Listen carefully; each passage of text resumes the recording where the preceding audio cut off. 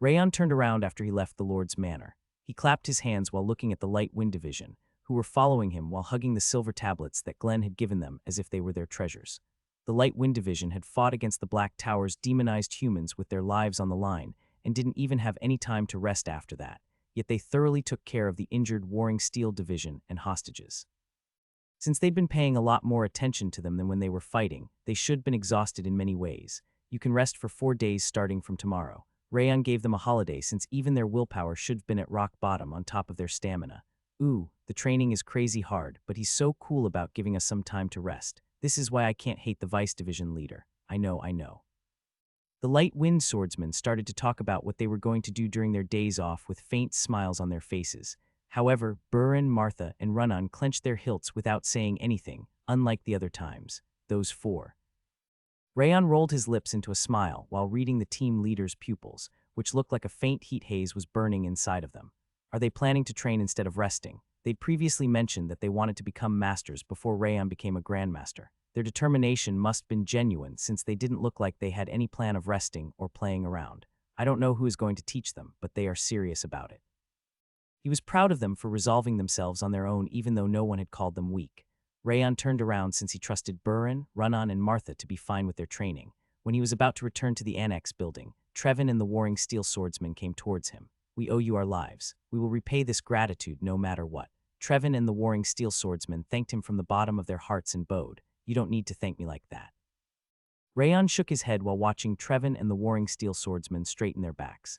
If you want to thank us, please return as fast as possible. We would be embarrassed if the Light Wind Division's rivals stopped their advance. Trevin and the Warring Steel Swordsman hardened their faces upon hearing it. Was that what I told you before? Indeed. That's what you said when you saved us in House Arian. Rayon smiled while looking at Trevin's trembling eyes. I think the same. No, I should be saying that we think the same. Rayon nodded and spoke from the bottom of his heart. You don't need to care about owing us your lives or whatever, since we are wielding our swords in Sieghart with the same mind. I will be satisfied if you keep wielding your swords by our side just like you've done before. Rayon bowed to Trevin before heading toward the annex building's direction. It was simply our turn this time. Return as fast as possible. We will be waiting, too. Martha, Runnan, and Burin also smiled at the Warring Steel Swordsman before leaving in different directions.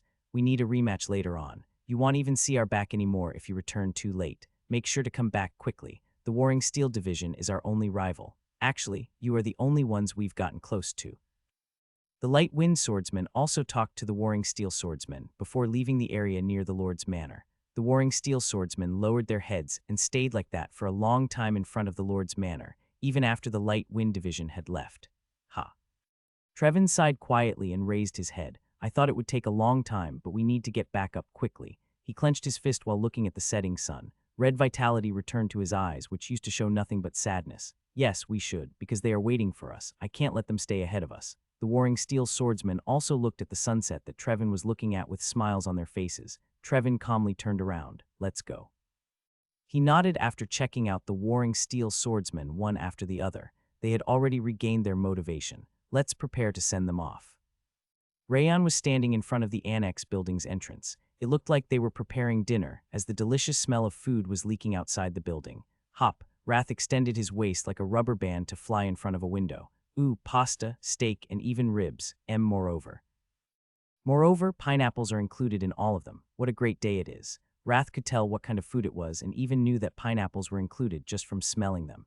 It was an insane sense of smell. What are you waiting for? Go inside already and sit at the table. The food is getting cold. You are so extreme. Despite being the monarch of Wrath, he hadn't shown any interest during the battle yet. He was so passionate about food. Rayon was seriously curious about how he'd become a demon king and how he became the monarch of Wrath specifically. Rayon shook his head and opened the annex building's door. Yua was carrying ingredients inside a large basket and her eyes widened. Young master. Yua put down the basket and ran towards the entrance. Did you bring the misters from the Warring Steel Division back? She immediately asked about their well-being. It looked like she was sad that she couldn't join the mission. Yes, some of them didn't manage to return, but Rayon quietly nodded since he didn't need to mention that part. Yua removed the smile from her mouth. She must realize the meaning behind his nod. Is the young master back? Young Master Rayon. The maids frantically ran towards the entrance since they'd heard Yua say young master. Young master, are you okay? Are you injured somewhere? How did the mission go? Since they were aware that he was gone to save the Warring Steel Division that had gone missing, the maids worriedly came to him and examined his body. I am fine. Rayan smiled and shook his head. He would have been irritated if other people had approached him like that, but he was feeling a pleasant warmth instead, probably because they were his family. It's extremely important to save your companions. Sylvia smiled brightly while coming down from upstairs. Rayan, you worked so hard. She calmly walked towards him and hugged his shoulders tightly. Her perfume made him comfortable, like he was lying on a freshly dried blanket under the sunlight. Everyone did their best to prepare the dinner, since the external commander told us that you'd returned after completing your mission. Take a quick shower and join us. Sylvia smiled while saying that the dinner was going to be really delicious since Shed acquired a large amount of high-quality ingredients. Okay. Rayan nodded while feeling the tension leaving his body. Just as he was about to go to the restroom, Wrath was examining Sylvia from top to bottom. Hey, what are you waiting for? Come here, I'll read. Did you prepare all of those for the King of Essence? Wrath stuck to Sylvia's arm. He seemed to believe that the food was prepared for him. Mom, did he really go insane? Rayan returned to his room after eating the hearty dinner that Sylvia and the maids had prepared. Wow, Wrath exclaimed and jumped onto the bed. This is home and this is life. Lying on the bed after filling the stomach with Mom's food feels like heaven. He smiled brightly while enjoying heaven despite being a demon king. This isn't your home and she's not your mom. Don't care about those small details. We have a bigger problem on hand. Wrath bobbed his head up from the bed and spoke in a low-pitched voice. What's the problem? Rayan swallowed nervously because his eyes suddenly became serious. It's impossible to pick only 4 flavors of beet ice cream no matter how he thinks about it. He's going nuts right now. Rayan sighed deeply, saying that he was still contemplating about that. Can't you have just one more set? Picking 4 out of 33 is too cruel. No. Rayan shook his head while slapping Wrath away with the back of his hand since he kept sticking to him. He was going to buy him an extra set because he kept contemplating it all along, but he felt baited and didn't want to do it anymore. You cheap bastard. It's not even that expensive. It's more expensive than you, at least.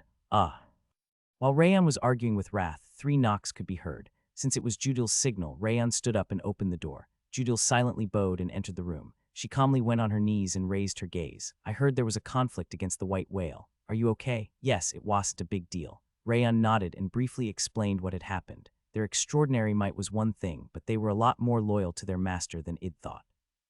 The sickle of the bloody cloud and the white wolf saber were surprisingly powerful, but they had never said anything about the white whale on the way to Sieghart.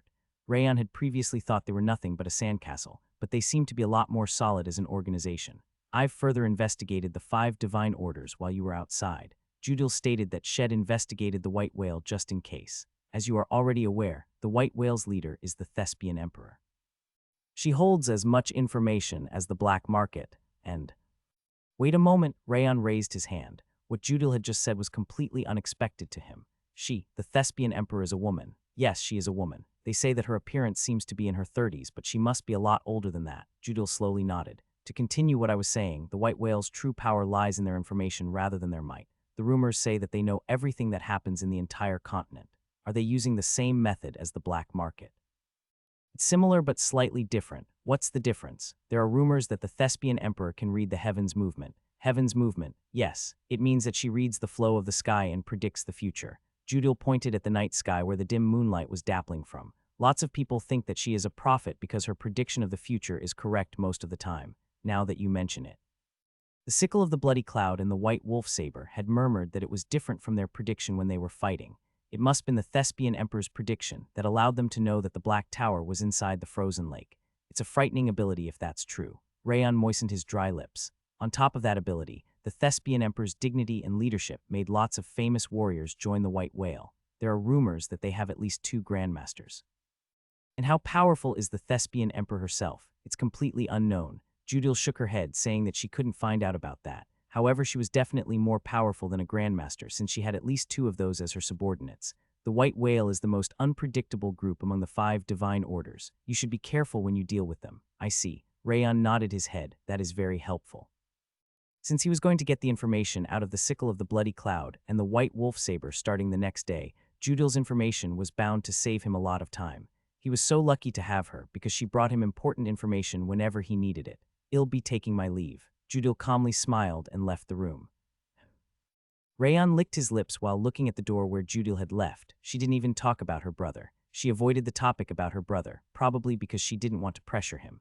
Rayan was thankful for her consideration, but he was feeling a heavy responsibility at the same time. He'll need to find him no matter what. Finding Judil's brother was one of his important goals. If even the black market couldn't find anything about him, he was going to get the information out of the Central Martial Palace Master, Karun Sieghart, even if he had to confront him directly. Yes, he'll do it no matter what. When Rayon was resolving himself, Wrath stuck himself on Rayon's head. The King of Essence finally understands it. What are you talking about? You must be venting your anger on the King of Essence because you didn't gain anything special. Anything special? What? That's right. You worked so hard to rescue them, and all you got was a shit-colored tablet. Wrath frowned, saying that it must have been because he was unsatisfied with the reward that he wasn't buying more ice cream for him. I am not, though. Rayon shook his head. He'd never thought that since the golden tablet was already more than he'd expected. Stop lying. The King of Essence knows how cheap you are. There's no way you would be satisfied with that shitty reward. When he was shaking his head, the blade of Requiem hanging around his waist started to vibrate violently. Messages appeared in his vision, along with an aloof sound of sword resonance. The blade of Requiem has finished absorbing the demonic energy. The blade of Requiem offers the purified demonic energy to you. It was the same message he'd gotten every time the blade of Requiem had absorbed the other types of negative energies. Wrath dropped his jaw because he'd never expected that the message would appear at that exact moment. All stats have increased by 10. Trait. Adaptation to ghastly energy has increased in rank. Trait. Divinity blooming from the underworld has increased in rank. On top of the stats, he got a rank up on 2 whole traits. He could feel the new energy welling up in his exhausted body. The blade of Requiem's trait. Ghastly flow of mana has been improved, and there was more. Even the blade of Requiem's trait became better. However, the messages were still not over. You've consecutively defeated enemies at a higher realm than yourself. All stats have increased by 10. Trait. Perception of the snow flower has increased in rank. Trait. Poison resistance has increased in rank. The next set of messages was the system's reward, unlike the previous ones that were given by the blade of Requiem. Wrath's eyes became so distorted that they looked like they were going to burst. What the hell is this? Why are you giving him so much? He frantically shook his head while shouting that it couldn't be happening. He looked like cotton candy in the making. Rayon simply patted Wrath's violently trembling shoulder. Your mouth should be called the Heaven's Gate. Rewards pop out whenever you start to speak. Do you have anything else to say? Shut up. The next day, Rayon was the only one in the 5th training ground. He repeatedly practiced the Fangs of Insanity and the Blizzard sword art from Daybreak. He finally lowered his sword when the sun started to set and nodded in satisfaction. I'm finally starting to get used to them. He'd been practicing swordsmanship to get used to his body since he'd had so much improvement in stats and traits, and his movement finally became satisfactory in the evening. Rayon clenched his right fist and smiled. I think my body is stronger than a grandmaster's now. It's so overpowered. Wrath pointed his hand, asking him to run towards the bead ice cream shop right away. Well, I guess I have a promise to keep. Rayon nodded and unsheathed Heavenly Drive. He figured it would be perfect if he bought some ice cream for Wrath and went to Torturer rather, interrogate the sickle of the bloody cloud and the white wolf saber. So did you manage to decide the flavors? About that. Wrath carefully raised his head while rubbing his round hands against each other. Can you add one more, please? A single one is enough. It's impossible to decide no matter what. There are way too many flavors out there. He shook his head, saying that it was a sin to ask to pick 4 and that choosing a single one would have been easier. Rayon couldn't understand what the hell he was saying since he was a sin himself. I'm only going to buy one in that case. That solves the issue, right, you fiend? Rayon chuckled and left the training ground. I guess it won't hurt to buy him 2 more sets. Regardless of the reward, Wrath was extremely helpful during the mission. He was fine with buying him 20 sets of ice cream instead of 2. He left the training ground. He found a familiar face when he was walking towards the shop. It was Dorian, who had crumbs around his mouth. Vice Division Leader, why are you in such a hurry? The White Lotus Division is currently returning. White Lotus Division, yes. I was chatting around the main gate and I saw them return before heading to the Lord's Manor. Dorian nodded, saying that he came running as soon as he saw the White Lotus Division's return, but they looked so depressed, almost like defeated soldiers. Their clothes were all in tatters too. Really? Rayon shook his hands with a frightening smile on his face. In that case, this isn't time to be eating ice cream. Since the White Lotus was heading to the Lord's Manor, it was time for him to follow them and tell Glenn about how stupid and selfish they were. Man, Rayon changed direction towards the annex building while thinking about how he should mess the White Lotus division up, and Wrath barked at him. The ice cream shop is going to be closed. Please keep your promise, you damn fiend. Once Rayon arrived at the Lord's Manor, he could see the White Lotus division coming through the main building. They really looked like defeated soldiers. Just like Dorian described, they looked depressed like soldiers who were returning from a lost battlefield. That's why I told you that they looked like they'd lost. Dorian came up next to him and quietly whispered, wait a moment. Rayon narrowed his eyes while examining the White Lotus Division's appearance. Did they really get beaten? Once he examined them more closely, he realized that every single one of the White Lotus swordsmen was covered in bandages all over their bodies. Who was their opponent? There should have been no more enemies left. Since he had eliminated both the Black Tower and the White Whale, he couldn't even guess what enemy they'd faced. Rayon examined the White Lotus Division once again while licking his lips and furrowed his brow. Even Ayed was defeated. Ayed's hair and half of his face were scorched black, and he was covered in thick bandages from his right shoulder all the way down to his waist. He looked like he had been beaten severely. In fact, he seemed to be the most injured person in the White Lotus Division. They are really injured. Dorian also realized that they were actually injured and groaned. I know, right? Rayon slowly nodded. Did they fight against the main troops from the Black Tower or something? He didn't want to admit it, but the White Lotus Division was still a bit stronger than the Light Wind Division. It felt like a mystery to him that the people who deserved to be called powerful in all situations were severely defeated like that. But how come none of them died? Strangely enough, all of them were severely injured, but there didn't seem to be any deceased members. It was a strange situation in many aspects. Rayon was thinking about what enemies could have been in the Hoffern region when Ayed walked up to the Lord's manor. Ayed's face crumpled like a piece of paper grasped by a hand as he glared at Rayon. What happened to you? Rayon raised his chin slightly while looking at the bandage covering Ayed's shoulder. You were playing hide and seek the last time I saw you. Were you caught by someone? Rayon rolled his lips into a thin smile while sarcastically mentioning how he'd been hiding until the end when he was fighting against the White Wolf Saber. You don't need to know. Ayed violently ground his teeth and entered the Lord's manor. The White Lotus Division seemed too ashamed to even look at Rayon and followed their leader.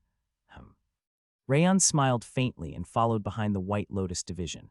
He created a thin layer of aura to prevent those in front of him from noticing him. Let's go. Where are we going? Dorian freaked out and grabbed Rayon's sleeve. We need to confirm if they make an accurate report. Of course they would, they're dealing with the head of house. No, his eyes looked like he was going to lie without hesitation.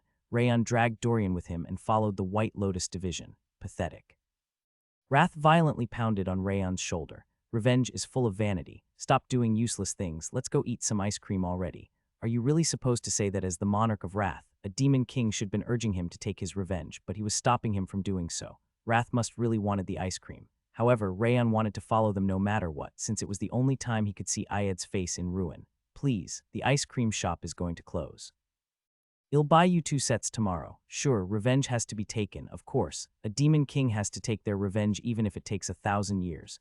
Wrath cheered in joy and stopped bothering him, which means I can choose 8 ice creams in total. I'll get 4 mint chocolates, and 1 is reserved for the flavor of the month, and then strawberry, chocolate, and pineapple. It could be better, though. I'm getting sick of him at this point.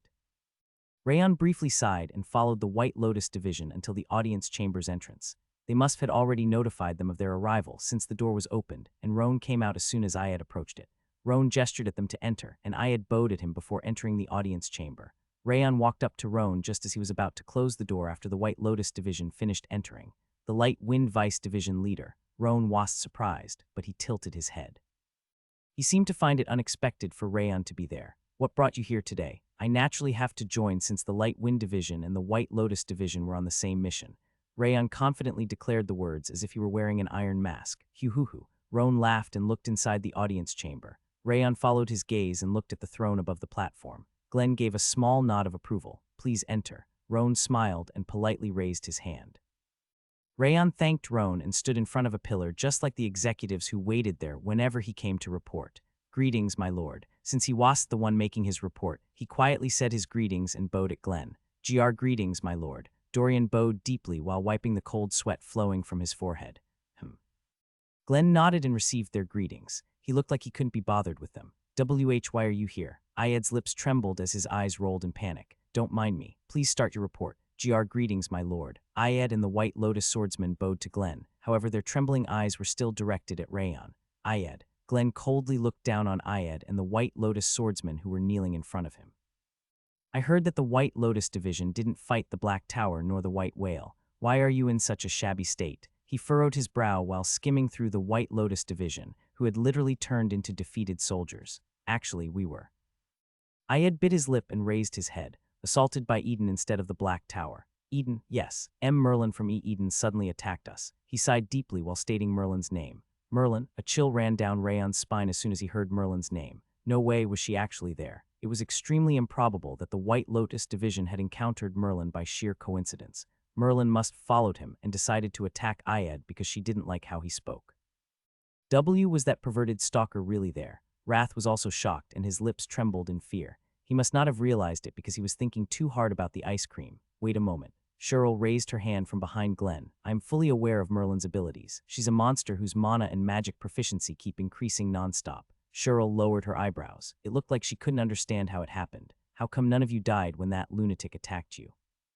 Ayed clenched his fist to the point of bleeding and opened his mouth. Actually, what happened was, I had left the Hoffern region alongside the White Lotus division after a short break.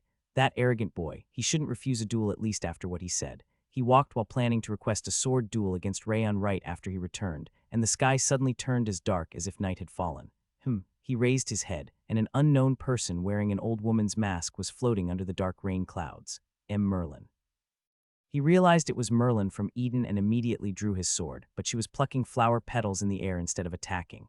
Kill him. Leave him, kill him, leave him, kill him, leave him, kill him, leave him, kill him. Merlin cheered in joy while throwing away the flower with no more petals left. It can't be helped since the score is 2-2 now. It'll stop right before you die. It should be better to leave you alive to feed my deer. The moment she said that she was going to stop right before they died, countless magic circles appeared from the rain clouds. A dazzling light gushed from the magic arrays, and colorful spells started to rain down. Open formation, open formation. The White Lotus division quickly formed a defensive formation under Ayed's order. Creak. However, Merlin's magic easily destroyed the formation's flow like an awl breaking through paper because they had hurriedly made the formation instead of taking their time getting into their positions. Damn it, Ayed gritted his teeth and created an astral barrier, but he couldn't stop Merlin's spells from falling like rain. Rumble, spells of various attributes exploded on top of the collapsed aura wall, and the sword formation turned into complete pandemonium. Cough. The White Lotus swordsmen couldn't maintain the formation anymore because of the exploding spells and were sent flying in all directions. You crazy witch. Ayed wrapped his body in astral energy and withdrew, leaving his collapsed subordinates on the ground where they could be killed at any moment. Yes, I'm a witch, and I'm also crazy. Merlin giggled and snapped her fingers. The magic circles floating behind her connected with each other like spider webs, and a majestic light radiated from them. Wham. The spells falling like a meteor shower were surrounded by mana that was even thicker and denser than before. Ayed tried to run away, but Merlin's spells kept following him while ignoring everyone else's if they had eyes attached to them. It's pointless to run. I've added a homing function to those spells. Merlin grinned while her shoulders danced. Damn it, Ayed stopped running and turned around. He slashed the huge fireball with his sword, which was engulfed in a blue aura. Slash. As expected of the master of the White Lotus division, he cut down all the spells swarming at him like a tidal wave with a subtle flow from his sword. However, Merlin's magic was endless. Even though her spells were as powerful as astral energy, she kept raining them down as if she had an endless amount of mana. Ayed groaned. His shield was crushed once he ran out of aura, and the spells started to explode on his bare body. Wham, wham. His right shoulder got a serious burn upon getting hit by a fireball, and his left shoulder got frostbite as an ice spear pierced through it. He even got internal injuries from the consecutive assault of the spells, and blood flowed from his mouth ceaselessly. It's far from over. Even though Merlin was fully capable of killing him, she kept controlling her output to keep causing pain and damaging him. Ayed slammed his sword on the ground and helplessly raised his head. Kill me. He couldn't do anything anymore because he'd run out of aura and stamina, but Merlin was still perfectly fine. The moment he thought there was no way out because the difference in ability was way too big, her magic became transparent. Whack, whack. Merlin concentrated the mana into the size of a fist and started to hammer Ayed's body like a sandbag. His mind was blown away because she was hitting more than 10 different spots at the same time. His head became blank from the endless pain. Cough. It was only after Ayed coughed up blood and collapsed on the ground that the clusters of mana scattered into the air. Stop making fun of me and kill me already. He spoke while gritting his teeth, but Merlin simply shook her head. This should count as near death, I think. Merlin waved her hand while smiling in excitement. He will take care of the rest. That was the last thing she said before she turned into a small light and disappeared. Ayed coughed up blood once again while looking at the sky that was becoming brighter. What the hell is going on? That's what happened. Ayed told them the story while skipping the part about how he tried to run away while leaving his subordinates behind and how he surrendered to Merlin.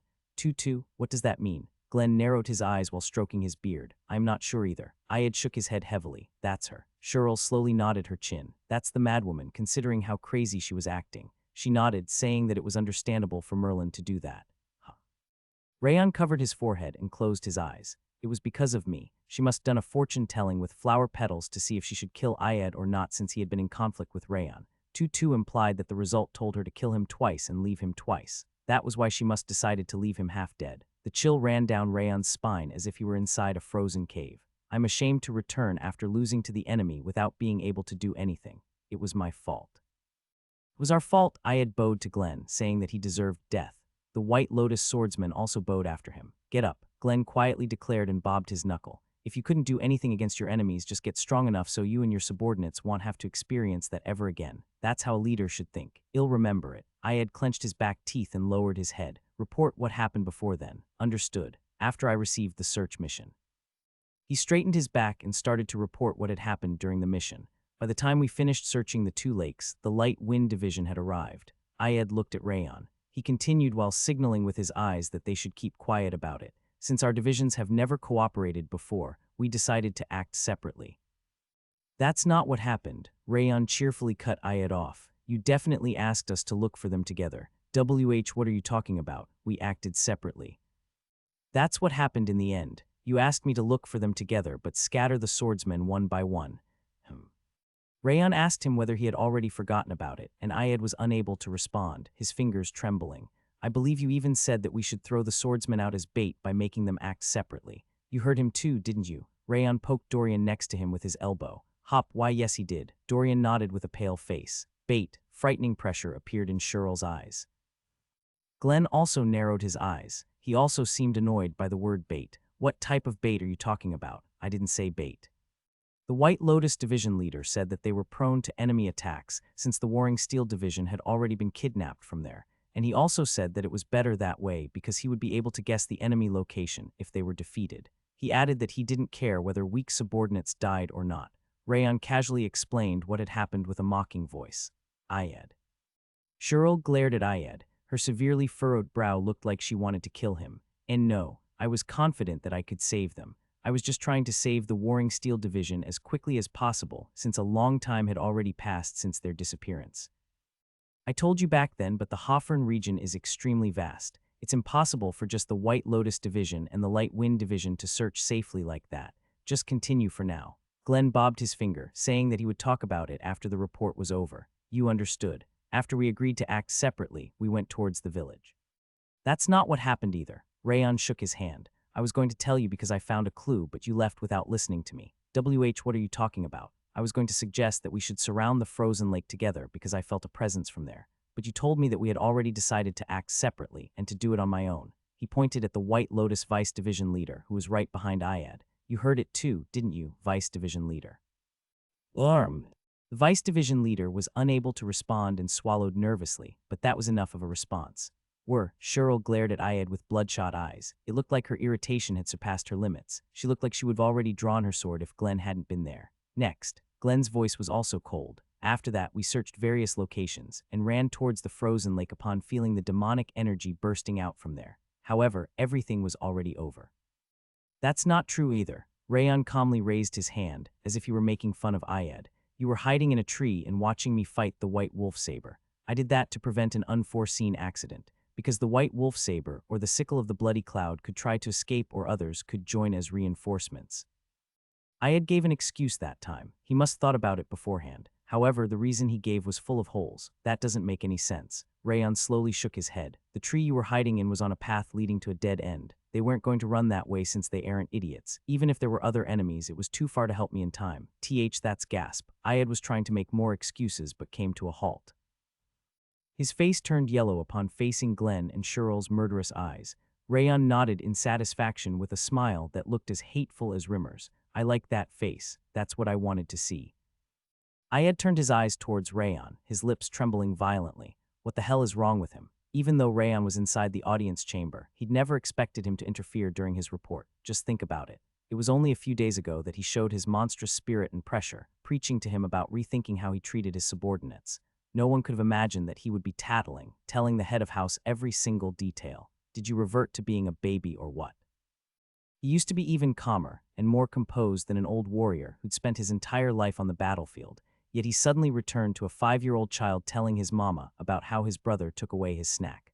Ayed was still dumbfounded by his behavior. Damn it, I could have given a better excuse if he interfered after the report. If Rayon's interference had come after he'd finished his report, he could have come up with something to escape the situation. However, the tattling happened in the middle of his report, which made him panic, unable to think straight. All the foundations he'd been building were destroyed in an instant.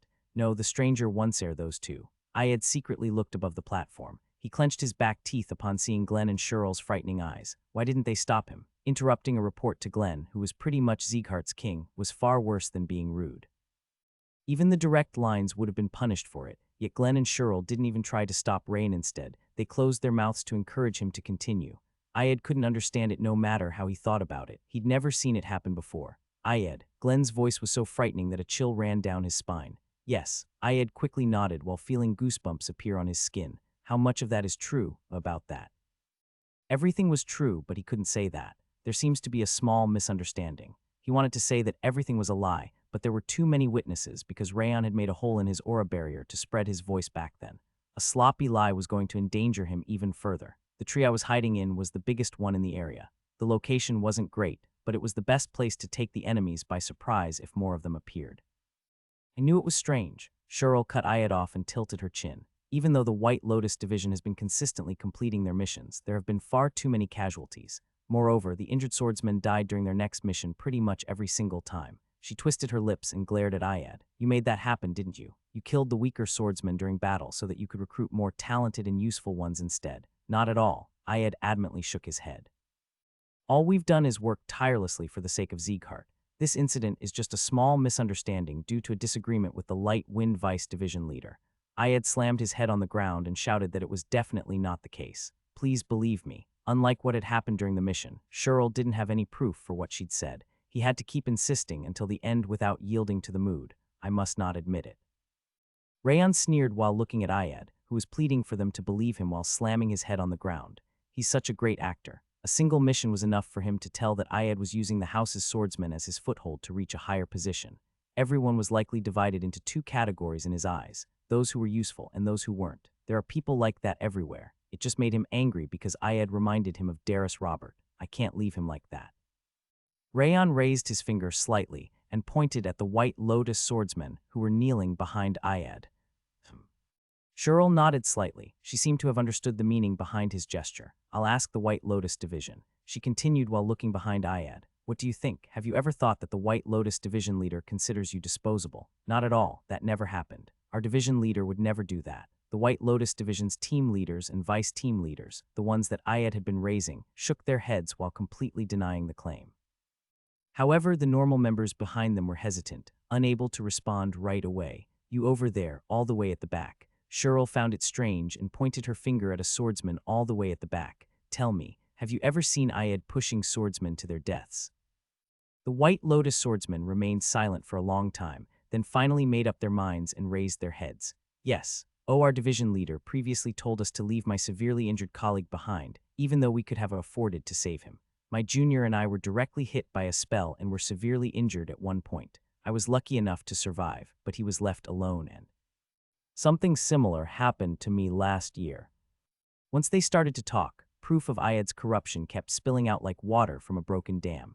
Rayon clenched his fist while looking at the swordsmen, who were letting out their pent-up anger. Destroying the dam was effective. He had created a hole in Ayed's aura barrier to spread the sound when he was revealing his intentions, and that must have had a huge influence on them. The swordsmen whose eyes were wavering back then from the shock were telling tales of what had been happening to them.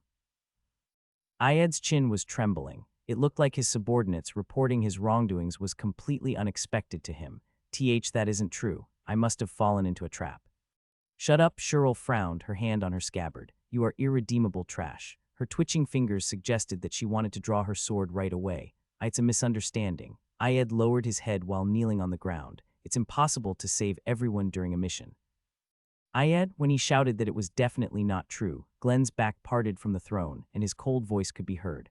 Ah yes, Ayed bit his lip, his fingers trembling because he was called by his name instead of his title. The swordsmen of this house aren't stairs for you to step on and climb. Glenn's voice was as dry as a desert. It felt like the entire audience chamber was frozen despite how huge it was. Ayed's eyes became bloodshot, and he clenched his neck because of Glenn's overwhelming pressure. Tap, tap. Glenn tapped on the throne while looking down on Ayed with frightening eyes that were devoid of all emotion. The White Lotus Division's activities will be halted from now on. Heavenly Blade Division Leader, you shall investigate and report on everything that has happened in the White Lotus Division. I'll decide on his punishment after that. Yes, Cheryl enthusiastically rolled up her sleeves and nodded. My lord, I only wanted to follow the frozen path that you walked. I just wanted to stand behind you. Ayed shamelessly kept shouting Glenn's name. However, Glenn's lips pressed closed, and he closed his eyes instead of spreading his fiery pressure from a moment ago. Rayon rubbed his cheek while looking at Glenn, who had closed his eyes. Is he concerned about what happened in the past? According to Sylvia and Judiel, Glenn had once yielded to evil in his pursuit of power and didn't care about others' deaths. He must have been thinking about that time, but why does it feel so unpleasant to me? It could have been because he'd never seen the cold-hearted Glenn of the past, or because he had been helped a lot recently. He was irritated by Ayed's claim that he was only taking after Glenn. May I say something, since everything seems to be decided? Rayon slowly raised his hand. Everyone inside the audience chamber looked at him. Since I was the reason behind this incident, I'd like to take responsibility and put an end to this. What? Cheryl shook her head, unable to understand what he meant. How are you planning to take responsibility for it? Considering the fact that the White Lotus Division Leader has been contributing a lot so far, he won't lose the Division Leader's position even if he is punished. Cheryl and Glenn didn't say anything, and their silence confirmed Rayon's suspicion. If that happens, the swordsman who confessed the White Lotus Division Leader's sins just now might end up facing unfair treatment. Rayon pointed at the White Lotus swordsman who told them about Ayed's wrongdoings. That's why I'd like to request a sword duel against the White Lotus Division Leader and chase him away from the White Lotus Division. Oh, Glenn's eyes widened and Cheryl's jaw dropped. Ayed wasn't going to lose his division leader's position even if Glenn and Cheryl punished him. All he was going to get was a few years of suspension or something like probation. Rayon wasn't satisfied with that, and the other swordsman could potentially be harmed as a result. That was why he wanted to drag him into the dirt, because he is similar to Darius. Since Ayed was treating people like tools, just like Darius Robert, Rayon wanted to finish him off. Moreover, he's a perfect opponent for my training. Ayed was at the highest level of master. In fact, he had already reached the Grandmaster's wall. Since he was a powerful warrior who only needed one step toward the level of Grandmaster, he was a perfect opponent for a duel. You will need to wager something yourself if you're going for a sword duel. Cheryl told him that both participants in a sword duel were required to make conditions for each other. I'll wager the same thing. I'll withdraw from the Vice Division leader's position and leave the Light Wind Division if I lose.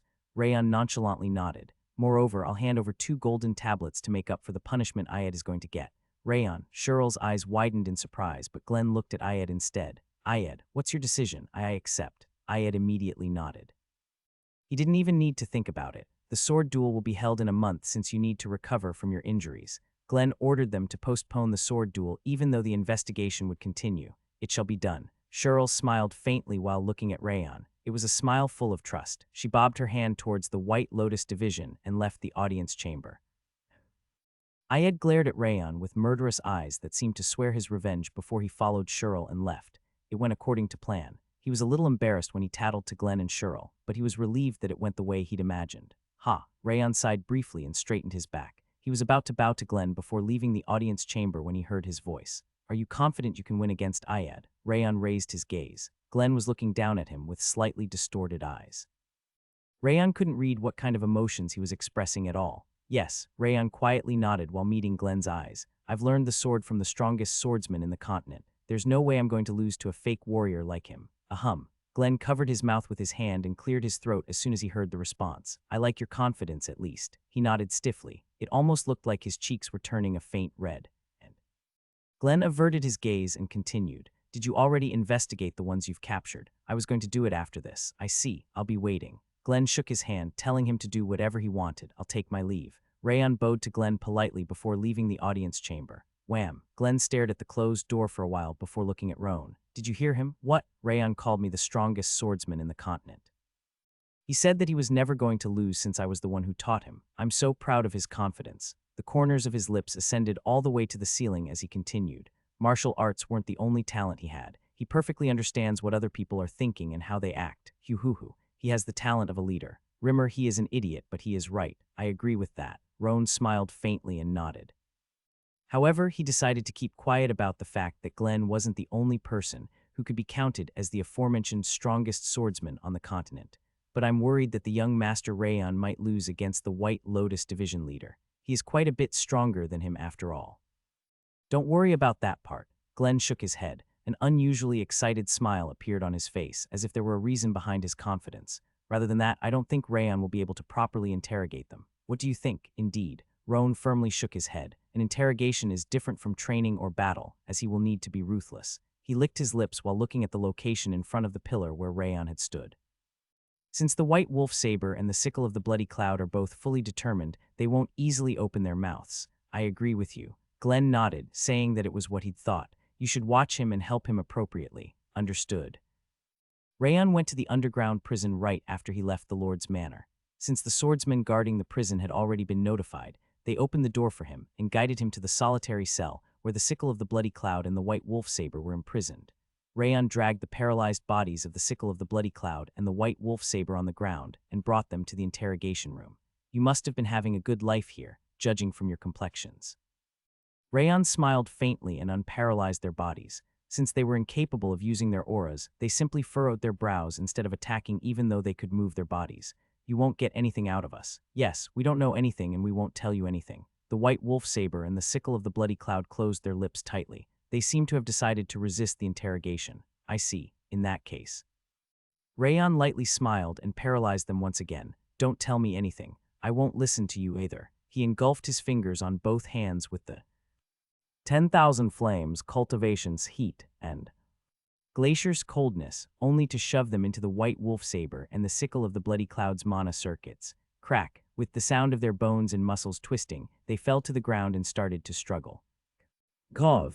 Despite how confident they used to be a moment ago, their eyes rolled back from the intense pain. It still worked so well. What he'd used was the torture method of the shadows that he'd improved with his current means. On top of the twisting pain of bones and muscles, it even caused the itchiness of thousands of ants devouring their flesh. It was a feeling that was impossible to withstand no matter how much willpower they had. 10,000 flames cultivation and glacier. Feeling the pain, itchiness, heat, and coldness at the same time wasn't a torture that a human being could endure. Rayon really didn't ask anything of them. He started humming and took out the book on the Azure Sky Sword, starting to casually read. The sounds of the groans of the two prisoners and the sound of turning the page were the only things that could be heard inside the interrogation room. Rayon spent his time reading the book of Azure Sky Sword from sunset until sunrise. I'm discovering new things every time I read it. He could find a new path every time he read. It must have been because the Azure Sky Sword was a martial art of the highest degree among the books he'd read so far. Rayon figured that he would need to keep reading it in the future, instead of burning it afterward like he'd done to the other books. Kua. Znev. Rayon turned his head upon hearing the groans from his left. The white wolf saber and the sickle of the bloody cloud were trembling violently, their prisoner uniforms completely drenched in cold sweat. Yua. Veins were protruding all over their faces and their eyes were quickly rolling around. They looked completely different from the day before, back when they'd confidently declared that they weren't going to talk. I knew they wouldn't be able to endure. They must have been used to pain since they were warriors, but it looked like they couldn't overcome the itchiness of their flesh being devoured. They became a bit softer now. Rayon nodded while looking at the white wolf saber and the sickle of the bloody cloud, who were clearly dispirited. And this guy as well. Rayon sighed and looked at his right shoulder. Wrath was limp on his shoulder like ice cream that had melted under the sunlight. He wants some ice cream. How long are you going to make him wait? But you still didn't manage to decide on the flavors. That's true, but it's going to work out once we are there. Let's just go already. He was whining for him to go to the ice cream shop already without minding those stupid swordsmen. It's going to be over soon. Rayon closed the book on the Azure Sky Sword and went to the white wolf saber and the sickle of bloody saber. He leaned forward to meet their eyes. Sniff. Loud. Let alone the sickle of the bloody cloud. Even the white wolf saber's bloodshot eyes were trembling in pain. They looked like they were pleading for him to ask a question. Rayon started by releasing the sickle of the bloody cloud's mouth. Kua, he screamed loudly and raised his gaze. Please ask me. I'll tell you anything. The sickle of the bloody cloud lowered his head while politely asking him to ask the question. Why did the Thespian Emperor dispatch you to that lake? We were ordered to find out the state of the Black Tower's demonized humans when they emerged to the frozen lake. We were also asked to find out how many of the hostages survived and how much demonic energy there was. He hesitated for an instant before telling him about the Thespian Emperor's orders. How did the Thespian Emperor find out that the Black Tower's demonized humans and the Warring Steel Division were in that lake? I don't know. We were just carrying out the mission we were given. Is the Thespian Emperor related to the Black Tower? I don't know about that either. The Sickle of the Bloody Cloud shook his head, saying that he was only getting orders from the Thespian Emperor. Rayon could tell from his eyes that he wasn't lying. I see. Rayon figured that he didn't know that much because his position was too low. Rayon briefly licked his lips and released the White Wolf Saber's restraints. Huff. The White Wolf Saber's chin trembled as he drooled like a person who'd returned from death's door. Why did you come to the lake? Oh, our great leader told me to go there since there might be a problem. And that great leader is the Thespian Emperor, right? Why, yes. He said that the Thespian Emperor had ordered him to bring the Sickle of the Bloody Cloud back since an anomaly might occur. And how did the Thespian Emperor know that a problem was going to occur? Our great leader can read the heavens. There's nothing in the world that she doesn't know. He was still calling her their great leader. The White Wolf Saber still seemed to respect the Thespian Emperor despite the situation. Is she really capable of reading heaven's flow? He couldn't believe that a human being was capable of reading heaven's flow, but she certainly seemed to have some kind of special ability, judging from the situation. Then what's the relation between the Thespian Emperor and the Black Tower? There's none. Unlike the Sickle of the Bloody Cloud, the White Wolf Saber confirmed that she wasn't related to the Black Tower at all. However, he was definitely hiding something, considering the way he spoke. What about the other 5 demons? Rayon met the White Wolf Saber's eyes. His eyes were trembling faintly. It's the same. There's none. The White Wolf Saber closed his lips tightly for a moment before he shook his head. You still didn't learn your lesson. Rayon snickered and raised his finger. The slowly rising heat and coldness were what had locked them in hell. It will last for 2 days this time. I'll be back in 2 days. Wait. Just as Rayon was about to resume the torture, the White Wolf Saber violently shook his head. I don't know if she's related, but I've seen something before. Tell me about it. I saw her with a person wearing a helmet. Helmet? What helmet? The White Wolf Saber bit his lip and raised his bloodshot eyes. A dragon. It was a dragon-shaped helmet. The door quietly opened into the old room that was being used as a warehouse above the interrogation room, where Rayon was torturing the Sickle of the Bloody Cloud and the White Wolf Saber. Glenn entered through a small gap in the door, his hair neatly pulled to the back. Welcome. Roan was leaning his back against the wall and bowed at him with a faint smile on his face. How is it going? Glenn buried his back on the sofa placed in front of Roan and pointed at the ground with his finger. Roan lowered his gaze while wiping the cold sweat from his forehead. It looks like we were gravely mistaken, my lord. He observed Rayon's presence on the lower floor with trembling eyebrows. Mistaken? Yes, we thought that the young Master Rayon wouldn't be able to interrogate them that well. Indeed. Glenn nodded while stroking his chin, because it's not easy to interrogate others. Having powerful might and willpower wasn't enough for the interrogation. It was necessary to have a ruthless heart that didn't care about the target's lifelong resentment and curse. Rayon was still too young. Since he'd never experienced anything that would make him so ruthless, he thought that he wouldn't be successful at interrogating. That was our mistake. Roan looked at Glenn with a sour face. The young Master Rayon already has a ruthless heart, on top of his might and willpower. To be honest, I don't think I would have done better than him, even if I was interrogating them instead. Really, what did he even do? Glenn widened his eyes, his back parting from the sofa. He didn't do anything. What? The most important thing to do for an interrogator is to show that they have the absolute advantage. The situation can go to the enemy's favor if they show that they are desperate for information. Yes, I know. And the young Master Rayon completely prevented that from happening. He showed his absolute advantage from the beginning, since yesterday. Roan told Glenn what Rayon had been doing. So are you telling me that torture is all he's done, and he's left them alone until now? Yes, I honestly don't think I could use the same method as him. He was confident he could make the Sickle of the Bloody Cloud and the White Wolf Saber speak, but he didn't think he could be as composed as Rayon in the process. Torturing without even asking any questions went against common sense. It was a terrifying method of torture, one that was bound to work because he didn't pay attention to the prisoners at all. Glenn gasped in surprise and closed his eyes. He seemed to be trying to check on Rayon. Roan rolled down his left sleeve with his right hand while looking at Glenn. He must be feeling strange. Glenn still believed that Rayon hadn't fallen to the dark side of the world yet. Since he shouldn't have been aware that he had such a ruthless side to him, Roan could guess that he wasn't feeling that great about it. Glenn slowly opened his eyes and looked to the right.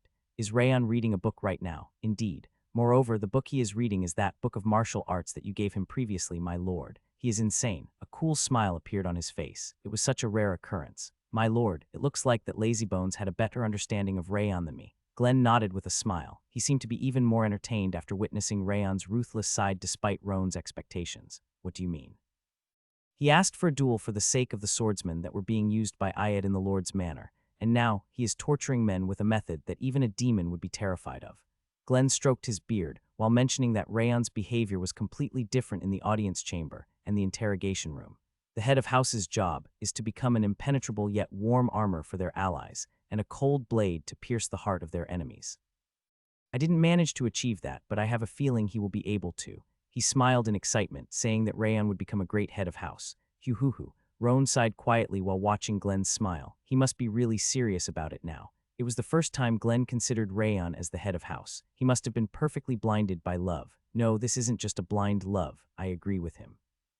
Since he also had the feeling that Sieghart could ascend even higher if Rayon became the head of house, he didn't think that it was a blind love.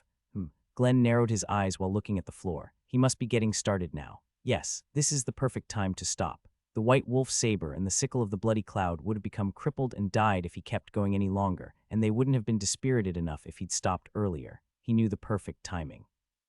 It almost felt like he'd done it many times before. Amazing. Yes, indeed. Glenn and Roan nodded in amazement after they watched how Rayon managed to extract the information. They were leisurely enjoying Rayon's interrogation, but suddenly came to a halt upon hearing the information coming out of the white wolf saber's mouth. Dr. Dragon, don't tell me, the dragon's mask. Roan was panicking for once, his chin trembling. The heavenly demon. Glenn nodded heavily. Or it might be the person that we've seen before, regardless of who it is. He furrowed his brow while putting his slightly disheveled hair up. The turbulent era is really getting started.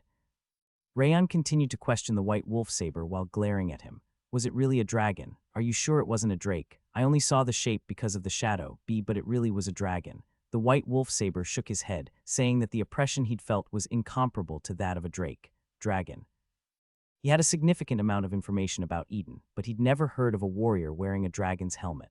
Rayon thought that they might not be from Eden. What else? I never saw her meeting the other 6 kings or the 5 demons. It was just a coincidence that I saw that person wearing the dragon helmet in the middle of the night. What was the color of the helmet? It should have had a color if it really was a dragon's helmet. I told you already. I could only see the shape because of the shadow. The white wolf saber said that he couldn't see the color, his fingers trembling. Tusk. Rayon briefly clicked his tongue. He couldn't exactly call it a great harvest since he'd never heard of a person wearing a dragon's helmet. Next question. The other 5 divine orders. He kept asking the white wolf saber and the sickle of the bloody cloud questions until evening, but they didn't really know anything. It looked like the Thespian emperor was monopolizing all of the information in the white whale. It's over now. Rayon left the interrogation room after making the white wolf saber and the sickle of the bloody cloud faint, the two panting in exhaustion. Are we finally returning? Wrath looked even more exhausted than them as he raised his head. Let's just go, please.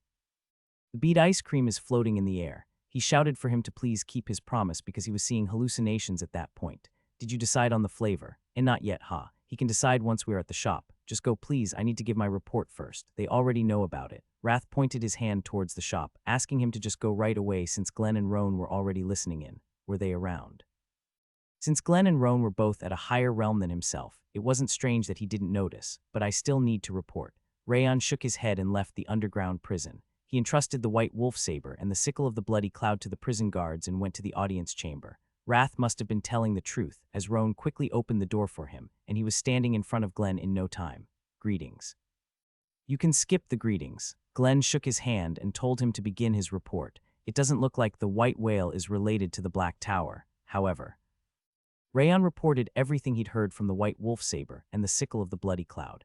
It didn't surprise Glenn nor Roan, but the atmosphere suddenly became heavy as if a weight were attached to the space when he mentioned the dragon's helmet. Do you know who the person wearing a dragon's helmet is, by any chance? I'm not certain. Glenn slowly shook his head. However, Rayon had the feeling that Glenn knew who was wearing the dragon helmet. You can leave now.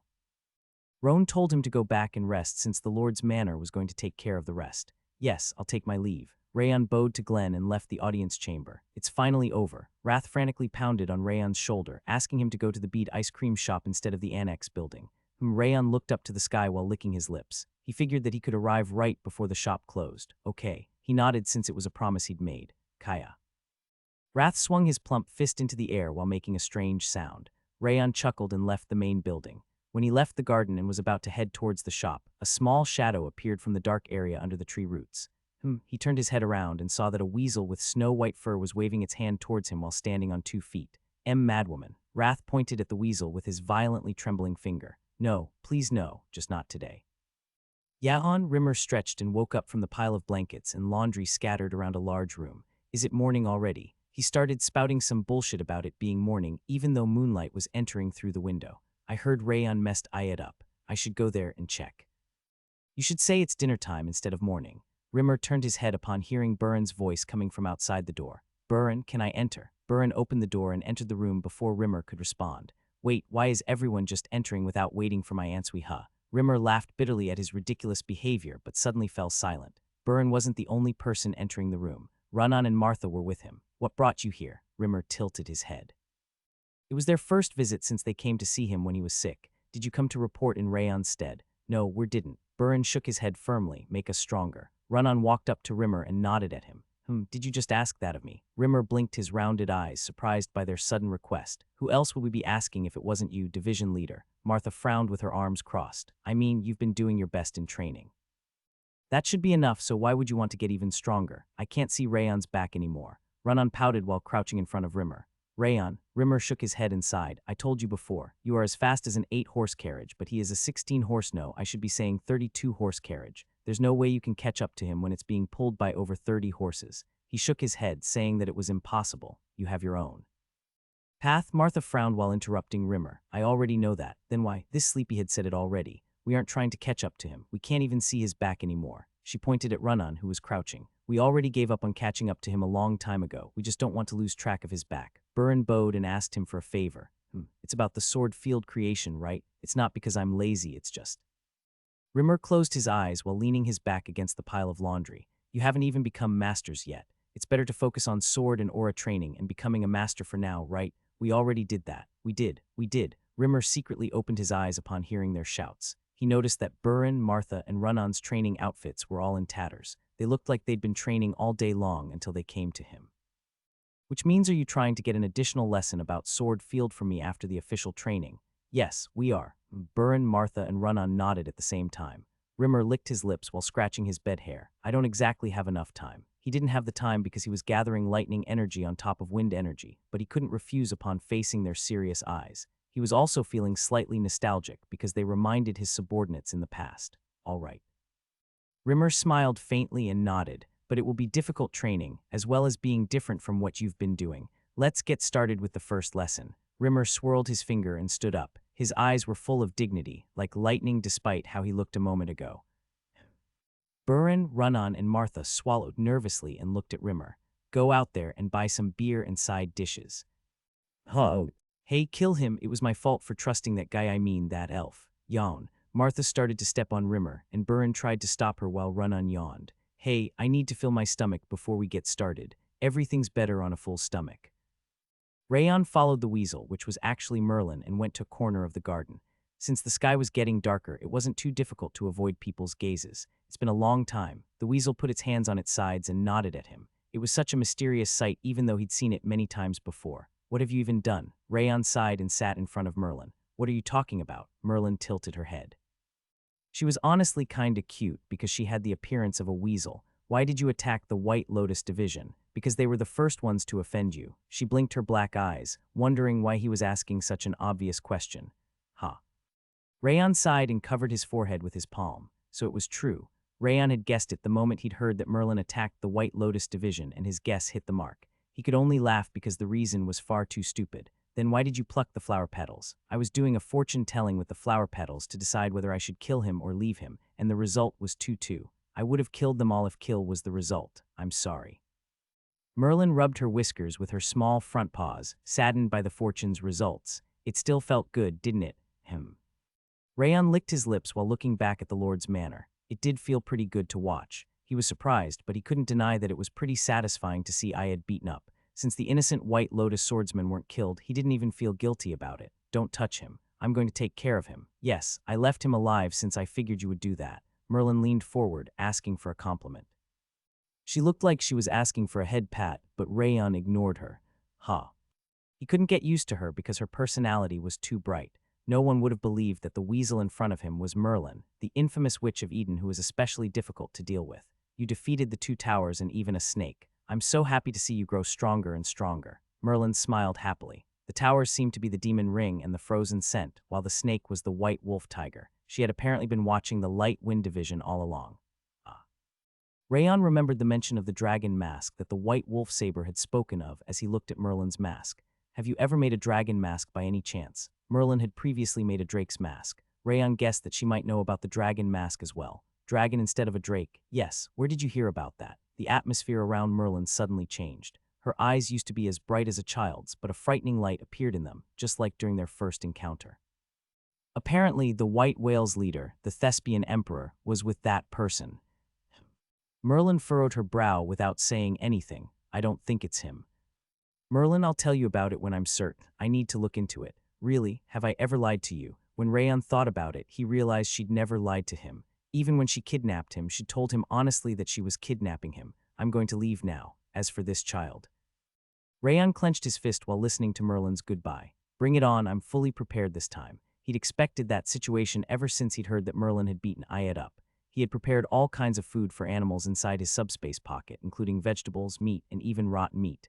It wants you to brush its fur. It apparently has enough food. Wait a moment. Fur, how long do I have to do that? Obviously, it's until this child is satisfied. Make it sparkly. Merlin said goodbye and waved her hand, and the weasel's shoulder flinched before it walked up to Rayon. Caillou. The weasel tapped on his ankle, ordering him to brush its fur nicely before lying on the grass. Rayon closed his eyes while looking at the stretched weasel wagging its tail at him. You idiot. Wrath shook his head at his pathetic demeanor. When are you going to eat the ice cream? Rayon brushed the weasel's fur from the evening until late at night before returning to his room. It tired him even more than the training or the interrogation, and he didn't even have the strength left to stand. He went straight to bed and lay down. I never thought it would be so difficult to brush a weasel's fur. It was as exhausting as when he'd previously scratched a crocodile's back because the weasel was extremely fussy when it came to its fur even though it was small. Hey, Wrath raised his head, blue flames showing in his eyes. You must eat it tomorrow. You have to go to the bead ice cream shop as soon as you wake up in the morning. Okay, fall asleep right now. You will wake up earlier that way so we can eat the ice cream faster. I was planning to do that anyway. You can't have any other interruptions. Your promise to the King of Essence has the highest priority. Remember, it's 2 sets. I get it. He shook his hand because Wrath was being annoying, and he suddenly heard a presence around his window. Glenn's icy cold red eyes were reflected on the window where the dim moonlight was shining. My lord, oh my god, this is driving him nuts. Rayon's jaw dropped as he looked at Glenn, and Wrath screamed while stretching his own cheeks with his hands. This unreasonable world wants to screw with the King of Essence. Rayon briskly stood up and went to the window. My lord, what brings you here? Glenn didn't respond. He seemed to examine the room for a moment before he bobbed his finger. He seemed to be asking Rayon to follow him. Understood. Rayon bowed and put on the outerwear that he had taken off before heading to the door. Wait. Wrath floated in front of the door and swung his round fist. You promised the King of Essence. You are supposed to sleep without doing anything else today. He frowned, asking him to please keep his promise. I'm sorry, but... Rayon shook his head while picking Wrath up by his blue head. We might not get anything to eat anymore if I don't go right now. Do you want to eat Nadine bread for the rest of your life? No Nadine bread. Wrath looked outside the window with trembling lips. Oh right, that geezer only eats Nadine bread. What are you waiting for? Go outside already. Don't eat the bread if he gives you one. He shouted at him to follow already since he couldn't get on Glenn's bad side. Sure. Rayon smiled faintly and quietly left the annex building. Glenn was watching the garden with his hands clasped behind his back, and he slowly looked around. The look in his eyes seemed slightly different than when he was sitting on the throne inside the audience chamber. He placed his foot on the lake behind the annex building. He walked over the lake with light steps. He seemed to be going to North Grave Mountain. What's happening? The lake was serene. Glenn didn't create even the slightest wave, as if he were walking on land instead of a lake. He almost looked like he was blending into nature. Rayon put his foot on the lake. He was confident in his water walking skill, but it was still impossible for him to create no waves at all like Glenn was doing. How is he doing it? Glenn wasn't the type of person to move without any intention. Rayon tried to think about his movements since it seemed to be a lesson. Is it the flow? The tip of Glenn's feet had the same flow as the immobile surface of the lake. He figured that he must have harmonized his energy into the small lake's flow. Now that I think about it, Glenn and Rector had both mentioned that everything in the world had a flow of its own. Since the wind had the texture of the wind, while the water had the texture of the water, they'd advised him to try understanding those flows. Glenn seemed to be demonstrating how to utilize that flow. He's really kind. Rayon closed his eyes while thinking that Glenn might be a lot kinder than he'd thought, just like Yua had said. He tried to copy Glenn's footsteps, which seemed to be assimilating with the water. Splash. He couldn't completely remove the small waves, but the amount of wavering on the surface had clearly decreased compared to before. Glenn watched him from outside the lake before he started to walk once again. He turned around upon reaching the open area at the entrance of North Grave Mountain. "Greetings, my." "You don't need to greet me every time you see me." Glenn shook his hand and slowly closed his eyes before opening them again. Rayon's fingers trembled upon facing eyes that were as serene as the moonlight. "I'm just here to give you what I couldn't before." "What would that be?" "You saved the Warring Steel Division and the hostages who were kidnapped by the Black Tower, disclosed the White Lotus Division's corruption, and captured the White Whale's warriors to get information out of them." Glenn continued with a disinterested voice, as if he didn't really care about it. "They said that a golden tablet was too small of a reward for an achievement like that. He pretended he was there because of other people's advice and told Rayon that he came to give him an additional reward. May I say something?" Rayon bowed to Glenn while biting his lips slightly. "Go ahead. The Light Wind Division and I aren't the only ones who contributed to the rescue of the hostages. None of them would have managed to survive if the Warring Steel Division didn't fight and hold their ground inside the boundary." Glenn didn't say anything. He seemed to be telling him to continue. "I might sound insolent, but I'd like you to share half of the reward you are giving to me to the Warring Steel Division. They are true warriors who brought honor to Sieghart's name and will keep doing so in the future. I'd like to help them get back up faster." He declared what he wanted to tell him ever since he was in the audience chamber. Glenn stared at him for a moment before he rolled his lips into a smile. It looked like his mouth was twitching. "You don't need to worry about the Warring Steel Division. I've already rewarded them accordingly." "What?" "I gave them elixirs to heal their wounds and strengthen their bodies and energy centers, and books of martial arts that will allow them to reach even further. They will return even stronger even if you don't worry about them." "Ah." Rayon lowered his reddened face. He thought that Glenn didn't take care of them, but he must have seen even further into the future than himself. "I beg your pardon. It was impertinent of me." "No, I don't mind it." Glenn's voice was blunt. However, it looked like his eyes weren't as cold as before, unlike his voice. "How much did you manage to learn of the Azure Sky Sword?" "I barely managed to learn the basic forms." Rayon shook his head. He'd read the book multiple times, but he couldn't be considered to have learned the sword art. "Did you not use it when you were fighting the Black Tower or the White Whale's warriors?" "I only used the other techniques since it would have been foolish to use a technique that I haven't mastered yet." "I see." Glenn stroked his beard and showed his approval. His voice also sounded less cold than before. "The reward I'm about to give you isn't that big of a deal. I'm going to teach you the Azure Sky Sword for an hour every day at midnight until the day of your sword duel against Ayed." Rayon's jaw dropped and he was unable to reply. Is he really saying that it's not a big deal? Lessons from the Transcender, who was the closest to being the strongest in the continent, was definitely a big deal.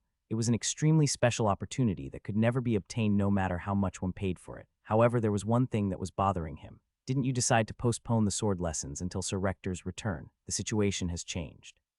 Glenn turned around and rolled his lips into a smile. "It's his problem for not being here." He shook his hand as if telling him to draw his sword already, since it was the sword demon's fault for not being around. "Either way, it's a great opportunity for me." Rayon nodded and unsheathed Heavenly Drive. "Try using the Azure Sky Sword that you've imagined while reading the book." "Understood." Rayon slowly took a deep breath and demonstrated the Azure Sky Sword while focusing on each technique's completion rather than the power or speed. "It's superficial." Glenn narrowed his eyes. He seemed to be disappointed. "The other swordsmanship you've learned so far should have been somewhat effective even if they were superficial, but the Azure Sky is different." He raised his right hand so slowly that it felt boring to watch. He wielded his hand like a blade and pointed at the sky.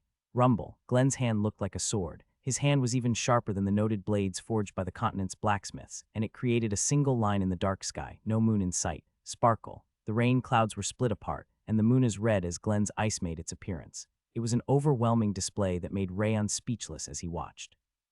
An advanced martial art requires an appropriate method. It's better to practice the basic techniques for the rest of your life if you are only going to focus on the technique's perfection. Glenn explained as he used the Azure Sky Sword with his hand. The heaven and earth howled according to his hand's movement. The entire space was within Glenn's grasp. "I believe I told you before. Everything in the world has its own flow and texture." "Yes." Rayon nodded while thinking about the water-walking technique that Glenn had demonstrated a moment ago. "Dominating the sky, land, and your space with the power of your sword that you've been accumulating is the Azure Sky Sword's principle." Glenn's hand fell, and the pressure brimming with frightening energy of sharpness dissipated as if they were wiped out by water. "Can you do it?" Rayon fixed the grip on Heavenly Drive with trembling hands. It wasn't because he was having a hard time or because he was afraid.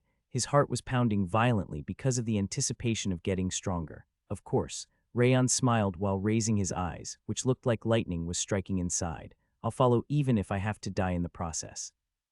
Reaper scans. Proofreader Harley. Zieghart's main building. Medical department. Ayed was lying on the bed, all alone in the hospital room. He was chewing his lips while looking at the ceiling. Damn it, how did it end up going so badly? He didn't manage to achieve anything during the mission. He was injured from Merlin's attack, and he was being investigated by the Heavenly Blade Division before he could even rest because of Rayon's tattling. Superior members of the White Lotus Division defended him by telling them that he'd never sacrificed any division members, but he couldn't avoid any punishment because of the normal members' testimonies. That motherfucker. It was all because of Rayon Zieghart. That shitty situation wouldn't have happened if he hadn't unraveled the Black Tower's secret and tattled to Glenn. Rumble. Ayed's clenched fist trembled violently to the point where his bed started to shake. You will definitely pay for this. He gritted his teeth while resolving himself that he was going to inflict a critical injury on top of winning the duel. But it was strange, what was he even thinking?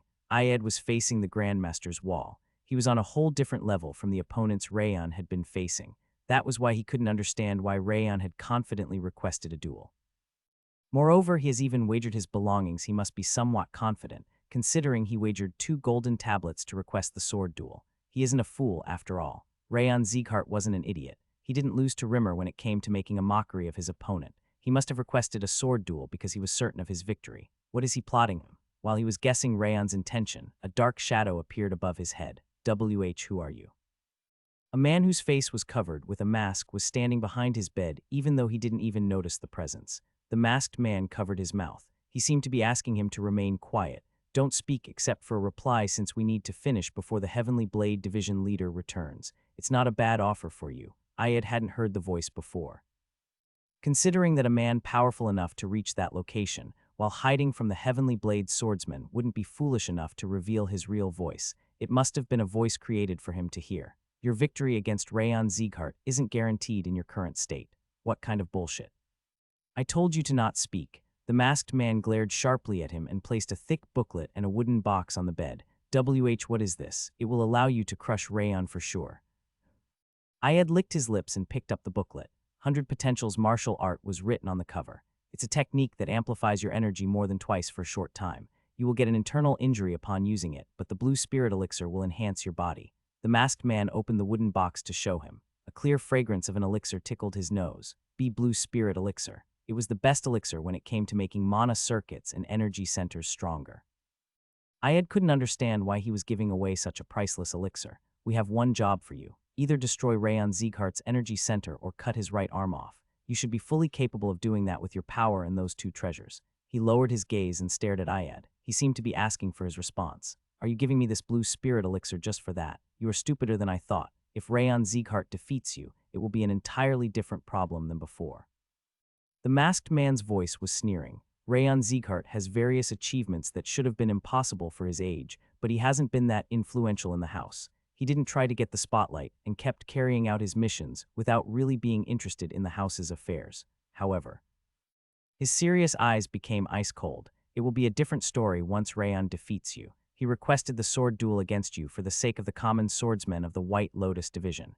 If he wins this duel, his influence in the house will be incomparable to before. It will be so huge that even the executives won't be able to ignore him. Ayed swallowed nervously while listening to the masked man. He was right. Ayed realized that he'd been forgetting the most important part because he was fixated on Rayon's confidence. I can understand why you don't want me to kill him. The masked man in front of him wanted Rayon's downfall instead of his death so that no one except for the direct lines would gain a high position in the house. Let me add one more thing. My visit. I'm not an idiot.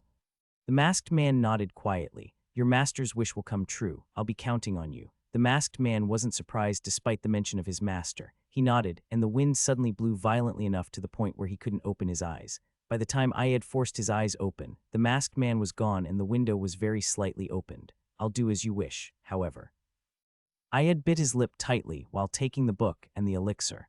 You will have to worry about me instead of Rayon in the future. Rayon's heavenly drive pointed at the sky. A majestic wave occurred on the calm lake alongside the auspicious energy dwelling in the silver blade. The huge and heavy pressure of the sword divided the lake down to the ground, and the water droplets floated into the air.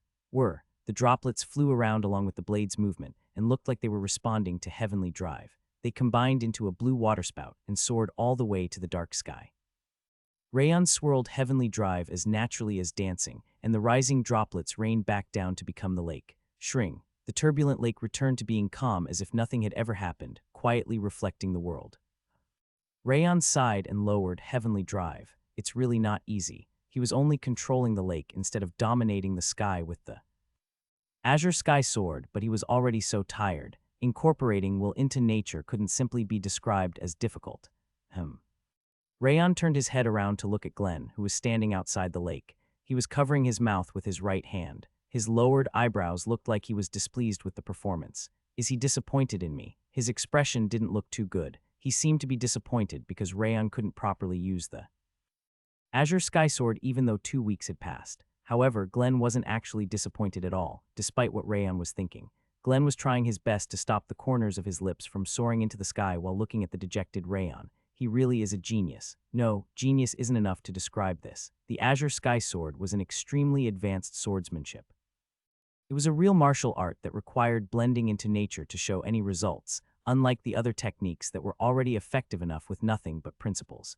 He thought that it would take years of training to get started, even for Rayon, but he'd started to grasp it in only 2 weeks and was blending his will into the water. It's so enjoyable to teach him.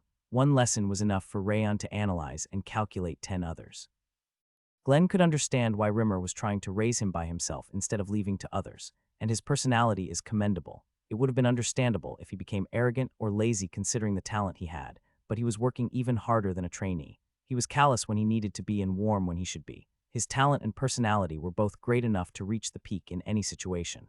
Glenn wasn't just thinking that because he was his grandson.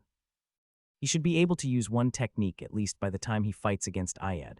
Glenn nodded in satisfaction. He forcibly suppressed his twitching lips and walked up to Rayon. Rayon, yes. Rayon briefly sighed and lowered his head. What do you think about the sword duel that is going to take place in 2 weeks? What do you mean by that question? So you are not aware. Glenn nodded while looking at Rayon's questioning eyes. You were just trying to release the swordsman who'd fallen victim to Ayed by defeating him, weren't you? Yes, I am. Rayon reluctantly nodded. I have another reason, but it was also because they reminded him how Darius Robert treated him in his previous life, but he couldn't say that. You are still so young. What? The common swordsmen are the majority in Sieghart. The executives are more influential, but public opinion isn't created by them but by the swordsmen. Glenn continued while looking at the moon reflected on the lake. And you pointed your sword at Ayed, who is stronger than you, for the sake of those common people. What do you think is going to happen if you win this duel? He slowly turned around with his eyes closed. This is a story of a far future, but it will have an impact to realize the restoration of Sylvia's status to the direct line like you've been wanting to. Rayon groaned. He'd obviously thought that it would have an impact, but he didn't think that it was important enough for Glenn to point it out. He realized that what he was doing was such a big deal. That's why I'd like to ask you this question. It's a question that I've already asked in the past. Glenn calmly opened his eyes. The vanity that used to fill his eyes was gone, and a subtle fervor was replacing it. Is your path directed to the peak of this house? Rayon swallowed nervously while meeting Glenn's eyes, filled with a look that he'd never seen before. Rayon was about to respond, but shut his mouth once again. I shouldn't reply thoughtlessly. It was none other than the head of house himself that had asked him whether he wanted to become the head of house. It was a question that he shouldn't respond to without thinking it through. Wrath narrowed his eyes and glared at him, asking what he was doing. What are you waiting for? Just answer him already. Answer before that geezer gives you the Nadine bread. You don't want to become the head of house anyway. He shook his hand, asking why he would become the head of house when he should become a demon king in devildom. Yes, that's what I used to think. The Cephia Company's president, Addis Cephia, was the last person he'd talked to about becoming the head of house. He had asked Rayon whether he wanted to become Sieghart's head of house or not before left the company, and Rayon had responded that he wasn't sure yet, but my opinion has changed slightly now. He was about to respond to Glenn's question the same way he'd done to Addis Cephia, but he realized that his mind had changed, because I saw what happened at House Arian. During the mission at House Arian, he'd witnessed how an incompetent leader could ruin the house and make their members suffer. That was why he'd changed his mind slightly. I don't exactly want to become the head of house myself. I just don't want anyone incompetent to become the head of house. One of the palace masters was bound to become the next head of Sieghart at the rate things were going. Glenn's first daughter, who was outside the house, Karun from the Central Martial Palace, Denier from the Wise Martial Palace, and Balder from the True Martial Palace were the biggest candidates to become the next head. Other than them, there were an extremely small number of grandmasters like Roan and Shirl, but they had no intention at all of becoming the head of house. They weren't going to show up unless some madman crossed Sieghart's gate and started to attack. Denier seems to be the best among the palace masters, but the truth might be different. Even though Denier was the most decent choice among the direct lines, it could have been just the tip of the iceberg. He couldn't easily trust him since he'd seen people like Darius. He didn't want to see a greedy pig becoming the head of house just to do whatever they wanted with Sieghart. I must have grown attached to Sieghart at this point. I thought I would never feel anything like attachment. When he'd realized that he was born in Sieghart, he'd planned to leave the house after getting what he wanted. However, he'd opened his heart to Sylvia and the maids, Rimmer became his teacher, and the Light Wind Division became his brothers and sisters. In the end, he developed a significant amount of affection towards the house. His goal to cut Darius Roberts' throat was still unchanged, but his decision to leave the house was faltering. Well. He raised his gaze. He smiled faintly at Glenn, who was quietly waiting for his answer. I think I can now understand the head of house's personality a little. Glenn's cold gaze and pressure still chilled his bones, but Rayon had begun to grasp his likes and dislikes. Rayon put his thoughts together before he cleared his throat. To be honest, I'm not too sure whether my path is headed toward becoming the head of house or not. However, I do think that it would be better for me to become the head myself than to watch an unqualified person become the head. He honestly told him what he'd been thinking. Why would you do that? Wrath barked and shoved his face onto him. You need to become the Demon King. Your face is already screaming that you should be one. Toy with everyone in devildom and make fun of them. He shouted at Rayon to turn the other demons into his playthings in devildom. Rayon didn't know what he meant by his face being that of a demon king, but he didn't really want to go to devildom. Glenn quietly stared into his eyes to figure out his true intentions before he nodded. I see. His lips curved into a faint smile. Rayon felt like it was his first time seeing that kind of smile from him. It looks like you've broadened your horizons. Glenn seemed satisfied with the answer considering how peaceful he sounded. We've lost too much time from the random talk. We will have to continue for a bit longer today. Yes. Rayon nodded and raised Heavenly Drive once again, just as he was about to use the first technique of the Azure Sky Sword. He heard the sound of the back door of the annex building opening. Rayon looked around and saw Sylvia bringing a white plate towards him. Glenn was calmly staring at her. He must have been aware of her presence. I prepared them because I thought you might be hungry at this late hour. Sylvia placed the plate on the table in front of the lake while saying that the sandwiches were made by her personally. The nutty flavor of the butter bread was tickling the nose. Wrath had been frowning, but he suddenly raised his head. You are the best, Mom. She's not your mom. Rayon slapped Wrath away as he kept clinging to him and walked up to Sylvia. I thought you were sleeping. I couldn't fall asleep today. Sylvia smiled with her eyes half open. She wasn't showing it on the outside, but she must have been worried ever since she'd learned about his sword duel against Ayed. My lord. She furtively rolled her eyes to look at Glenn. Glenn nodded, showing that he was listening. It was nothing. Rayon, good luck with your lesson. Please eat it right away since I just made it. Sylvia bowed to Glenn before she hurriedly returned to the annex building. Is she still afraid of him? Rayon bitterly watched Sylvia before he went to Glenn with the plate in his hands. My mother is great at making sandwiches out of all food. You won't be disappointed. Rayon confidently held out the plate. I see. Glenn stared at the slightly steamy sandwiches for a long time. His hand seemed to be trembling slightly as he picked it up and took a bite. Rayon also picked up a sandwich while standing next to Glenn. He took a bite while looking at Wrath, who was drooling. Inside the crunchy and nutty bread, the fruit, jam, ham, and cheese were forming a perfect harmony. Wow, it's as delicious as always. It's the complete opposite of the shitty Nadine bread. But you haven't had any Nadine bread in a long time. HMPH. Don't let your guard down. We never know when that geezer might be hiding Nadine bread in his clothes. I don't think so. Rayon shook his head and Glenn's voice could be heard. Delicious. He quietly exclaimed and ate the sandwich little by little. He almost looked like he was saving it because he didn't want it to disappear. I know, right? Rayon smiled faintly and nodded. A moment of silence followed. The surface of the lake was only disturbed by the quiet sound of bugs and sound of them eating the sandwiches. We will continue for another hour today. Understood. I brought Nadine bread, but it won't be necessary. Sigh. Arg Burin bit his lip while looking at the green tornado soaring from right under his feet to all the way into the sky. Damn it hurts so damn much. He felt like his skin was tearing apart from the bladed wind rotating around him. He thought he had a high resistance to wind, but it was still difficult to endure, because I'm not allowed to counterattack or block. Enduring it was all he could do since Rimmer had told him to take it with his body and mind without blocking it with his aura or cutting it down with a sword. Yes, I'll endure it no matter what. He was determined to endure that much pain in order to see Rayon's back and earn the recognition of his father. Well, I'm in better shape here. Buran sighed and looked to his right. Runan was groaning in icy water while wearing a swimsuit. Of course, that water wasn't ordinary icy water. It was even colder than ice, and Rimmer had requested the vice master of Sieghart's tower to create it. The coldness of at least a fifth circle spell was supposedly dwelling in it. Ha! Runan bit her blue lips and looked at her reflection on the surface of the water. It's too cold.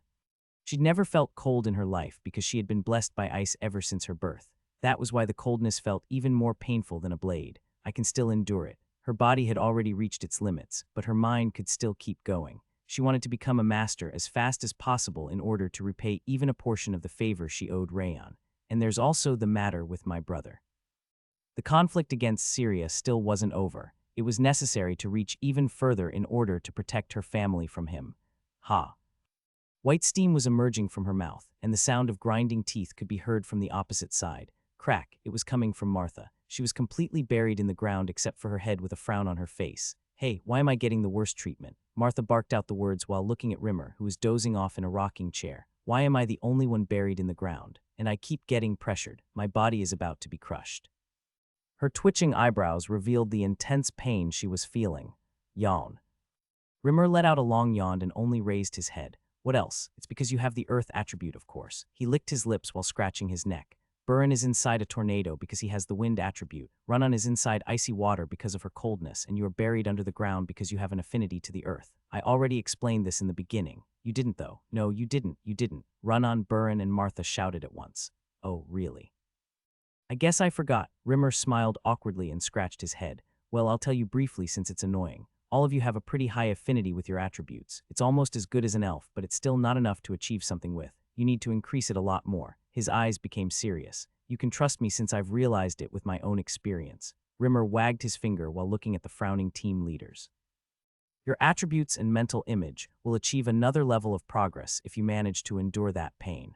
Rimmer had become capable of using lightning energy from getting continuously struck by Glenn's lightning, and it had even improved his sword field creation. He believed that the team leaders could reach even higher than him considering their excellent talents and their young ages. But this is hard. Yes, I'm going to die. You are free to stop whenever you want to, but did you know about this? Rimmer continued with a grin. I heard the head of house is training Rayon once again. You really will miss his back at this rate, don't you think? He shook his hand and a fervor appeared in their eyes. This much is naiving. Yeah, it's not a big deal.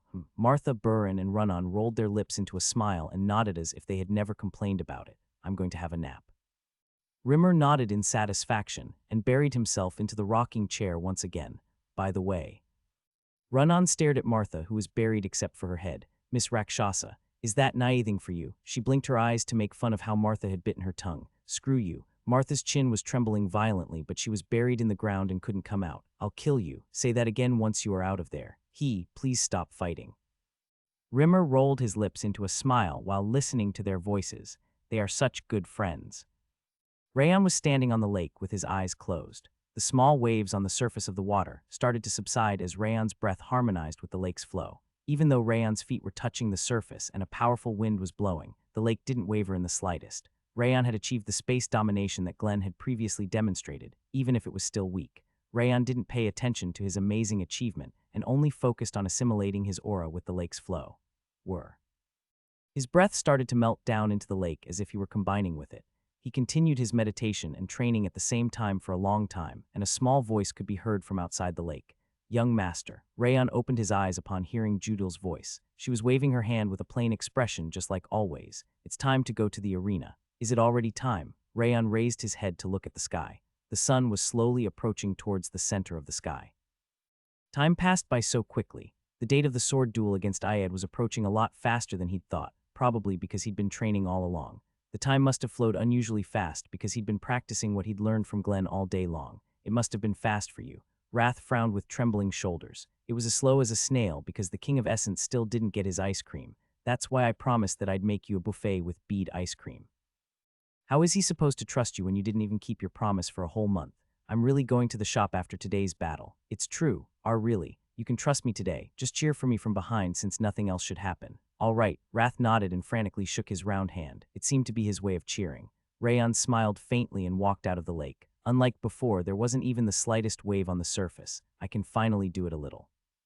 It wasn't as good as Glenn's, but he seemed to have somewhat managed to turn that small lake into his domain. How about Mother? She went ahead to the arena because she was too nervous to wait any longer. She carried Lady Helen on her back because she was trembling too hard. Is that so? Rayon chuckled. Sylvia and Helen had previously told him that they believed in him as if they weren't worried about him, but they must have been extremely nervous in reality. I also need to get ready now.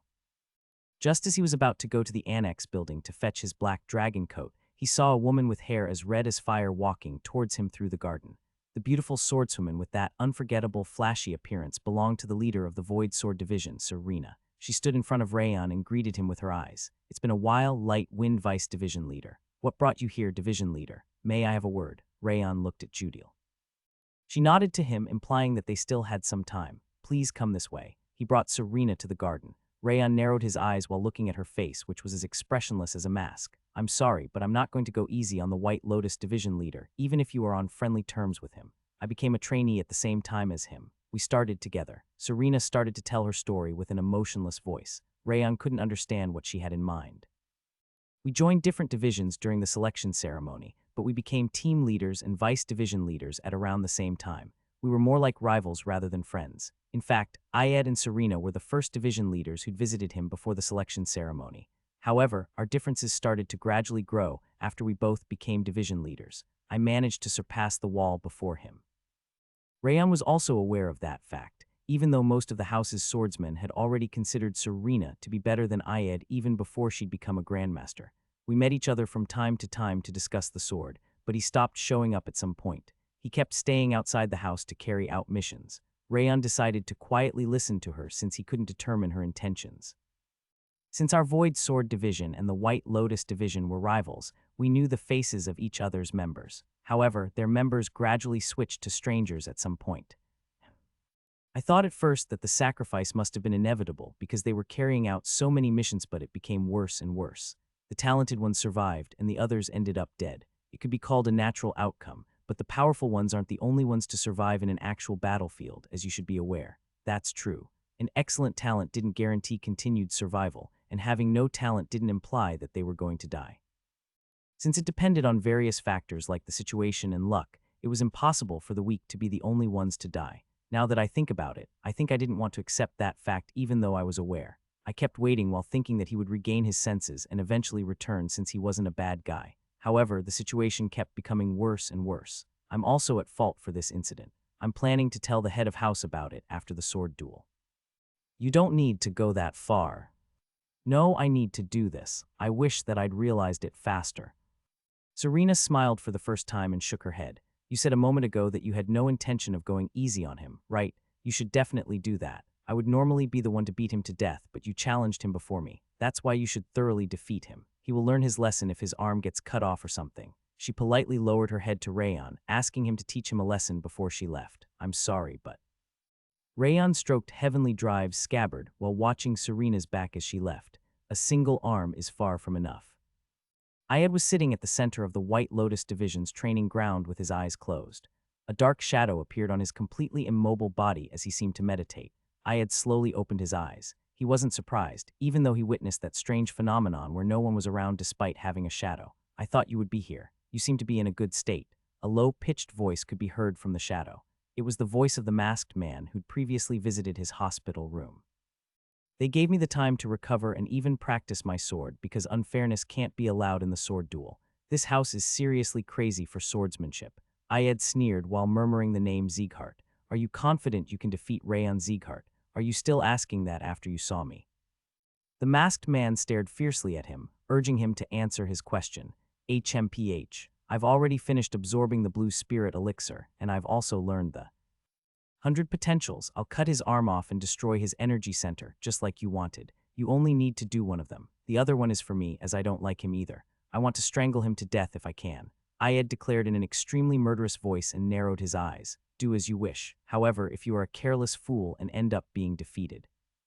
What a useless remark. Just tell your master to rest assured and wait. The masked man didn't respond. His shadow faded away as if sunlight were shining upon it until it completely disappeared. It looks like they are trying to use me as a hunting dog and be rid of me after the hunt is over, but... A frightening smile appeared on Ayed's face as he looked at the ground where the shadow used to be. I'll take it for now. However, I won't get into the pot like you're planning. The great training ground of Sieghart was a special training ground that required the head of house or a division leader's permission to enter. That was why the vision of it brimming with people was a rare sight. It was obviously because of the sword duel between Rayan and Ayed. Since the great training ground was open to everyone on the day of a sword duel, most of Sieghart's warriors were sitting in the spectators' area. The managers of the great training ground were busily moving around to set up the arena at the center and make the seats for the higher-ups in preparation for the sword duel. A sword duel between the Light Wind Vice Division Leader and the White Lotus Division Leader. This is going to be such a rare feast for the eyes. I wonder who is going to win. It's a fight between a division leader and a vice division leader. Even though the White Lotus Division Leader had a huge problem, the outcome is pretty much decided. I guess their experience in fighting with swords is on a whole different level. Yes, even though Rayan Sieghart is an unprecedented genius, he won't be able to overcome that much of an age difference. It's not like the White Lotus Division Leader has been idling around after all. I agree. I want the Light Wind Vice Division Leader to win, but this is a hopeless fight. I don't understand why he requested a sword duel since he should have just let him get his punishment. Most of the warriors in the spectator seats guessed that Ayed would win because his realm was higher and he had way more experience than Rayan. Even though people liked Rayan because of the reason behind the match and Ayed's reputation was at rock bottom, it did not influence their guesses. You still don't know him. Rayan Sieghart isn't such a thoughtless man. That's right. Did you already forget how he defeated Radin in this same arena? Everyone guessed that Radin was going to win back then. That's not all. Rayan Sieghart has never lost a duel so far. Don't you remember how he defeated the White Blood Religion's apostle when he was just an expert? However, a lot more people compared to before were thinking Rayan would win because of his great achievements in the past. This is different from back then. Ayed isn't Radin. They don't even come close. Do you think Rayan has been idling around in the meantime? He's reached the highest level of master at 21 years old. Did you already forget that he's defeated 2 floor overseers and the White Wolf Saber during his last mission? The White Lotus Division Leader can easily do the same. I know Ayed is a son of a bitch, but you shouldn't involve your emotions when you are guessing the outcome. And that's why Rayan is going to win. There's no way he hasn't planned for this when his influence is going to be no joke once he wins this sword duel. Then let's go to the gambling area and have a go. What about betting the entire month's wage to the one you think is going to win? I'll take it. Let's go with a year's worth of salary. They stopped arguing about who was going to win between Rayan and Ayed and ran towards the gambling area located on the training ground's outskirts with golden coin pouches in their hands. Buran smiled faintly while watching the migration of the spectators. There are more and more people who understand Rayan. Most people had bet on Radin during the previous sword duel in the Great Training Ground, but a lot more people were betting on Rayan. They must have acknowledged Rayan's abilities. It was a fight between a division leader and a vice division leader. The difference in age and experience was even larger than that, but some of them were still betting on Rayan. That implied that a lot more people had acknowledged Rayan's prowess. Yawn. He turned his head to the right upon hearing the sound of someone yawning. Runan was dozing off while licking her lips. Wake me up when it starts. She powerlessly shook her hand and started to sleep. She's not nervous at all. She even managed to fall asleep instead of being nervous. She seemed to believe that Rayan was obviously going to win. Buran couldn't tell whether he should say that she had nerves of steel or she had a strong trust in Rayan. There are so many idiots. Martha snorted while watching the people in the gambling area who were betting on Ayed.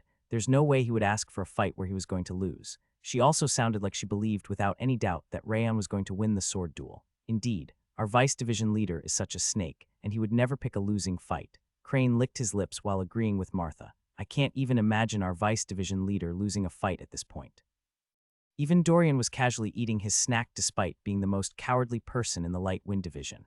They weren't the only ones. Everyone in the Light Wind Division undoubtedly believed that Rayan was going to win as they waited for the sword duel to begin. Buran smiled quietly while watching the Light Wind Division. Interesting. In the beginning, Dorian and Runan were the only ones in the Light Wind Division who were favorable to Rayan. Many of them used to hate him, like a needle stuck in their fingers, yet they came to trust him so much that they could even entrust him with their lives. That fact was surprising and strange at the same time to Buran. It must be because so many things have happened in the meantime. The ragged saint, Frederick, came next to Buran while he was absorbed in the old memories. Why are you the only ones here? Where is that elf? Frederick tilted his head after checking the Light Wind Division's members. The dung fly is on dung. Where else would he be? Dung, over there. Martha immediately noticed who he was looking for and pointed below. The red-haired elf was located where her finger was directed to. I'm first. I'll be the first one to bet. You bastards, get out of my way, and don't bet on Rayon. Rimmer was shouting amid countless gamblers while hugging a gold pouch. Hey, owner, I'm betting my entire fortune on Rayon Zeekhart. Frederick and the Light Wind Division shook their heads while watching Rimmer's pathetic demeanor. Sedate footsteps brushed past the great training ground's main entrance. The black dragon coat's dignified appearance made Rayon look like he was wrapped in darkness, and his graceful face could be seen above it. His calm red eyes contrasted with his blonde hair, which was shining even more brightly because of the sunlight. Is he really Rayon? What an outrageous pressure. This isn't a vice division leader's level. It wouldn't be strange even if he were a division leader. The spectators' lips parted as they watched him, in awe because of his extremely dignified and handsome appearance. Whoa, Rayon Zeekhart, I believe in you. Mess Ayed up. Trash like him can't be recycled. I bet my entire fortune on you. The spectators finally snapped out of it and shouted while waving their hands. Rayon went to the arena prepared at the center of the training ground while listening to the shouts of the crowd in the spectator seats. This is different from before. Wrath furrowed his brow while looking around at the spectators. Almost no one was rooting for you last time. Indeed, Rayon nodded with a smile. Not even a handful of people were cheering for him during his previous sword duel against Radin. However, more than half of the swordsmen inside the training ground were shouting his name. Even though Ayed was guilty, Rayon didn't expect so many cheers. The head of house was right. Glenn had said that Ayed's downfall wasn't going to be the only outcome of the sword duel. He'd mentioned that Rayon's influence inside the house would increase tremendously if he won. Rayon could tell that he was right after seeing the reaction of the spectators. Rayon stood in front of the arena while calming his pounding heart. Ayed had already arrived on the opposite side. He was sitting at the waiting bench and was looking at Rayon coldly. He's not a complete idiot. Rayon had thought that Ayed was going to get furious the moment he saw him, but Ayed's eyes remained cold. He was fully aware of how to control his emotions. He was a division leader for a good reason. You look like you are doing great. Ayed nodded with a faint smile on his face. He'd actually been working so hard that he could die because of Glenn's lessons, but he simply shook his hand, pretending that he was taking it easy. I can understand your confidence. You must feel like the entire world is under your feet considering how powerful you are at your age. However, a frightening red light crawled from Ayed's eyes. I was wielding my sword even before you were born. Regardless of our realms, our battle experience is on a whole different level. You will regret requesting a sword duel against me. You would have requested one eventually even if I didn't. Rayon tilted his chin while tapping on Heavenly Drive's scabbard. I just wanted to get rid of the trashy eyesore quickly. I'm not even interested in your realm or experience. You can talk like always. Ayed simply frowned without yielding to the provocation. He must have been properly polishing his mind for the last week. This is going to be more interesting than I thought. Rayon smiled in satisfaction and sat on the waiting bench. He waited for a moment, and people started to fill the executive seats. In addition to Serena, whom he'd met a moment ago, Karun, Denier, and Balder also made their entrances and sat on the higher seats. Rayon waited for the duel to start while watching the executives, and two swordsmen standing in front of the great training ground's main entrance slammed their great swords into the ground. Wham! Their shouts could be heard alongside a huge resonance that felt like an earthquake. Our Lord is making his entrance. Glenn entered through the main entrance of the great training ground with golden sunlight shining upon him. The sublime presence emanating like a divine sword from him was overshadowing Shirl and Roan behind him. It was truly an outstanding presence even though he wasn't spreading any aura or pressure. He was in the same league as the demon kings that Rayon had encountered in Habon Castle. Greetings, my lord. Rayon and everyone inside the great training ground bowed at Glenn. Glenn didn't even nod at them, instead going to the highest seat on the platform. The supreme ruler Rayon was witnessing wasn't the same person as the one who taught him swordsmanship every night and ate sandwiches with him. You may stand. Everyone inside the great training ground finally stood up after Glenn shook his hand towards them, and they became able to breathe once again. Begin. The master of ceremonies, who'd been waiting under the platform, took a step forward upon hearing his order. The participants of today's sword duel, the White Lotus Division leader Ayed and the Light Wind Vice Division leader Rayon Zeekhart, shall enter the arena. The master of ceremonies shouted, and Ayed was the first to enter the arena. The cold emotions dwelling in his eyes implied that he was mentally prepared. Rayon looked at the spectator seats instead of entering the arena. Sylvia was praying while holding hands with the maids. The Light Wind Division looked like they had complete faith in him, since they were casually eating Dorian's snacks, and Rimmer was waving his hand from above the signboard of the gambling place. Rayon looked at the White Lotus swordsmen after that. Their desperate gazes felt like they were pleading for him to save them from Ayed. Their pupils looked just like his own in his previous life, back when he hadn't managed to escape from Darius Roberts' leash. Rayon clenched his fist as his heart became colder. He briefly caught his breath before entering the arena. Forward, Rayon and Ayed faced each other at the center of the arena in accordance with the Master of Ceremonies' direction. You don't realize how much I've been looking forward to this moment. Ayed faintly rolled his lips into a smile. Rayon had the feeling that his body and aura had both become sturdier upon facing him. It's not just an impression. He really has gotten stronger than before. There was no way his senses were lying. He decided to trust his perception and assume that Ayed had become stronger as he fought.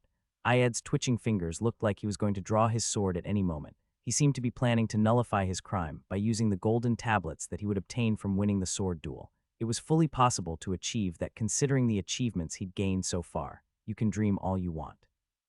Rayon placed his hand on Heavenly Drive's hilt while feeling his frozen heart. What? Your punishment will be carried out right here by my own hands. Rayon bobbed his chin at Ayed with a sneer. You'd better brace yourself, as it won't be as gentle as the punishment from the house, you arrogant. Ayed's frown deepened. However, it didn't seem to be enough to agitate him. Are you both ready? I'm ready. Ayed and Rayon nodded at the same time. The Master of Ceremonies took a step back and raised his hand towards the sky. The sword duel between the White Lotus Division leader and the Light Wind Vice Division leader has begun. He lowered his hand like lightning and left the arena. The match had started, but Rayon and Ayed both remained immobile. They were simply staring at each other's eyes, their hands on their hilts. The pressures of the two highest-level masters slowly ascended like the rising sun and created a tremendous amount of pressure inside the arena. Crack! Once Rayon and Ayed's pressures clashed against each other, the nicely flattened arena crumbled and the rubble started to float in the air. Once a stone the size of a finger reached the height of his waist, Rayon drew Heavenly Drive. The extremely swift sword draw was an application. Blue rain and a blue light sparkled at the same time as its thrust. Ayed had also drawn his sword at the exact same time. Clong! The clash between Heavenly Drive and Ayed's sword created a huge tremor that echoed throughout the training ground. The two swords bent and were bounced back from the tremendous impact. Ayed was trying to withdraw alongside his sword, but Rayon moved differently. Thud! Rayon kicked the ground with his left foot and advanced. He closed the distance to Ayed while reducing the impact with the Supreme Harmony steps, crushing the land. What insolence! Ayed noticed his movement in an instant and bashed down with his left elbow. It was obvious he was going to do that since his right hand, which was holding his sword, was at the rear. Rayon analyzed Ayed's movement in a split second and grabbed his sleeve with his left hand. Tap! His wrist smoothly bent through the principles of the soft sword. Wham! He slashed Heavenly Drive downwards with his right hand, where he used the Supreme Harmony steps to reduce the impact. Ayed groaned and created a wall of astral energy to block Heavenly Drive's trajectory. It felt even harder than the iron wall, but the flame covering Heavenly Drive was even sharper than that. Slash! Ayed's wall of aura was split apart, and his chest was lacerated in a diagonal slash, with blood gushing from it. You bastard. Ayed bit his lip while looking at the wound on his chest. Battle experience, higher realm. Rayon shook off the single drop of blood that was staining Heavenly Drive's blade. He pointed at Ayed with the blade reddened from the heat, an expression of contempt on his face. I can just destroy petty differences like that. Ayed rubbed his wound with his left hand. The bleeding from his laceration, which extended across his chest to his waist, stopped. Rayon narrowed his eyes while looking at Ayed's wound, which looked to be healing. I knew it. I didn't manage to reach all the way inside his body. He couldn't feel the cut of his bone and flesh during the attack. Ayed had moved his body backward the moment Heavenly Drive had touched him to minimize his injury. He wasn't bullshitting about his battle experience. However, Rayon smiled while looking at Ayed's distorted eyes. The mental shock seems to be huge. Rayon could feel the wrath from his eyes. Even though he couldn't agitate him with his words alone, it was starting to be achieved. Ayed exhaled a heated breath while raising his bloody left hand. I wasn't careless, but you were more aggressive than I thought. He brushed his cheek with the blood on his hand. He was looking even sharper than before despite his already fiery appearance. Your luck ends now. There won't be any more flukes. Ayed raised his sword around the level of his waist. His murderous pressure engulfed Rayon like a tidal wave, showing that he was going for real. Luck, fluke, Rayon sneered while meeting Ayed's eyes. The small chance of winning you had disappeared the moment you said that. That's not up to you to decide. Ayed furrowed his brow and kicked the arena. Rayon raised the heated Heavenly Drive above his head and increased the Ring of Fire's output to the maximum. Ayed's swordsmanship is forged from battle experiences. I can't be careless against him. Ayed had carried out the largest number of missions even before his personality was ruined. Since his sword was polished through countless battles, his skills had a type of practicality that was different from systematic techniques. He was capable of piercing through his vitals in an instant if Rayon was careless. Ayed moved from the center to the left like a bouncing billiard ball and thrust his sword. The blade, shining blue from the blue astral energy, was rushing towards his chest. Kring, Rayon swung heavenly drive down. He was about to push Ayed's sword back when the trajectory of his sword suddenly changed. He's quick at changing directions. However, it's within my predictions. The blade rushing towards his chest suddenly bent towards his abdomen. He must have been targeting his energy center from the beginning. Clong. Rayon twisted the wrist, holding heavenly drive, while gaining distance with Supreme Harmony's third step. The red blade fell in a curve to fend off Ayed's sword. Sparkle. The clash between the extremely powerful astral energies created purple sparks that covered the entire arena. Rayon swung heavenly drive once again through the sparks, and Ayed deflected the sparks to continue his assault. Since they both had plenty of battle experience, they were well aware that it would become even more dangerous for them if they withdrew. Rumble. The entire great training ground trembled violently from the frightening clashes. Clang. Rayon licked his lips while deflecting Ayed's attack, which was initially targeting his neck but twisted towards his heart. How fiery. Ayed had managed to incorporate sharpness and bloodlust into his sword by adding practicality to the principles of power, swiftness, and variation. Because of that, the ferociousness sent the chill all the way to his bones every time Rayon blocked an attack. Let's see how long you can keep defending. Ayed made his violent declaration from behind the wall of sparks. The moment Rayon focused his senses at the center, a deadly blade emerged from the left. Just as the blade engulfed in astral energy was about to fall upon his shoulder, Rayon slashed heavenly drive upwards like a salmon swimming against the river. Clong. The 10,000 flames cultivation's heat cut through the blue astral energy and created the red trajectory of a dragon in the air. This is my chance. Rayon had expanded a significant amount of power for that previous surprise attack. It was the perfect opportunity to attack his weak spot. Rumble. Rayon wrapped his shoulders with Glacier's coldness and charged towards Ayed through the sparking storm.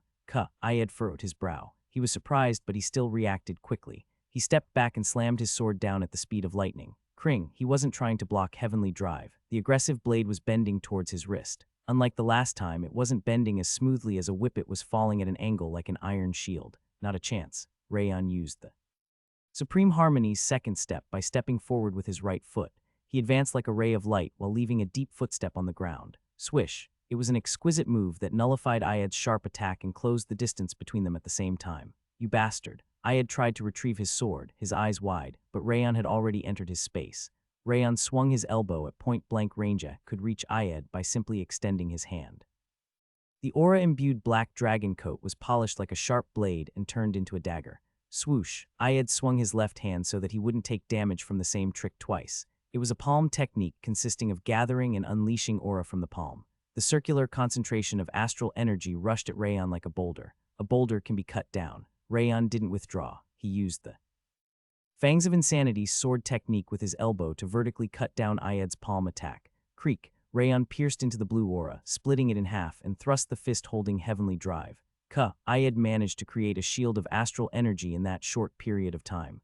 I expected that. He controlled the aura focused on his fist with the Beast Union's coiling power. The heat rotated like a storm and pierced through Ayed's aura shield to smack into his cheek. Whack. Ayed almost looked like his head was getting pulled from his body as he bounced back before he rolled on the ground. So when are you planning to show me your battle experience? Rayon tilted his chin while looking at Ayed, who was coughing up blood on the ground. You keep targeting all my vitals, but none of it is working. Shut up. Ayed wiped the blood away with the back of his hand and stood up. He didn't seem to have taken that much damage even though Rayon had used enough strength to hit him, so I wasn't mistaken about it. He's gotten stronger. Ayed would have gotten an internal injury from the punch if he was the same as before. He seemed to have gotten a lot sturdier and deeper, both on the outside and inside. He must have taken an elixir or something. I haven't even started yet, I agree with you. Rayon nodded with a smile on his face. Because this much is nothing compared to the pain you've inflicted on others. I told you to shut your mouth. Ayed charged at Rayon with malice-filled eyes. The aura around him intensified even further, and his frightening energy soared into the sky. He must have been going all out, as his speed had doubled, and the astral energy on his sword had sharpened even further. No, you told me to shut up. Rayon laughed at Ayed and incorporated heavenly drive with the Fangs of Insanity's principles. The blade trembled violently and roared like a savage beast chasing its prey. Clong. Even though it was a clash between swords brimming with astral energy, neither of them was getting pushed back. They started to push each other while destroying the arena. Rayon added power, swiftness, severing, and even variation to the Fangs of insanity, but he couldn't defeat Ayed's attack. He was using a different swordsmanship than before. Has he been hiding a martial art? Rayan smiled while looking at Ayed's eyes that could be seen in between the blades. Keep trying. I'll extract everything you have and devour it. Oh. Ayed exhaled roughly while fending off Rayan's sword, which rapidly fell towards his shoulder. What the hell is this guy? Every single one of his attacks was fierce enough to send a chill down his spine. He felt like his body was splitting apart even though the blade hadn't even reached him. Damn it, he was embarrassed that he'd told Rayan about the difference in realm and battle experience before the fight started. His swordsmanship was on a whole different level, one where the battle experience couldn't make any difference. Even the Severing Hawk Slash didn't work against him. Though, Severing Hawk Sword was an advanced intuition sword that was completed throughout his battles. He hadn't expected that such a young man would be able to fend off a technique that he had improved from his countless battles against humans and monsters. Moreover, it's getting harder and harder to fight him. Whenever Rayan's eyes sparked with that frightening color, it became more difficult to block his attacks, and his sword couldn't reach his enemy. It was difficult to believe, but Rayan seemed to be analyzing his swordsmanship as he fought.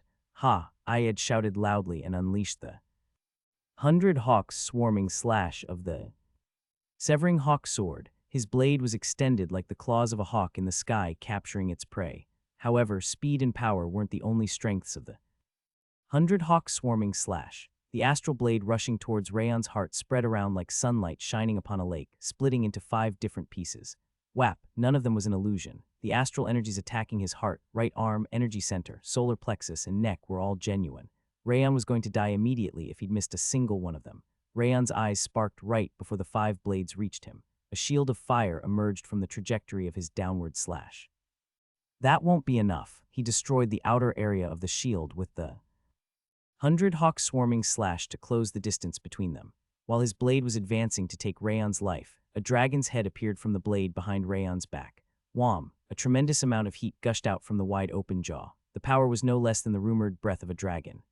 Ayed gritted his teeth and mustered his aura from his energy center, but he was unable to block it completely because the fire was too powerful. Crack! The 100 hawk swarming slash disappeared, and even the wall of astral energy that he'd created afterward shattered. In the end, he got burns on his arms and legs. The sword duel would have been over with that move if the blue spirit elixir hadn't enhanced his body. That move just now wasn't half bad. Rayan nodded in satisfaction. A small amount of blood was flowing from his shoulder. It was completely different from Ayed's burns on his arms and shoulders. Rip. Ayed bit his lip to the point of bleeding. I thought I could easily defeat him with my own strength. He did acknowledge that Rayan was a powerful opponent, but he still believed that he would get an overwhelming victory without using the 100 potentials. However, that wasn't the case. He'd become unstoppable, getting even stronger than at the beginning of the sword duel. I have no other choice. There was only one path left for him. He had to activate the 100 potentials the moment Rayan Sieghart confidently attacked him to shatter his head. A laceration, a beating, and burns. I'm not satisfied with that. Rayan twisted his lips. The energy blazing around him was even more intense than when he'd made the flame dragon. Yes, come at me. Ayed straightened his back and wielded his sword with both hands. Whoosh! Rayan rushed from his right side along with the violent sound of the wind. The sword he was holding soared like an erupting volcano. Clong. He managed to fend off the rapid strike, but Rayan's attack wasn't over yet. The sword changed direction like lightning and attacked from the left and right sides at the same time. Even though Ayed had a higher realm, Rayan's swordsmanship was better than his. It was truly a strange situation. Not yet. I need to wait a bit longer. 100 potentials caused a heavy strain on the body. It was necessary to wait for the right moment to finish him off in a single strike. Whoosh! Powerful energy gathered around Rayan's sword. A small opening appeared in his movement as he activated his special technique. Now, Ayed unleashed the 100 potentials. His energy center pounded like it was about to explode, and a huge amount of aura was pulled out of it to the point where his mana circuits were almost shredded apart. His noted blade forged by a master blacksmith resonated in pain, and a majestic astral blade burst out to reach the sky. The powerful astral energy wasn't any weaker than a grandmaster's astral sphere, and it crashed upon Rayan. Wham! The red line of heat on Rayan's blade was pulled out, and a tremendous impact burst out. The arena was completely destroyed, and even the mana barrier protecting the spectators was ripped apart. Huff. Ayed grasped his chest. His nausea indicated an internal injury, but the attack was effective. The sword duel was over. Even a monster like him couldn't possibly stand back up after taking such a powerful attack. Did I end up killing him instead of breaking his energy center or an arha? He unconsciously widened his mouth. a black shadow was standing up from the mana storm soaring into the sky. Whoosh, Rayon was walking towards him through the subsiding mana storm. Sticky blood was flowing from his forehead and his right shoulder, but they didn't seem to be serious injuries. But how?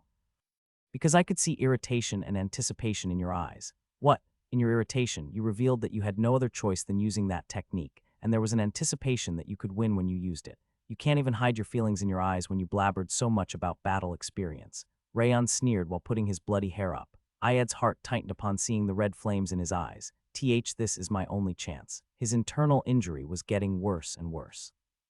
There was no chance of victory if it dragged on any further. Since he'd managed to injure him, even by a little, it was necessary to finish the fight right away. I'll finish you off. Ayad ignored the fear running down his spine and unleashed the 100 potentials and the Severing Hawk's sword at the same time. He amplified his aura 3 times instead of twice and swung his sword at Rayon. Wham! Rayon calmly raised his eyes. He fixed his grip on Heavenly Drive while watching Ayad's astral energy cover the entire sky above the training ground like the sword of warrior god. Don't hide my sky. Rayon stomped the ground and raised Heavenly Drive. His sword was pointed at the space itself instead of the sky. The flow of the training ground synchronized with 10,000 flames, cultivations, heat, and created a huge flow. Even though Ayad's strike was falling at the speed of lightning, it became as slow as a snail. It wasn't correct to say that it became slower so much as the Azure Sky Sword was forcing it to slow down. What? Ayad, his eyes rolled in panic. His lips trembled as he realized that he couldn't move his body. This can't be happening. He must have realized what was happening, as expected of a highest-level master. Ayad's eyes became bloodshot. He unleashed even more aura at the risk of more serious internal injuries and mustered his aura to release himself from the Azure Sky Sword's pressure. It was more than 3 times the normal amount. A bone-shattering amount of energy could be felt from him. Rayon quietly swung down Heavenly Drive, which was raised above his head. It was the Azure Sky Sword's first technique, the Great Bind of the Heavy Sky, that clashed against Ayad's huge astral energy. Wham! The majestic pressure of the sky surrounded Rayon's blade and created a huge turbulence. The trajectory of the blade, incorporating the will of a warrior rather than power, aura, or swordsmanship, destroyed the astral energy that had nothing but aura. Rayon could see the astonishment in Ayad's eyes in between the astral energy crumbling like a sandcastle. I advise you to brace yourself because, as I said before. Rayon clenched his teeth. My sword isn't as kind as this house. Wait. Rayon's sword didn't stop despite Ayad's scream. The weight crushing Ayad's body was that of the sky instead of a blade. Crack, along with the sound of his bones being ground into pieces, the place he was standing sank into the abyss. It was quiet, even though the great training ground was brimming with people. It was completely silent. Rayon calmly lowered his gaze. Even though the arena was made of floweret, which was supposed to be an extremely hard rock, a huge rectangular hole was created on it. The shape was the same as Heavenly Drive. It was the power of the Azure Sky Sword's first technique, the Great Bind of the Heavy Sky. I think I'm starting to understand what it means to incorporate heaven. It was so powerful even though it wasn't as perfect as Glenn's demonstration. The result was shocking even though he was focused on heaviness, but the aura consumption is huge. Because of his lack of proficiency, the aura consumption was the worst. He was so exhausted that his head felt dizzy, but he didn't show it on his face and walked towards the hole he'd created. Ayad was stuck like a worm under an hole that was completely dark because of how deep it was. He raised his distorted gaze while groaning like he was about to die. You look comfortable in there. Rayon looked down on Ayad coldly. I bet you couldn't scream even if you wanted to. Ayad's bones were shattered all around his body, his muscles were ruptured, and his energy center was destroyed. He must have been feeling pain worse than death, and he couldn't scream even if he wanted to. Is it painful? Rayon rolled his lips into a smile while looking at Ayad's face, full of veins because of the intense pain. It must have been even more painful and lonely for the ones you abandoned. The swordsmen who'd entered the White Lotus division must have trusted Ayad and wielded their swords to bring honor to the house. However, Ayad simply used their resolve and loyalty as a foothold to gain achievements, only to throw them away without hesitation after using them. He'd sent the swordsmen to their graves in order to recruit new ones that would be more useful to him. It was an unforgivable action. Kill me. Ayad barely managed to open his mouth. His voice was ruined, but Rayon could understand what he was saying. Death is a luxury for you. Rayon's frightening voice was devoid of any emotions. I'll never let you die until you feel the pain and fear even worse than the swordsmen who were abandoned by you who ended up dying. He was actually fully capable of killing Ayad when he'd used the Great Bind of the Heavy Sky. Since it was a sword duel and Ayed's reputation was at rock bottom, he wouldn't have been punished for it even if he'd killed him. However, Rayon let Ayed live on purpose. He wanted to make him feel pain even worse than death. He wanted him to live a life of vanity and pain, without his powerful might or even his fame and position. Rayon bit his lip while watching Ayed's body tremble in terror. This reminds me of the past. His previous life was a never-ending nightmare. He was kidnapped by Darius's subordinates and lived as an assassin for his entire life, only to eventually be boiled inside a pot. Since he felt like his dark previous life was similar to the lives of the swordsmen who'd been killed by Ayed, his wrath was merciless. Just you wait, Darius Robert. I'll take everything away from you just like him, no, even worse than him. PL please. I wish you a long life. Rayon smiled cheerfully at Ayed, who was pleading for Rayon to kill him before he turned away. Good job. Wrath jumped like a frog. People like him, who use their subordinates as their foothold when they should cherish them, deserve pain even worse than death. He swung his round fist while looking back at the hole where Ayed was. If the King of Essence were here, he would have pierced his body with tens of thousands of ice needles before freezing him, only to leave him for 10,000 years at least. That's a bit scary. Rayon broke out in cold sweat because it sounded like a pain that even he couldn't withstand despite having been an assassin. Anyway, are you going to prepare the beet ice cream buffet for the King of Essence now since it's all over? Wrath asked the question with a flushed expression on his face. He must have been waiting for that moment. Wait a bit longer. I still have something to do. Rayon waved his hand at the Master of Ceremonies, who had fallen on his ass and was staring at him blankly. It's over now. The Master of Ceremonies briskly stood up while blinking rapidly. He ran towards the hole that used to be the arena and confirmed Ayed's state before he raised his hand. Our Rayon Zeeghart is the winner of the sword duel. His hoarse voice echoed throughout the great training ground, and the spectators returned to their senses one after the other. It's Rayon. Rayon is the winner. It wasn't a simple victory. It was an overwhelming one. What the hell is that trace? Can it even be called a trace at that point? I thought it was over when Ayed's astral energy covered the sky, but what was that technique? Was that really a battle between humans? It almost feels like he's a different species from us. The warriors swallowed nervously while thinking about the last clash between Rayon and Ayed. Rayon. Good job, Rayon, HMPH. That's the least I ask from the Light Wind Vice Division leader. By the way, what have you learned this time? Our Vice Division leader is so crazy. I'll be buried under the ground if I disobey him in the future. The Light Wind swordsmen, including Runan, Burin, and Martha, waved their hands at him with smiles on their faces. Their expressions showed that they'd been believing in him all along. Woa, Rayon, Rayon, Rayon, White Sword Dragon, White Sword Dragon. It was so wild. I'm afraid I'll never see anything like this ever again.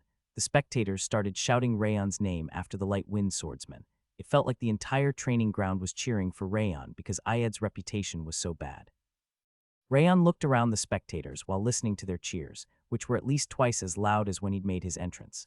Rayon, young master, you did really well. Rayon looked in the White Lotus Division's direction while listening to the teary voices of Sylvia and the maids. The higher members, who seemed to be the Vice Division leader and the team leaders, were scowling, but the common swordsmen behind them were biting their lips with their hands gathered in prayer. It looked like Ayed's shadow oppressing their shoulders was finally gone. Rayon smiled gently at the swordsman who'd obtained the freedom that he desired so much in his previous life. I hope you make the correct choice next time. That's. Balder briskly stood up, destroying his chair in the process. How can a mere master incorporate his will into his martial art? His chin trembled violently in disbelief as he watched Rayon. This is impossible. Incorporating the swordsman's will in their sword was only possible after becoming a grandmaster. He couldn't believe that a novice who hadn't even reached the grandmaster's wall had managed to incorporate his will into his sword. Karun's quiet groan also sounded like he was panicking. It looks like that technique is an extremely advanced one by itself. But no matter how excellent it is, how could a master use such a thing? He was also chewing his lips while glaring at Rayon in disbelief. Denier stared at Rayon with a pale face, unlike the other times. He almost looked like he was wearing a mask. That's crazy. The White Lotus Division leader was single-handedly defeated. Am I really supposed to believe that he's just a child who is turning 21 years old soon? Even among the division leaders, he is one of the strongest. No, I think that no one else will be able to win against him except for the Void Sword Division leader. What the hell? I know he is of our Lord's bloodline, but isn't this just too much? Why is he even a Vice Division leader? I think he's stronger than Rimmer, a sword of will. The division leaders and the squad leaders' faces turned pale. Their widened eyes looked like they were about to pop out because they were aware that Rayon was powerful, but they had never expected him to be that powerful. Ha ha ha ha. Serena broke into loud laughter. So that's your answer, I see. I was going too easy on him. She nodded in acknowledgement as she watched Rayon, who was standing confidently on the training ground. Amazing. Roan licked his dry lips. He seemed to be impressed from the bottom of his heart. The White Lotus Division leader's last attack was so powerful that anyone less than Grandmasters would have been unable to defend against it, but he cut it down perfectly. I was also surprised this time. Cheryl gasped while blinking her eyes, which were as wide as a billiard ball. He has far surpassed my expectations of his talent. We might not even need to attack the South-North Union at this rate. She shook her head, saying that it really looked like Rayon might become a Grandmaster before 22 years old. Ahem. Glenn released the muscles that were suppressing his lips upon hearing the compliments of his vassals and the shouts of the spectators. The corners of his lips soared high enough to pierce through the ceiling and reach the sky. You managed to do it. Rayon hadn't managed to achieve the great bind of the heavy sky until the last lesson that was carried out the previous night. Glenn was thinking that he was forcing him too much, but Rayon had displayed the beginning of the azure sky sword in that important scene. I'm so proud of you. His heart pounded upon witnessing the way his cherished grandson had punished the sinner of the house with the swordsmanship that he'd personally taught him. He wanted to shout Rayon's name just like the spectators, but he clenched his fists and barely managed to suppress his urge. Haha, hoo-hoo-hoo. Cheryl and Roan smiled while looking at the bright smile on Glenn's face when a cheerful wind blew from the edge of the executive's stand. I don't know who taught him, but he's such a great fighter. It was Rimmer. He came up to the executive's stand while fiddling with his sleeve. Don't you agree? Do you know who his teacher is? Isn't it you, Sir Rimmer? The squad leader at the front pointed at Rimmer. That's right, so you knew about it. Rimmer clapped his hands and nodded his head. He became such a monster because the great me was his teacher. It wouldn't have happened if it were anyone else. Glenn bit his lip. The urge to smash the head of the elf that was shouting that Rayon was his disciple and declare that it was himself who taught him the technique he'd used was welling up like a tide. Ha. Cheryl sighed and went down from the platform. Seriously, you. By the way, when she was about to stop Rimmer, his voice became serious. It looked like some rat gave something to Ayed. His cold gaze skimmed through the executive's stand. I previously visited Ayed's hospital room to make fun of him, but he wasn't that powerful back then. The realm was the same, but that much output was impossible for him. It looks like someone played a trick, huh? Cheryl lowered her hand and closed her mouth. That's indeed true. She could understand because she was the one in charge of Ayed's investigation. He was completely different from a month ago. It wasn't just the amount of his aura. He was using an impossible amount of aura, almost like he'd learned some special technique. She'd forgotten about it because of Rayon's victory, but it was definitely strange. Are you suspecting us right now? Karun glared at Rimmer with a fully irritated gaze. Someone like you isn't allowed in here. Stop talking shit and scram. It's too bad for you, but I'm also an executive. You love talking nonsense like always. Balder frowned while glaring at Rimmer. What can you even tell with your shabby skills? Woof woof. Rimmer smiled like a fool while barking like a dog. You damned bastard. I haven't finished talking yet. He shook his hand towards Karun and Balder before walking towards the center of the platform. Rimmer rolled his lips into a smile while looking up at the executives. He shook his gambling ticket between his fingers while climbing to the highest platform. What do you think, my lord? Glenn looked below the platform while listening to Rimmer. The executives swallowed nervously with trembling shoulders upon facing his frightening gaze, tightening their hearts. You have a point. They are free to help him. However, he slowly lowered his gaze and looked at Rayon. It was pointless in the end. They even wasted their blue spirit elixir and 100 potential sword art. It must have been a huge waste, whoever that was. Glenn sneered. He had already noticed what Ayed had obtained. I know, right? I get to make money and even make fun of that idiot. This is catching two birds with one. Shut up, Cheryl smacked Rimmer's head and he finally stopped laughing. My lord, I believe it's time to wrap it up. Roan smiled faintly and bowed to Glenn. Indeed. Glenn nodded and stood up from the highest seat before walking to the edge of the platform. The Light Wind Vice Division leader, Rayon Zeekhart, is the winner of today's sword duel. Ooh, whoa, Rayon. People shouted their heads off from all over the training ground upon hearing their head of house's declaration. It wasn't just the warriors. Even the servants and the executives were shouting Rayon's name. The conditions that Rayon Zeekhart has set for this sword duel will be disclosed. The conditions that the participants set for each other during a sword duel were usually revealed after the match was decided. The spectators stopped their cheers and fixated their gazes on Glenn's mouth.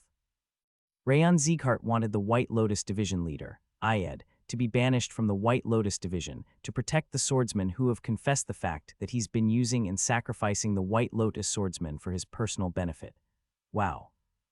Was that really his condition? Which means he wasn't trying to take revenge for disturbing him during the mission, but yes, he started the sword duel to protect the White Lotus swordsmen. Even his personality is on a whole different level, on top of his might. Since it was a serious matter, the rumors about what Ayed had been doing to the White Lotus division were already widespread. The sword duel's condition was still not revealed, and people dropped their jaws upon learning about Rayon's caring heart as he tried to protect the White Lotus division. According to the winner's condition, Ayed will be forever banished from the White Lotus division. Moreover, the Heavenly Blade division leader's investigation revealed that multiple swordsmen had been sacrificed by Ayed. Therefore, he will be sentenced to life imprisonment. Woa! The spectators cheered loudly once again upon hearing Glenn's declaration.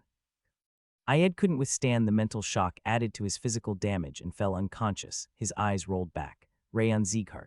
Rayon shook off the blood flowing from his forehead and stood in front of Glenn. Good job. The direct lines looked at Glenn upon hearing that. All of them seemed surprised because it was the first time he was showing so much attention to the winner of a sword duel. Rayon bowed to Glenn before he turned around. He thanked the people who'd been cheering for him by bowing to them as well. Woa! White Sword Dragon, you are the best. I'll be looking forward to your future. Keep rising higher. The warriors waved their hands while shouting their heads off. Rayon's heart pounded upon seeing that most people in that place were yelling his name. This feels different every single time. He felt like his whole body was heated up whenever people cheered for him while calling his name. It must have been because neither his face nor his name could be known in his previous life. It's over now, right? Wrath smiled while tapping on his shoulder. It's time to keep your promise. Go to the ice cream shop right now and buy everything they have. I know, Rayon nodded. Since Wrath had been holding it back for an entire month, he was planning to keep his promise to prepare a bead ice cream buffet no matter what. Let's go right now. Rayon nodded and was about to leave the great training ground when he spotted him. There was a middle-aged man who was waving his hand at him while crying. His face was familiar. Look. He is a regular at our shop. Sir Rayon, you were really cool. The middle-aged man with a noticeable mustache was the manager of the bead ice cream shop. Wrath also recognized him and his jaw dropped. Why is Mustache even here? Why are you away from your shop? His head trembled violently from the unforeseen problem. The bead ice cream shop's manager and his companions put their arms around each other's shoulders as they went to have a drink. God damn it. Hey, why are you leaving your shop? Wrath's body, which was normally like blue cotton candy, became a red strawberry-flavored one. I don't think it will be possible today. Bullshit, catch Mustache right now. Drag him to the shop and force him to open it. I can't really do that. It was the manager's decision to close the shop and take a day off. It was impossible to force him to open. Why are you doing this to me? How can this world do this to the King of Essence? He's been living a life of virtue. Wrath pointed his finger at the sky while saying that his life was virtuous despite being a demon king. There must be a faction that's trying to sabotage the King of Essen. While he was writhing while screaming, messages appeared in front of Rayon's eyes. You've achieved an overwhelming victory against a stronger opponent. All stats. The trait. Wrath dropped his hand from above upon seeing those messages. This is driving him nuts. Rayon went to the medical department and healed his injuries. The wounds on his bones and muscles weren't that serious, but he was internally injured from overexerting himself to use the Azure Sky Sword. Let's check out the bead ice cream shop before returning. It might be open now. You heard the manager. He said he was going for a drink. But just in case. Considering how excited he was, the shop isn't going to open today. The manager was running to the pub with his companions, his face red. He might end up drinking so much that he wouldn't be able to open the shop the next day. Now then and now what? Wrath was full of anticipation as he looked at Rayon. Sadly for him, Rayon wasn't about to say anything about the bead ice cream. Let's check the messages out on the way back. You fuck. Rayon loaded the messages while enjoying Wrath's crumpled face. You've achieved an overwhelming victory against a stronger opponent. All stats have increased by 10. The trait. Spiral power has increased in rank. The trait. Bleeding curse has increased in rank. The messages were telling him that his stats and traits had increased. Rayon could feel the pounding of his muscles and bones to make his body even stronger. However, there were still more messages to read. The title. The one with a splendid standing has been created.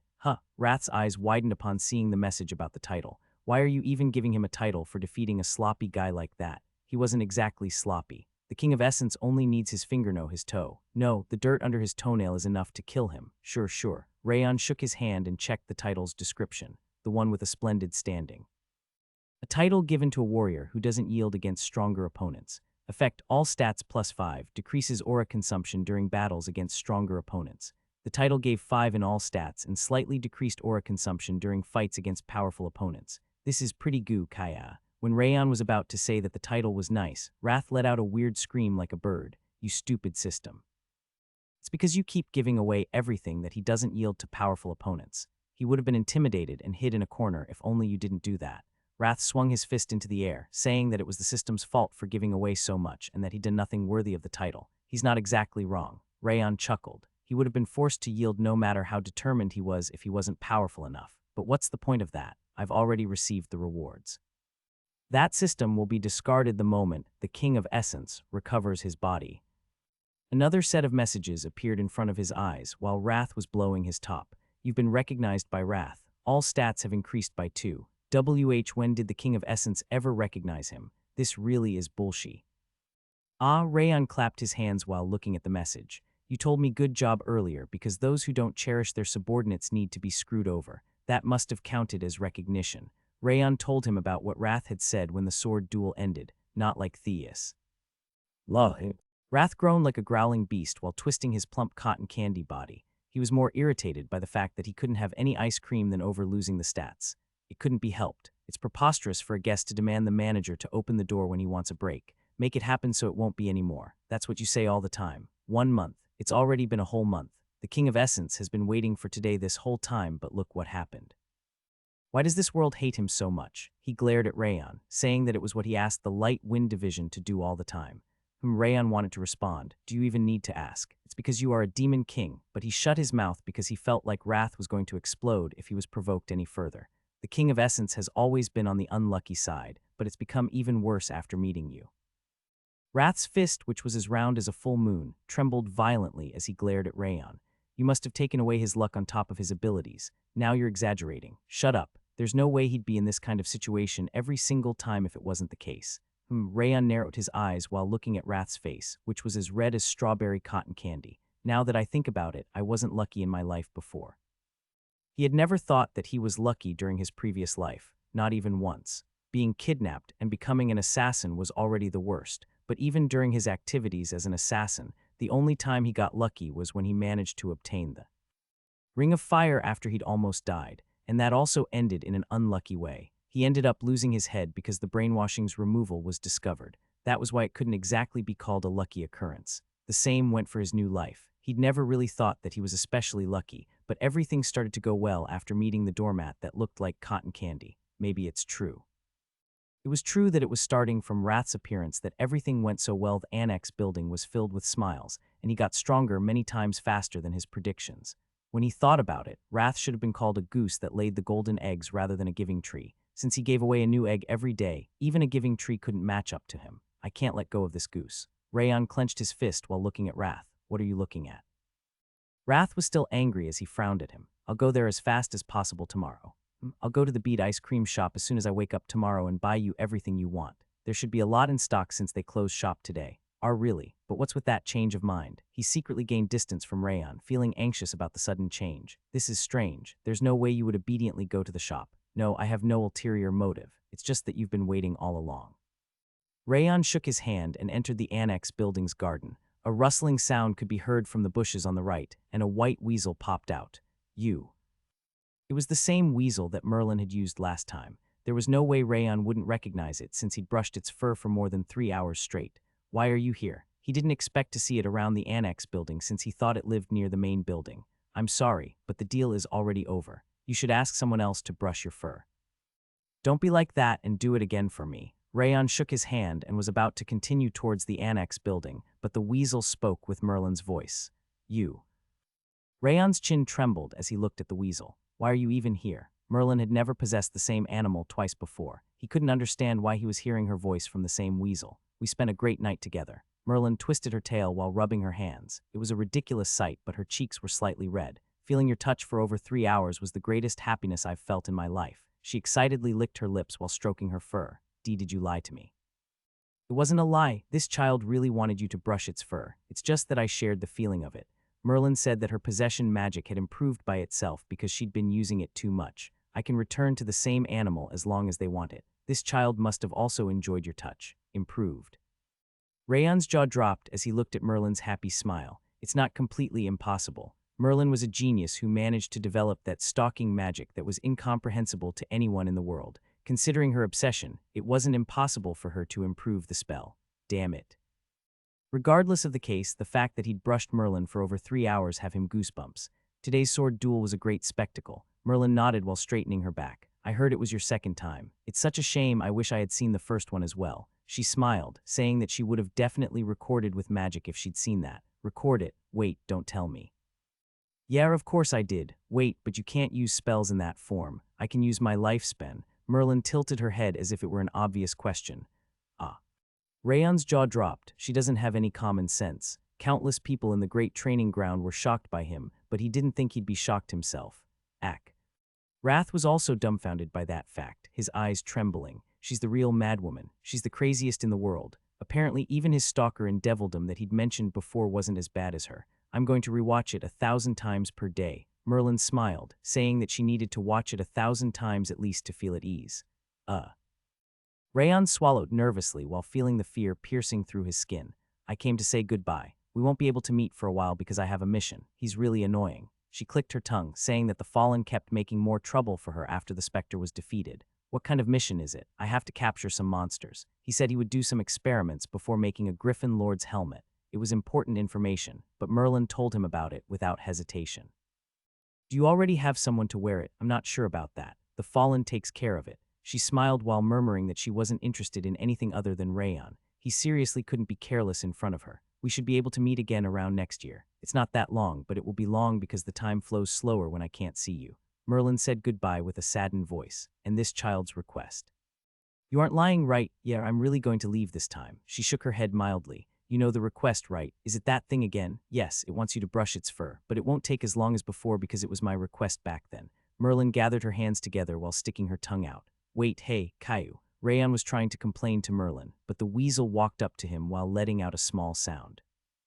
Its eyes didn't have any focus, but Rayon examined it from top to bottom just in case. Merlin, Caillou, you aren't Merlin, right, Caillou? The weasel shook its hands up and down, urging him to start brushing already. Rayon sighed and reached for his subspace pocket. He took out a small comb from inside. I prepared it just in case, but I didn't think I would need to use it so quickly. Rayon shook his head and started to brush the weasel. It slowly closed its eyes while letting out a small sound of satisfaction. Rayon sighed briefly while brushing the weasel's fur. Is this really happening? Why am I even doing this? Glenn slowly raised his glass. He took a sip of the navy liquor with an extremely satisfied smile on his face. Frederick was standing in front of him, and he gasped at the sight. I can't believe that the destructive king of the north, who used to be called the Iron Mask, is the same person as the one in front of me. Are you that happy about it? What are you talking about? I'm the same as always. Glenn casually put down the glass as if nothing had happened. Then stop moving the corners of your lips. They are twitching so damn much, it's like a fish that just got caught. Frederick frowned while pointing at Glenn's mouth, which was curved into a smile. Glenn cleared his throat and suppressed his lips with his hand. Leave him alone. Rimmer shook his hand. It will be difficult for him to control it because my disciple, who also happens to be my lord's grandson, was amazing today. He emphasized the disciple part with a grin on his face. Tusk. Glenn briefly clicked his tongue in displeasure because Rimmer was calling Rayon his disciple. I'm not telling you to stop showing how happy you are. I just want you to show it to Rayon. It's so frustrating to watch. That's true, and we kept telling him, but he never listens. I agree. Hoo-hoo-hoo. Rimmer, Shirl, and Roan nodded in agreement. Wait, weren't you supposed to have eaten and drank together? You already did everything to get close enough to him. Just reveal your feelings if you are happy enough to wake a sleeping person every night just to brag. Frederick ground his teeth. You stubborn old man. He got so angry because Glenn was pretending he wasn't feeling anything after he kept waking him up every time he did something with Rayon. What are you talking about? Glenn extended his hand towards his glass, saying that it had never happened. His fingers looked like they were trembling slightly. It's pointless. He's so pig-headed. I agree with the gambling addict for once. Even Shirl shook her head, saying that it wasn't going to work. Hoo-hoo-hoo. Roan was the only one who was still laughing like he was enjoying the situation. Roan, yes, my lord. Roan came in front of Glenn and bowed upon hearing his call. Did you write it down? Of course I did. They smiled while talking about something that couldn't be understood by the others. So what was it for today? I believe "Don't hide my sky" was the best line of them all. I agree.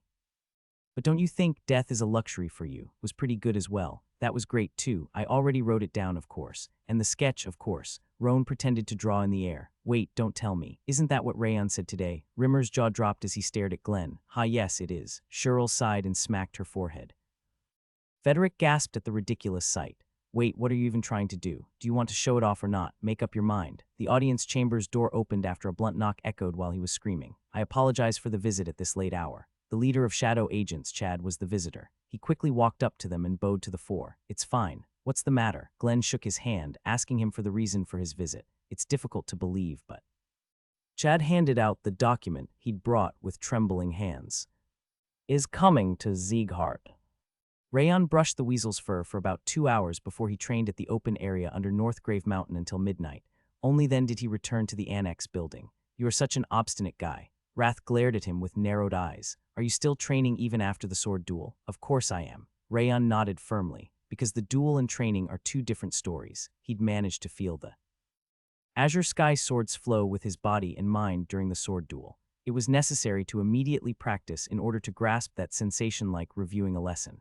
He could only return to the annex building at midnight because of that, but the result was rather satisfying. I've gained a lot today, in addition to getting closer to the Azure Sky Sword. He'd gained stats and traits, and the influence in the house that Glenn had mentioned before. He was feeling the sense of achievement because he felt like the training during the previous month was bearing fruit all at once. I'm still rather tired, though. He felt like his mind was exhausted, probably because he had to deal with Merlin in between. He wanted to take a shower already and fall asleep.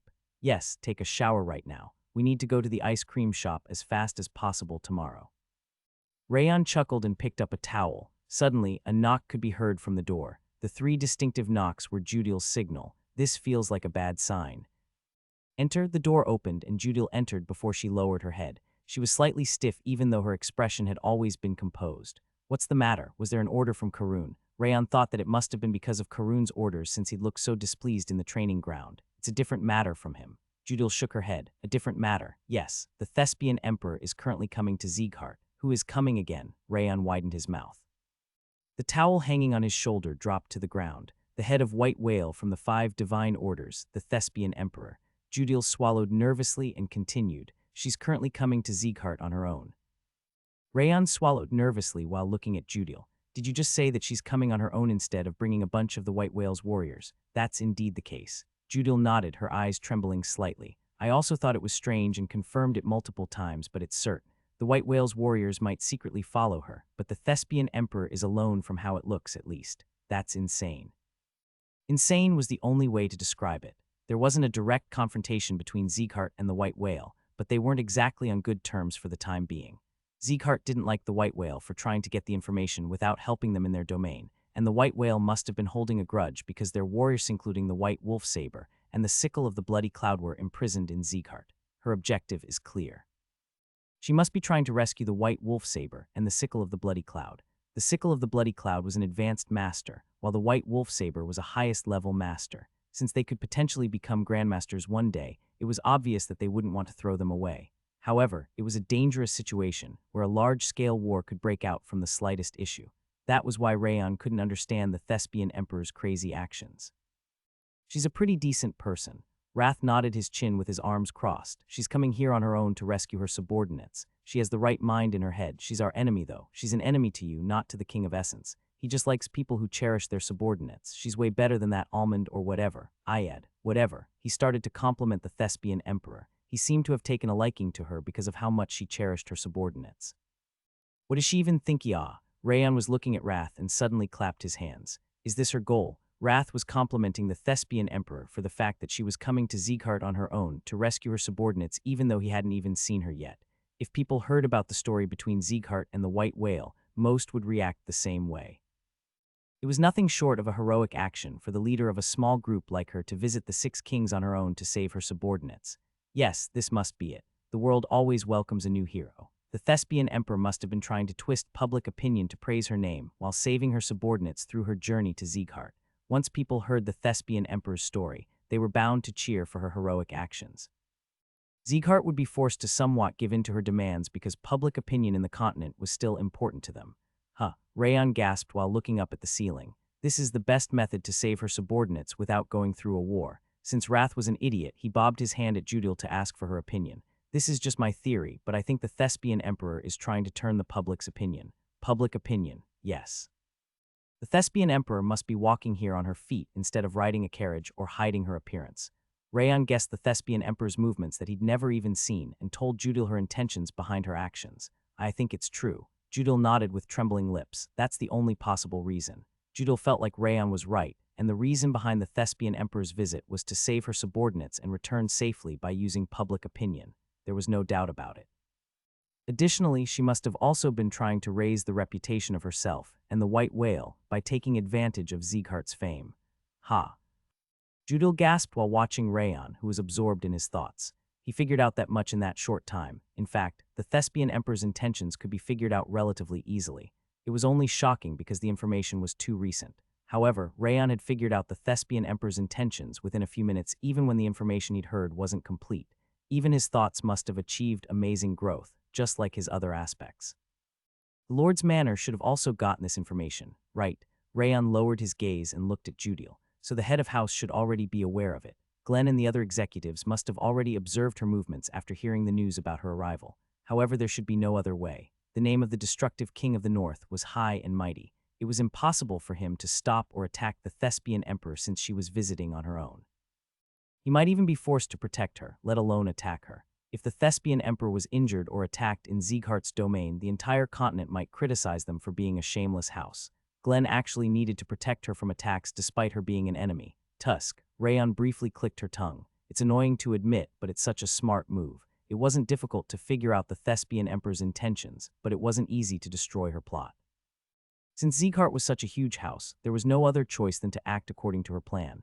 The head of house can't act. The same goes for the palace masters, and even the Heavenly Blade Division leader and Sir Roan cannot do anything about it. Because of their ages and positions, they couldn't act recklessly. They were bound to be severely criticized and slandered if they stopped the Thespian Emperor and picked a fight with her. However, that's not the case for me. His position was relatively high inside the house, but he was still inexperienced and young. That was why the problem wouldn't increase even if he'd made a mistake. He was the only person inside the house who could act without yielding to the Thespian Emperor's plan. Rayon smiled coldly and tapped on Heavenly Drive's scabbard. I'm a professional when it comes to screwing people up. That's true. No one is better than you at making a mess. You are going too far. It's because you screwed the King of Essence up so hard that he still hasn't gotten any ice cream. Rayon shut his mouth because he had no excuse. Say something at least. Rujin, the external agent of the shadow agents who'd helped Rayon to rescue the Warring Steel Division, was watching the line of people with serious eyes. He assimilated into the crowd on the street that was brimming with people like it was a festival. While Rujin was hiding his presence inside the crowd, a tall woman walked towards the center of the street. Her back was as straight as a crane's neck, and her heavy footsteps were enough to show her confident personality. Her ebony hair barely reached her neck, and her eyes were as red as fire while her nose was as beautiful as a crescent moon. Black hair and red eyes were rather unusual in the world, but the surprising part was the harmony between them. The crowd around her dropped their jaws upon witnessing her overwhelming beauty, which was comparable to an elf. Is she the one? Yes, she is the Thespian Emperor, the leader of the White Whale. She looks extremely young, though. I heard she became younger when her might reached the sky. I see even her footsteps are powerful. They were admiring the Thespian Emperor's appearance and confident demeanor. But why is she going to Sieghart? Do you still not know about that? Her subordinates are imprisoned in Sieghart. She's going there to save them. So she's going to Sieghart on her own to save her subordinates. Yes, she's on her own because bringing others with her might cause a war to break out between them. I don't think I could even do that. It would be so scary.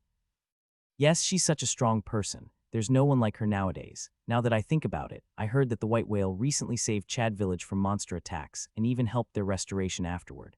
I heard it too, and Chad Village wasn't the only one. Lots of other places were helped by them. The crowd gathered on the street was talking about every good deed that the White Whale had done before on top of praising the Thespian Emperor for visiting Sieghart on her own. Their faces started to show their favorable impression towards the Thespian Emperor and the White Whale. As the Thespian Emperor passed in front of them, people who'd already heard about her story started to cheer for her. Whoa, Thespian Emperor, Thespian Emperor, Thespian Emperor, White Whale, White Whale, I wish you the best of luck at saving our subordinates. I'll be rooting for you. Even Sieghart won't be able to do anything to you. They cheered for the Thespian Emperor and prayed that she would safely rescue her subordinates. The Thespian Emperor lowered her head towards the crowd slightly before she continued her advance. Rujin furrowed his brow because of the ear-piercing cheers and withdrew from the scene. This is no joke. Some White Whale warriors were definitely hiding among the crowd to form public opinion, but the reaction of the ordinary people was too serious. It was an excessive reaction, even though they were in a neutral area close to the Owen Kingdom. Her plan to act as a poster to advertise the White Whale seemed to be working. That was a smart move. She raised the White Whale's reputation to a whole different level by involving Sieghart's name and earned people's favor by acting like a hero saving her subordinates. It was a simple operation, but it could only be described as amazing. Moreover, the humble way she was acting, even though her pressure and presence were powerful enough to overwhelm the entire crowd, was giving goosebumps. Even the house won't be able to make a move. The entire continent's public opinion was bound to turn against them if they stopped the thespian emperor. Sieghart could even be defined as evil or cowardly. Ha! Rugen sighed and covered his face with his robe. This is a checkmate. He had already reported it to the house, but it was impossible to stop or attack her, and he could guess that the executives must have been annoyed by the helpless situation. Even that person shouldn't be able to do anything about this. He had only recently met Rayon, but he looked like he could solve every issue in the world. However, Rugen had the feeling that it was impossible to do anything about it, even for Rayon. He shook his head and parted from the crowd. The thespian emperor's footsteps came to a halt the moment he left into an alley to give his report. She looked at the alley Rugen had gone into with a faint smile on her face. Rayon practiced his sword from morning until midnight the next day before returning to the annex building. Ooh.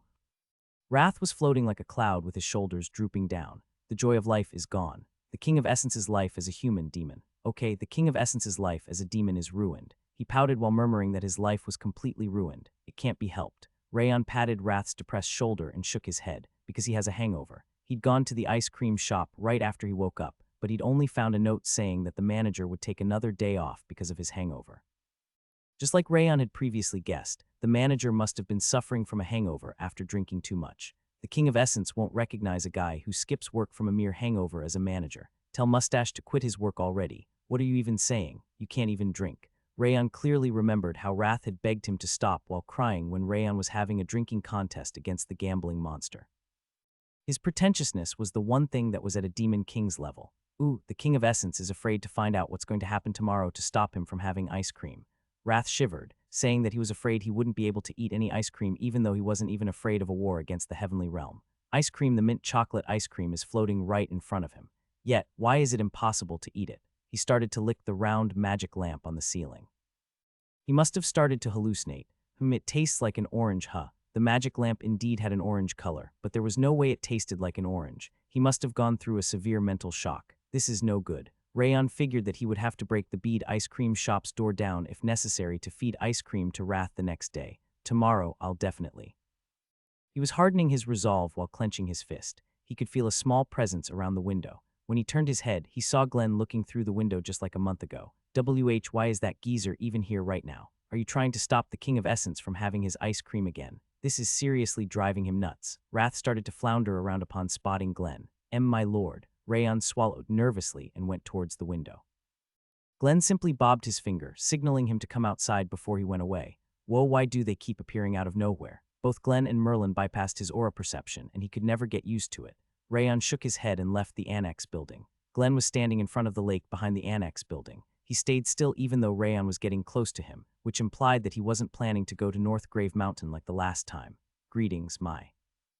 You shall stop greeting me in the future whenever we meet here. It's getting annoying. Glenn turned around and shook his head when Rayon tried to greet him. Understood, Rayon awkwardly responded. The sword duel yesterday. Glenn's eyes turned cold. He didn't look like he was about to say anything nice.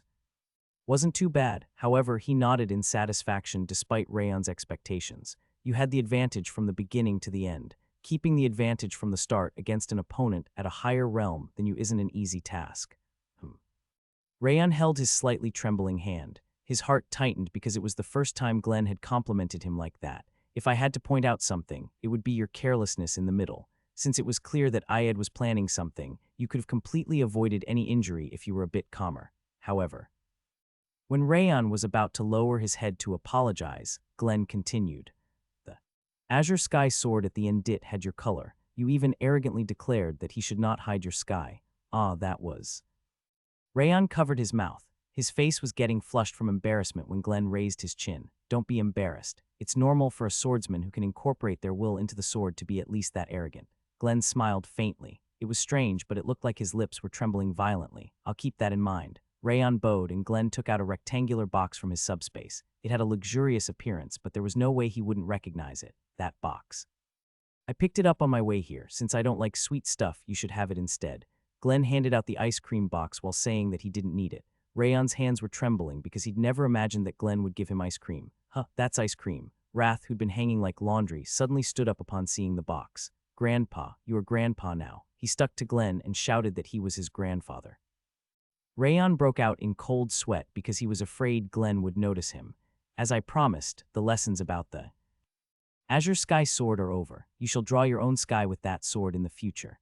Glenn turned around since he delivered everything he came to say. Wait a moment, I'd like to have a word. Rayon hurriedly stopped Glenn from returning. What's the matter? I heard that the Thespian Emperor is currently coming to Sieghart, so you were aware of it. Glenn furrowed his brow in displeasure. He seemed to be also annoyed by the situation. Don't worry about it. The higher-ups will take care of it. He turned around once again, telling him to focus on his training. Rayon took a step towards Glenn. Like to participate as well. Since I was the one who fought against the White Whale's warriors and captured them, I believe I am entitled to join the meeting. He didn't want Sieghart to be played by the Thespian Emperor's obvious trick. He wanted to screw her up a big time. The ones at the meeting with the Thespian Emperor will be the high executives with at least the position of division leader. That's why I believe something interesting is going to happen if an immature person like me joins the scene. Glenn slowly turned his head. His eyes started to look interested. Glenn turned around completely. The smile on his face became as hazy as mist. Before we talk about that interesting proposal, something you just said is bothering me. What would it be? Rayon's fingers trembled as he met Glenn's displeased eyes. That you are immature. You look far too mature to me. Glenn shook his head, saying that Rayon had never looked his age, not even as a child. That's because I've been suppressing it. Rayon scratched his chin while smiling awkwardly. It would be strange if I was still immature. He'd been living as an assassin at the age where he should have been held in his parents' arms. Since he'd been living a life even worse than a slave before being born as Rayon Sieghart, it couldn't be helped that he was different from other children. You are suppressing it. Since I'm well aware of my situation, I didn't want my mother and the others to be concerned about me. He looked at the ground while saying the most suitable thing for the situation. I see. Glenn quietly groaned and touched his lips with his finger. Strangely, his voice was revealing his emotions. So what's that interesting proposal you mentioned? He changed the topic, almost like he was trying to refresh the mood. I'd like to mess with the Thespian Emperor's plan. Mess with the Thespian Emperor's plan? Yes. The Thespian Emperor is currently twisting public opinion on her way to Sieghart, so we won't be able to harm her or the White Whale. It's easy to figure out her intentions, but destroying her plans is difficult. Correct. Glenn furrowed his brow. He looked like he didn't like the Thespian Emperor's method either. In fact, Sieghart's moves are bound to be limited since the rumor about her lone arrival has already spread. However, it will be no fun if we do nothing about it and let her do as she wishes. Even if we have to return the prisoners, we need to get as much as possible from her and humiliate her. Humiliate. My lord, the palace masters, and the Heavenly Blade division leader can't do anything reckless considering their reputations, positions, and ages. Countless houses and kingdoms might criticize us for a single mistake, however. Rayon continued while looking at Glenn's eyes, who seemed interested once again. That's not the case for me. My position and achievements are high enough to participate in the meeting, but I'm still too young. I'm at the age where I should be making lots of mistakes and acting arrogantly. Mistakes and arrogance, huh? Glenn nodded with a faint smile on his face. Are you talking about the way you recently made fun of Ayad? Yes, I'd like to try a little more hateful version of that. That indeed sounds interesting.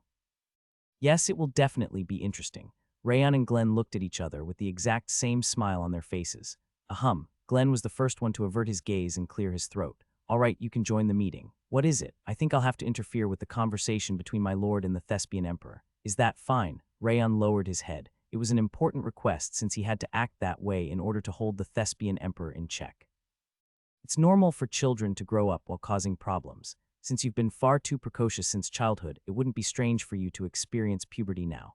Glenn chuckled and nodded. Since he was practically allowing Rayon to do anything he wanted in the audience chamber, there was nothing more to fear. Wow, Wrath applauded at Glenn. That's our grandpa for you. You didn't even hesitate. He nodded in satisfaction while exclaiming at him. He's not your grandfather. Don't mind the small details.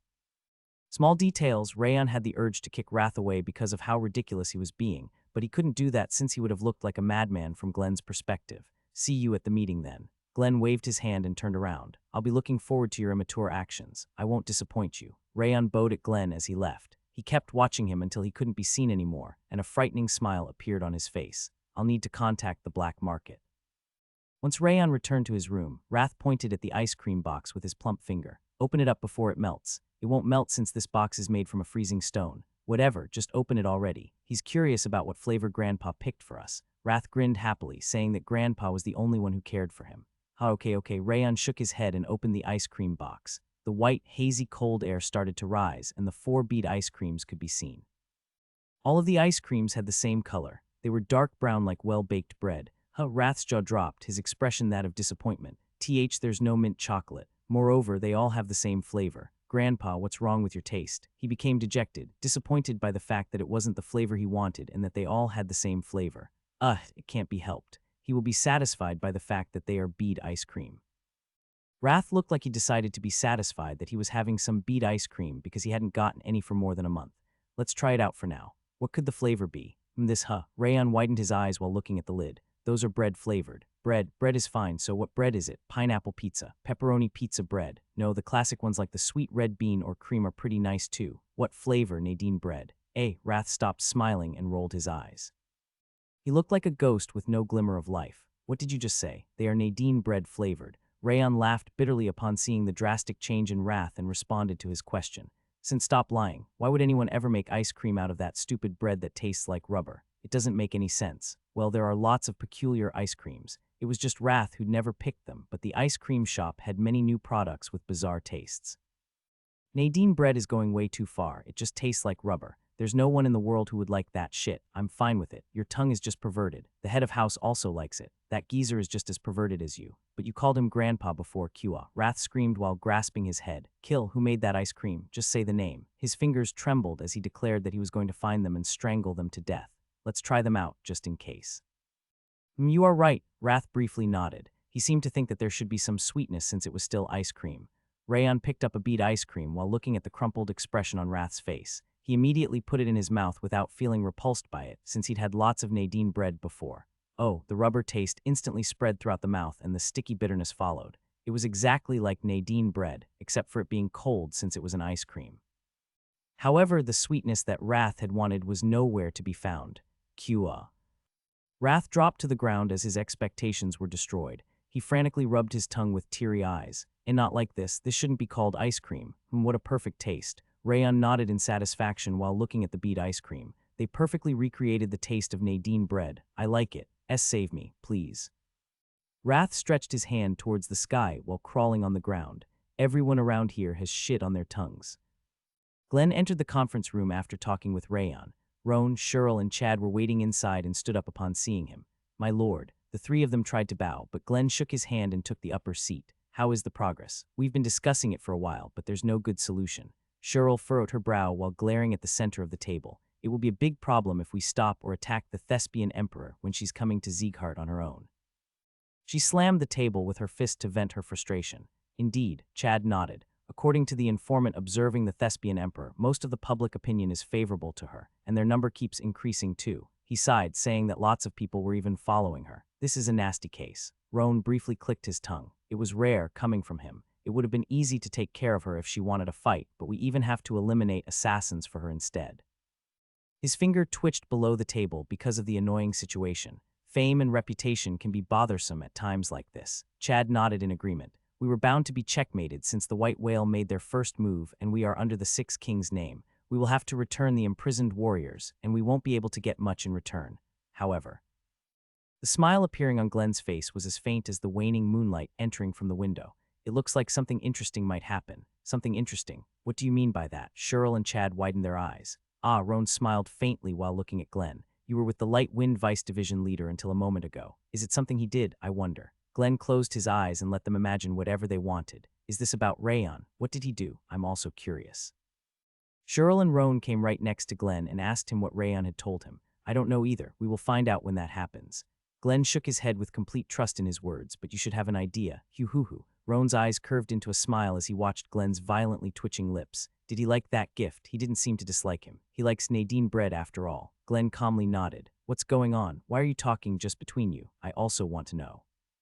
Cheryl squeezed in between Glenn and Roan and demanded them to tell her about Rayon. Once again, Chad resolved himself while watching the three whose smiles had returned from talking about Rayon. I need to get on Sir Rayon's good side if I want to keep living here. I should bring him a gift tomorrow, and it will be Nadine bread of the highest quality. Sieghart's underground prison. Third level interrogation room. Code. The sickle of the bloody cloud and the white wolf saber were violently trembling while groaning in pain like their blood was welling up to their throats. They rolled their eyes to look at their right side amid extreme pain. Rayon Sieghart was sitting on a chair and reading a book. What the hell is wrong with him? Why did he suddenly come here and start torturing us? Rayon hadn't visited for a while, but he just arrived and started to torture them without asking any questions. They'd never seen anyone as crazy as him. You fucking demon, even a demon would talk before doing this. The white wolf saber and the sickle of the bloody cloud watched Rayon, who was reading a book, with trembling lips. Their hearts were shrinking just from being in the same place as him. Many torturers and interrogators had visited them after Rayon's visit, but he was the worst fiend of them all. I'm going to die at this rate. Where did he even learn this method of torture? The pain of breaking bones and muscles wasn't the only problem of Rayon's torture.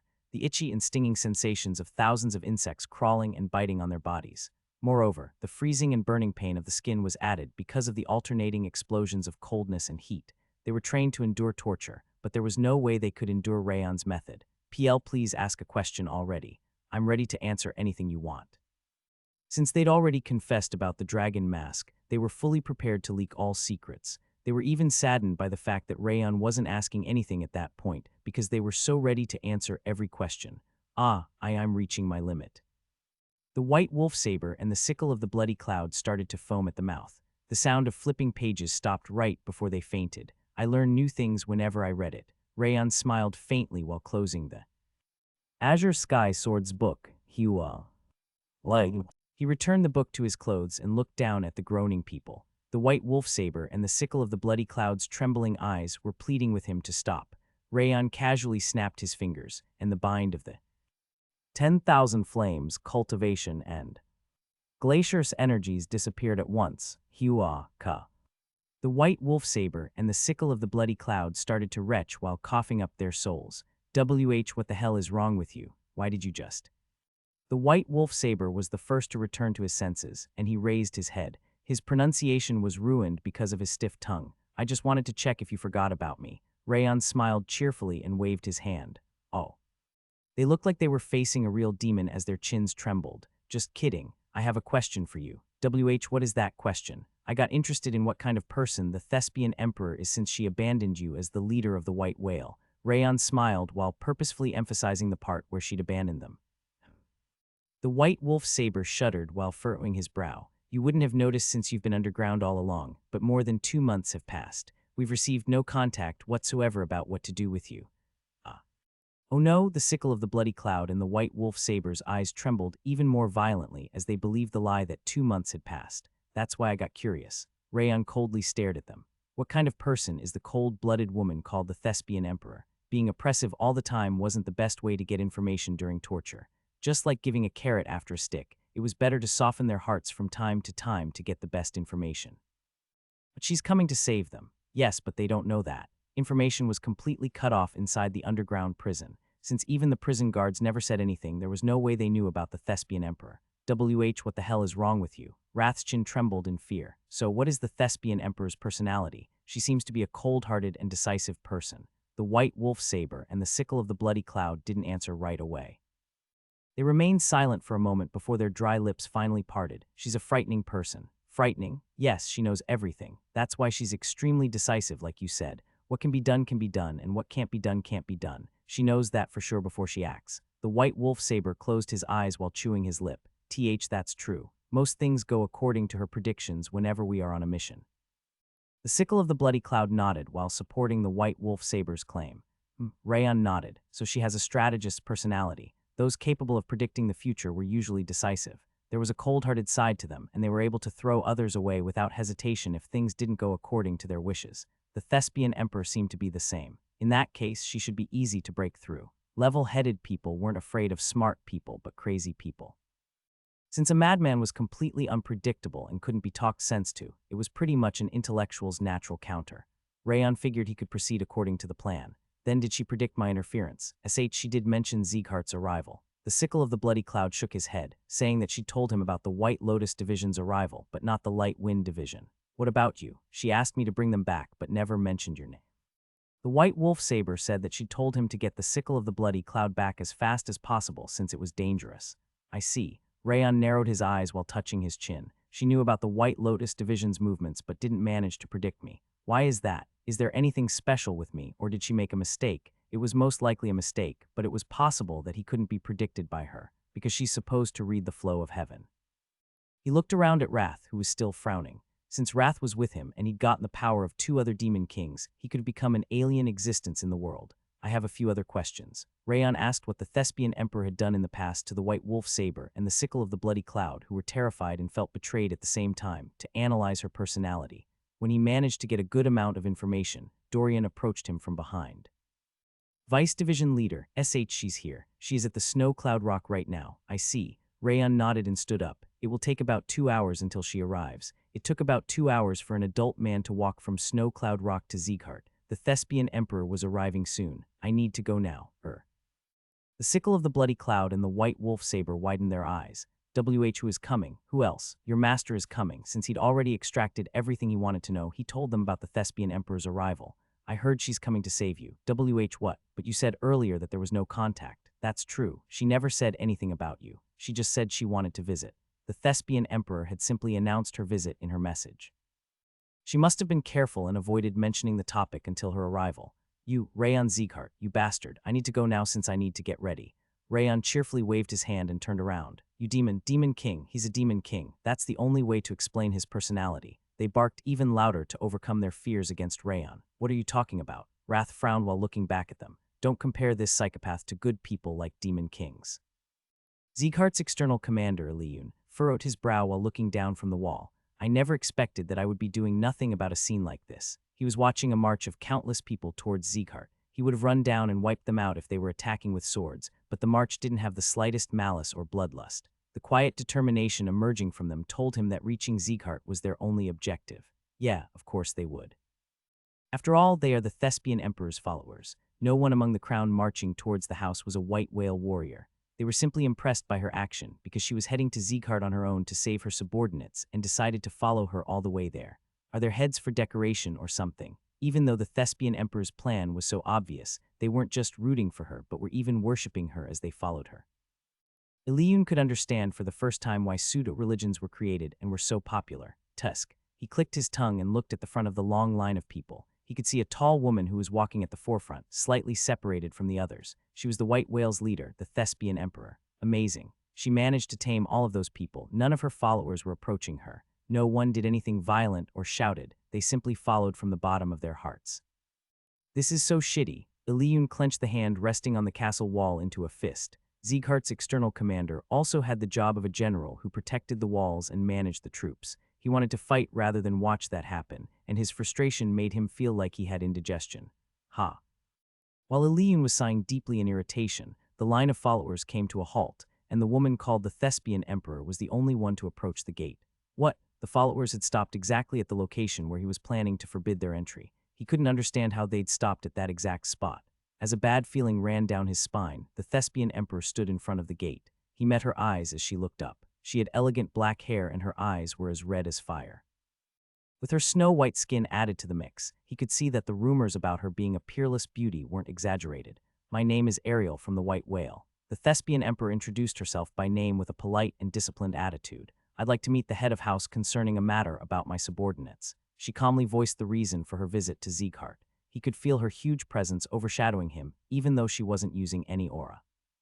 It went above the castle walls and seemed to reach the sky. He'd thought that the 5 divine orders were just shrimps stuck between whales, but he realized that wasn't actually the case. Tap, tap. Iliun tapped the castle wall with his finger. This is the most annoying case. She would have been easy to deal with if she was acting arrogant or just confident, but the Thespian Emperor was polite as well as confident, which made it difficult to provoke her.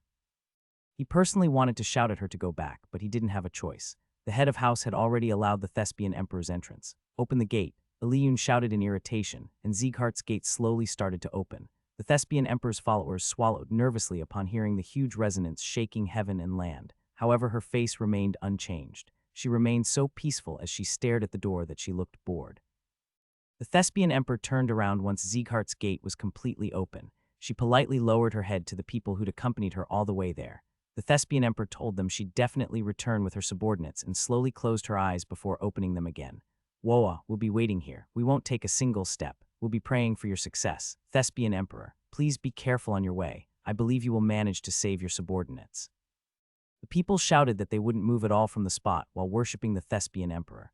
Their reaction, despite the freezing wind of the north, made them look like they were brainwashed. But that shouldn't be the case. The agents had reported that the Thespian Emperor had never done anything oppressive. It looked like they were simply bewitched by her determined actions and dazzling appearance. Eliyun shook his head and went down the castle walls. I'm happy to make your acquaintance, External Commander Eliyun. The Thespian Emperor bowed to him as soon as they faced each other. Eliyun felt like he was losing even though she was bowing at her because of the elegance of her voice and gestures. Do you know me? There's no way I wouldn't know about the guardian lion of Sieghart. She smiled faintly, saying that she was naturally aware of that. I'm the External Commander, Eliyun. Eliyun briefly nodded and raised his hand to point inside the gate. He furrowed his brow while glancing at the Thespian Emperor following him.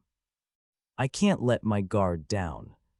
Ariel casually walked through Sieghart's dignified main street. The swordsmen lined up at the sides of the street were releasing their frightening pressures.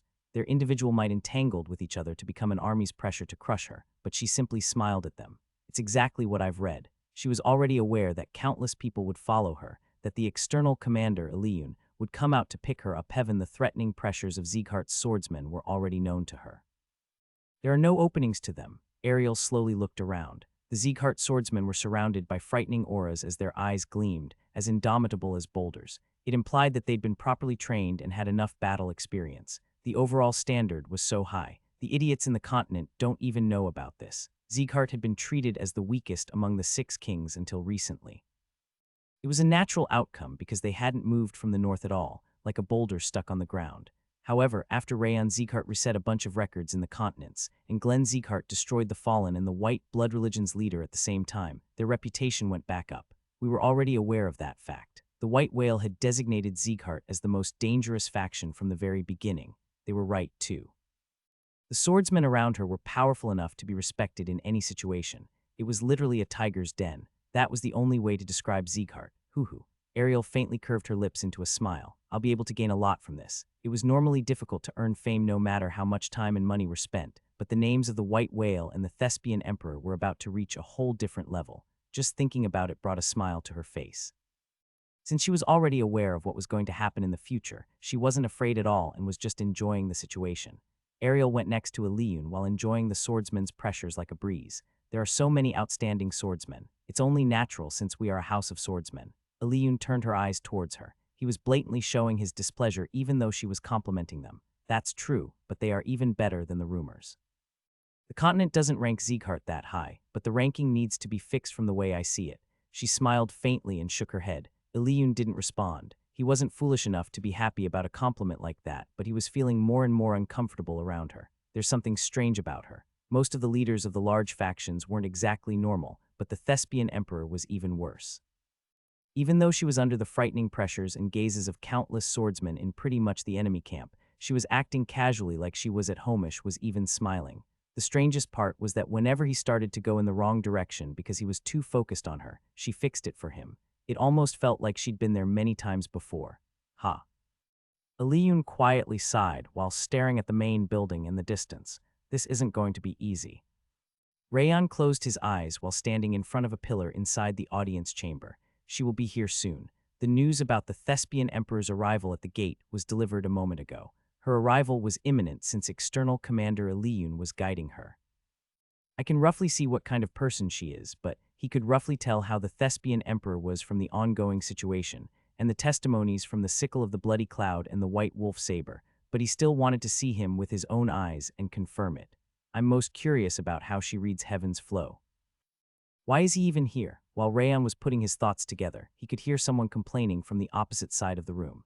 The true martial palace master, Balder, was glaring at him with an irritated gaze. Only the division leaders and Heir are allowed here. Why is he even here despite being a vice division leader? He frowned, demanding an explanation. Your thoughts are as great as the pillar at my home, true martial palace master. When Rayon was about to respond, Rimmer shook his head. What pillar? It's only natural he would be here since he is the one who beat up and captured the White Wolf Saber and the Sickle of the Bloody Cloud. What else? Should he go home now? Rimmer clicked his tongue at his foolishness. Balder looked extremely annoyed, but he couldn't refute it and simply frowned. By the way, the pillar at my home is as small as my finger because I broke it when I was drunk. That's exactly how intelligent you are, don't you think? Rimmer giggled while pointing at his pinky finger. You bastard, cuh. Balder was about to walk towards Rimmer while glaring at him but stopped himself because Glenn was above on the platform. Rayon nodded while looking at Rimmer's lips, which were curving into a smile.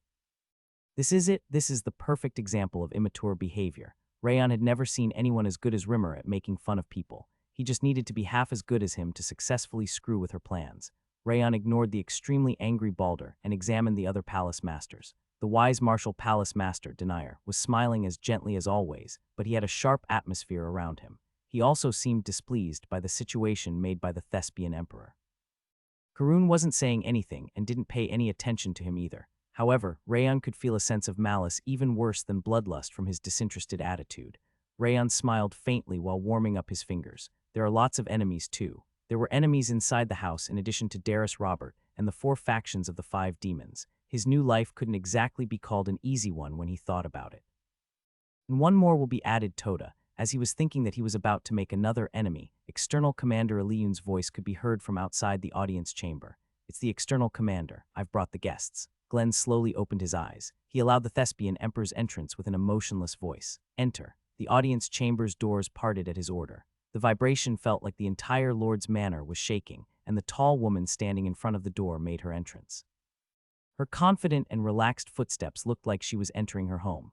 Rayon swallowed nervously and raised his gaze. Is she the Thespian emperor? Her short hair barely reached her neck and was as dark as the moonless night sky. Her slightly raised eyes were as red as blood, and her lips full of vitality were as clear as the morning dew. She was an outstanding beauty in the human realm, but her appearance wasn't the most attractive part about her.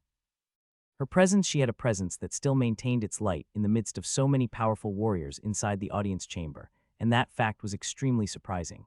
It seemed that almost no one would be able to suppress her presence except for Glenn. The other's eyes also widened in surprise because of her pressure. She's a monster indeed. A faint smile appeared on Rayon's face as he watched the Thespian emperor walking towards the center. That's why I have more chances of screwing with her now. Ariel's fingers trembled as she walked toward the center of the audience chamber. This really is no joke. Glenn Sieghart. He was the man called the Destructive King of the North, or the Northern Conqueror, and his presence was even more tremendous than his name.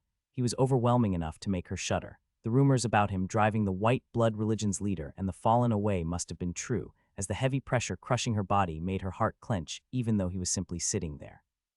He's even more powerful than my predictions, but it doesn't change anything. She smiled even though her heartbeat was getting faster, because the outcome is already decided. Ariel maintained her composure and walked up to the platform before bowing to him.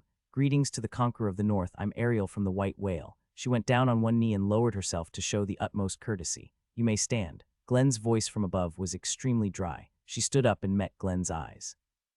Her eyes were even colder than his voice. The dignity of a conqueror looking down on the world could be seen. I apologize for the delay. Ariel bowed once again, with Glenn's pressure bringing a smile to her face. It took me a while because the journey was longer and more difficult than I'd thought. What kind of dogshit are you spouting? Just as Ariel was about to proceed to the main topic after a small greeting, she heard a clear, silvery voice coming from behind her. You are the one who decided to walk all the way here. How can it even take longer than you thought? Ariel did her best to maintain her composure and turned around. Huh, did you hear me? The young man with blonde hair and red eyes scratching his head was handsome enough to be called a devil's charm. Why could she hear me? Rayon examined the Thespian emperor's expression with a twisted smile on his face. So that wasn't enough. Her eyes still had the same confidence and composure as before. However, the area below her eyes shook slightly, implying that his arrogant remark had agitated her a little. He looked away from the Thespian emperor and checked the others. On top of the division leaders, even Karun, Denier, and Balder had dropped their jaws, their faces turned pale. Glenn was the only one who was maintaining his composure. He gave him a small nod of permission. Rayon blinked his eyes in an unnoticeable way and looked at his right side. Hey, did you just? Rimmer's widened green eyes looked like they were about to pop out. He was already notified in advance that Rayon was going to act up, but he was still making that face. He must have been extremely shocked. I need to get out of this situation for now. Rayon frowned while grabbing Rimmer's shoulder. Division leader, what are you doing right now? Me. Rimmer was blankly staring at him and tilted his head. I've asked you to help me because I've been talking recently without thinking. You should have created an aura barrier to stop the sound from leaking. What are you doing with that dumb expression on your face? Rayon blamed it on Rimmer for not making an aura barrier when it was clearly his fault. Rimmer slowly blinked his eyes like a frog. Was that really my fault? Rayon did indeed ask for assistance because he was about to act up. However, he'd never thought that it was going to snowball into a huge crisis like that. Blaming others after running their mouth wasn't something even punks would do. His chin trembled because of the false accusation, and he looked at the platform. Glenn was glaring at him with the look in his eyes telling him that he wanted to strike him with lightning right away. Damn it, he couldn't understand why Glenn was scolding him when his amazing grandson was the one who'd caused the issue. However, he didn't have any courage to complain about it, simply lowered his head instead. I'm sorry. Rimmer reluctantly apologized, terrified by Glenn's gaze. Just do better in the future. Rayon sighed briefly as if he were the one forgiving him. Yeah, I'll be more careful. Rimmer nodded while biting his lip. I need to quit this job. What the hell is this shit? He clenched his fist to the point of bleeding so that he could suppress his frustration. You heard him, right? Rayon nodded his head towards the Thespian Emperor. Our division leader makes lots of mistakes, as you can see. Please forgive him since he even apologized. Thespian Emperor's eyebrow was trembling in panic because of the ridiculous situation. Apparently, the heavens flow she'd read didn't tell her anything about it. Continue what you were doing. Roan shook his hand, telling her to continue, but it was obviously impossible to continue the conversation. Don't mind them and just continue. The light returned to people's eyes upon hearing Glenn's heavy voice. Please excuse me. The Thespian Emperor nodded and placed her right hand on the left side of her chest. He wasn't exactly wrong. I could have arrived a lot faster if I'd used a dimensional door. However, I needed some time for self-reflection. She straightened her back. She continued without being intimidated by Glenn's powerful pressure. It was because of my incompetent orders that we couldn't quickly resolve the issue in Sieghart's domain, and my subordinates are suffering. That's why I decided to repent while walking. What is this dogshit again? Rayon snorted and spouted without using his brain.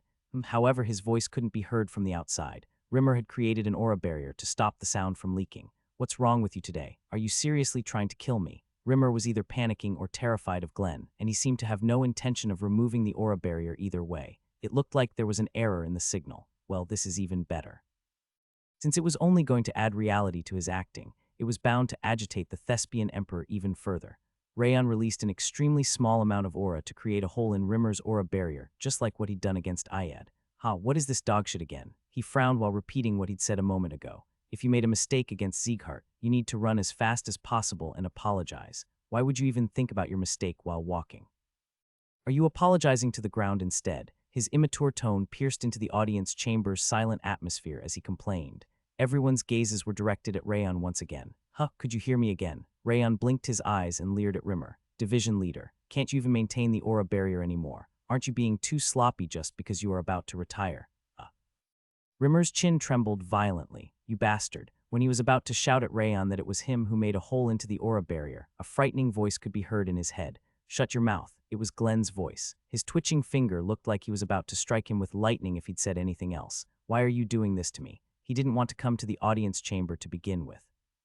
He was trying to skip when he heard Rayon was joining, but Rayon forced him to come and created such a shitty situation for him. Rimmer bit his lip and stared at Rayon's frowning face. You are just a rascal at this point. Causing issues and blaming them on others was the classic attitude of rascals in noble households. Rimmer cleared his throat and closed his eyes. I'm sorry. I'm a little sick right now. I'll be more careful in the future. Yeah, please be more careful, okay? His veins were trembling in anger, but he forcibly suppressed it. I'll also try to hold back as much as possible. Rayon lightly patted Rimmer's trembling shoulder. How did it go? He looked away from Rimmer and checked on the Thespian Emperor. Her unshakable expression seemed to suggest that she wasn't going to care no matter what he'd said. However, Rayon noticed the small fissure in her iron mask because he'd been carefully observing it all along. It should work if I continue a little longer. Those who were good at predicting the future didn't usually show their emotions on their faces. Whenever their predictions came true, their faces became more and more unshakable. Because a fissure had appeared, she must not have predicted that situation. I need to keep pushing. Rayon casually shrugged his shoulders. Don't mind us and just continue. The direct lines, including Karun, were also surprised by his actions. However, unusually enough, they didn't try to stop him. They must have harbored the same dislike towards the Thespian Emperor. I even thought about a method to stop them. I guess I won't need it. Rayon rolled his lips into a smile while looking at the Thespian Emperor's serious eyes. This is going so well. Ariel, the Thespian Emperor, narrowed her eyes while looking at Rayon Sieghart. She'd been aware that the young warrior she was looking at was Rayon Sieghart since she'd first seen him. There was only one young swordsman in Sieghart with blonde hair and red eyes, and it was only natural for him to be present in the meeting since he was directly involved with the incident. However, she had never expected nor read from Heaven's Flow that Rayon would run his mouth. I heard that he had a calm and immaculate personality. Those who'd encountered Rayon Sieghart before described him as a precocious childlike, the reincarnation of an old man. She couldn't understand why he was acting like a punk in the back streets when he was supposed to be immaculate without any openings. I can't predict his actions. She was in a muddle because she hadn't even considered that it could happen. She couldn't understand anything about the situation, including why Rayon was picking a fight in such a boorish way or why Glenn wasn't stopping him. I need to relax even more in this kind of situation.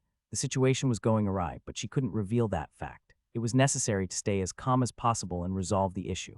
Please listen to me for now. Ariel smiled at Rayon even though his hateful face was asking for a slap. He shook his hand, showing that he was ready to listen to her petty excuses. Seriously, that guy, she was boiling with anger at the insolence of such a young man in a low position. She bit the inside of her cheek and looked at Glenn. The white sword dragon is right. Coming to Sieghart right away would have been the correct course of action. However, I couldn't make such a decision easily since I'm still the leader of a group. That's why I've decided to put my thoughts together while walking. What more do you even have to think when it's already been a whole month since the incident? Maybe you've been spending your nights in casinos just like a certain someone. Hey, is that you? Rayon poked Rimmer, whose face was completely pale, with his elbow. The Thespian Emperor's lips were quivering as she turned to look at Rayon. What the hell is with this crazy bastard? He was interrupting her right away even though he'd let her speak a moment ago. He seriously looked like a lunatic who'd lost his mind from a blade stabbing into his brain. Ah, I was supposed to remain silent. My bad. Rayon put his hands together and shook them in apology. However, he was still running his mouth in the meantime. But I wasn't exactly wrong, was I? What have you been doing for the entire month? Like I said before, it takes me some time to act because I'm the leader of the White Wa. Wow, I think even Sieghart wouldn't take that long to make that kind of decision. I never knew that the White Whale was such a huge group. The Thespian Emperor's fingers were trembling behind her sleeve. It was difficult to suppress her anger because every single thing Rayon was saying was irritating her like a saw cutting into her nerves. Of course, we can't be compared to Sieghart. I'm just rather slow at making decisions. She slowly nodded and looked at Glenn. The white sword dragon is more cheerful than the rumors. She was trying to ask Glenn to stop Rayon.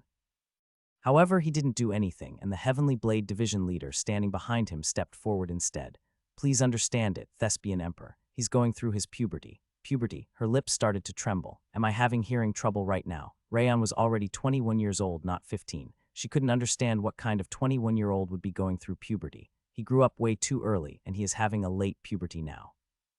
Cheryl added that it was late puberty upon realizing her thoughts. She smiled faintly, asking for her understanding. Children act even worse if you offend them during puberty. Just pretend he isn't here and continue. Glenn slowly nodded.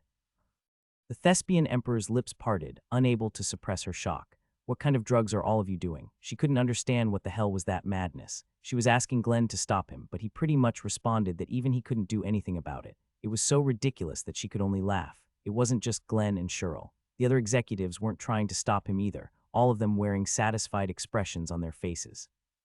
She'd heard that there were internal problems in Sieghart, but they apparently didn't show it in front of an enemy from outside. Damn it. She was boiling in anger, but she had no choice but to suppress it because she was there to make a request. It's okay. The contents of his remarks are still within my predictions. She'd already prepared a response for everything Rayon had commented so far. It was going to be fine as long as she was careful about his interruptions before she spoke. I'll take a step back for now. Ariel bowed to Glenn. I won't make any excuses. I apologize for being so late. She simply apologized without giving any excuses, so there would be nothing for Rayon to nitpick. I'm just here to save my subordinates. However, I'd like to apologize before then. Apologize. I'm the one who ordered my subordinates to hide inside Sieghart's domain. I did that to watch out for the Black Tower, but I couldn't follow the right procedure because it was an emergency and you decided that so quickly when you just mentioned that you were slow at making decisions. Ah. Moreover, that's not even a big problem. Rayon clicked his tongue and rolled his shoulder. Hiding inside Sieghart's domain was just a small mistake. Preemptively attacking us was the big mistake. Ariel quietly groaned. She was obviously going to mention that part, but she was extremely irritated because Rayon did it first. I am, of course, aware of that fact. It was also my mistake. When she was trying to continue her apology while doing her best to suppress her anger, Rayon cut into it like a spike. It's even more problematic if you did it while being aware. Even 5-year-old children don't do things if they know they're wrong. That's why I'm here to apologize. You should have done it faster if you knew. Snap. Thick veins ended up appearing on Ariel's forehead. Rayon smiled while watching Ariel's mask gradually shatter. It's working perfectly. The best way to deal with smooth talkers who were confident in their predictions like the Thespian Emperor was to straight up cut them off as they spoke, and it was working perfectly. Rayon, are you really Rayon? You are just a lunatic. Wrath and Rimmer were looking at him like he had finally lost it, and the division leaders were getting the wrong impression about him, but Rayon didn't care about it. Indeed, even children don't cause problems if they know it's wrong. The thespian emperor shook her head while pretending to maintain her composure once again. Rayon had to commend her patience for still putting up with it. But humans are bound to make mistakes. I hope you understand. She smiled faintly and slightly lowered her head. I'd like to insist that I just wanted to observe the Black Tower's movement because they are located in the White Whale's vicinity.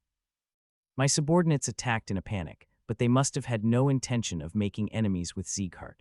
The thespian emperor closed her eyes while looking at Glenn. I only ordered the white wolf saber to bring the sickle of the bloody cloud back instead of fighting, but he was just too eager to follow my ord. Wow, I would have died if he was just a bit more eager. Rayon shook his head. You should have controlled your subordinates instead of self-reflection. Yes, that's why I'm here to beg for forgive. She immediately responded. She must have gotten used to those interruptions. However, Rayon obviously had no intention of letting her continue. Then you should have come earlier instead of playing captain with the people. Ah. The thespian emperor's eyes glowed red. It looked like her true nature was being revealed for the first time. Ah, Rayon rubbed his shoulder while ignoring her gaze. Ah, the place I was stabbed back then is hurting. Wrath's face was telling him, but you didn't get hurt back then, but Rayon simply ignored him. It's also my fault. I'd like to apologize. The thespian emperor bit her lip tightly. Rayon could see that her emotions were clearly revealed on her face. Why would we even have laws in the world if an apology were enough to solve all problems? Start by telling us what you're going to do for us. Since it was time to provoke her even further, he continued violently. So you were hiding in Sieghart's domain without notifying us about it, attacked me without any questions when I found you, and picked another fight after my battle against the Black Tower was over. Rayon raised 3 fingers one after the other and bobbed them towards her. What are you going to do about this? I've been saying this all along, but I'm here to talk about it. You should have come earlier. Arg, the thespian emperor couldn't suppress her anger anymore and ended up groaning. Wrath started at Rayon's smile while drooling from his mouth. Is he really supposed to be a human? Ariel glared at Rayon, her red lips trembling in anger. Is he seriously insane? I can't even talk sense with him. He kept cutting her off when she was just responding to his question, and it always ended with, you should have come earlier. She felt like she was talking to a rock. It was driving her nuts because the conversation wasn't advancing at all. There's nothing I can do. Rayon didn't have any intention of advancing the conversation. He was pressuring her while cutting off the flow of the conversation in such a boorish way, but it was frustrating because she had no way of resolving that issue. I'm sorry for not being here earlier. She couldn't remember how many times she'd apologized, but she had no choice but to do it again. She looked at Glenn and asked him to please stop Rayon with her gaze, but he looked entertained instead as he watched. How many times do you think you apologized already? You wouldn't have needed to do it if you'd arrived earlier. Rayon clicked his tongue at her pathetic behavior. Earlier again, earlier. She felt like she was going to have a trauma around the word earlier at this rate. Damn it, this must have been prearranged. There was no way a monkey like him with just his handsome face going for him would do whatever he pleased if they hadn't previously planned for it. Late puberty was such bullshit. Ariel bit her lips slightly. I still need to suppress my anger. She didn't have the might, authority, or the pretext to win against them. She had to suppress it even though she felt like her heart was about to burn with her anger. She slowly caught her breath and cooled her head. She raised her head, convincing herself that she was an emotionless pebble.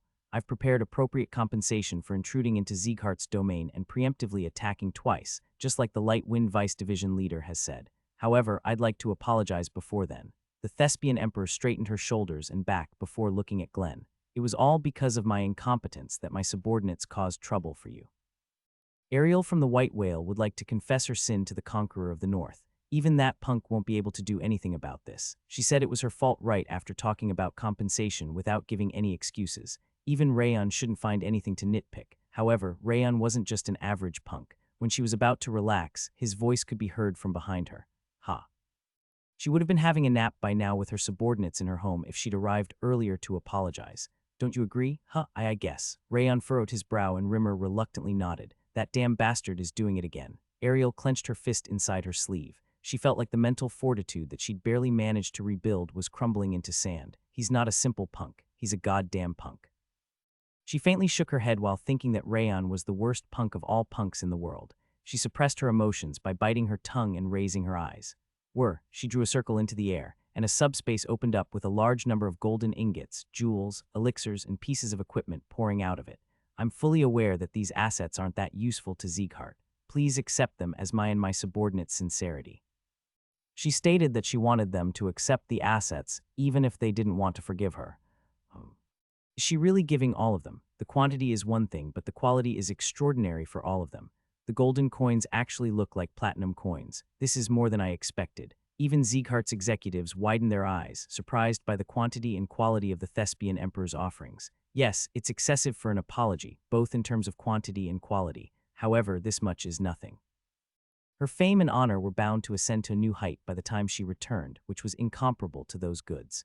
Since it wasn't that hard to get those assets by selling information, she didn't mind giving them away at all. Wow, how much would that cost? It must have been so hard to earn all of those, but she would have only needed half the amount if she got here earlier. Don't you agree? Why is everyone so rich except for me? Rayon made fun of her and Rimmer's chin clattered. Ignore him.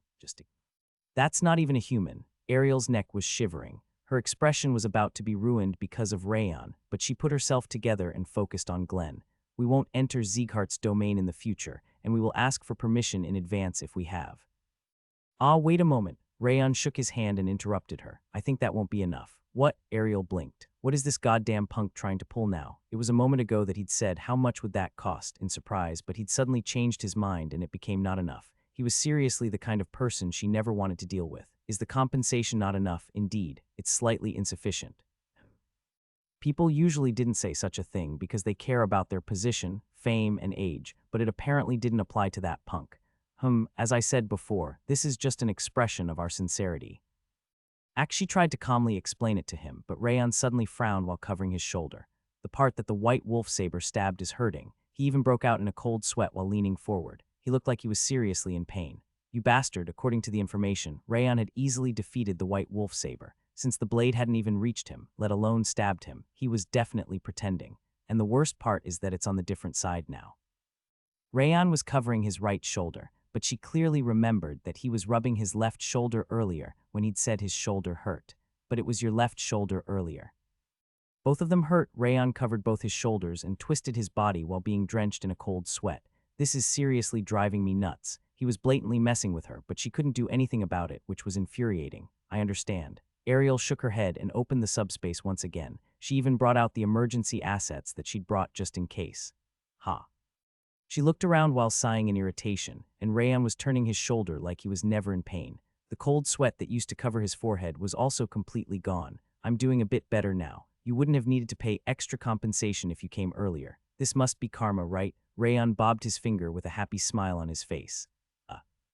Ariel shivered, unable to withstand the anger welling up throughout her body. I need to endure. This isn't the right time for that. It was impossible for her to kill Rayon, no matter what she tried.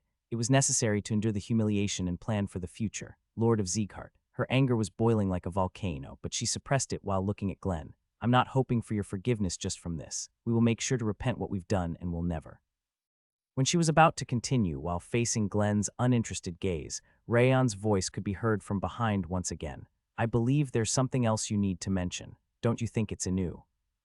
She angrily told him off and turned around, and red lightning sparked from Rayon's eyes. It's not enough at all. I'm only getting started now. A slightly stinging sensation was felt on her temple as she heard his boorish yet frightening manner of speech. You didn't mention the most important part.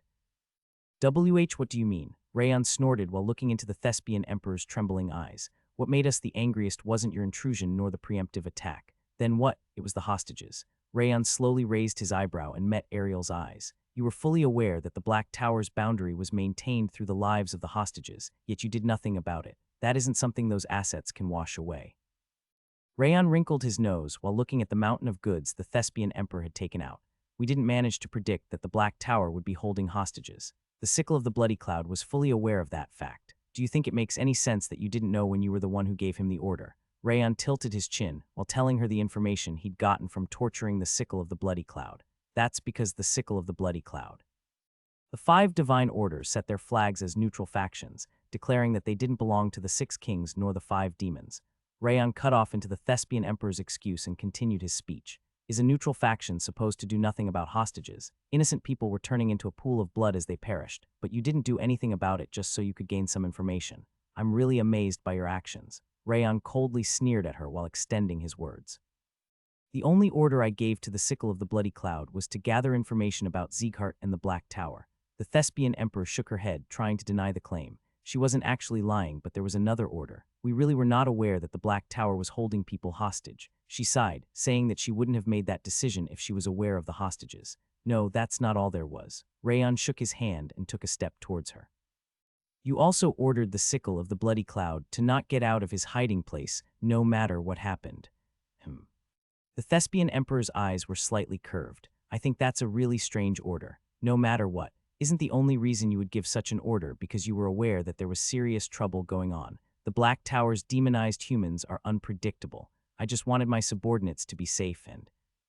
In that case, shouldn't you have ordered them to never clash against the Black Tower instead of never coming out from their hiding spot? That would have worked better, I think. Rayon smiled like a snake. If that was the order, then when they encounter the Black Tower's demonized humans... it actually doesn't really matter what the order was. Rayon interrupted the Thespian Emperor as she tried to give more excuses. She must have had a reasonable excuse since she would have prepared many responses on her way to Sieghart. However, there was no reason to listen to her, because in the end, the white whale simply watched and did nothing about the innocent people as they died. I have no excuse for that, but the sickle of the bloody cloud. The Thespian Emperor admitted it and lowered her head. You admitted it. I'm so relieved. What? Because the hostages happened to hear about this. Rayon smiled faintly. What do you mean? I was explaining what had happened to the hostages and accidentally told them that the white whale had been watching but did nothing to help them. Is that fine? It's okay since it was our mistake. Ariel nodded her head. It's okay. I can still make up for it. She'd heard that all the hostages were inside Sieghart. She could just give them some sticks and carrots to prevent the rumor from spreading. I'd like to personally meet them to ask for forgiveness. Can you give me a chance? It's unfortunately impossible. Rayon slowly shook his head, because they've already left our house. What? Her eyes widened upon hearing that the hostages had left. When? I let them leave when Lady Ariel arrived here. They probably met the people that you've been playing captain with by now. Ariel swallowed nervously while looking at Rayon's serious eyes. Was this his goal all along? She couldn't make an order to take care of the hostages because she couldn't get out of the audience chamber. There were some warriors from the White Whale among the followers, but they shouldn't be able to make any move since Sieghart was right in front of them. This punk, if the rumors about the White Whale ignoring the hostages spread, their fame and honor could drop even lower than before instead of increasing. The reason she came to Sieghart was completely gone. Damn it, she couldn't manage her expression because she'd never predicted that situation. She furrowed her brow before she knew it. That's why I'd like to say this. Rayon narrowed his eyes while touching the back of his neck. Since I'm such a responsible person, I'm planning to keep checking on them until they return home safely. I think I'll be suspicious of the White Whale before anyone else if they get injured or disappear on the way. Do you agree with that? What he said was something that normal people wouldn't say out of respect for the other party. It was a threat, an oppression to prevent them from harming the hostages. The White Whale was going to be forced to protect the hostages instead of harming them against their will. The Thespian Emperor remained silent and simply glared at Rayon with her flaming red eyes. Rayon felt great about it because it was a similar method to the way the Thespian Emperor was trying to take advantage of Sieghart. Glenn's lips were slightly raised, implying that he was also satisfied with it. That's never going to happen. I'm relieved to hear that. Rayon snickered and nodded. Well, I don't actually need your help. He'd contacted the black market in advance and made 2 requests. The first was the protection of the hostages, and the second was to spread the story of the hostages throughout the continent. The fame and honor that she was trying to obtain must have disappeared into the darkness of the abyss. Was your name Ariel? Ariel raised her gaze upon hearing Glenn's call. She was still somehow maintaining her expression despite the situation, and it showed that her mind was as polished as her might. Yes, this is the last time I'll overlook the matter. If you try to play your trivial tricks once again, I'll erase the name of the White Whale from the face of the continent. I'll keep that in mind. A frightening light appeared in the Thespian Emperor's eyes. She seemed to have no intention of hiding her emotions anymore since the truth was already revealed as she nodded with a spiteful gaze. The Thespian Emperor took out a white envelope from her clothes and handed it over. There will be a festival next year to celebrate the foundation of the 5 Divine Orders groups. Please join us if you can. I'll consider it. Glenn nodded, and the letter floated from the Thespian Emperor's hand like a cloud and fell on the throne's armrest. Roan, yes. Roan went down from the platform and stepped up next to the Thespian Emperor. I'll guide you to the others. Yes, please. The Thespian Emperor nodded and turned around to follow Roan. She glared at Rayon while walking slowly. Her eyes were like hellfire, burning with anger and malice. Rayon swallowed nervously while meeting her gaze. What an amazing threat. He was breaking out in cold sweat even though she wasn't using any aura or pressure. She was an extremely powerful warrior. He wouldn't even be standing if they were in any other place. However, this is my home. Moreover, the master of the house had allowed him to do whatever he wanted, and that was why he could do even worse. Lady Ariel. He called her name with a faint smile on his face, and the Thespian Emperor stopped walking. Do you want new shoes? Shoes? What do you mean? Since you look like you have a lot to think about, you'll need to walk on your way back too. Won't you need new shoes so you can play captain on your back, just like when you came here? He was twisting the words that she'd used to justify her late visit. The thespian emperor bared her teeth, her eyes curved like a crescent moon, her malice intensifying even further than before. Kuhahaha. Rimmer couldn't hold it back anymore and started to laugh while covering his stomach. You really are a madman, he giggled, saying that he'd never seen anyone crazier than himself. Please stay quiet. Where do you think we are? Rimmer awkwardly nodded. Wait a moment, this is so strange. He wanted to argue that Rayon wasn't the one to say that to him since he'd been making a complete mess all along, but he suppressed his urge because he was afraid of Glenn. I'm planning to do so. The thespian emperor nodded with a smile. Of course, it was a frightening smile that was making their hair stand on end. This is the perfect timing. Rayon clenched his fist. It was the best time to ask that question since her composure was completely gone. The dragon helmet. The thespian emperor suddenly stopped walking as she heard. I heard you've met a person wearing the dragon helmet. Rayon continued while meeting her frightening eyes. How are you related to Eden? The thespian emperor's eyes became distorted, as if they were being crushed by a hammer. Her trembling lips slightly parted and a quiet voice came out from her. How do you KN? She quickly realized her mistake and shut her mouth, but Rayon didn't miss that instant. So it was true. Rayon clenched his fist with a cold smile on his face. It worked. She hadn't finished talking, but it was enough of an answer. The testimony of her meeting with someone wearing a dragon helmet was true. Is this the result of acting like a punk? It was worth getting on her nerves since she entered the audience chamber after seeing her indomitable spirit being destroyed for a moment. Tell us now what's your relationship with Eden. The executives reacted to his question instead of the thespian emperor. Rumble. The palace masters and the division leaders silently drew their swords and surrounded the thespian emperor. They created a current similar to a sword formation without even talking to each other and started pressuring her. Are you a demon from Eden? Don't move. How dare you come to Sieghart with something fishy behind you? That was from Karun, Denier, and Balder. The three palace masters placed their swords on the thespian emperor's neck with frightening and hostile pressures.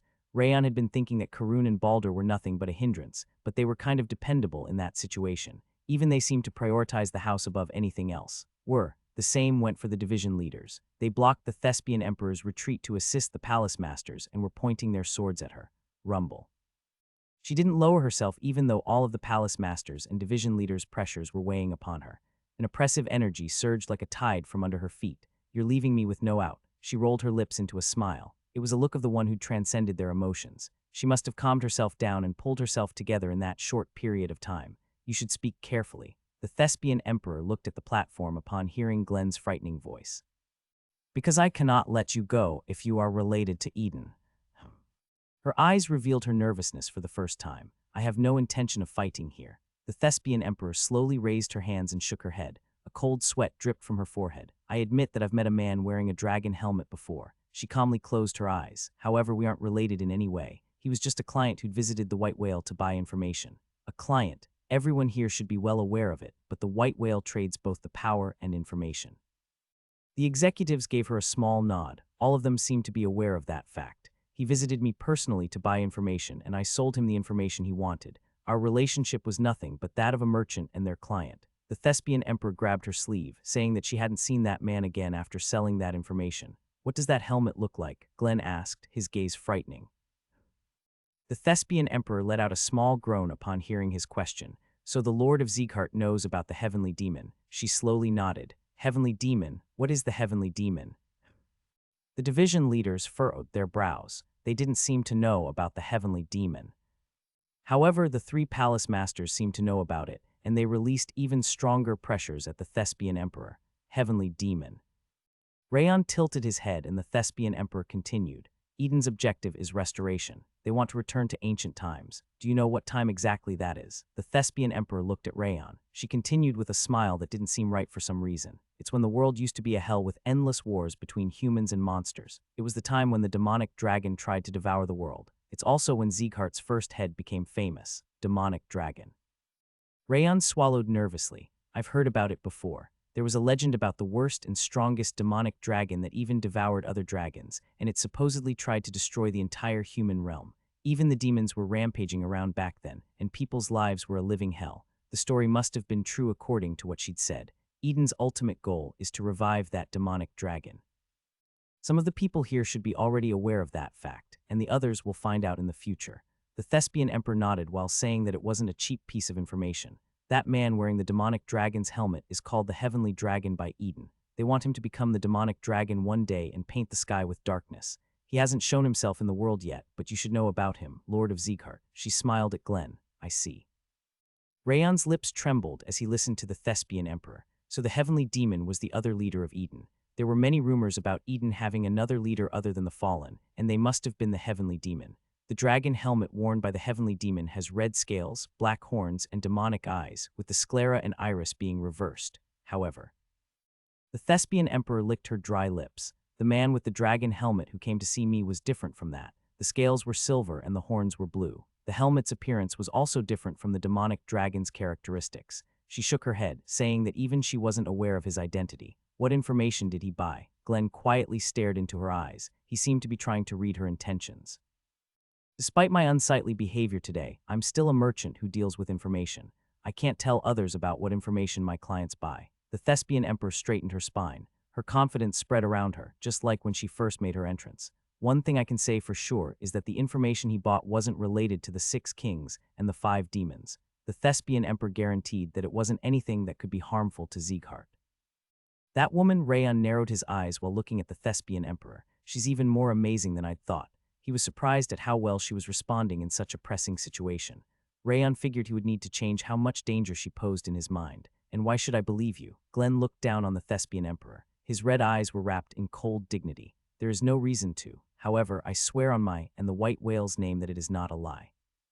The Thespian Emperor took out a white tablet from her clothes. The mythical creature, the white whale that supposedly cruised around the ocean and sky, was engraved on the round bit of candidium. If what I said is revealed to be false in the future, you may bring that tablet forward and cut my throat. She narrowed her eyes, saying that she wasn't just trying to get out of the predicament. She doesn't seem to be lying. Rayon swallowed nervously while looking at the tablet she was handing out. I wonder what's going to happen next. If Glenn had information about another dragon helmet other than the heavenly demon, the Thespian Emperor should be able to safely leave Sieghart. But if he didn't, a fight between them was going to break out. Regardless of the case, attacking her right now isn't too good for us. Everything was going so well with the people who were held hostages by the Black Tower starting to spread the rumors about the White Whale's evil deeds. However, it was all going to be in vain if the Thespian Emperor was injured or killed. It wasn't the right time to attack her. Just as Rayon was thinking about how he should react to each scenario, the white whale tablet that the Thespian Emperor had been holding floated into the air and entered Glenn's grasp. I'll believe you for now, however. The tablet was turned into ash in an instant and scattered into the air from Glenn's hand. The display of power that could destroy the candidium in an instant was truly beyond human limits. Regardless of this tablet, I'll erase the white whale's name from the face of this continent if you're proven to be lying. I'll bear that in mind. The Thespian Emperor nodded with trembling shoulders. She seemed to be frightened by Glenn's overwhelming pressure. Rayon rubbed the back of his hand while watching Glenn's serious eyes. Does this mean that there's another dragon helmet other than the heavenly demon? The helmet was silver and the horns were blue. Rayon had a feeling that he'd seen that combination before. Sheath your swords. The palace masters and the division leaders sheathed their swords and stepped back upon hearing his order. The Thespian Emperor sighed faintly and shook her sleeve. Her clothes were completely drenched, showing that the situation was nervous even for her. I'll guide you out. Roan walked up to the Thespian Emperor and smiled as if the tension had never happened. Light Wind Vice Division Leader. The Thespian Emperor looked at Rayon instead of following Roan. It was my loss this time. I was thoroughly defeated. Her eyes looked completely dry, but her fervor was ignited like dying embers. I'm looking forward to our next encounter. I don't really want to see you again, though.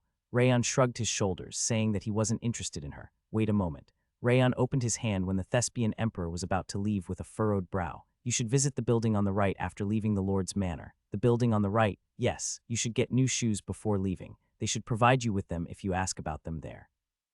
Rayon pointed at the Thespian Emperor's shoes with a cheerful smile. According to his experience, it was better to continue until the very end once he decided to provoke someone. Creak. The Thespian Emperor's face was red from the boiling rage that she'd barely managed to suppress and ground her teeth before leaving the audience chamber. Thud. The audience chamber remained silent despite the huge noise of the closing iron door. Lauren. The palace masters and the division leaders dropped their jaws, revealing their surprise at how Rayon one-sidedly prevailed against the Thespian Emperor. It looks like everything went well somehow. It went pretty well. I didn't expect this to happen, though. The executives nodded, satisfied with the Thespian Emperor's defeat. Even Balder was smiling among them. Rayon looked at Wrath under the surprised and commending gazes. He was about to thank him for keeping quiet, but Wrath was actively moving his hand with his back against Rayon. "What are you doing?" "He's taking notes." He was indeed writing something on his round hand. "What are you writing?" "It's about the method you used to make fun of other humans. It was insanely effective, to the point where even the King of Essence had to admit it. Get new shoes." He was writing down the words down one letter at a time while repeating what Rayon had just told the Thespian Emperor. "Come faster." Telling them to come faster will never fail to make them angry. That's not true, though. It could only provoke the opponent because it was used in an appropriate situation. Just randomly saying that would have been completely meaningless. That's not how you use that line. "Shut up, the King of Essence is studying. He's going to overcome human limits just like you." Wrath shook his hand, telling Rayon to stop talking to him, "But you aren't human to begin with." Rayon shook his head and Rimmer came up next to him. "What the hell are you? Where did you even learn to do something like that?" "Who else? I have the perfect example of an immature adult right next to me." Rayon pointed at Rimmer. "Me, I am not as crazy as you. You were literally a goddamn punk just now." "No, I wasn't any worse than you, division leader." Rayon shook his head in denial. I guess it doesn't matter either way since that's not the important part right now." Rimmer chuckled and waved his hand at Glenn. "My lord," he grinned while pointing at the mountain of treasures that the Thespian Emperor had left behind. Glenn's lips twitched upon hearing it. "Division leader, I."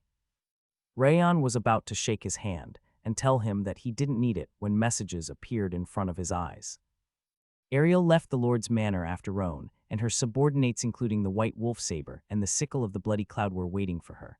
Their outfits were similar to before, but their eyes were devoid of life, like those of an old lion. Those motherfuckers, she wanted to smash their heads in because they had leaked information to Rayon, but she had to suppress the urge because they were still in Zeeghart. "Be boss, I'm sorry." The White Wolf Saber and the Sickle of the Bloody Cloud bowed to Ariel and begged for forgiveness upon seeing the frightening look in her eyes. "Get up, we shouldn't discuss that here." "Huh." Ariel shook her hand and made them stand back up, and the White Wolf Saber's jaw dropped. "Boss, there's blood on your mouth." She touched her lips while listening to him. Her lip was covered in blood, which was flowing from her mouth. "I'm not bleeding from the mouth. It's an internal injury." She'd gotten an internal injury because she was exposed to real pressures under a huge mental shock. It wasn't an exaggeration to say that Rayon had inflicted that wound on her. Damn it. It wasn't anything serious, but she was still irritated because it required some recuperation. Ariel shook her hand at the Sickle of the Bloody Cloud and the White Wolf Saber. She had to act as fast as possible in order to stop the rumors from the people that Rayon had released. There was no time to talk. She was heading towards Zeeghart's main gate, and the swordsmen she'd seen when she entered were still standing there with commoners who hadn't learned any martial arts behind them. "You didn't save the hostages. What were you even thinking? You are no different from the 5 demons at that point." "Rename yourselves to the 5 divine demons. Thespian Emperor. Hero. Bullshit." The Zeeghart residents behind the swordsmen were blaming them since they had already heard the rumor about the Thespian Emperor and the White Whale. The Thespian Emperor bit her lip and quickly walked towards the main gate. "Are you leaving already?" The external commander, Eliun, was standing in front of the gate, and he waved his hand with a bright expression on his face, a contrast to their first encounter. "I am." "Please open the gate." "Sure." He shook his hand with a satisfied expression, and the gate slowly opened. "Ha." The Thespian Emperor sighed. As soon as she left the gate, the people who'd followed her until Zeeghart came running at her and blocked her path. "Thespian Emperor, what's the meaning behind this? They said you did nothing when people were taken away by the demonized humans. Tell me it's not true." Her followers gathered their hands, praying for her to deny the statement. Zeeghart's residents, who'd been staying behind her, also came outside and started to criticize her. "I wish you a good journey." She turned around upon hearing a frivolous voice, and Eliun was grinning at her from above the walls. The Thespian Emperor forced herself to swallow the blood overflowing from her throat and clenched her teeth. "Rayon Zeeghart, you can have this round, but next time." Rayon observed Glenn instead of paying attention to the messages.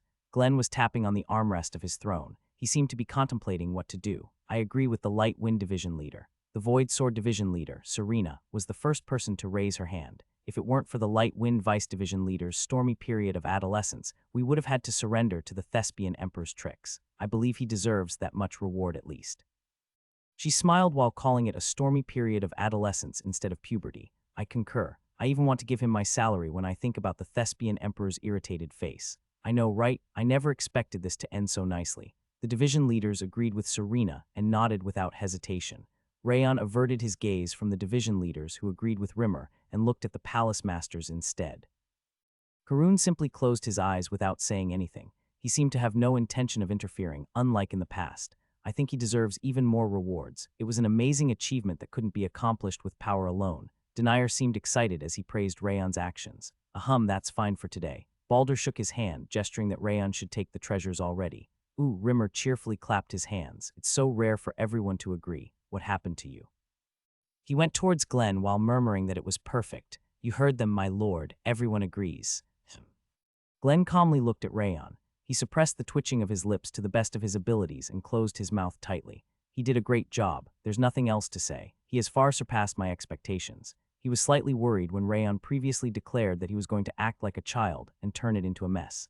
The influence that he had started to gain in the house could have decreased if he'd made any mistakes, as the palace masters and the division leaders were also present. But you've done great. Rayon had rammed at the Thespian Emperor like a real punk despite his worries. He managed to break the Thespian Emperor's mental fortitude, and she had to give away all of her money and information and even gained an internal injury on top. The injury wasn't that serious, but it wasn't insignificant either, and she would be forced to recuperate for a while. The most satisfying part is something else, though. Glenn looked at the executives who were raining praises upon Rayon. They'd always underestimated him or been hostile towards him, yet they were nodding at him while praising his achievement. The fact that his grandson was finally being recognized by the executives leading the house pleased him far more than the Thespian Emperor's assets. He even wanted to run down there and pat Rayon's head because he was so proud of him for gradually making his own path. I see. Glenn slowly snapped his fingers.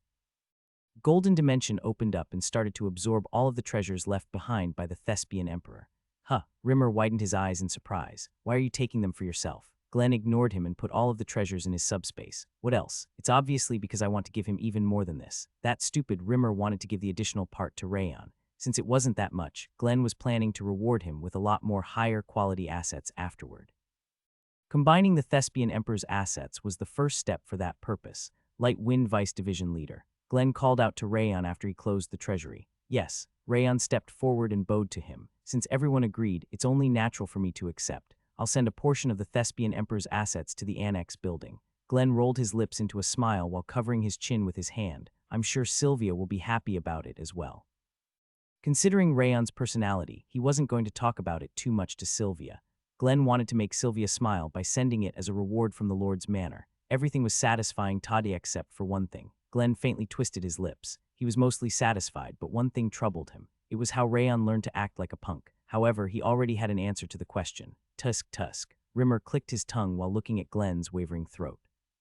He's so obvious. He could tell what Glenn was thinking at a glance, probably because they'd been together for such a long time.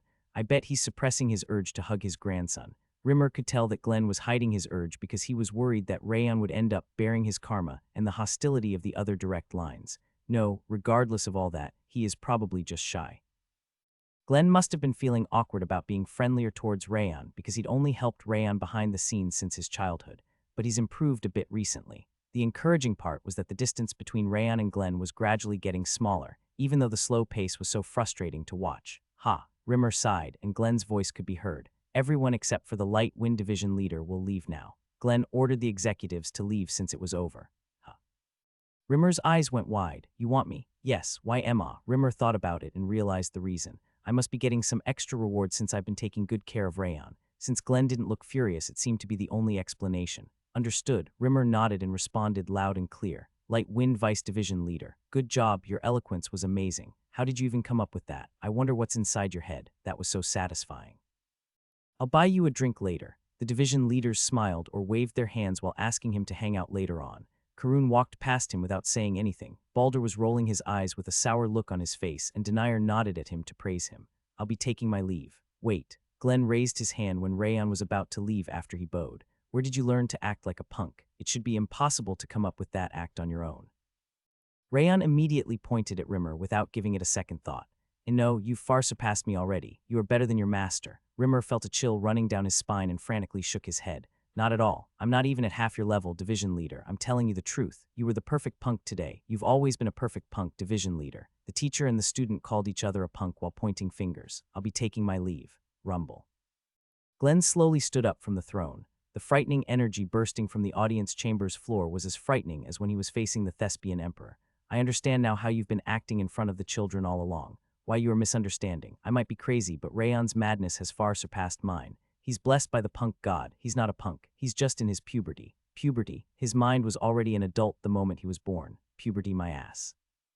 Rimmer stomped the ground in denial, but Glenn raised his hand without hesitation. That's why it will be halved. Halved, I'll make you half dead. Wham. Karun quietly left the audience chamber along with Balder, who had an excited expression on his face.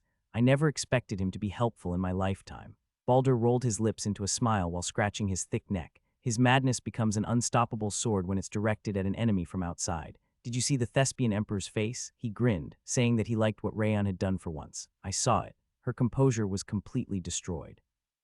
She must have even gained an internal injury. Karun quietly nodded. Kuhahaha. Balder covered his forehead and burst into laughter. I wasn't mistaken. I should have given him a gift before I left. He seemed to have taken some liking to Rayon. He was as much of a simpleton as he looked. Did you see his face? He was so determined to start a mess. Balder furrowed his brow while looking at Karun, who remained silent all along. Why are you frowning? I know you don't like him, but he deserves some recognition this time. He caught the rat that was trying to make use of our house. Yes, it was worthy of recognition. What he did was extremely helpful for the house. However, Karun slowly turned his head around. His eyes were as quiet as a snake targeting its prey. Where did it happen today? At the Lord's Manor, of course. Yes, it happened at the Lord's Manor, and the only person who is free to act there is our father. Balder finally realized the strangeness of the situation, and his eyes widened. Our father would have stopped us if we tried to make fun of the Thespian Emperor. However, Rayon did whatever he wanted Tadia's if he were in his own room, which means... Yes, our father's attitude towards Rayon has changed. The atmosphere around them froze along with Karun's quiet voice. Aren't you exaggerating? Rayon is still young. I wouldn't have cared about him if he'd recently become a master or was at the novice level. However, he is currently at the highest level master, and he's powerful enough to consecutively defeat other highest level masters. He ground his teeth while thinking about Rayon. It looks like our father is trying to make him compete against us. The Shadow Agent's leader, Chad, came to Rayon when he left the Lord's Manor. He bowed, praising his efforts since he was aware that Rayon was acting like a thug on purpose. It's fine. It was honestly effortless for Rayon. He could clearly see how to act since the perfect textbook Rimmer was right next to him. This is a small gift from me. Please have it at home. Chad handed out a small box wrapped in a luxurious package. I'm really fine. It's a dessert that I think you will like, Vice Division Leader. Please accept it. He gave Rayon the box while saying that it was just a small gift, then stepped back. See you later then. Chad bowed once again and left without hesitation. Rayon narrowed his eyes while looking at the box that Chad gave him. Is it the macarons that he gave me before? Since Chad had previously given him macarons, Rayon figured it would be another dessert. He's another person that I can't be careless around. Rayon thought that he couldn't be careless around Chad since he still couldn't understand his intentions. That doesn't matter. Wrath surged like a fountain with a frown on his face. Let's go buy the ice cream already. You promised. He grabbed Rayon's sleeve and shook it, urging him to go to the ice cream shop. All right. Rayon nodded. Wrath still hadn't managed to eat the ice cream he wanted because of the various incidents that had happened. He did actually have an ice cream, but he declared it didn't count because it was Nadine bread flavored. Let's go. Rayon nodded since he hadn't been able to keep his promise up to that point. He went to the shop while thinking that he would buy all of the ice cream Wrath wanted to eat. I should check the messages on the way. Rayon loaded the messages that he'd removed without checking them out in the audience chamber. He thought Wrath was going to start causing a ruckus, but he had his eyes closed with his hands put together. What are you doing? Stop talking to the King of Essence. He is praying for no more incidents today. Wrath murmured that he was praying to the demon god so he could finally have his ice cream. Nothing should happen now. Since there wasn't a festival and it wasn't a holiday for the shop, there was nothing to worry about. But something always happens whenever you are around. It only happens sometimes, not always. Rayon shook his hand and checked the messages. You've destroyed the mental fortitude of an opponent far more powerful than yourself. All stats have increased by 10. The trait. Backstab has increased in rank. He could hear Wrath's groan as he read the messages about the increase in his stats and trait. Damn it. Wrath must have been curious even though he pretended he wasn't. Irritation and anger could be found on his face. Why did Backstab rank up? Maybe because my words stabbed her in the back. Wrath fell speechless because he couldn't find anything to say. Seriously. Rayon smiled and checked the next message. Title. The tongue that mocks the world has been created. Rayon furrowed his brow while looking at the title's name. The tongue that mocks the world. This doesn't sound right. Rayon checked the description while thinking that the name was too shabby. The tongue that mocks the world. This title is given to someone who defeated a more powerful opponent with eloquence alone. Effect causes a small amount of mental confusion while talking to a more powerful opponent. The title wasn't related to his might, but the way it affected the opponent's mind. It seemed to have a similar effect as mind attribute magic. True, Wrath immediately nodded. You deserve this one at least. 3 demon kings have been played by your tongue. He even claimed that it should have been, the tongue that mocks dimensions instead of the world. Your tongue should be pulled out and praised as one of Devildom's relics. It will cause a huge ruckus in the entirety of Devildom once they learn that it turned 3 demon kings into your playthings. Wrath's eyes sparkled as he asserted it would be a mythical artifact. Stop saying useless shit and decide on the ice cream. We are almost here, huh? Rayon stopped walking upon finding the bead ice cream shop. Inside the shop was dark and no one seemed to be there. And no way. Is it closed? Rayon walked up to the shop and read the paper on the door. I'm taking a day off today because I need to insult this fucker. The story about the Thespian Emperor and the white whale ignoring the hostages despite having seen them was written beneath the words in small letters. Ah, Rayon's jaw dropped. The manager must have gone to the main gate along with the other merchants to criticize the Thespian Emperor. Is this really happening? He'd ordered Dorian and Crane to spread the rumors to accelerate the process, but he'd never expected such a result. What the hell is this? Wrath ground his teeth violently while reading the paper. Mustache, why are you so involved in society? Just keep selling the ice cream in your shop. He slammed his chest in frustration. You went to the festival, to the event, and now you're even criticizing her. Who do you think can sell ice cream if you do this? Wrath screamed that the world couldn't be doing that to him.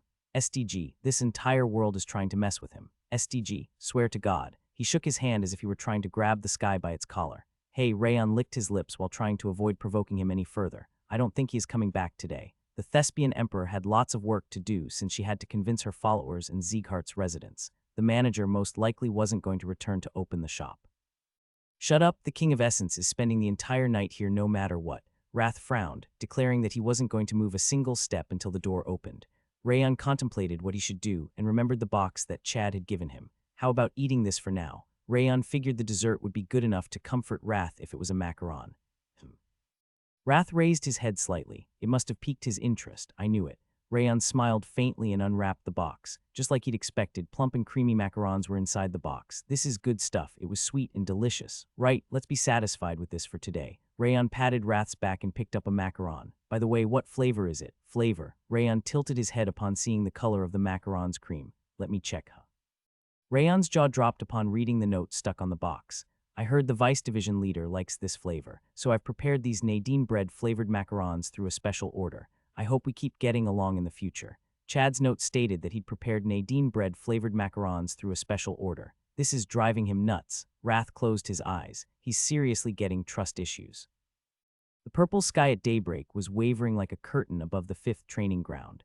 Rayon unsheathed Heavenly Drive at the center of the training ground. The silver blade quietly made its appearance and soared to pierce the sky. A downward slash followed. Even though there was no strength in the strike, a thick line formed on the training ground floor alongside a powerful shockwave. He tightened his lips and slashed once again. The trace of the second strike was shallower than the first one. Rayon didn't seem satisfied with it either and kept repeating vertical slashes over and over again. The trace, as thick as a knuckle at first, became thinner and thinner and eventually became a line as thin as a hair. Rayon continued to slash after that, but no other trace ever appeared. The reason was simple. The vertical slashes were falling at exactly the same power and speed, causing it to never exceed the last trace it made. Rayon smiled in satisfaction while looking at the trace with a cold atmosphere around it. It's finally getting decent. He couldn't control his strength at first because of the increased stats and aura, but he finally managed to get used to his improved body and aura after practicing his basic swing over 100 times. He had tried various methods, but the basic techniques were the best when it came to getting used to the changes in his body. Tusk. Wrath clicked his tongue at his pathetic demeanor. You try so hard every time you gain stats. Don't you get tired of it? He murmured that humans were truly a shabby race. I told you before. Rayon sighed briefly while lowering Heavenly Drive. This small difference decides life and death during a real battle. Rayon pointed at the thick trace that he'd created at first and the last trace, which was as thin as a thread. It's always useful to practice control of body and aura. Having a stronger body and aura wasn't always advantageous. If he didn't have perfect control of it, the improvement could become his downfall instead. Once you become a Demon King, you will get used to it right away without a trivial practice like that. Demon King, indeed. Whenever you get stronger, the body gets used to it by itself without needing to practice. Wrath opened and closed his mouth like a goldfish, asking Rayon if he wanted to try becoming a Demon King. Keep it to yourself. Rayon shook his head firmly. What do you even want me to do? You sometimes tell me that I'm going to burn up the entirety of Devildom, but you want me to become a demon king other times. About that. Wrath rolled his round eyes. Devildom will be ruined once you get there, but he wants the others to experience his pain. Wrath murmured that he didn't want Devildom to be ruined, but he wanted Rayon to scam all of the other arrogant demon kings and demons. So you don't want to be the only one to suffer, seriously. It was difficult to believe he was the monarch of Wrath because of how petty he was. That's not what he means. The King of Essence just wants to set an example for Devildom's fledglings, whatever. Rayon slapped Wrath away as he kept complaining and practiced the Fangs of Insanity, the Blizzard Sword Art, and the 10,000 Flames cultivation, techniques one after the other before he raised his gaze. The night sky with its shining stars had subsided, and the sun had already risen. Then, to finish, he raised Heavenly Drive above his head. He pointed his blade to the sky and mustered the power of his soul. The pillar connecting his body to his soul started to furiously vibrate. The aura dwelling in Heavenly Drive spread around the training ground and created a huge flow. I'll sever the sky. The will incorporated on the reddened blade was even more vivid than his aura as he slashed down with his sword. The recoil rushing through his wrist felt like he was cutting through flowing water with a club, but Rayon didn't stop his swing. Wham! The entire training ground was engulfed in a majestic and heavy pressure as the power of his soul on the blade and his will to slash combined into one. It only lasted for a moment, but the Azure Sky Sword's first technique, the Great Bind of the Heavy Sky, had managed to dominate the space itself. Rayon sighed while wiping the sweat flowing from his forehead. There's too much of a difference. He didn't sweat at all when he'd used all of his techniques up to the 10,000 Flames cultivation, but his entire body was growing exhausted from a single swing of the Azure Sword Sky. That must have been the difference between a technique that incorporated the will versus one that did not. It's powerful enough to make up for it, though. The power wasn't the only advantage of the Azure Sky Sword. It was an extremely advanced technique that suppressed the enemy by dominating the sky. The drastic consumption of stamina and willpower was a natural price to pay. Can the Grandmasters use a technique like this as easily as a basic technique? He felt like he could understand why Grandmasters were treated as natural disasters. As you get higher, you won't be able to survive if you can't incorporate your will into your ability. You will only get crushed if you can't achieve it. Wrath nodded, saying that it was simply obvious. Moreover, incorporating the will isn't the only difficulty of the technique you are learning. Since it consists of devouring the space, it should help you acquire the boundary of the sword. Wrath licked his lips while telling him that the Azure Sky Sword would carve him the path towards becoming a Grandmaster and even influence his sword field creation. Now that I think about it, Wrath wasn't the first one to mention it. Glenn had also said it before. Sword field creation, Since the seeds in his mental world had begun to sprout, it was about time for him to start thinking about the sword field creation. Which attribute should I focus on? What he had was swordsmanship, fire, coldness, and the shadow that he'd inherited from the previous life. It was impossible to incorporate all four of them into a single sword field. The vessel was bound to break. Only one or maybe two. He was pondering about the sword field he would create in the future when the training grounds door opened and Dorian made his entrance. Vice Division Leader, let's go. He waved his hand, urging him to come. Where? What? You said you had something important to do today. You asked me to come early in the morning. Dorian yelled because Rayon was feigning ignorance when he was the one who'd called him. Oh, right. Your personality is so bad. Wrath shook his head. It's your fault. Rayon went to Dorian and apologized. By the way, what's that important matter that requires me? You like children, right? I do, Dorian replied brightly. Rayon left the training ground with Dorian, who was making a dumb face. Please, please, gods of heaven and earth. Rayon headed to the ice cream shop with the Demon King, who was praying to the gods of heaven and earth instead of the demon god. Hell yeah, Wrath roared while covering his head. He's finally here. Gods of heaven and earth, he'll definitely repay this favor. He gathered his hands and prayed while murmuring that he was going to serve a different god now. He was truly a faithless believer. Ice cream, are you sure we came to the right place? Dorian asked with round eyes. Yes, but why would you need me? I really need you. Let's enter for now. Rayon pushed Dorian's back and entered the ice cream shop. Welko gasped. The manager's jaw dropped. His mustache was as noticeable as always. Sir Rayon, Sir Rayon. Welcome, he jumped out from behind the counter and extended his trembling hands. Why didn't you visit us for such a long time? The manager lowered his eyebrows while saying that he was so sad because Rayon didn't come to the shop. You bastard. Wrath leaped at the speed of light and grabbed the manager by his collar. It's your fault for missing every single time. Stop getting involved in society and stay in the shop. Wrath yelled at him to stop saying bullshit when it was his fault for drinking and going to hurl insults, blaming his lack of motivation to work. Actually, I've been getting news on Sir Rayon all along. I was at the arena during the sword duel against the White Lotus division leader, and I even hurled insults at the Thespian Emperor's back. That's why, as a special privilege, I'm going to grant Sir Rayon a special right to use our shop for free. Please choose anything you want. He spread his arms and shouted to pick whichever ice cream he wanted. Are you serious? Rayon licked his lips while looking at the ice cream behind the manager. Of course, I'm not a man who goes back on his word. I promise on this mustache. He tapped on his neatly trimmed mustache. Just tell me what you want. Well, in that case. Rayon raised his head with a smile. I want them all. Sorry, I want all the ice cream in this shop, so The manager quickly blinked while doubting his ears. You heard me right. I want you to package all the ice cream in the shop for me. Rayon wasn't bullying him. He'd brought Dorian to the shop with the intention of buying all of the ice cream in the shop to begin with. Wahahaha. Wrath laughed happily while watching the manager, who even stopped breathing from the panic. Serves you right. That's why you shouldn't have left the shop empty. Stop getting involved in society. He even started to dance on the manager's head. Actually, Rayon smiled at the manager, who couldn't finish his sentence. Don't worry, you don't need to give them to me for free. He placed the gold coins on the counter as he spoke. Of course, there was enough to pay for all of the ice cream. Oh my, you didn't need to pay. The manager smiled awkwardly and hurriedly took the gold coins. His movement was even faster than a powerful swordsman. I'll package them right away. Told Rayon to wait for a moment and started to take out the ice cream in the containers. Dorian, I understand now why I was called. Dorian sighed and stepped forward. I'm just a carrier. Was this the important matter you mentioned? This is an important job. You are the only person who can transport all of the ice cream to the annex building without letting it melt. To the annex building. But isn't this still too new? There are children there. Dorian's eyes sparkled upon hearing about the children. Since he was with Rayon when he saved the children at the orphanage founded by Darius, Dorian immediately realized which children he was talking about.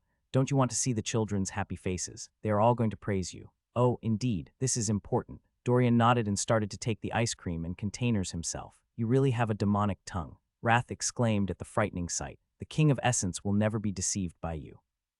He was already being deceived, but Rayon just let him believe whatever he wanted. Ha. The manager wiped his cold sweat from his forehead after he took out the ice cream, containers, and even the giveaways. He bowed, saying that he would serve Rayon as his VIP in the future. It's fine, but... Rayon pointed at the manager's mustache with a smile on his face. You are going to shave that, right? Sorry, you said earlier that you promised on that mustache. Oh. The manager's mustache anxiously trembled. I'll be looking forward to seeing a clean area below your nose the next time I come here. Rayon waved his hand and left the shop. Wow, your personality is literally that of a fiend. Dorian and Wrath murmured at the same time that he had the worst personality. Well, that's what he promised. Rayon shrugged his shoulders and was about to return to the annex building when he noticed a familiar face on the opposite side. Run-on walked towards him. Her eyes were clearer than usual. What brought you here at this hour? Run-on usually never got out of bed on her days off. That was why it felt like a mystery that she was there so early in the morning. I came to buy ice cream. Run-on raised her round sloth wallet. Her sparkling eyes revealed her anticipation. I thought it might be the case, but it was true. Ice cream and training were the only reasons for Run-on to wake up early in the morning. As he had guessed, she was there to buy some ice cream. Wanna come with me? I'll pay for you. She shook her wallet, saying that she had lots of money on her. Rayon slowly shook his head. Okay, Run-on nodded and ran towards the ice cream shop. And Kaya! Rayon heard Run-on scream for the first time. 33 bead ice cream boxes were lined up in the annex building's garden. Rayon spread frost on the ground to prevent the ice cream from melting, and the children entered the garden. Wow, ice cream, there are so many flavors. The children, including Pine, smiled brightly and ran towards the ice cream boxes. Rayon smiled faintly while watching the children, who bowed politely before going towards the ice cream. They are a lot brighter than before. Since they had been trained as assassins for a long time, they barely showed any emotions when they first arrived in the annex building. Whoa, Wrath shouted while wagging his tail. He seemed even happier than the children. Hurry up, scoop it for the King of Essence first. Quick, you are at the same mental age as the children. Rayon laughed bitterly because Wrath was rampaging in happiness. Dorian, Mr. Dorian, hi there, get in a line. Since Dorian had been frequently meeting the children, he scooped the ice cream into their cups with a friendly smile. Line up. Run-on had followed after hearing the story and was distributing the ice cream to the children. However, she seemed to be eating more for herself than what she was giving away. I wish she would distribute first before starting to eat. Rayon laughed at the ridiculous sight, and Wrath started to slam his shoulder like a drum. What are you waiting for? Start eating already, you bastard. There's enough ice cream anyway. We will still have plenty to eat after. What are you talking about? Babies are pretty much gluttony when it comes to ice cream. He shook his finger while saying that nothing would be left if he was too slow. Okay, you want the mint chocolate, right? You finally understand the good stuff. There's no way I wouldn't, since you've been yelling about it for the entire month. Rayon scooped 2 cups of ice cream and gave one of them to Saint Frederick. Dear Saint, would you like to have some? Frederick was kindly watching the children and gently nodded, accepting the offer. You had a nice idea. He smiled and praised Rayon for coming up with the event. It's nice to have something like this once in a while. Rayon smiled faintly and put the mint chocolate in his mouth. The minty flavor that he still couldn't get used to and the slight sweetness stimulated his tongue at the same time. Wrath covered his head like a madman and went limp on Rayon's shoulder. Yes. This is real mint chocolate and real ice cream. Screw Nadine bread. He murmured that he could die peacefully with teary eyes, but no one seems to like it except for you. The children were gathered around the simple flavors like chocolate, strawberry, and vanilla. The only person eating the mint chocolate was Run-On. HMPH, they don't understand delicacies because they are too young. Wrath wrinkled his nose, saying that the children had poor taste because they were still too young. I see. You're even younger than them in mental age, though. Rayon suppressed the urge to voice that thought and poured the remaining mint chocolate ice cream into his mouth. What's next? Mint chocolate, but you already had it though. Mint chocolate is limitless. I should have kept the same cup. Rayon licked his lips and scooped mint chocolate into a new cup. He returned to his seat and was about to eat when 2 huge white horses came from the direction of the main building, pulling a golden carriage behind them. Roan was sitting in the driver's seat and he waved his hand with a gentle smile. The children were still eating the ice cream without noticing him, but Sylvia and the maids straightened their backs with trembling hands. The carriage stopped in front of the garden and the elegant door opened up along with a heavy sound. Glenn Sieghart left the carriage. His presence alone seemed to freeze the air around them. GR greetings, my lord. Starting with Sylvia, every single maid from the annex building went to their knees and lowered their heads. The children holding the ice cream were the only ones who were still standing, blank expressions on their faces. You don't need to kneel. Glenn watched the children and shook his hand. Stand up, everyone. Yes, Sylvia and the maid stood up while straightening their dresses. I must be disturbing a fun time, and not at all. Sylvia firmly shook her head. I'm just dropping by because I have something to give you. Don't be so nervous. Glenn snapped his fingers, and a golden dimension opened up in the sky above the garden.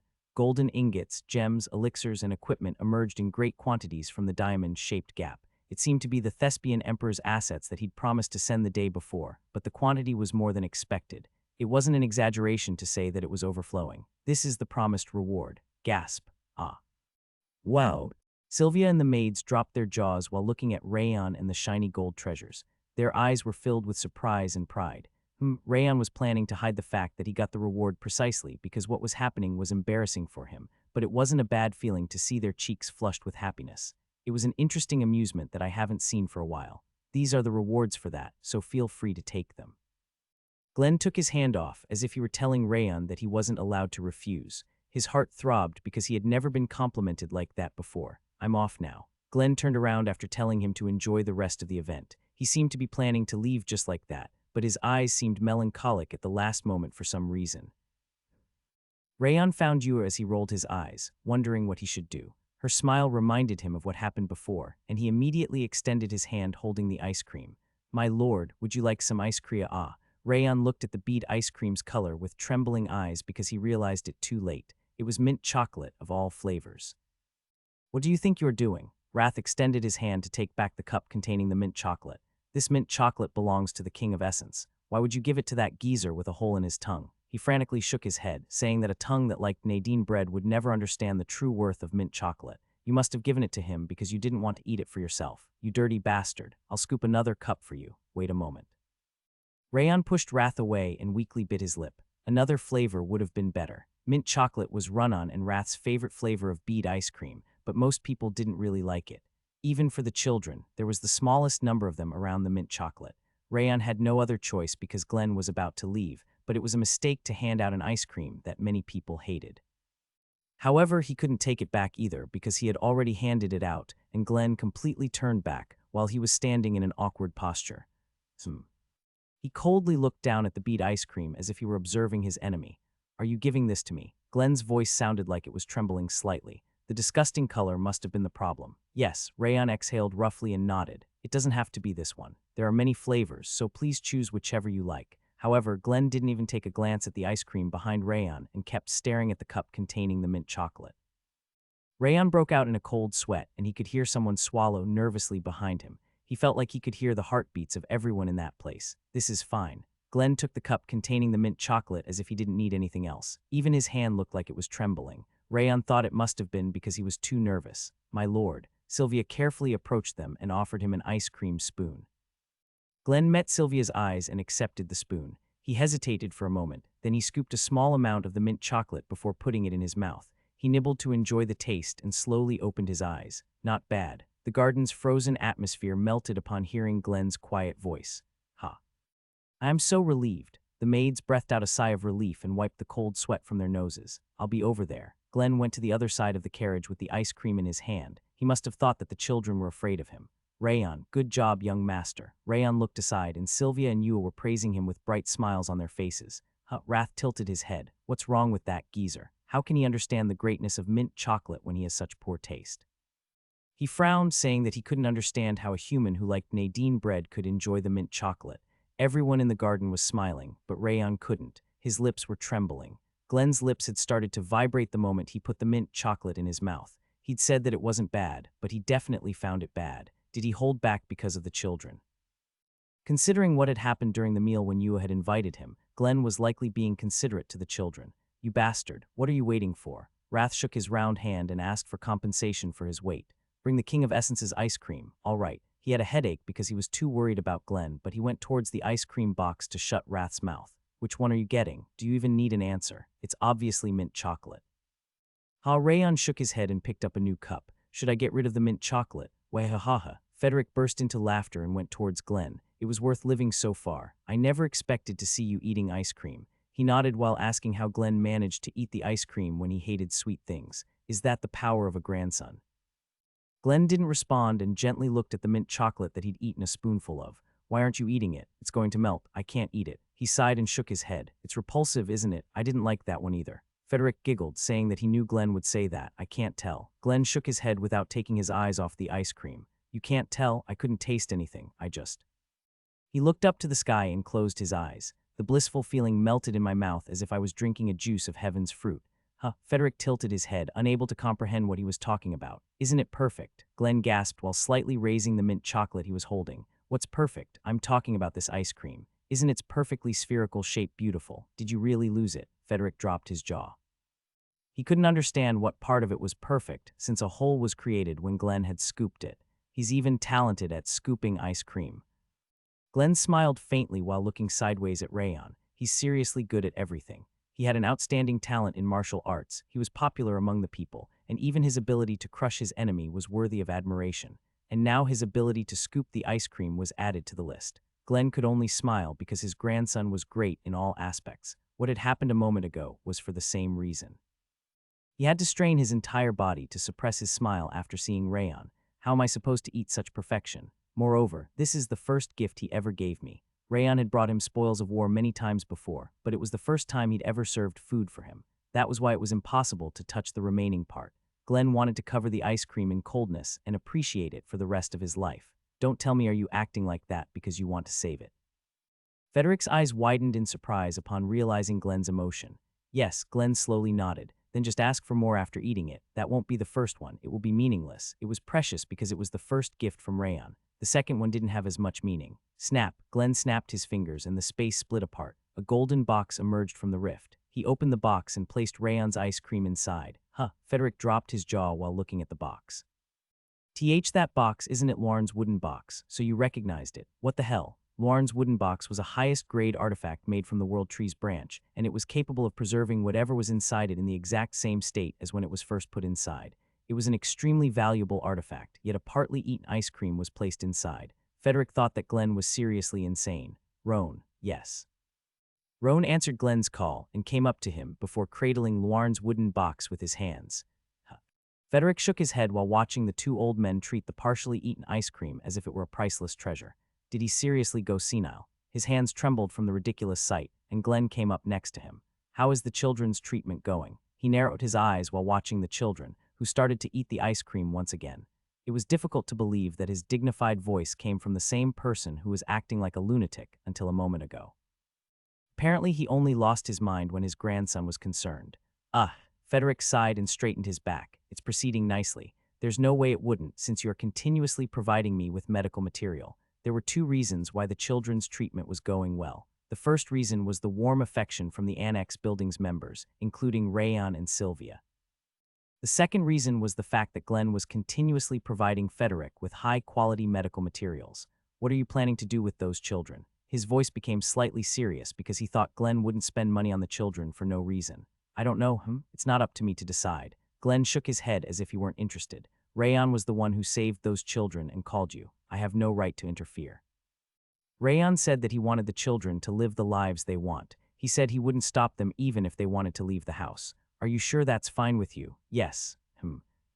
Frederick smiled faintly while looking at Glenn's unwavering eyes. He's definitely changed. He'd become slightly softer after he'd overcome the demonic realm, but his oppressive personality still remained because he was born with it. However, his dear friend had gained a warm heart to cherish his grandson and show consideration for the children during the long time they'd gone without seeing one another. He would have raised them into swordsmen no matter what in the past. The children were young, but both their bodies and minds were nicely trained. They were the perfect talent to become swordsmen, and Frederick wasn't expecting him to let them go. Glenn didn't seem to have any flaws anymore except for the fact that he cherished his grandson a bit too much. However, there's something I need to do. What do you need to do? I'm going to find the one who kidnapped those children and root them out. Glenn frowned, saying that he was investigating but couldn't find anything about them. Wahahaha. Frederick covered his forehead and burst into laughter. You finally feel like a human being. This reminds me of the past. He put his hand on Glenn's shoulder, came out from behind the carriage and waved his hand. Rayon, give us one more each. Rayon licked his lips while watching Glenn and Frederick return to the carriage after getting another ice cream. Was I worried for nothing? He was worried because Glenn's lips were trembling, but he must not have disliked it that much since he got another ice cream. By the way, where did the cup go? Glenn was empty-handed when he came to get another ice cream with Frederick. Both the spoon and the cup were nowhere to be seen. Rayon looked at Glenn and Frederick while tilting his head. They were talking inside an aura barrier, which meant that he was unable to hear anything. Sir Roan, Ewa and Julius ran towards Roan with an ice cream in their hands that each of them had picked for him. Hoo-hoo-hoo. Roan smiled gently and accepted their ice creams. Unlike Julius, who stayed in front of Roan, Ewa interfered between Glenn and Frederick and started talking to them. Frederick laughed loudly and Glenn simply nodded. She must have said something interesting. I'm jealous of her friendliness. Rayon was jealous of Yua's friendly personality that allowed her to approach anyone, and it brought a smile to his face. They remind me of the Sword Demon. Watching Frederick and Glenn chatting together reminded him of the Sword Demon Rector, who taught him the way of the sword until a little while ago. He'd said that he would return soon, but there was no news from him. I wonder if he successfully finished his urgent business. Rayon was aware that it was pointless to worry about Rector, but he was still concerned because he could see bitterness in the last expression he'd seen on the man's face. Hey, your hands are idle. Wrath pointed at the half-eaten mint chocolate inside the cup. That geezer is most likely not going to lose with his ability. Stop thinking about him and open your mouth already. I want to try something else. How many times are we eating this same one already? Mint chocolate is limitless. The King of Essence is going to create the mint chocolate religion as soon as he returns to Devildom. I'm losing my mind. Rayon pulled his hair out. I'm going to get rid of mint chocolate from the world no matter what. Countless swords were planted on the ivory ground, where not a blade of grass could grow. None of the swords was in flawless form. They were either broken or shattered, and some of them only had the shaft left. However, not a single one of them was rusted. Every single one of the swords had a gleaming blade, as if they'd been polished a moment ago. The Sword Demon Rector climbed the mountain called the Sword Ridge while using the countless swords as a guide. The number of swords decreased as he climbed the mountain, but the bloodlust in them intensified instead. It almost felt like they could unleash a powerful aura blade, even though they had already lost their owners. Rector reached the peak of the mountain with a slight haste, and he saw the back of a man who was wrapped in ashen white cloud like floor-length clothes. The overwhelming pressure from the man who was looking down on the land from the peak made it feel like the entire world was within his sight. Rector caught his breath, walked up to his back, and went on one knee. Greetings, Alliance Master. The red-haired man with his hands clasped behind his back turned around upon hearing the call. His young appearance could have been mistaken for a child. His yellow eyes were engulfed in a frightening radiance like the blade of a renowned sword, and his nose ridge was as straight as the mountain they were on. Once he turned around completely, his eyes directed at the world slowly descended. He truly looked like a sword itself, a manifestation of a divine sword connecting heaven and earth into human form. I'm sorry for summoning you so late. The Alliance Master smiled quietly. Looking at his smile tightened Rector's heart. Preparing to open the door gave me many chores. He simply shook his hand, saying he had lots of annoying tasks to do. The cloud at the mountain peak dissipated, and his blue floor-length clothes were revealed. There was a red sword symbol on them. Rector swallowed nervously while listening to his calm voice. He's gotten even stronger. The Alliance Master had got even more powerful than before Rector had left the Alliance. He's similar to Glenn but different. If Glenn could be compared to a sharp blade covered in a scabbard, the Alliance Master was a blade whose sharpness was exposed to the world. The two Transcenders had started in a similar manner, but they'd achieved different things in the end. How was your journey? Just like always, the world was brimming with excellent swordsmanship and talented people. Rector calmly nodded. I'm glad to hear that. It would have been disappointing if you didn't enjoy your outing. The Alliance Master smiled faintly while stroking his beardless chin. How is Mustin's development? That's good news. He was too impatient despite his excellent talent. However, he twirled his finger and looked into Rector's eyes. Is Rayon Sieghart the boy who allowed Mustin's growth? Yes. Rector stopped his heart from pounding and simply nodded. The chill kept running down his spine. Mustin threw away his laziness after he lost a duel against Rayon. He isn't settling with his talent anymore and is diligently training every day now. Since he managed to learn his lesson without any serious injuries, it was an excellent occasion for him. That must have been the reason why you went all the way to Sieghart with that boy. The Alliance Master's eyes became as narrow as a crescent moon hiding behind the clouds. I'm even more curious about that boy now since he guided the Master of the Versatile Sword to the Six Kings. The Alliance Master seemed to know everything that had happened so far, and Rector had expected it. He wasn't the only reason. I wanted to show Mustin the wider world, and I wanted to confirm how much Sieghart has changed. He lowered his gaze while giving the most reasonable response. So what did you think? How was the genius who is writing a new history in the continent? Rector was trying to change the subject, but the Alliance Master insisted on Rayon. His talent was worthy of admiration. Rector's lips slowly parted. I'm only going to gain suspicion if I lie. Rayon's name was already famous all around the continent, and he was called a dragon, implying that he was the strongest among the young warriors.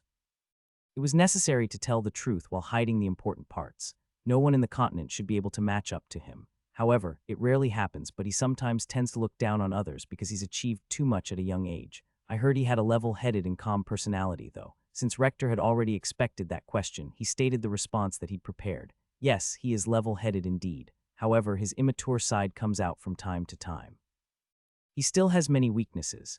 It's understandable considering how powerful he is at his age. The Alliance Master calmly nodded. Then how does he compare to Cloud? Cloud was the Alliance Master's disciple, and he was the genius with an unrivaled talent in the Alliance. He was a monster at the entry level of Grandmaster, but he was incomparable to Rayon because he was a lot older than Rayon. There's a big difference in age between them. What about their talents? I believe Rayon is slightly more talented than him. I guess he needs to be that good for the Master of the Versatile Sword to visit Sieghart.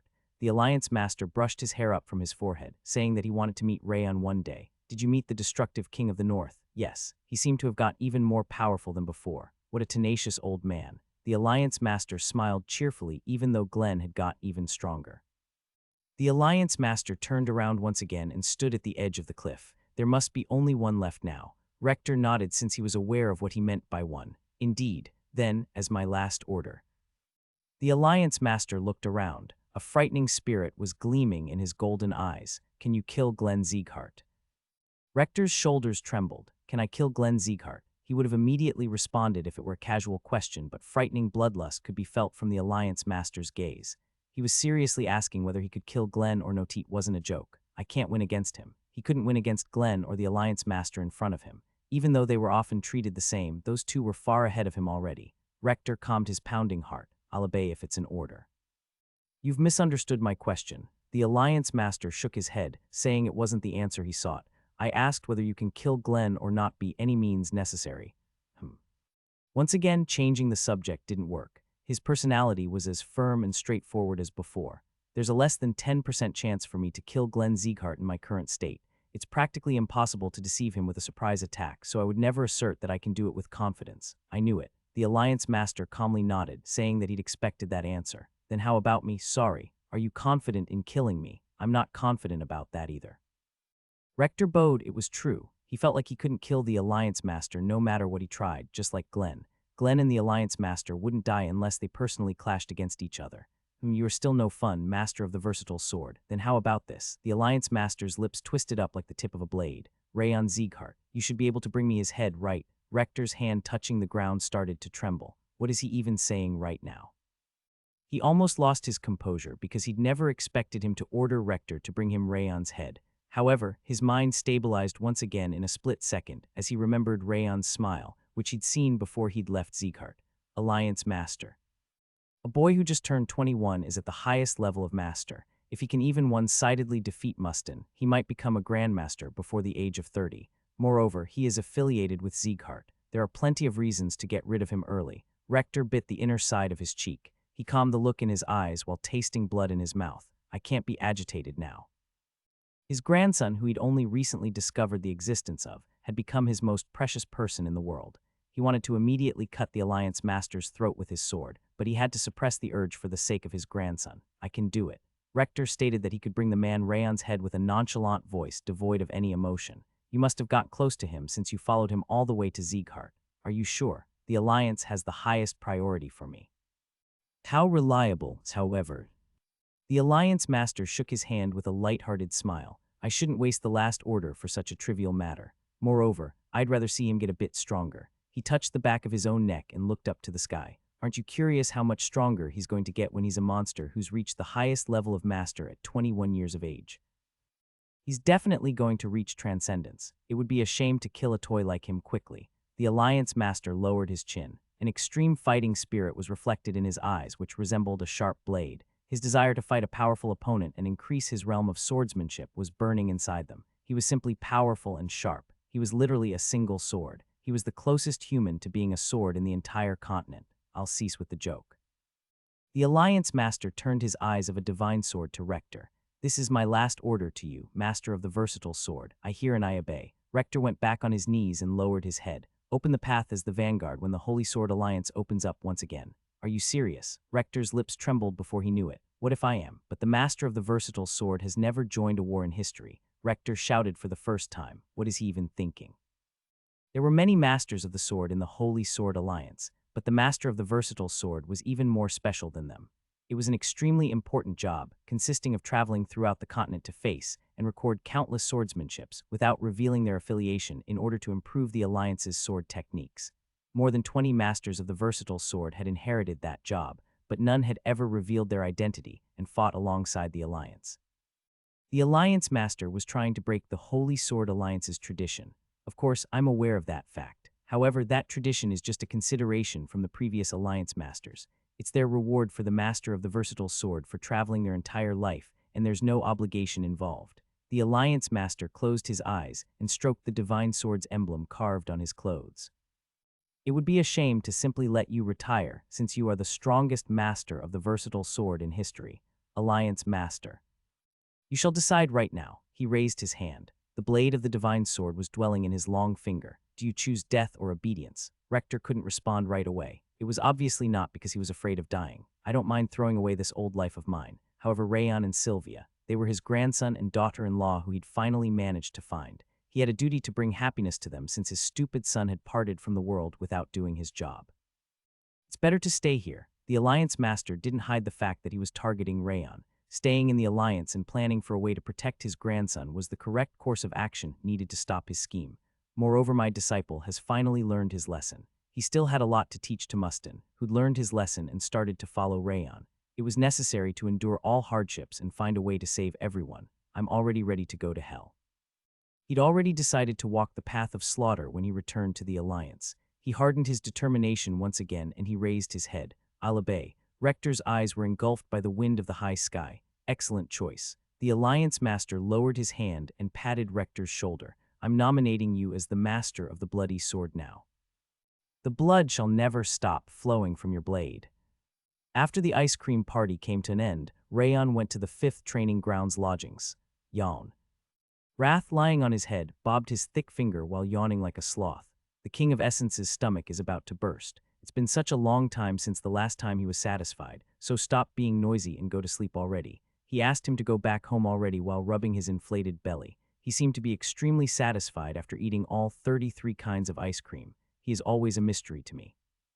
Wrath could taste despite being a spirit, and his stomach was bulging even though nothing had entered through his mouth. Those aspects were just incomprehensible. It won't take that long. HMPH, the King of Essence, will overlook it with his vast generosity. Wrath's voice was a lot gentler than usual as he shook his head. It must have been the effect of the ice cream. It's your belly fat that is vast, not your generosity. Rayan was about to enter the building while pushing Wrath's heavy body away when heard people talking to each other in small voices. He quietly went to the source since they were familiar voices. Rimmer, Burin, Martha, and Runun were all inside a small training ground next to the lodging. They must have been training something about their attributes since Rayan caught the strong scent of wind, earth, and ice. The ground was in a complete mess. Ice Cream Girl is also there. Is this why she left so early? Rayan had thought it was strange when Runun had said she was going home when there were more ice cream left, and it must have been for training. Huff. The three team leaders exhaled roughly and wiped their sweat. That's it for today. Rimmer shook his hand as if he were chasing away a fly. Just leave already, please. Burin bit his lip with his hands on his knees. Please continue a bit longer. I haven't even gotten started yet. Martha gritted her teeth, her eyes brimming with passion. Me too. Runun looked like she was a completely different person from when she was in the annex building as she nodded. Seriously, you all. Rimmer wrinkled his nose while facing their gazes. I told you you shouldn't be impatient about this, but I need more. You won't be able to open the sword field faster by extending your training. You will only end up getting injured and delaying it instead. Green wind gathered above his finger, then spread around like a net. Controlling an attribute is different from controlling your body. You need to take it slower the more impatient you are. Concentration, change, and enhancement are necessary to achieve the basics for the creation of the sword field. Being hasty right now won't change anything, because the sword field is the life of the warrior personified rather than a simple technique or realm. The wind engulfing the area gathered around Rimmer's fingertip once again. The sword field isn't the only purpose of this training. Since it also has an influence on your mental image and martial arts, you will just end up ruining it if you overdo it. Martha simply frowned, unable to respond. You weren't planning on achieving it in a single year to begin with. Take it easy, your goal is a lot more ambitious. Rimmer clapped his hands to brush off the dust with a faint smile on his face. You aren't doing this because you are lazy, right? Oh, of course not. Look at my eyes. The trembling of his eyes was as clear as a pond with a rock thrown in it. They are trembling pretty hard. Are you sick? Pendulums. Burin, Martha, and Runun narrowed their eyes. Hey. Rimmer briskly turned his head. It's not true. I'm always thinking about our light wind division. He categorically denied it while shaking his hand. Anyway, today's training is over. Don't strain yourself since you also did your personal training. I didn't though. Runun raised her hand high. I ate ice cream today. She nodded to express her desire to continue with slightly sparkling eyes. I don't even know anymore. I have an appointment at the gambling house. Fuck off. Rimmer covered his ears and started to kick the team leaders away. No, I'm not leaving. I want more, you lazy bones. Why are you still gambling when you lose every single time? They scuffled for a while and the three team leaders eventually left the lodgings with frowns on their faces. Ha. Rimmer sighed while putting his palm on his forehead. Every day is so exhausting. Despite what he said, his mouth slightly upturned. You can come out now. Rimmer waved his hand towards the tree where Rayan had been hiding. Rayan walked up to Rimmer. He'd noticed that Rimmer knew about his presence when the wind blew a moment ago. Why are you even here? It's not like you to hide, too. I didn't want to disturb their training. Rayan shook his head while looking in the direction where the three team leaders had left. Well, it's already over. Rimmer shrugged his shoulders. I'm suffering here because they keep coming to me every night. I don't even have any time to play around, although I don't have money either. He frowned, saying that he couldn't be happy because of them. You pathetic, shitty ears. Wrath clicked his tongue at Rimmer. You need to find happiness by yourself. You never have it because you are just waiting for happiness to visit you. He raised his round hand while saying that happiness had to be earned. He'd been complaining about the entire world turning against him, but the ice cream must have been enough to cheer him up. The Demon King was seriously too easy. So why are you here? Your great division leader is busy because he's about to spend some luxurious time to himself. State your business and get it done. Rimmer tapped on his wrist while pointing at the sky. I came to see you because I had a question. Have you ever heard the proverb, time is gold? Rimmer made a circle with his thumb and index finger. You have to pay the appropriate price to buy my time. Price, the head of house must have rewarded you. Just give me a portion of it and... Rimmer softly rubbed his fingers, and Rayan took out 6 iron boxes from his subspace pocket and put them down. Gasp. Rimmer's eyes sparkled upon seeing the iron boxes shaking the ground with a thud. I wasn't asking for this, Muha. Rimmer was opening the iron boxes with a grin on his face when he suddenly frowned. This is ice cream. This one too. Wait, are all of these ice cream? His jaw dropped after opening 5 of the 6 iron boxes. Hey, those belong to the King of Essence. Why are you giving them to shitty ears? Wrath pulled Rayan's hair out with a frown. My question is about the sword field creation. As you are already aware, I can use both fire and ice, and I have my swordsmanship in my mental world, in this case. Rayan started to ask the question. He seemed to be telling Rimmer that he needed to respond since the price was already paid. Ah. Rimmer's jaw dropped as he looked at Rayan. He's getting more and more insane. He had that feeling when Rayan was making fun of the thespian emperor, but his mindset must have been becoming more and more punk-like. Even though Rimmer considered himself a punk, Rayan was getting too difficult to deal with. Well, I guess this is still better than before even though he's going crazy. Rayan previously tried to solve all problems by himself without relying on anyone else. He'd been refusing the other people's approaches if he were planning to leave. However, he now considered the Light Wind division his family, and he had gained a significant amount of influence in the house. The mental growth of his loner disciple made him feel like it wasn't that bad for him to be a punk. I'm not sure which attribute I should use to create my sword field. Rayan asked what he'd been contemplating while looking at the faint smile on Rimmer's face. Rimmer sat on the last ice cream box that he hadn't opened and licked his lips. Actually, I didn't have a choice. The sword field creation is limited to your bloodline. It was impossible for me to create a sword field with my swordsmanship. That's why I chose wind. However, you have more possibilities than me. He smiled faintly and nodded. You can incorporate the unrivaled martial art like the head of house or focus on attributes like me, or even achieve both at the same time even though it should take a long time. What do I have to do to incorporate both of them? Rayan immediately asked since that was the reason why he'd come to Rimmer. What else? You need to train. Rimmer chuckled. You must have heard what I told the others earlier, but the sword field is the life of a swordsman. Even though you are a genius, you can't make it that easily. It would be faster to become a grandmaster. Rayan felt slightly disappointed because breaking through the wall of grandmaster was going to be faster when he hadn't even reached the wall yet. Try to incorporate your attribute in addition to the swordsmanship and sword in your mental world, since the sword field is made from the mental world. I believe you can achieve both of them, Rimmer asserted without hesitation. Rayan felt like he could really do it because Rimmer was saying it. I understand, and... When Rayan was about to respond, Rimmer raised his hand. Even if the sword field isn't complete, you might be able to use the incomplete sword field beforehand, just like me. Incomplete, remember the Eye of the Storm that I showed you in the beginning. That was incomplete. Rimmer wagged his finger, saying that the Eye of the Storm that he displayed way back in the past wasn't a completed martial art. You got your answer right, and you can take these back. He pointed at the ice cream boxes that he was sitting on. Don't you need them? It's not like I can sell them, and it wouldn't be that expensive even if I did, but I recommend you still take them. I'm not poor enough to accept them. Rimmer turned his head away, telling him to take them back already. I see. Rayan nodded and opened the lid of the last iron box that Rimmer had been sitting on. Unlike the other ice cream boxes, golden light was radiating from inside. Rimmer's jaw dropped as he looked at the brilliant golden light. What? Why are there gold coins and gems here? As I said before, I was planning to share some with you since I've received a lot from the head of house. Then. But since you don't need them because you aren't that poor, I'll have to take them back. Rayan immediately returned the ice cream boxes in his subspace pocket. Hey, wait a moment, Lord Rayan. Vice Division Leader, sir. I'm dirt poor. Please spare some money to help this beggar. Don't give the King of Essence's ice cream to someone else. Rayan ignored Rimmer and Wrath, who were both clinging on him, and closed his eyes. It's going to take longer than I thought. However, I might be able to achieve the incomplete sword field before surpassing the wall. Rayan was standing on the platform in the training ground, looking down at the Light Wind Division as they practiced the martial arts that Glenn had given them in their separate spaces. Their fierce pressures felt like they were facing a real enemy in front of them. They were doing their best with every single swing. They don't even need any advice. Even Dorian and Crane, who were usually distracted, were extremely focused as they swung their swords. Rayan felt like giving them advice would end up disturbing them instead. I guess this is only natural. Rayan smiled faintly and looked to the right, where violent sword resonances kept storming over and over again, because they are training like that right next to them. Burin, Martha, and Runnan were sparring against Mark Goten, and their violent clash almost looked like a real fight. Burin slashed at Mark Goten's neck with his sword brimming with aura. It was the Baron Wind Sword's special technique, Bloodfall Baron Slash. Clang! Mark Goten parried Burin's blade as it bent towards his neck, and Martha pierced into his space at the same time. Kring, the Titan's aura dwelling on Martha's blade, radiated brightly and pierced into Mark Goten's shoulder. Thud! Mark Goten used his footwork with his heel. It was an exquisite move to deflect her surprise attack, but her assault wasn't over yet. Whoosh! She activated Berserk in a split second and drastically increased the aura on her blade. Mark Goten groaned as he recognized that he couldn't avoid it and created an aura shield on his shoulder.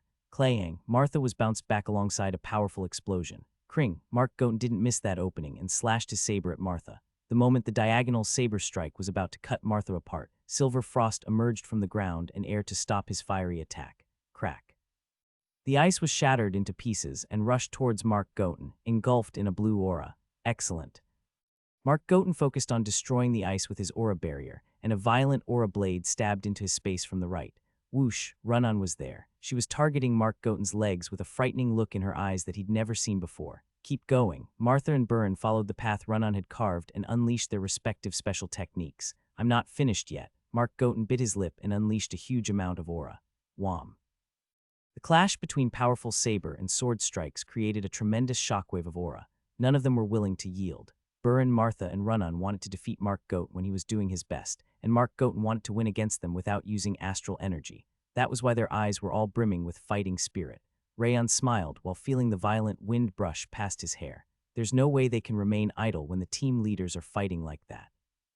Mark Goten and the three team leaders repeated one-on-one spars and one-on-three spars all day long. Since they were fighting to death right next to them, the other swordsmen were bound to focus as if they were on a battlefield. Rayon looked to the left. The gambling monster was giving a basic lesson to Ewa and Julius, and their eyes were completely serious, unlike when they were in the annex building. They seemed to have grown in strength and wisdom from experiencing a real battle. They finally looked like a proper armed division. The team leaders set an example by volunteering for additional training, and the team members swung their swords until sunset because they saw how hard they were training. Even the juniors were running toward their seniors' backs, which made it an ideal armed division, except for one. Rayon frowned and looked behind him. Yawn. Rimmer was lying on the platform, yawning his head off. Ha.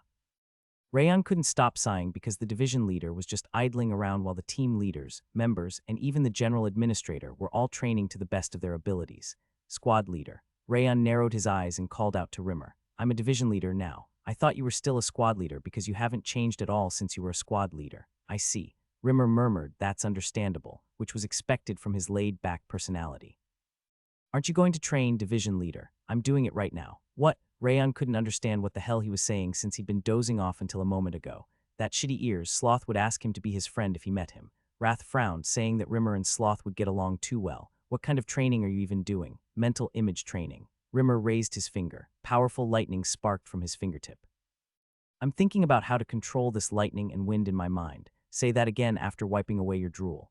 Oh yeah. Rimmer rubbed his mouth with his sleeve. Anyway, I'm training right now. Stop paying attention to me and mind your own business. There was not a single hint of embarrassment on his face. He was truly a great man. Rayon shook his head and looked away. Well, I guess it's fine since he's not an idiot. Despite how he looked, he wasn't the type of person who would ruin his own body. Rayon looked up to the sky, trusting Rimmer in his distrust. My own business, huh? There was no reason to train his body. He'd been practicing swordsmanship every single day, and he'd also been polishing his mental image through meditation. It looked like he was practicing all aspects, but there was a huge problem left. The combination of different attributes. It was common sense that fire and ice were opposite attributes. No matter how well he trained his body, mana circuits, and energy center, using Glacier after the 10,000 Flames cultivation was bound to cause serious damage to his body. I can endure the pain, but control is too slow. Since he had been used to the pain ever since his previous life, enduring the pain was nothing for him. However, using ice after fire drastically lowered the speed of his control. I need to start with that. He felt like being capable of using the two attributes at once was the highest priority in achieving a sword field creation with fire and ice at the same time. Let's see.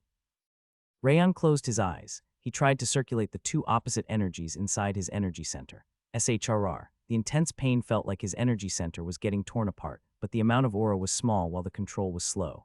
It could hardly be used in a real fight. I've used it a few times before, but I just got lucky. He'd previously used fire and ice at the same time, but he didn't care about ruining his body because he was ready to die. It was necessary to find a way since he couldn't keep fighting like that. I knew it.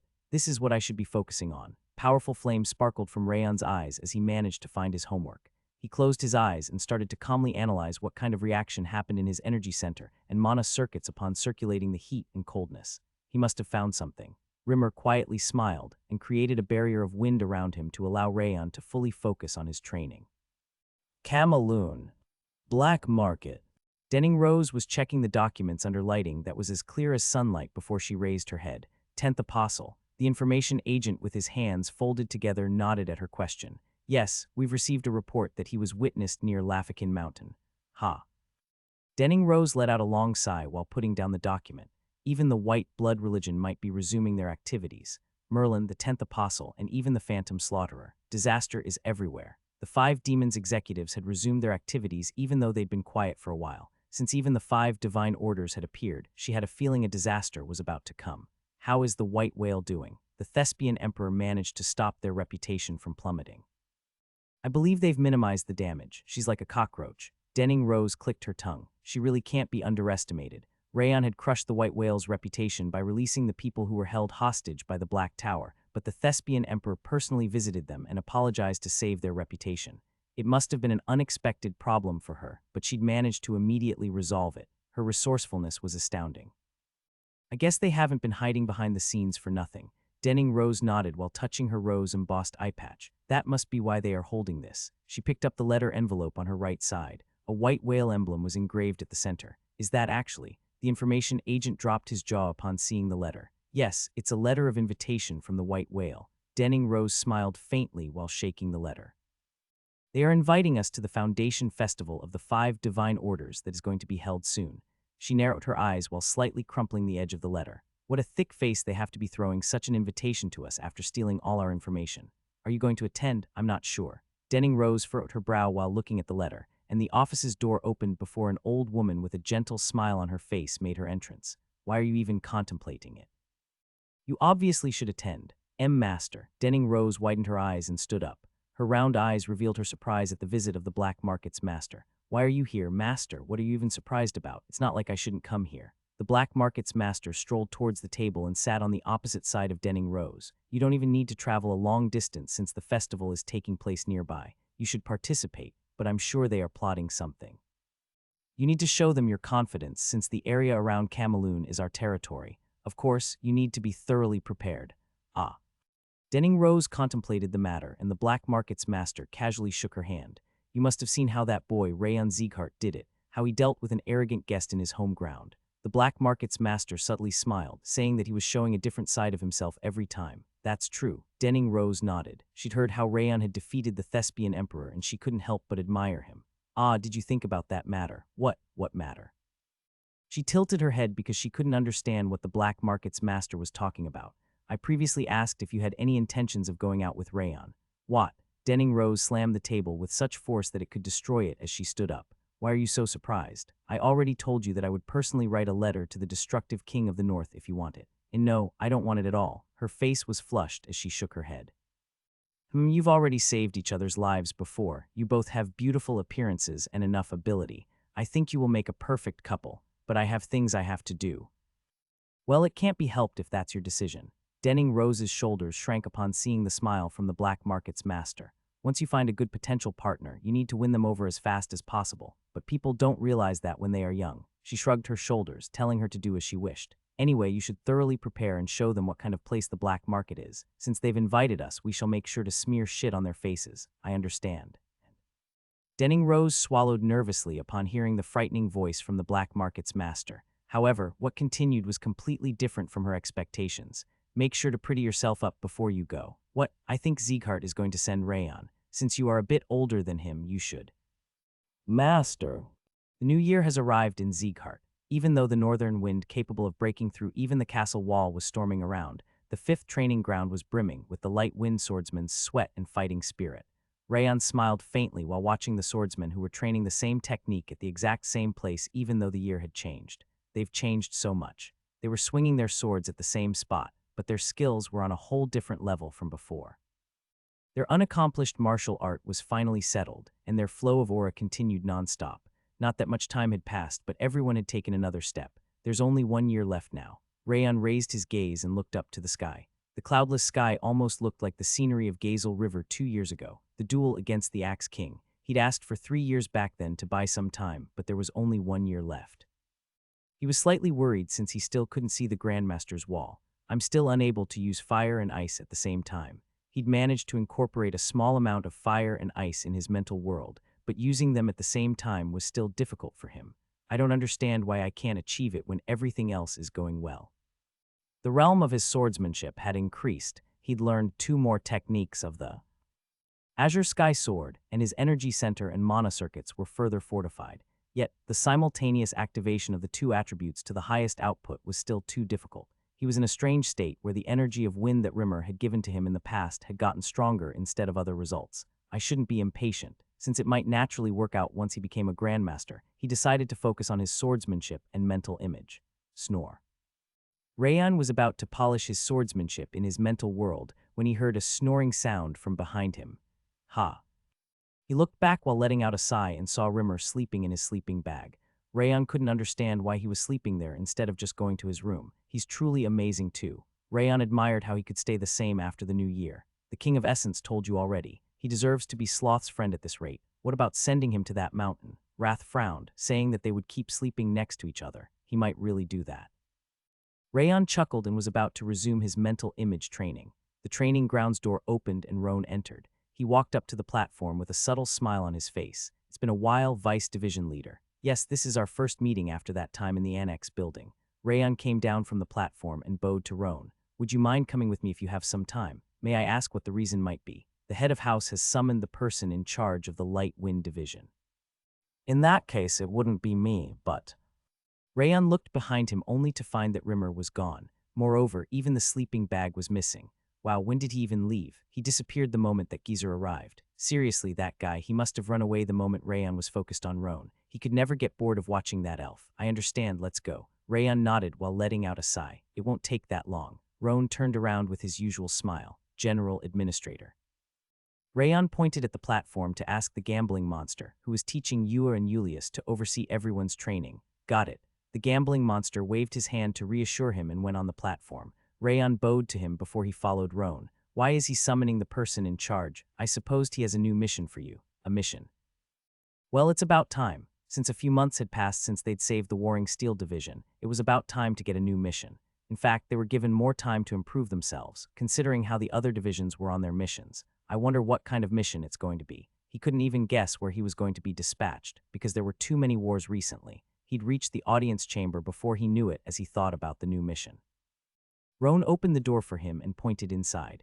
Rayan thanked him and stepped on the carpet at the center of the floor. Glenn was supporting his chin on his fist while sitting on the throne above the platform. His posture was the same as always, but Rayan could feel some indescribable difference. Greetings, my lord. Rayan knelt in front of the platform and lowered his head. I've summoned you because I have a mission I want to entrust to you. I hear and I obey.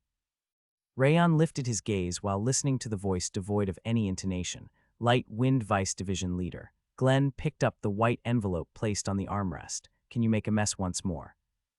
Mess? Rayan slowly blinked. He just told me to make a mess, didn't he? His mind went blank for a moment because he'd never expected Glenn to say that.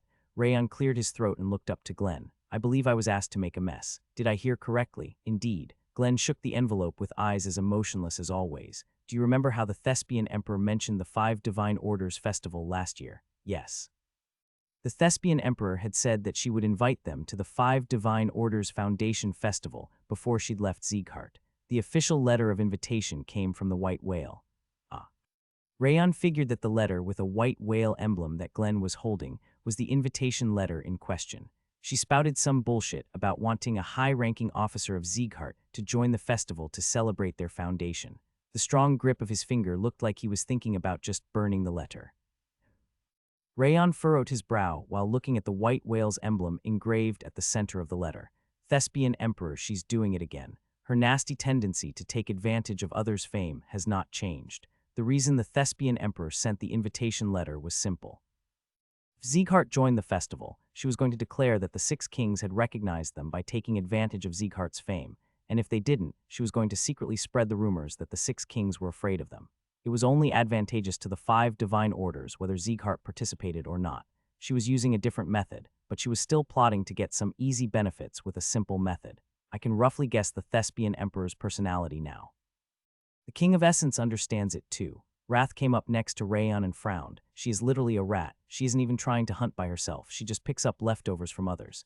His frown showed that he didn't like the Thespian Emperor either. Indeed, however, she is a big rat. Even though the Thespian Emperor was previously humiliated in Sieghart, she'd acted right away afterward to prevent the bad rumors from spreading. Rayan had already noticed back then, but her willpower was commendable at least. He couldn't underestimate her just because he defeated her once. Rayan furrowed his brow while thinking about the Thespian Emperor, and Glenn lightly tapped on the throne's armrest. I was going to burn this letter up and ignore it, but I remembered you. What part about me? Because you crushed the Thespian Emperor with your eloquence last time. Glenn took his hand off his chin and rolled his lips into a smile. Rayan had never seen his smile before. He thought that Glenn must have liked the mess he'd made back then. Can you go to the 5 Divine Orders Festival and make the same mess you made here? Rayon lowered his gaze instead of answering right away. This is a different situation from back then. The reason he could ridicule the thespian emperor however he wanted was because she had come to Zeekhart. Just like the proverb, every dog is a lion at home, the only reason he'd managed to crush the thespian emperor was because they were in Zeekhart and Glenn was watching them. However, he wouldn't be able to act spoiled anymore if he went to the White Whale instead. I don't think I can do this. He was about to open his mouth to say no, but he suddenly remembered the thespian emperor's confident face. Now that I think about it, the thespian emperor wants the same thing as the last time. What she wanted was Zeekhart's fame just like the other time. It implied that it was possible to use her plan against her by shaking a bait in front of her. This isn't much different from back then. It's still true that I'm too young for my might and position. The second round of mess. Rayon made up his mind and lifted his gaze. It's possible, but I need one thing. What is it? Glenn's voice sounded softer than usual. I need the authority to have Zeekhart at my back. Do you want to participate in the foundation ceremony as an executive with authority instead of a simple guest? Indeed. I can see what you're thinking. He nodded while stroking his chin. Are you confident you can make a proper mess? I'm currently at the end of puberty. I'm proud to say that the last ember will be hot. Last ember, I see. I'm looking forward to it. Glenn snapped his fingers, and the space in front of Rayon split apart before a sword emblem engulfed by golden flame emerged. This is the proof that your will is mine. This shall be enough. Ah. Rayon's fingertips trembled as he accepted the sword emblem. He was thinking that Glenn would simply write a document for him, but he was giving the emblem, which signified that he was the proxy of the head of house. Isn't this too precious? It's fine, just make sure to show them the storm of your puberty. Glenn shook his hand and smiled faintly. You won't be disappointed. Rayon smiled in a similar manner and nodded. I'll give this emblem to the Light Wind Division leader as soon as I return and… What are you talking about? Glenn's voice was unsettled for the first time. Are you seriously thinking about giving it to him? Rayon could imagine what Rimmer was going to do as he heard Glenn's voice. How much can I sell this for? Is this pure gold? I have complete authority from Zeekhart. You want to trade? Sure, let's do it. So how much am I getting from it? Can you remove my gambling debt in return for this? You want to know what it is? This is the emblem that gives you the complete authority of Zeekhart. Didn't even take 1 second until he figured out what Rimmer was going to do with the emblem. It was as if he was reading Heaven's flow. The King of Essence can also see it happening. Wrath frowned intensely. Shitty Ears is totally going to buy the whole ice cream shop. You are the only one who would do that. Rayon sighed and shook his head. Regardless of what Wrath was thinking, Rimmer was definitely not allowed to have it. I'll keep it with me. You made the right decision. Rayon bowed to Glenn and put the emblem in his clothes. And Glenn shook his hand and Shirl came forward from behind the throne. The Heavenly Blade Division will be guarding the Light Wind Division from an unseen location. Great to have you on the team. Shirl simply waved her hand. Guard. Rayon dropped his jaw. Isn't this a case of the tail wagging the dog? He felt like dispatching her as a guard was a waste, even though she couldn't be the one to make a mess with her position. The current area around Kamaloon is pretty much a ticking magic array. Glenn explained with serious eyes. He seemed to have noticed what Rayon was thinking. I admit that you are strong, but it's only true when your age is taken into account. There are still countless people on the continent who are more powerful than you. It would be unwise to act without a backup plan. He's right. I would have gone there alone, but I can't just do whatever I want because I'm already past my stormy phase of adolescence. Shirl massaged the back of her neck and softly smiled. Rayon nodded while looking at Glenn and Shirl. They are right. Anything can happen there. After the 5 divine orders took over the empty spots in the continent, wars of various scales began to break out one after the other. Since it was the foundation festival of such a dangerous group, anything could happen and a backup plan was necessary. However, the backup plan is too powerful. Since Shirl was pretty much Glenn's personal guard, Rayon felt great confidence. Understood. Rayon bowed to Glenn and Shirl. Since the scene is prepared for me, I'll make this mess delivery successful. Glenn closed his eyes and a small smile appeared around his mouth. Hoo-hoo-hoo. Roan looked up to Glenn with warmth in his eyes. It looks like you are really enjoying yourself. The way he said it was funny. Glenn raised his finger while looking at the carpet where Rayon was standing. Mess delivery. I don't think anyone can show that kind of confidence. Rayon had left the audience chamber after announcing the incoming mess delivery, showing that he was ready to go all out. His back looked so reliable that Glenn wanted to pat it. Indeed, he always surpasses our expectations after all. Roan nodded while agreeing with Glenn. Regardless of the mess, this is a great opportunity. He will gain a large amount of experience from meeting the heads of the 5 divine orders and their successors. Shirl's cheeks were slightly flushed. She seemed to be looking forward to what Rayon was going to show her at the festival. That is true. Glenn nodded. In fact, that's the most important part. He did dislike the thespian emperor, but he could simply ignore her. The reason he was sending Rayon to the Foundation Festival was because he wanted Rayon to bear the burden of Sieghart's name and gain some experience. And that should make him want to become a successor a bit more. Rayon still wasn't that interested in becoming a successor. He just didn't want anyone inappropriate to inherit the position. That was why Glenn wanted Rayon to learn about the responsibility and importance of Sieghart's name from his mission. Glenn closed his eyes while burying his back deep into the throne. I'm looking forward to how much he will have changed by the time he returns.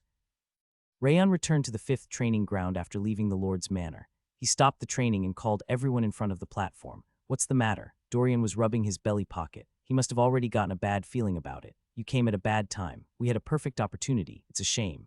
Burren, Martha, and Run-On frowned, saying that they were about to defeat Mark Goat. I still had a wild card left. Mark Goat shook his head, saying that they wouldn't have been able to win.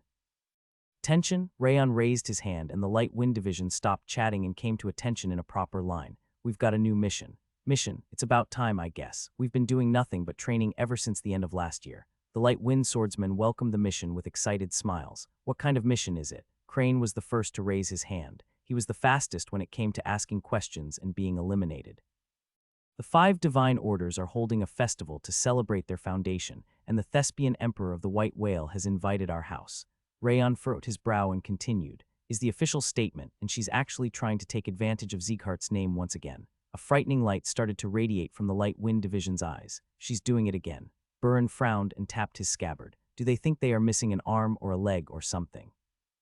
Why the hell are they trying to use our name over and over? Martha ground her teeth. She looked like she wanted to attack them right away. A shark sucker. Run-On shook her head at their pathetic mindset. They are seriously pathetic. Does nothing scare them because their reputation is too low? Dirty bastards. The other swordsmen disliked the 5 divine orders festival and frowned. Then is the mission. Yes, the Light Wind Division will be participating in that festival as the Sieghart representative.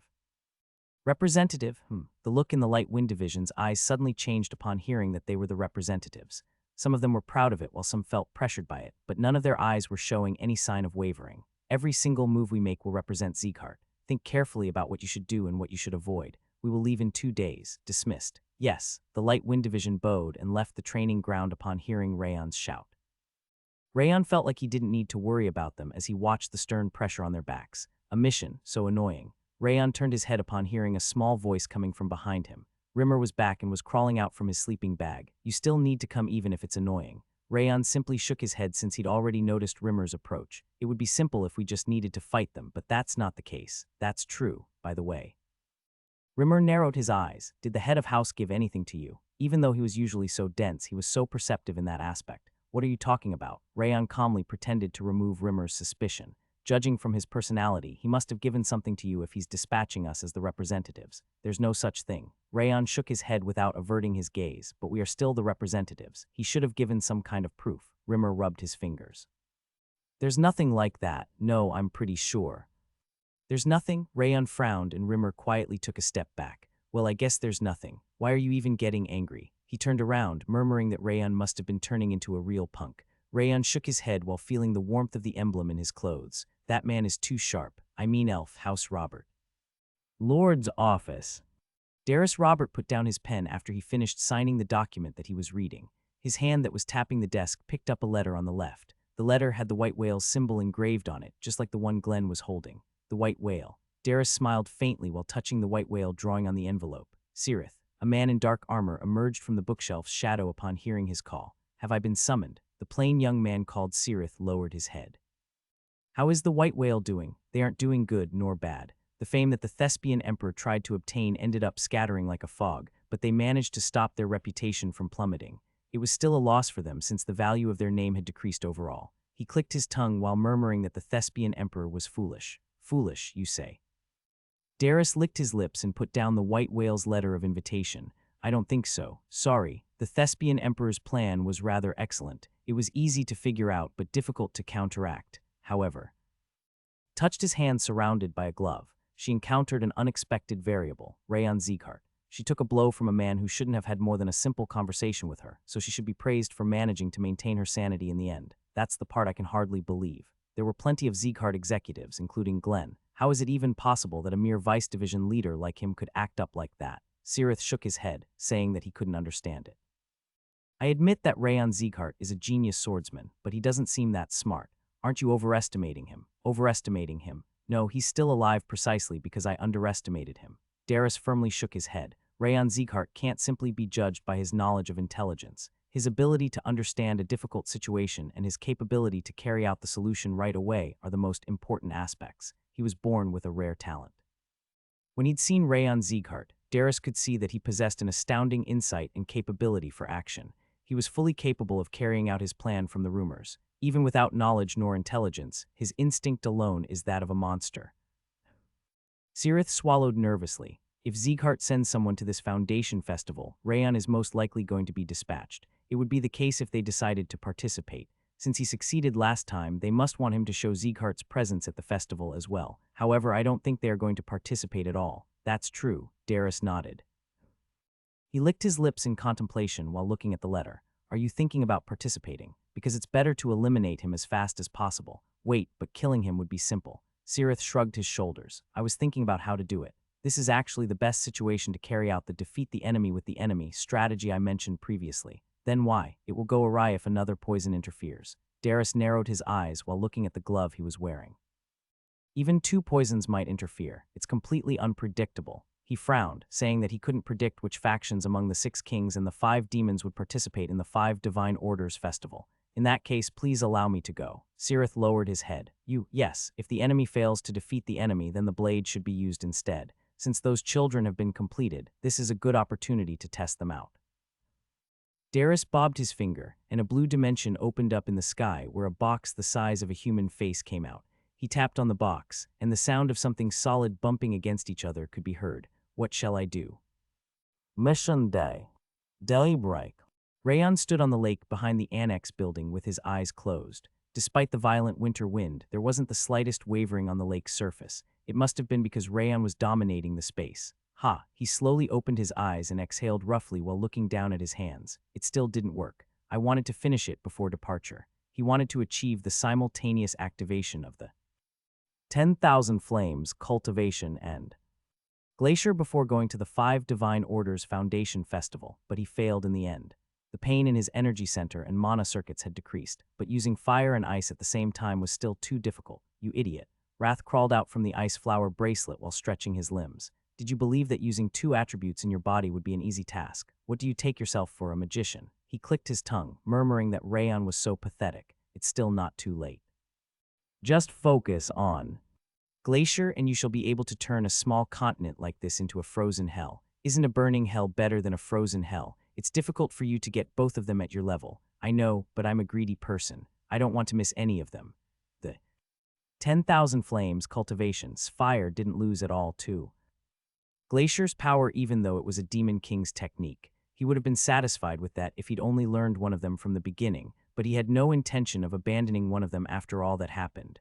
But I still have some results. He'd failed to control the heat and coldness at the same time, but the proficiency of the 10,000 Flames, Cultivation, and Glacier had increased, while the energy center and the mana circuits had been further fortified.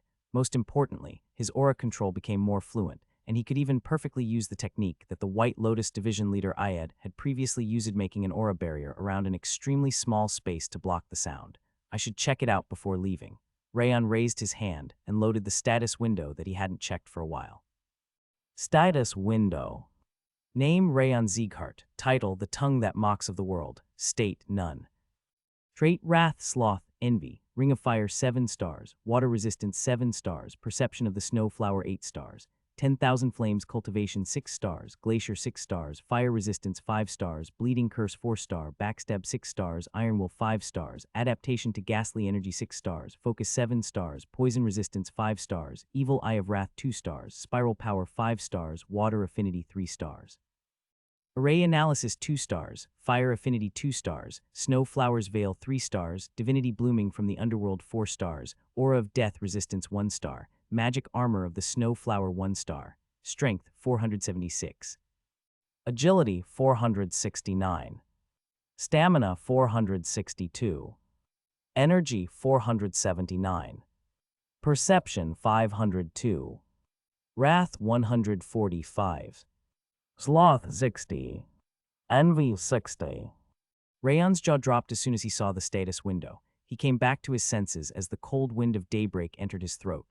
Wrath's eyes widened as he looked at the status window. Why is this so big? He couldn't read the contents, but he noticed that the size was bigger and screamed. Why else? Because there is more content now. Did I leave it unchecked for too long? The numbers are beyond imagination.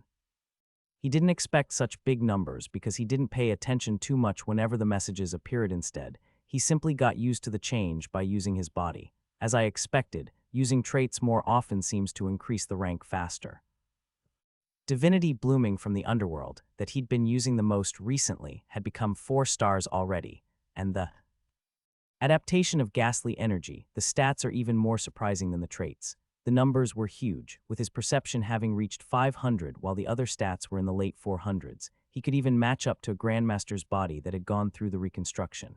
Sleeping was worthwhile, since he's been raising his stats through training when he was awake, and Sloth increased them automatically during sleep. He was pretty much a factory that ran 24 hours a day. Rayon weakly tapped on his chest, his heart pounding in excitement. Why are you doing this? How many stats do you even have? Close to 500. One of them surpassed 500. GRR.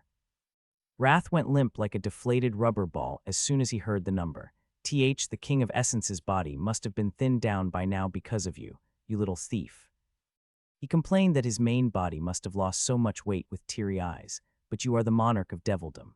Does 500 stats even change anything for you, when you are the great monarch of devildom? Oh, of course it's not that important. However, it's just annoying that you are getting them for free. Wrath showed his irritation while changing his words. Rayon furrowed his brow slightly while watching the angry Wrath. Now that I think about it, the Wrath is dangerously high.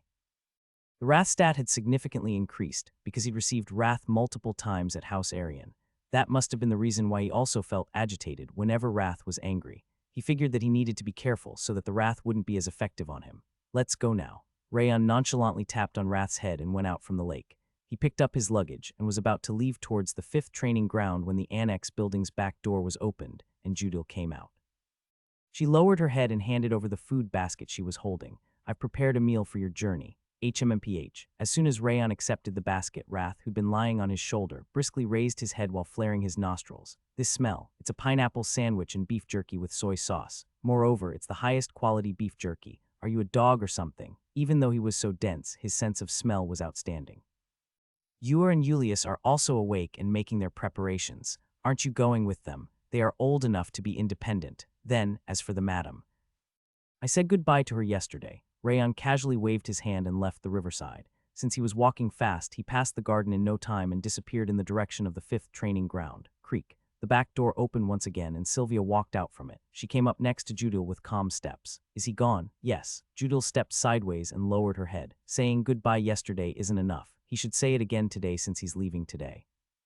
Sylvia stamped her foot in displeasure while looking in Rayon's direction. Seriously, he hasn't been affectionate anymore, not since he started calling me mother. Where did my cute sunshine disappear to? He must just be shy. Judil shook her head with a faint smile on her face. I know, but Sylvia sighed. It's just regrettable because he's never acted like a baby. He doesn't act like a baby, but he must be thinking about his family more than anyone else. Did you just compliment Rayon? What happened to you? Sylvia approached Judil from the side with a warm smile on her face. Keep going. I never get bored of listening to compliments about my son. Inside a clean office, even the sunlight shining from the window looked rigorous. The White Whale's leader, the Thespian Emperor, lifted her teacup while sitting on a sofa. By the time she took a sip, a hard knock could be heard from the door. Feel free to come inside. The door was quietly opened, and a middle-aged man whose blue hair was smoothly tucked away made his entrance. Master. The middle-aged man bowed to the Thespian Emperor and took a step towards the table. Sieghart announced their participation through a letter. They didn't state who was going to participate, but we've received intel that the Light Wind Division is currently heading to Cameloon. It's according to my expectations. The Thespian Emperor put down the teacup without showing any sign of surprise. Of course it would be Rayon Sieghart. After all, he was the one who defeated me last time. She didn't even need to read the heavens flow. It was only natural for Sieghart to send Rayon and the Light Wind Division if they were going to participate. What should we do? We can still eliminate them since the Light Wind Division is moving on its own. We can't leave that punk who humiliated our Master B. The middle-aged man claimed that it was the perfect chance since Rayon and the Light Wind Division were still in Sieghart territory. I'll personally take care of him if you just give me the order.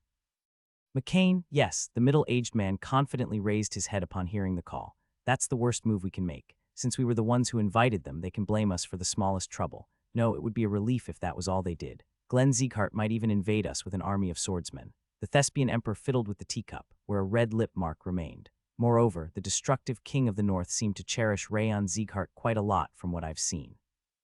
There must be guards following them from invisible locations. She could tell because she'd seen him in the audience chamber. It could be because he was family, or because of his might and insight. Regardless of the reason, Glenn definitely cherished Rayon. There was no way he would have dispatched the Light Wind Division without anyone to help them despite their inexperience otherwise. If their assault ended up failing and the information leaked, it was going to be the end of the White Whale. Huff.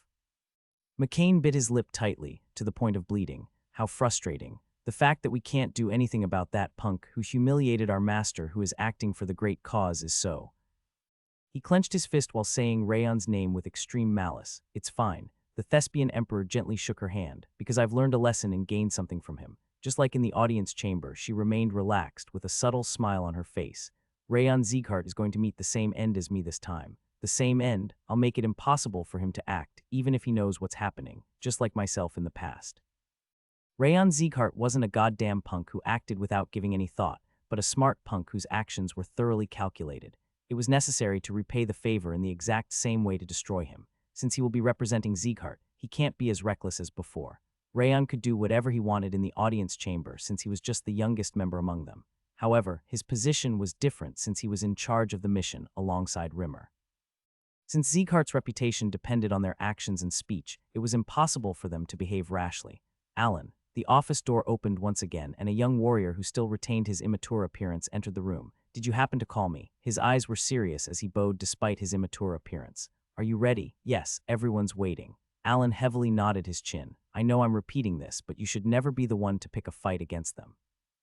Just get on the white sword dragon's nerve, little by little like rain seeping into clothes. Make him make the first move. Yes, we'll set it up like that. I'll be counting on you. The Thespian Emperor smiled in satisfaction and Alan bowed once again before leaving the office. McCain's jaw dropped. He must have finally realized the Thespian Emperor's intentions. Rayon Sieghart. A frightening smile appeared on the Thespian Emperor's face as she watched the quietly closing door. It's my turn now.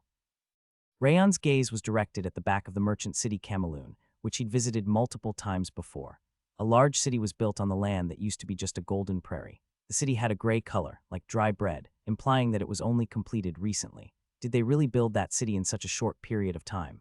Rayon realized that the 5 Divine Orders' power was even greater than he'd thought, considering they'd managed to build such a big city in a short period of time. The 5 Divine Orders combined might be able to match up to 3 out of the 6 kings and the 5 demons, considering the manpower and financial abilities that allowed them to build such a city in addition to their main bases located elsewhere. Rayon thought that the Thespian Emperor wasn't the only dangerous person the entire 5 Divine Orders was.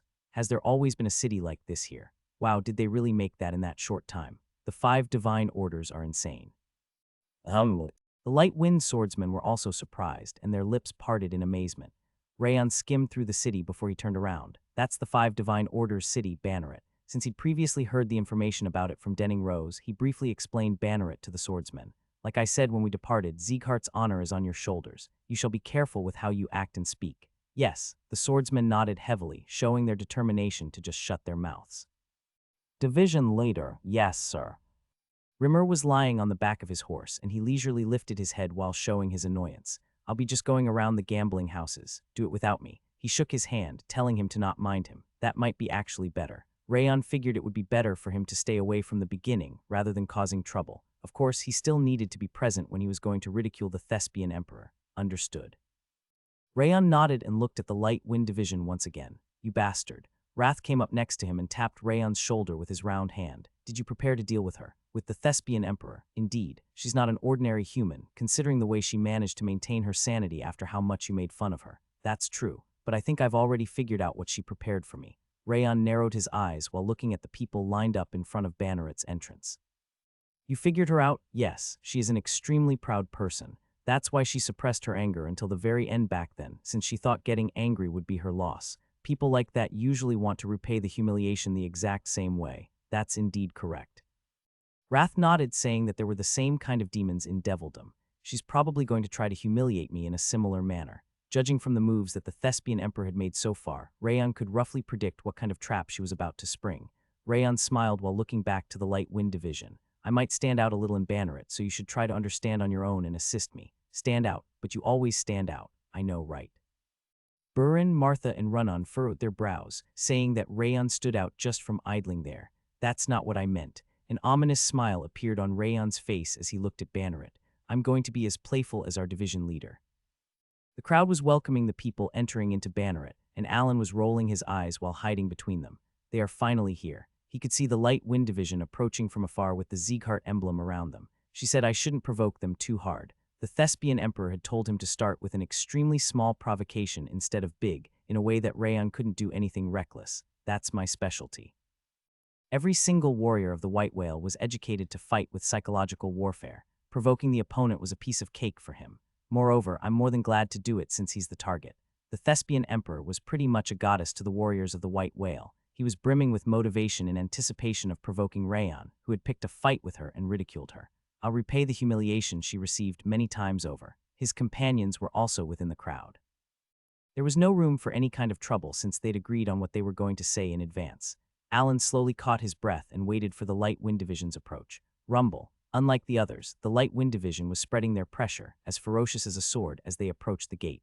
The man at the forefront was a young man with blonde hair and red eyes, and no pressure could be felt from him, even though his handsome appearance was mind-blowing. Is he Rayon Sieghart? The atmosphere around him was a lot softer than the other swordsmen. He must have been properly controlling his energy. Alan thought that his task would be a lot easier than he'd expected. He came to a consensus with the other companions through signals, before a ferocious glow appeared in his eyes. It wasn't bloodlust. It was an observing gaze that was bound to make the target feel discomfort. Is he Rayon Sieghart?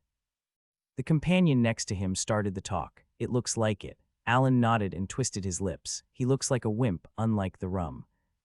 Rayon's gaze turned towards him as he spoke. Who do you think you're staring at with your dead fish eyes? Rayon glared at him while blatantly murmuring vulgar words. I did it. Alan celebrated in his mind. What an idiot. He hadn't expected Rayon to fall for the trap just from the gaze. He was way more stupid than he'd thought. What did you just say? How could you say such a thing? Alan frowned while stating the line that he'd prepared in advance. It was the others' turn to criticize Rayon while agreeing with him. However, no one around him was doing anything. They were staring at him like he was a madman instead. Rayon unleashed. Glacier as he walked towards the main gate of Banneret, the Five Divine Orders city. He spread the coldness at an extremely small pace so people wouldn't be able to notice that he was controlling his aura. This is a bit cold. It's still the central region. This much is child's play compared to Sieghart. That's true. It's not piercing through our gloves and boots. Since Rayon was careful and it was winter, even the light wind swordsmen right next to him were unable to notice that he was using his coldness.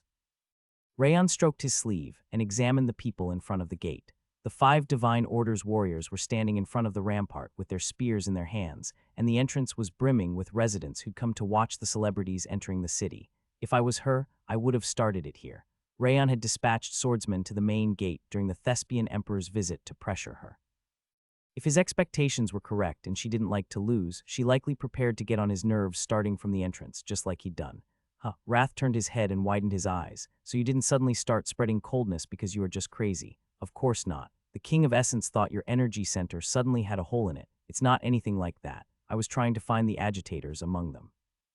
The reason why he'd spread the coldness in advance was to find the instigators among the crowd. Did you grease your brain or something? How is it working so smoothly? Wrath started to take notes on his palm, his chin fat shaking in the air. Some letters were being written, but Rayon couldn't understand where that was being recorded. Rayon took his eyes off of Wrath and looked at the gate once again. It's highly likely that there's no one like that, but if there is, then it won't be a single person. A few instigators were usually dispatched among the crowd to use public opinion as a weapon. Since there were almost 100 people in front of the entrance, Rayon could guess that there were at least 5 people ordered there by the Thespian Emperor. That actually makes it easier. I just need to find the signal. The instigators wouldn't act independently. They send signals to each other and raise their voices little by little at the most important time. As long as he could find their signal, which would determine their course of action, it wasn't difficult to find out how many of them they were and where they were. Rayon quietly controlled the perception of the snow flower once. Perception of the snow flower, which had already reached 8 stars, was added to the aura prepared in advance. Rayon could feel the movement of people in front of the gate as if he were touching them. The guards are innocent. The guards' eyes were sparkling like someone who had seen a mysterious animal, and there was no way they could send any signal since they weren't averting their gaze from the front. Are they among the crowd? Rayon focused his senses on the crowd. He observed the movement of their eyes, facial muscles, hands, and chins, but he couldn't notice anything strange. Maybe there are none, that might be the case. Rayon gave him a small nod since he didn't notice any signals even though he'd checked all of the spectators. In that case, I'll have to change my plahum. While Rayon was thinking that he needed to change his assumption about the thespian emperor's personality, a spectator's shoulder trembled from his right. It was an ordinary reaction, but 6 other people shook their shoulders slightly in a similar manner from other locations. Rayon focused his aura perception on the 7 people who'd shaken their shoulders. All of them had average might and were extremely young. They were the perfect type of people to act as instigators. I found them. Rayon pretended that he didn't notice anything, lowered his presence further, and walked towards the gate. By the time he met the guard captain's eyes standing in front of the gate, the 6 people that he'd previously noticed gazed at him one after the other. There wasn't anything like bloodlust. It was just an uncomfortable, probing gaze. Some other people in the crowd weren't exactly favorable either, but they were way more natural than them. The instigators were really here. Wrath furrowed his brow. Seriously, what the hell are you? He quickly blinked in disbelief. Just an ordinary human. Rayon responded casually and moved the prepared aura little by little to spread it around the 7 instigators. His aura was going to become a thin aura barrier and lock them up when he needed to. It's about time for them to start speaking. When instigators tried to get on someone's nerves, they usually glared like they were doing before they voiced out something trivial. It should be too weak to be called an insult or a criticism, and he would look narrow-minded if he argued against it. If they insulted him instead, it meant that they were most likely not an instigator. By the time Rayon went through half of the road that the crowd had made for him, a young warrior from the right started to speak. Is he Rayon Sieghart? It looks like it. He looks like a wimp, unlike the rum. He wasn't exactly insulting, and it couldn't really be called a criticism either. It wasn't anything serious, but it still got on his nerves, which allowed Rayon to ascertain that they were dispatched by the thespian emperor. Rayon turned his head and the instigator sneered. He seemed to be provoking Rayon into saying something. Rayon activated the aura barrier in a split second. It didn't surround the entire space, unlike the other times. The extremely small aura barrier was only covering the area around the instigator and himself. It was the method that the White Lotus Division leader, Ayed, had used, but Rayon had learned to use it even better than him. Who do you think you're staring at with your dead fish eyes? He insulted him inside the aura barrier so that no one else could hear it. The instigator was the only person who looked like he couldn't suppress his laughter upon hearing it. What did you just say? How could you say such a thing? The instigator shouted loudly, believing that everyone had heard it. However, Rayon had released the aura barrier and his voice spread to the crowd. Obviously, the others were looking at him as if he were a madman. What? Why are you looking at me like that? Didn't you hear what he just told me? The instigator pointed at Rayon with his finger, his face turning red. He wouldn't have been deceived if Rayon had said it through an aura message, but it was bound to work because he'd created an extremely thin aura barrier. However, it was still not enough. The instigator needed to say something worse so that Rayon could seize him and interrogate him. Should I try something about the thespian emperor? Rayon created the aura barrier once again the moment the instigator shut his mouth in panic. Hey, fish, do you have a fish brain to go with your eyes? Why would you speak in a way that no one other than me can hear you? Was it your master who taught you to do that? Rayon maintained a dignified expression, but his speech was crude. Veins bulged on the instigator's face upon having his master insulted when he was already shocked. Rayon immediately removed the aura barrier. You son of a bitch, how dare you talk so much trash here? The instigator ground his teeth and unleashed his bloodlust. He looked like he was about to attack at any moment.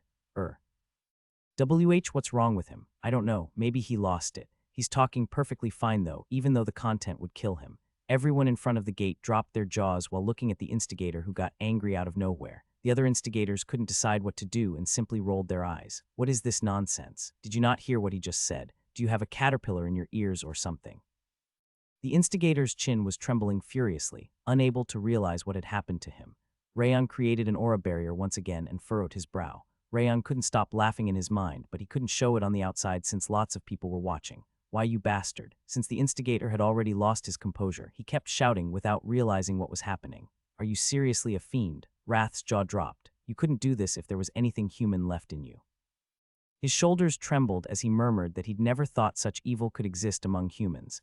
Alan, the person who got a signal from an instigator, tried to stop him, but it was already too late. Hey, Martha came forward and stood in front of the instigator. What did you say to our vice division leader, you ugly toad? Do you have a death wish, Hua?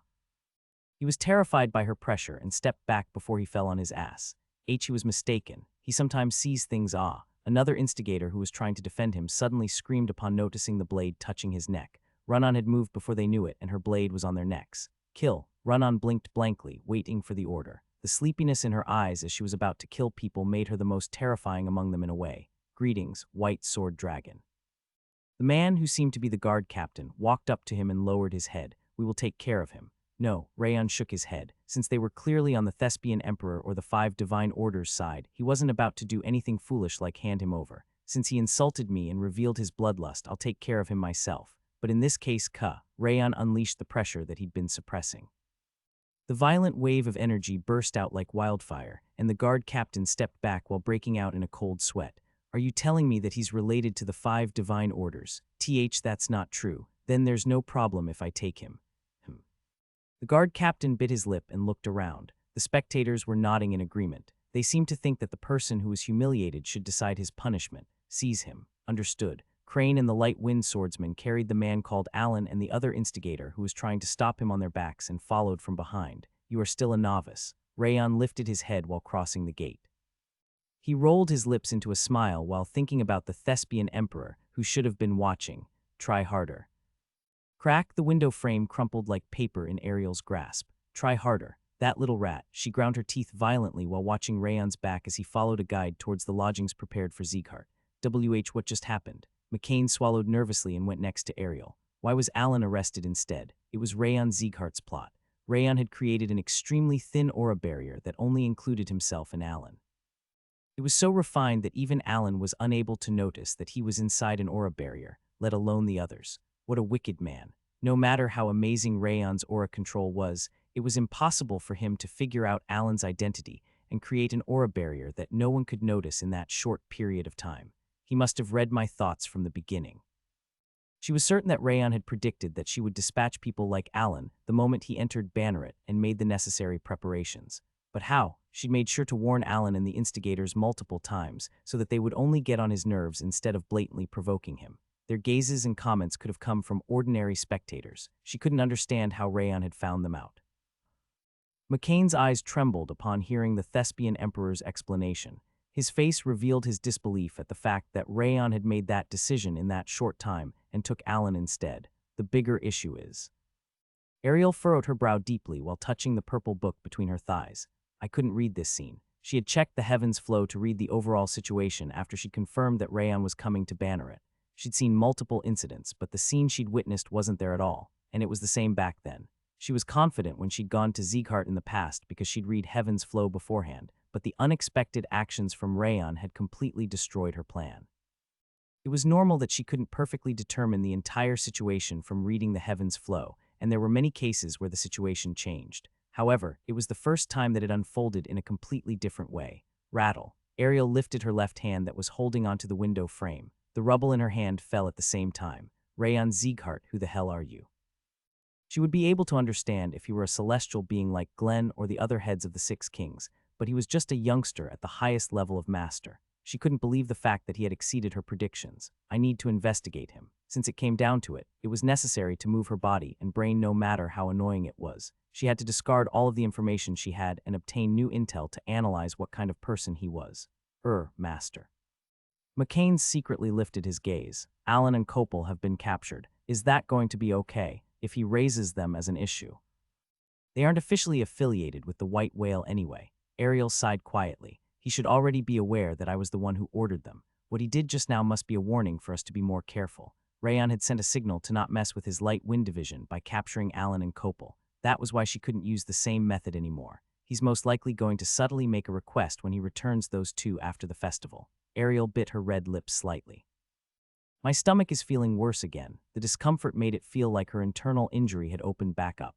She calmed herself down and turned her head. McCain. Ariel bobbed her finger at McCain. Let's skip the second step and proceed to the third step right away. Understood. McCain bowed deeply before leaving the office. However, he came running back to the office before 30 minutes had passed. Master, Rayon Sieghart came to see you. Ariel closed her eyes tightly. Seriously, this fucking punk. As soon as Rayon entered the room he was guided to, he started a simple interrogation of the two instigators. Their names were Alan and Copel. They must have been quite dedicated since they didn't mention the Thespian Emperor's name, but it didn't matter.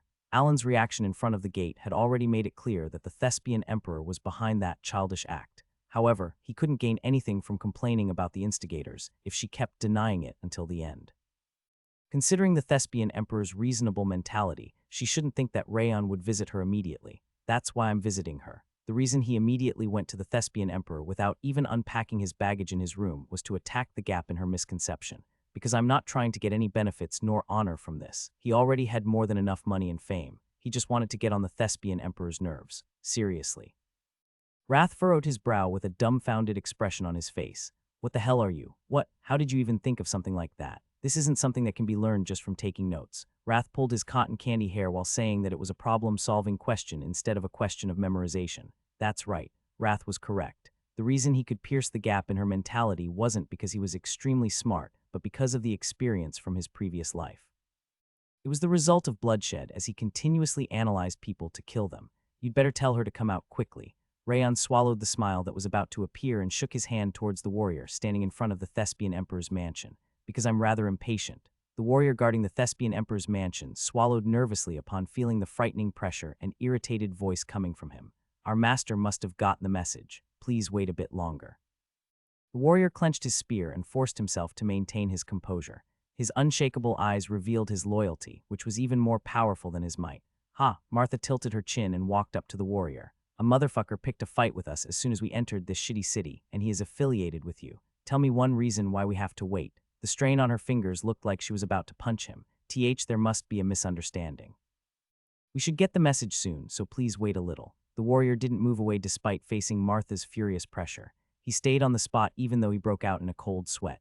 Kill. Run-On quietly came up next to him and grabbed the hilt of her cherished sword, Snow Flower. No, save it for later. Rayon quickly shook his head. He couldn't understand why, but Run-On's personality had become more than twice as impatient as before after the start of the mission. Even someone like you can be ignorant in this aspect. What? It's because you held a party with ice cream. But that was a long time ago. It doesn't matter. The fact that you held the party is the important part. People like us remember the gratitude for ice cream. Wrath was looking at Run-On warmly while saying that she was a perfect subordinate for him. Rayon looked at Run-On while thinking about it. Her eyes did seem clearer than before, just because of ice cream. It's mind-blowing how simple that is. While Rayon was shaking his hand, the mansion's door was opened and a middle-aged man came out. His hair was neatly trimmed back just like Roan. My name is McCain, Lady Ariel's servant. What brings you here? The middle-aged man introduced himself as McCain and bowed carefully. I came to talk because your master Ariel seems to have caused some trouble. What kind of trouble are you talking about?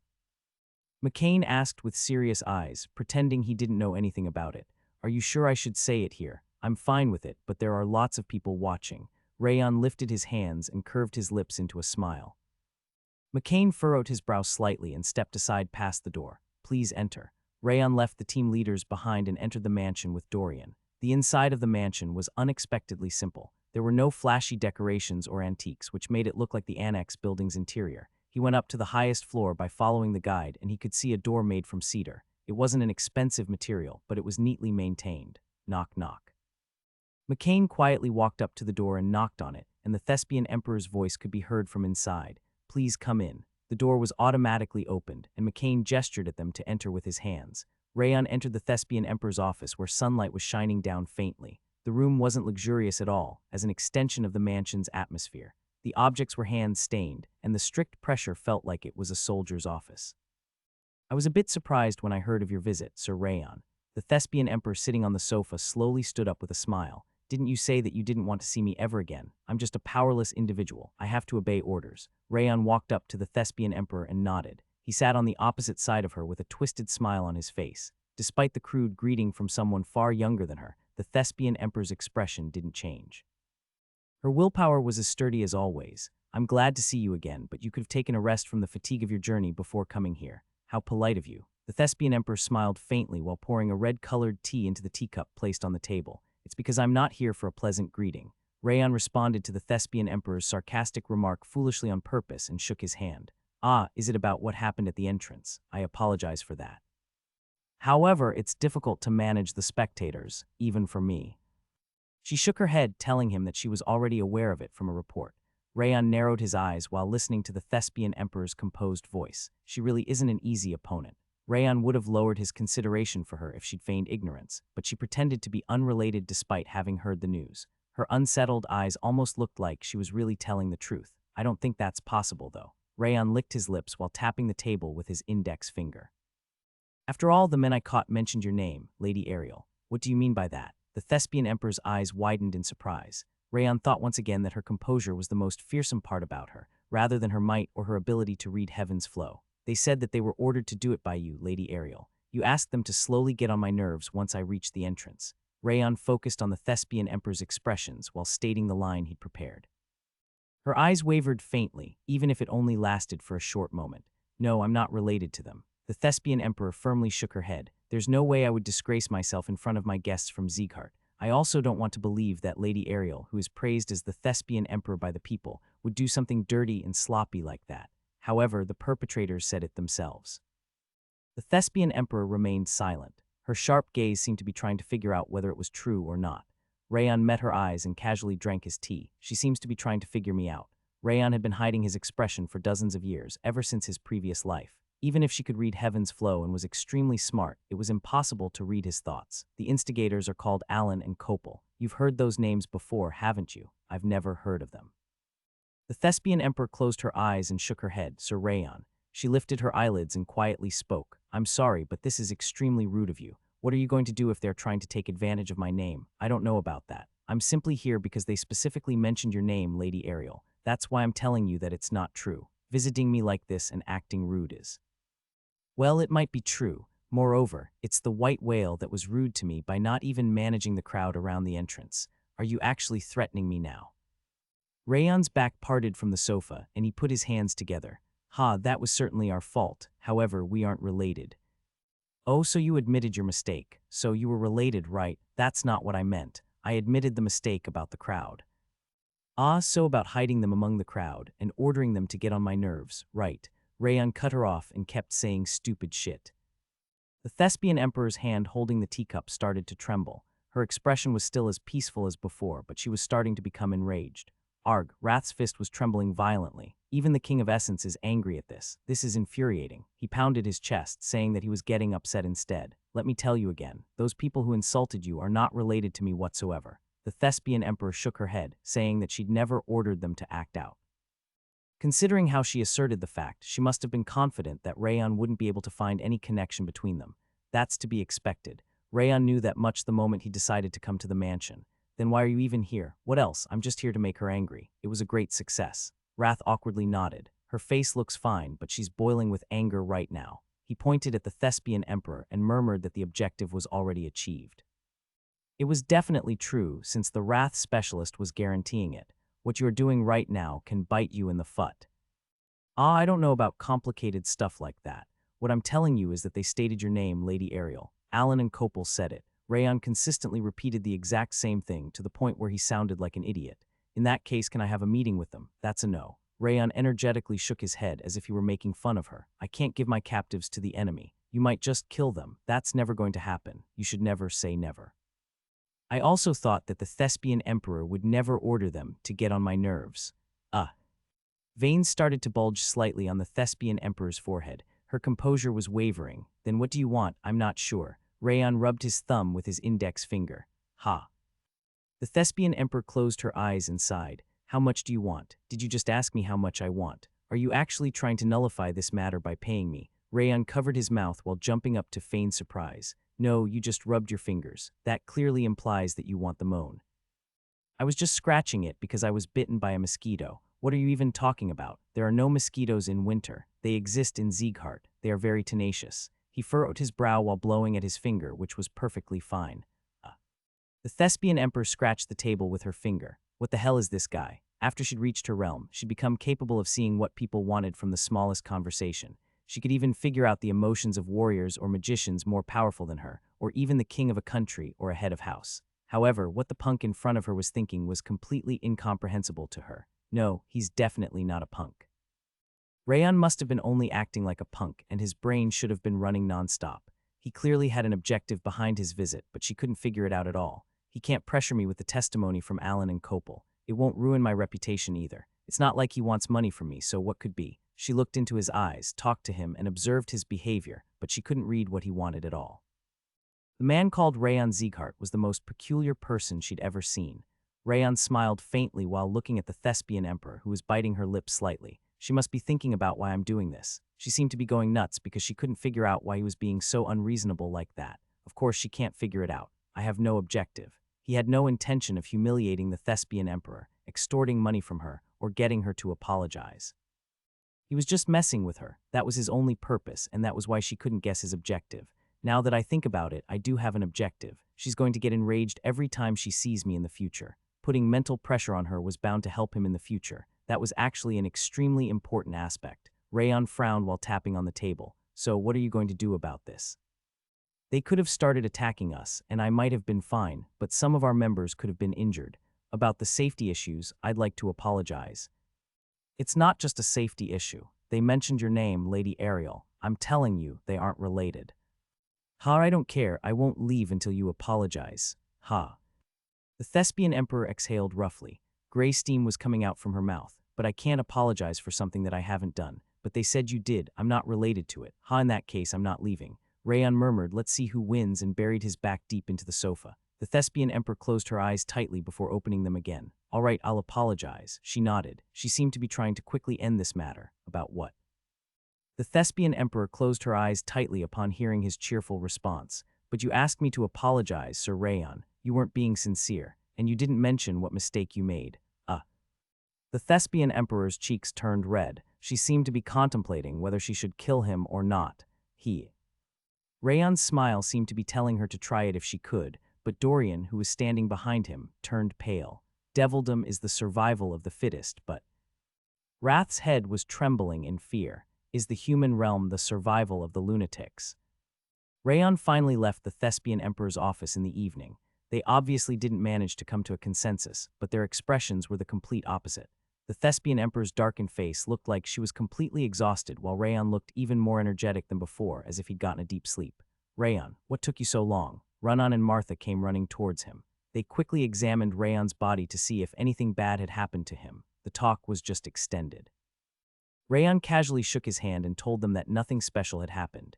He simply shook his hand and went towards the room that he had previously been guided to. What even took you so long? Martha came up next to him and asked with a frown. I acted like a punk. Like you usually do? She smiled, saying that he was the perfect punk, but Martha is more of a punk than him. Runan stared blankly at Martha. Why me? Because you are Miss Rakshasa. Hey.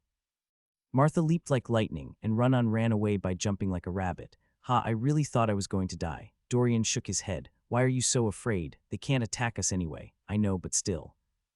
His lips trembled as he said that he was extremely terrified by the thespian emperor's expression, which looked like she was wearing a mask. Anyway, I don't want to do this ever again. I think I lost some of my lifespan. You won't have to for a while. What are you planning to do now, since I managed to crack the thespian emperor's mind? Rayon furtively looked back and continued. It's time to rake in some money. Money? Yes, let's rest for today and start tomorrow. Rayon smiled faintly and entered a small garden in front of the lodging. There was everything they needed inside the vast lodging, but the location wasn't too good since it was at a corner of the city. Huh, he's back. Vice Division Leader. Why are you so late? We couldn't eat dinner.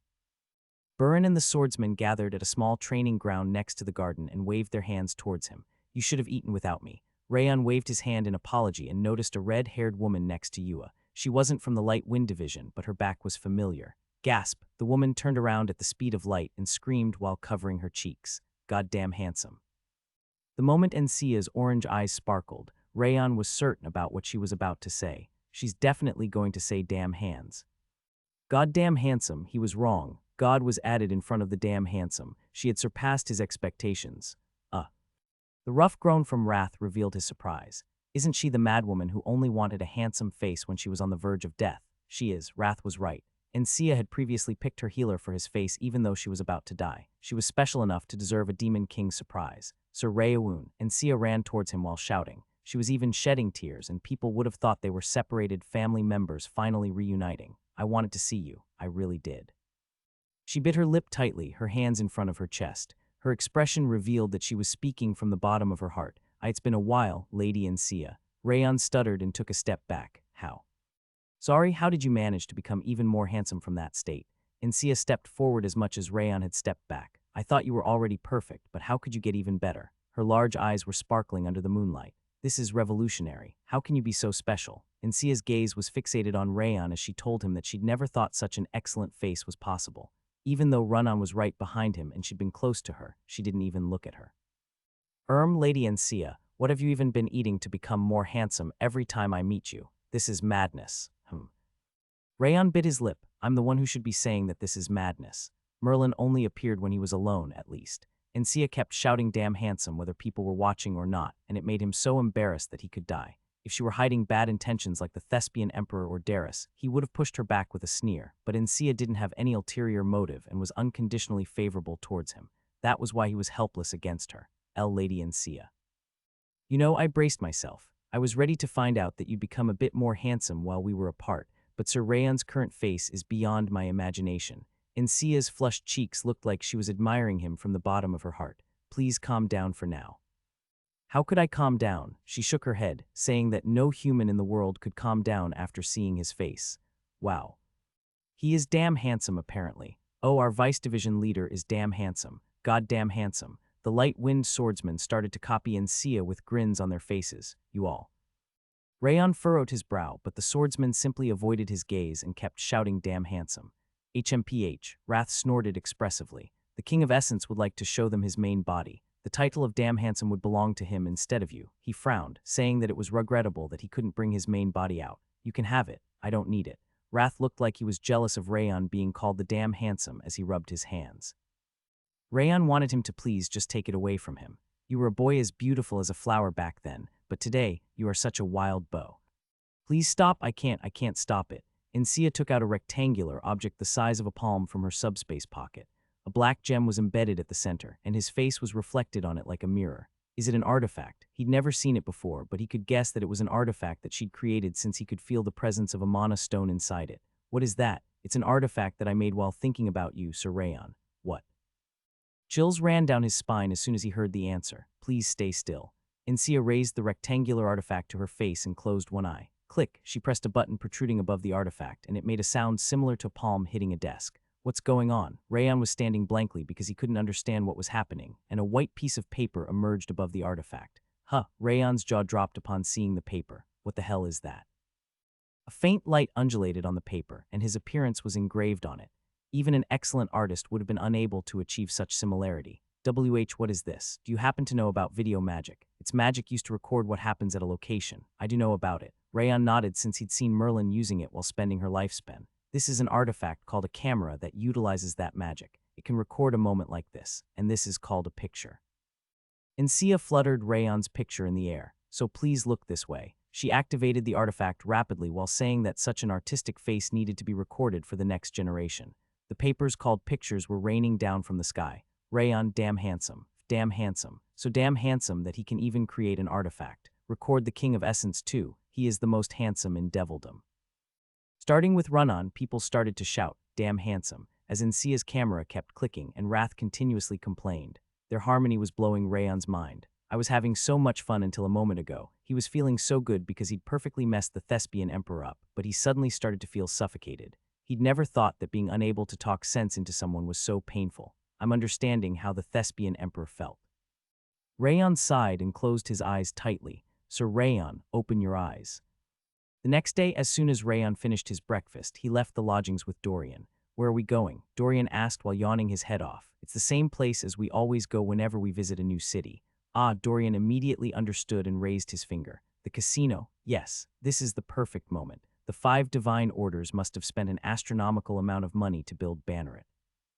Since they could hardly make up for that money with income from lawful activities, the casino business was definitely going to be more than roaring. And I'll rake it all in. Thinking about the face the thespian emperor was going to make once she realized that she'd lost so much money while she was mentally unstable brought a smile to Rayon's face. Aren't you just trying to run away from Lady Encia? Dorian narrowed his eyes in suspicion. That's one of the reasons. Rayon's shoulders drooped as he nodded. Yesterday was hell. Encia had requested that he change his posture every time she took a picture, and the mental exhaustion was even worse than a battle. Because of that, he couldn't even tell her what he had to say. By the way, I heard the dealers here are extremely good. Is it going to be okay? Dorian came up next to him and lowered his voice. I went around a bit after dinner yesterday, and the residents warned me to not go to the casino. They said the dealers were extremely skilled. The stakes are extremely high, and we are either bound to go big or go home. It's the same in every casino. Have you ever seen me lose? Well, I haven't. Rayon shook his hand and went towards the White Whale's casino, the killer whale's horn. As soon as he entered after opening the white door with a drawing of a killer whale on it, Countless lights were directed at them like comets, and decorations were sparkling brightly from left and right. The killer whale's horn was extremely luxurious, as opposed to the thespian emperor's mansion. I wonder which is her real personality. Rayon smiled faintly and looked around the casino. Just as Dorian had said, the dealers were extremely skilled and the stakes were higher than in average casinos. The amount of chips moving around was far greater than normal. This is the perfect place to go big. Since the stakes were high, he could guess that he was going to carry a heavy load by the time he returned. What kind of gamble are you planning to make? Wrath wagged his tail while lying above Rayon's head. I'll play poker since the stakes are high. Poker. But aren't dice games the only gambles you can make? It's okay. I have a helper with me. Helper. Rayon was observing the tables without answering him and suddenly heard a familiar scream from the inside. You must be cheating. How could you get a royal straight flush here? An elf with long red hair hanging down was being dragged out by guards holding his arms. Moreover, why are the stakes so high? You fucking cheaters. Do you even realize who my disciple is? He's going to invade this place as soon as I tell him. Rayon had wondered where Rimmer was because he was nowhere to be found during breakfast, and he had apparently come to the casino before him. Rayon pretended he didn't see him and joined the poker table, where he was eliminated a moment ago. Ha. Dorian poured the chips on the table that he had exchanged with 200 gold coins. Ooh. You are so handsome, mister. He's the complete opposite of the petty elf who was dragged out a moment ago. The gamblers who were at the table before him were drooling from their mouths, their eyes red, so they don't recognize me. The gamblers hadn't figured out his identity. It must have been because they didn't think that a swordsman called the White Sword Dragon would come to a casino in broad daylight. Rayon placed his hand on the table and nodded. Let's stop with the talk and get started already. What a cool personality. You are my type. I guess money will do the talking. The gamblers nodded in agreement and the dealers started to distribute the cards. Rayon bobbed his hand to call a staff member while the gamblers were checking out their cards. I feel like having something sweet right now. Can I order it? We can bring you anything you want. The staff bowed to him and told him to order anything after seeing the amount of chips in front of him. What's your recommendation? Our chef is proud of our cake parfait. Then I'll have one of those. Understood. The staff returned shortly after with a dessert, which was a round cake with ice cream and fruit placed on it. The alternating chocolate syrup and strawberry syrup looked extremely appetizing. Rayon accepted the cake parfait and placed it on the table right in front of him. What's up with you? Ordering such great stuff. Wrath darted his tongue in and out while looking at the cake parfait. Drool was flowing down nonstop from his red tongue. Since start eating already, it's getting cold. Rayon ignored him and flipped the card. Triple. You have a nice hand, mister, from the very first game. However.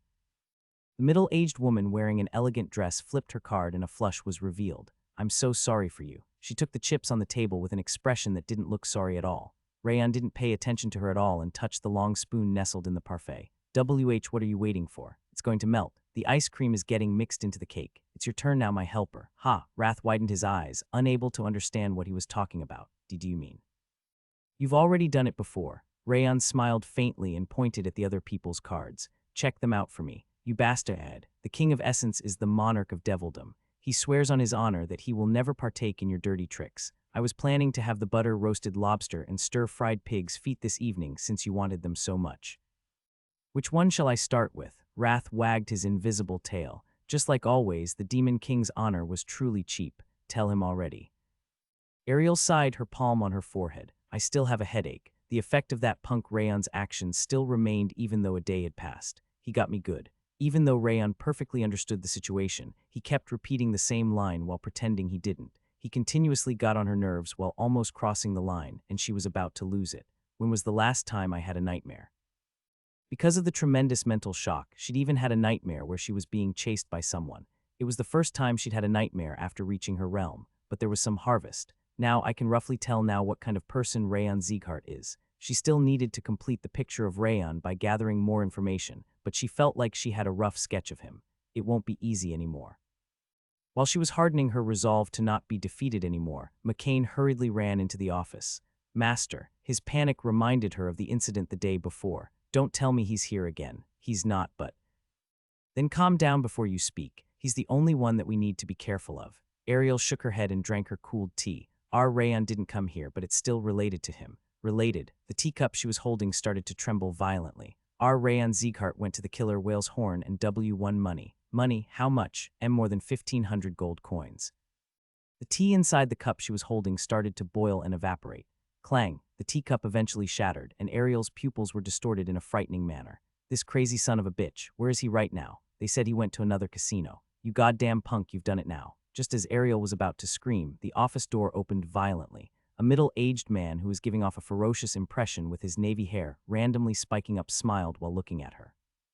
I came to see you because I heard you were destroyed by a young man. I guess it was true. The middle-aged man sneered while skimming through Ariel's state. He made that great thespian emperor scream like this. I'm starting to take a liking to that youngster. Demon-slaying spear. Ah, I'll leave. But I heard that you even lost the money. The man called the demon-slaying spear shrugged his shoulders. Just let me know if you need a loan. I'll lower the interest for you since it was a great sight. He shook his hand and left the office. McCain, the thespian emperor, bit her lip and looked at McCain. Which other casino did Rayan go to? He went to the Western Sheep. The Western Sheep. Western Sheep was the casino belonging to the demon-slaying spear who had left a moment ago. Get busted and feel my pain. A frightening smile appeared around the thespian emperor's mouth. I can't be the only victim. Russell, Rayan gathered the golden chips piled up on the table with both arms to bring them in front of him. Because great victories followed one after the other, the chips were piled up like a mountain on his right. How is he winning every time there's a large amount of stake? I am impossible. How much is that? It looks like at least 1,000 gold. The dealer broke out in a cold sweat looking at the excessive amount of chips. The gamblers sitting at the same table were biting their lips, and the countless spectators swallowed nervously.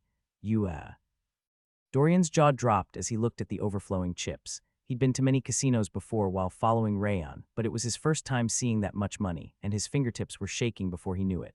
Rayan casually rolled a chip and smiled faintly. So easy. Since Wrath was telling him about his opponent's cards, he was pretty much gambling while watching the solution. Making money was a piece of cake. He'd robbed the killer whale's horn affiliated with the white whale of 1,500 gold coins total in the morning, and his earnings were going past 1,700 gold coins in the casino run by the demon-slaying spear. We are helping each other, though. Rayan chuckled and swallowed one piece of red macaron placed on the left side of the table. The moisture of the meringue cookie melted into the strawberry cream and created a small firework in his mouth. Wrath exclaimed deeply while clenching his fist. Every single dessert here is awesome. Since he'd been continuously eating desserts while gambling, the smile never faded away from Wrath's mouth. I'll distribute the cards. The dealer was switched 4 times already, and the 5th dealer started to distribute with his shaking hands when a dull sound could be heard from the right side. Click, click, click, click, click, click, click, click, click, click. Rayan turned his head to see Sia taking pictures with the artifact from the day behind. It was unknown how she had learned about his whereabouts. This is insane. He's damn handsome even when he's gambling. Sia kept hitting on the artifact's button so quickly that her finger couldn't even be seen. It almost looked like the punch of an extremely powerful warrior. Excuse me, dear client, you can't do that here. Be quiet, the casino's guard was trying to stop Sia, but she took out a gold coin from her pocket and threw it at him, which made him fall silent. Ha. Rayan put his palm to his face. It's about time I stopped and left. Since he'd won a large amount of money, the owner of the Casinoth demon-slaying spear must have gotten angry as well. When he was about to pick up a card to finish the last game, he sensed a covert gaze from behind him. Since when? He was getting goosebumps because it was impossible for the random guards of a casino to possess such pressure. Rayan immediately turned around. He was above the chandelier at the casino's ceiling. A middle-aged man whose blue hairs were wildly spreading around was smiling at him with his legs crossed. Could he be? As soon as he saw the middle-aged man's wild appearance, he remembered the information delivered by the black market. He was the demon-slaying spear, who was one of the 5 divine orders' heads. You actually noticed me. The demon-slaying spear jumped down with a grin. Wham! The entire casino trembled from the impact of his landing. He must have purposefully made that huge noise, as he was powerful enough to land without making any sound. Rumble. The gamblers gathered around the table sank to their knees with trembling legs because of the demon-slaying spear's presence. Are you Rayan Sieghart? Rayan nodded while looking at him calmly. Yep. Contrary to his calm expression, Rayan's brain was working faster than ever. The spiking navy-colored hair, countless scars on his face and body, and frightening eyes that look like a kite's. He is indeed the demon-slaying spear, Cairn. The Western Sheep was run by the Demon Spear Guild, one of the 5 divine orders. Since the demon-slaying spear was the head of the Demon Spear Guild, Rayan did consider the possibility of an accidental encounter. Still, he was a bit surprised that it actually happened. I shouldn't assume he is similar to the Thespian Emperor. He could make fun of the Thespian Emperor because she tended to read other people's minds, but Cairn was different. Since he was unpredictable, being reckless against him could make him cross the river of no return. It was necessary to maintain confidence without being arrogant. Staying at the edge of crossing the line was important. Cairn stiffly turned his neck and walked up to him. What did you just say? I said yeah. Rayan nonchalantly reminded him of what he'd said, so I wasn't hearing things. Cairn chuckled while picking his ear with his pinky finger. Oh, he's insane. He's out of his mind. Unlike Rayan's unwavering eyes, the gamblers around him turned pale. Do you realize who I am? I'm just here to win some money. Do I need to know? Rayan's voice remained calm as he furrowed his brow. I believe you treated the staff with more respect a moment ago. I did. Then why aren't you doing the same towards me? Cairn narrowed his eyes and his presence drastically amplified. It felt like the entire casino was within his grasp. I shouldn't yield here. It was most likely Cairn's test. Since he was already on the tiger's back, going all the way was the correct course of action, because they treated me with respect. You didn't. Rayan glanced at the trembling dealer and emphasized you didn't. Let me tell you since you don't seem to realize. Cairn tilted his head while scratching his haggard beard. I'm the owner of this casino. That's even more problematic. How could an owner treat a client with no respect? Rayan snorted and tilted his chin.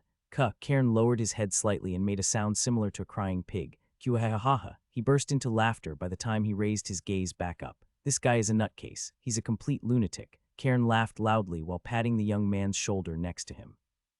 I came to see you because I heard the guy who crushed the Thespian Emperor was in my shop, and I would have regretted it so hard if I hadn't. He shook his head, saying that he'd never expected him to be so interesting. Guildmaster, please show some moderation. Many people are watching. The blond young man whose shoulder was attacked by Cairn lifted his glasses and shook his head. He seemed to be the Demon Spear Guild's warrior instead of an ordinary staff member. Moderation. There's no way I can do that. Just look at the guy over here. How about you stop pointing fingers at me? It's rather unpleasant. Oh yes, that was rude since I'm dealing with the best rising star of the continent with the name of a dragon. However, Cairn scratched his forehead with his finger as his mouth curved into a long smile. You just look like a lunatic to me. This is a compliment, trust me. Rayan furrowed his brow while looking into Cairn's glowing eyes. He doesn't feel that bad. He couldn't be sure since it was his first time meeting Cairn, the demon-slaying spear, but he felt like he held no malice against him. That was the best line of the day. I asked you if you know who I am, and you answered, I'm just here to win some money. Do I need to know about that? That was perfect. Cairn giggled, saying that it was the best line ever, but I guess you still need to learn who I am. He raised his thumb and pointed at himself. I'm the owner of this casino, the guildmaster of the Demon Spear Guild, Cairn. So what? Rayan stared at Cairn with a sour face. Of course he would know. The white sword dragon isn't an idiot. You could have realized that if you thought about the conversation. The warrior next to him sighed and started to explain instead of Cairn, who'd gone blank. So you were saying all that shit even though you knew who I was. I'm really liking you now, Guildmaster. Cairn burst into laughter once again, and the warrior next to him shook his head. He's just like what I've heard. The black market had told him that Cairn did whatever he wanted without thinking too much about it, and it seemed to be true. Do you like money? Cairn asked while looking at the pile of chips behind him. Who doesn't like money? Yeah, that's true. He gave a big nod of approval. No one in the world dislikes money. However, some people hide that fact inside their black heart. I knew you wouldn't be like them. Cairn looked around and licked his lips. Gambling and money are both bewitching to humans. That's why I'm asking. He lifted his finger. Do you want to gamble with me? What kind of gamble are you talking about? It's very simple. Cairn raised his right hand into a spearhead's shape. You just need to withstand my hand thrust while standing there. That's not even. Keep listening for now. He slowly shook his head. I'll adjust the thrust according to your level. The people around us will be the witnesses. How about it? Cairn spread his arms and said that everyone inside the casino would be the witnesses. And what are the stakes? Rayan looked around the casino and placed his hand on Heavenly Drive's hilt. Laubit. Yes. The warrior next to Cairn lowered his head. How many gold coins do we have left here? There won't be that much left once we exchange the white sword dragon's chips. Just tell me the amount. We will have roughly 2,000 gold coins left. Laubit quickly checked the chips on the tables before he stated the amount. Then bring me 2,000 gold coins and the amount to exchange for those. That would make 4,000 gold. Stop talking back and bring it. Cairn shook his hand, showing that he didn't want any questions. Understood. Laubit bowed to him before he disappeared backstage. Gambling is the most interesting when you do a real gamble. I'll give you 4,000 gold if you win. However, you will have to leave behind all the money you've won in this casino if you lose. He licked his lips, saying that going all in was the real gamble. Vice Division Leader. Dorian grabbed Rayan's sleeve and started shaking it. His face was pleading with him to stop. Don't worry, I'm not going to lose. Rayan smiled at Dorian to show his confidence and nodded at Cairn. Bring it on. Fantastic. Cairn exclaimed and clapped his hands. Look at him, he's so cool about it unlike the kids nowadays. It's 4,000 whole gold, but he didn't even think about it before he decided. Send a round of applause, he shouted, and the gamblers started to blankly applaud him. Laubit brought out a large subspace pocket shortly after that. He poured the content on the ground, and a large amount of gold coins came out from it. It was difficult to even estimate how many there were. Whoa. How much is all that? Is this really the stakes of a single game? My sense of reality is fading away. The gamblers had become spectators and swallowed nervously while looking at the mountain of gold coins. Since the White Sword Dragon had 1754 chips, I brought 3508 total, which is double that amount. Laubit must have counted the number of chips on the table in that short time frame. He was also an extraordinary warrior. Why would you even count all that like a petty guy? You should have just brought 4,000. Guildmaster. I get it. Karen shook his head and looked at Rayon. I'm sorry, my guy doesn't know how to play. I'll bring the rest if you win. Is that fine? I don't mind it. Rayon nodded. I'm really liking you. Karen told him to get ready and casually rotated his shoulder. Rayon caught his breath and unsheathed Heavenly Drive. I can't be arrogant here. Karen shouldn't use a killing move in front of so many people, but it was obvious that his attack was going to be difficult to deal with in his realm. It was necessary to prepare to the best of his ability without being careless. Rayon activated the Ring of Fire to the highest output and engulfed his body with the 10,000 flames cultivation's heat. Delicate yet heavy waves of energy burst out like flames, and the entire casino started to tremble. Amazing. Karen's eyes sparkled as he extensively licked his lips. So much power at your age. This is almost shocking. So are you going to break your promise? No, I have no intention of doing that. He lifted his right hand like a spearhead. My attack will be at a level that you can defend against. Are you ready? Come at me. Rayon nodded. I'm starting. Karen thrust his raised hand. His movement was extremely slow, to the point where it felt like the timeline was folded in half. Even a fly swimming in the air casually landed on his hand. What? That's so slow. Is he trying to give away the money for free? The gamblers tilted their heads while watching the demon-slaying spear's attack, which looked like even a kid would be able to dodge it. However, a cold sweat was flowing from Rayon's forehead as he faced the demon-slaying spear's hand. Rumble. His heart tightened from the tremendous amount of power that should have been impossible from such a slow attack. He'd experienced that pressure before. It was the same type of pressure that he'd felt when Glenn was demonstrating the Azure Sky Sword, a martial art of will. Karen wasn't simply thrusting his hand. His will to make the opponent surrender was dwelling in it. It should look like he was playing around or going easy on Rayon from the spectator's perspective, but Rayon could hardly stand because of the pressure twisting his body as he faced the hand. I can't fend it off with an ordinary technique. Since there was a large difference in realm between them, it was impossible to defend with other martial arts.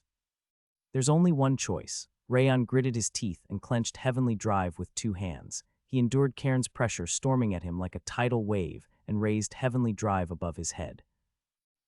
Along with a clear resonance of the Ring of Fire, the level of his soul was unleashed. Rayon extended his left foot. The ground was crushed along with a thud. He filled his mental world with the will to cut down the enemy and slashed Heavenly Drive downwards. The first technique of the Azure Sky Sword, the Great Bind of the Heavy Sky, unleashed its sharp radiance against the wave of Karen's will. Wham! A tremendous amount of pressure storming at him felt like it was shattering all his bones, but Rayon gritted his teeth to endure the pain and finished the slash. Crack! Along with a majestic pillar of light, the blue wave was cut in half and subsided. Karen's will was fading away, unable to achieve its goal. Rayon smiled while forcing himself to stop his hands from trembling. So I can even use the will like this. Karen was hiding a tremendous amount of power while pretending to attack normally. It was similar to a shadow strike, but it was on a whole different level. Most importantly, it was a great lesson for him because he'd managed to learn what type of will the warrior called the demon-slaying spear had. My Azure Sky Sword shall be able to advance even further now. It was an unexpected enlightenment. It was the biggest harvest he's gotten so far from the mission. Karen's brown eyes revealed his disconcertment for the first time. What the hell are you? He was unable to close his mouth since that situation was completely unexpected to him. How did you reach that realm as a master? Dorian. Rayon didn't respond to Karen and called out to Dorian instead. Take the gold for me. Ah, yes. Dorian was standing blankly but nodded his head upon hearing Rayon and walked up to the mountain of gold coins. I'll help you. When Dorian was about to take the gold coins into his belly pocket, Rimmerwith, a bruise around his left eye, suddenly appeared. Rayon couldn't understand where he'd been hiding to just pop up out of nowhere. Each time 3 gold coins went into Dorian's belly pocket, one entered Rimmer's pocket at the same time. Rayon decided that he needed to take them all back after they returned to the lodging. Even Laubit, who'd brought the gold coins, was surprised, and he was standing there vacantly without trying to stop them. I have gotten them all. Let's go. You too, Lady Encia. Rayon waved his hand at Encia, who was standing on the right side. Yes, she was still taking pictures despite the situation and energetically responded to him before following. Rayon stopped in front of the casino's exit and turned around. He twisted his lips while looking at the demon-slaying spear's eyes, which still revealed his surprise. You were using a sloppy trick, unlike the rumors. I guess even someone like you loves money after all. The demon-slaying spear furrowed his brow without saying anything. I'll spend your money for a good purpose, and you can send the 500 other gold to my lodgings. Rayon turned around and left the casino without hesitation. Dorian carefully looked at the demon-slaying spear and nodded at him before closing the door. What the hell? Wrath shook his head while looking around the casino, where everyone was frozen. Is this the city of doormats? Cairn placed his hand on his forehead while sitting on the sofa inside the management office deep inside the Western Sheep. Laubit, do you know what realm Rayon Sieghart is at? It's not even a secret. He's at the highest level master. Laubit responded while standing next to the sofa. Yes, that's how he looked to me as well. But then how did he manage to withstand my will? In order to defend against an attack of will, it was necessary to use a tremendous amount of aura or use a martial art of will in return. Martial art of will is only available after becoming a grandmaster. It's too difficult for a master to learn, and yet. Cairn quietly growled while rubbing his lip. How did he learn the martial art of will? What? Laubit furrowed his brow while looking at Cairn. Weren't you going easy on him, Guildmaster? I thought you were because you said you liked him. I do like him because he's different from the youngsters nowadays. However, that wasn't enough reason to give him away 3,500 gold for free. He was indeed in a good mood because Rayon was acting so confidently, but he had no intention of giving him more than 80 of the gold in the casino. He was planning to nicely take the money back, yet he was defeated instead in a completely unexpected manner. He's a monster. Laubit bit his lip. It was the first time he'd heard Cairn say something like that about a warrior younger than him. He must have admired the man called Rayon from the bottom of his heart. A mind that can turn the Thespian Emperor into his plaything, a gambling ability that even the best gamblers can't understand, and a martial art of will. Cairn licked his lips while scratching his shadowy chin. I'm really liking him now. Rayon left the Western Sheep and returned to his lodgings. They are just delivering you their money at this point. Wrath frowned while sticking on his shoulder. Why are there so many doormats in the human realm? I wonder. Can you unleash some kind of pheromone that attracts doormats? I don't think so. Rayon shook his head and looked at Wrath. It's not because of me, but you. Rayon thought that it must have been because the strongest doormat in all dimensions was right next to him that the other doormats were presenting themselves. He just felt pity for Wrath since he was still unable to admit that he was a doormat. Anyway, we are having lobster and pig's feet for dinner, right? I'll even add a dessert. Oh, what's up with you? You aren't being stingy for once. Let's call the others to him. Rayon was walking while thinking about reserving the entire restaurant. Countless people were gathered in front of the lodgings reserved for Sieghart. What the hell is that now? Rayon narrowed his eyes while watching the entrance of the lodging. Why are there so many people gathered over there? Warriors engulfed in excellent pressures were lined up in front of the door. Rayon tilted his head. They looked like customers lining up in front of a popular restaurant. I wanted to avoid annoying incidents. He'd gotten a small enlightenment during the single-strike match against the demon-slaying spear. Since the lesson was stimulating but not enough, he wanted to settle it by sparring against Rimmer, but he suspected he wouldn't have the time for that. Division leader, what's happening over the... Rayon turned around to start talking to Rimmer and came to a halt. Where the hell did he go? The red-haired elf had been grinning at the gold coins inside his pocket until a moment ago, but he had completely disappeared before he knew it. He's really not here. Dorian was also surprised and instinctively started to rub his belly pocket. Shitty ears disappeared when you were focused on those humans. Wrath glanced back and furrowed his brow. Seriously, that elf. He really is like a ghost. He was only fixated on the people in front of the lodging for an instant. Rimmer had run away during that short moment. He would have been called the Death God, which was even better than the Assassin King if he had been raised as an assassin. He must be at the casino again. Shitty Ears could have become the monarch of gambling if he was in devildom. You understand him now. It's obvious. Rayon could only laugh. Rimmer's behavioral pattern was so simple that even Wrath could understand it despite his dullness. I'm glad I took away his money in advance. Rayon was relieved that he had recovered most of the money Rimmer had secretly stolen. If he'd managed to take all that money with him, he was pretty much returning the 5 Divine Orders money after everything he'd gone through. This isn't even an addiction at this point. He's just brain dead. Rayon shook his head while thinking about Rimmer, who was losing his mind. Shitty Ears isn't important right now. Wrath furrowed his brow deeply, watching the people in front of the entrance.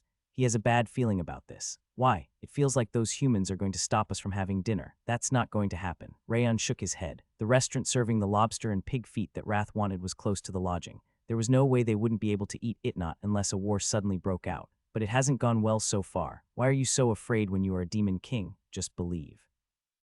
You won't understand his feelings until the world plays against you. You are exaggerating. Rayon stepped forward after he tapped Wrath's trembling back. Let's enter for now. Yes, and Sia smiled brightly and nodded. And please stop taking photos. Rayon shook his head while covering his face with his hand. And Sia had been continuously taking photos, even after they'd left the casino. It was like a mystery that a small artifact the size of a palm could contain so many papers. How could I stop?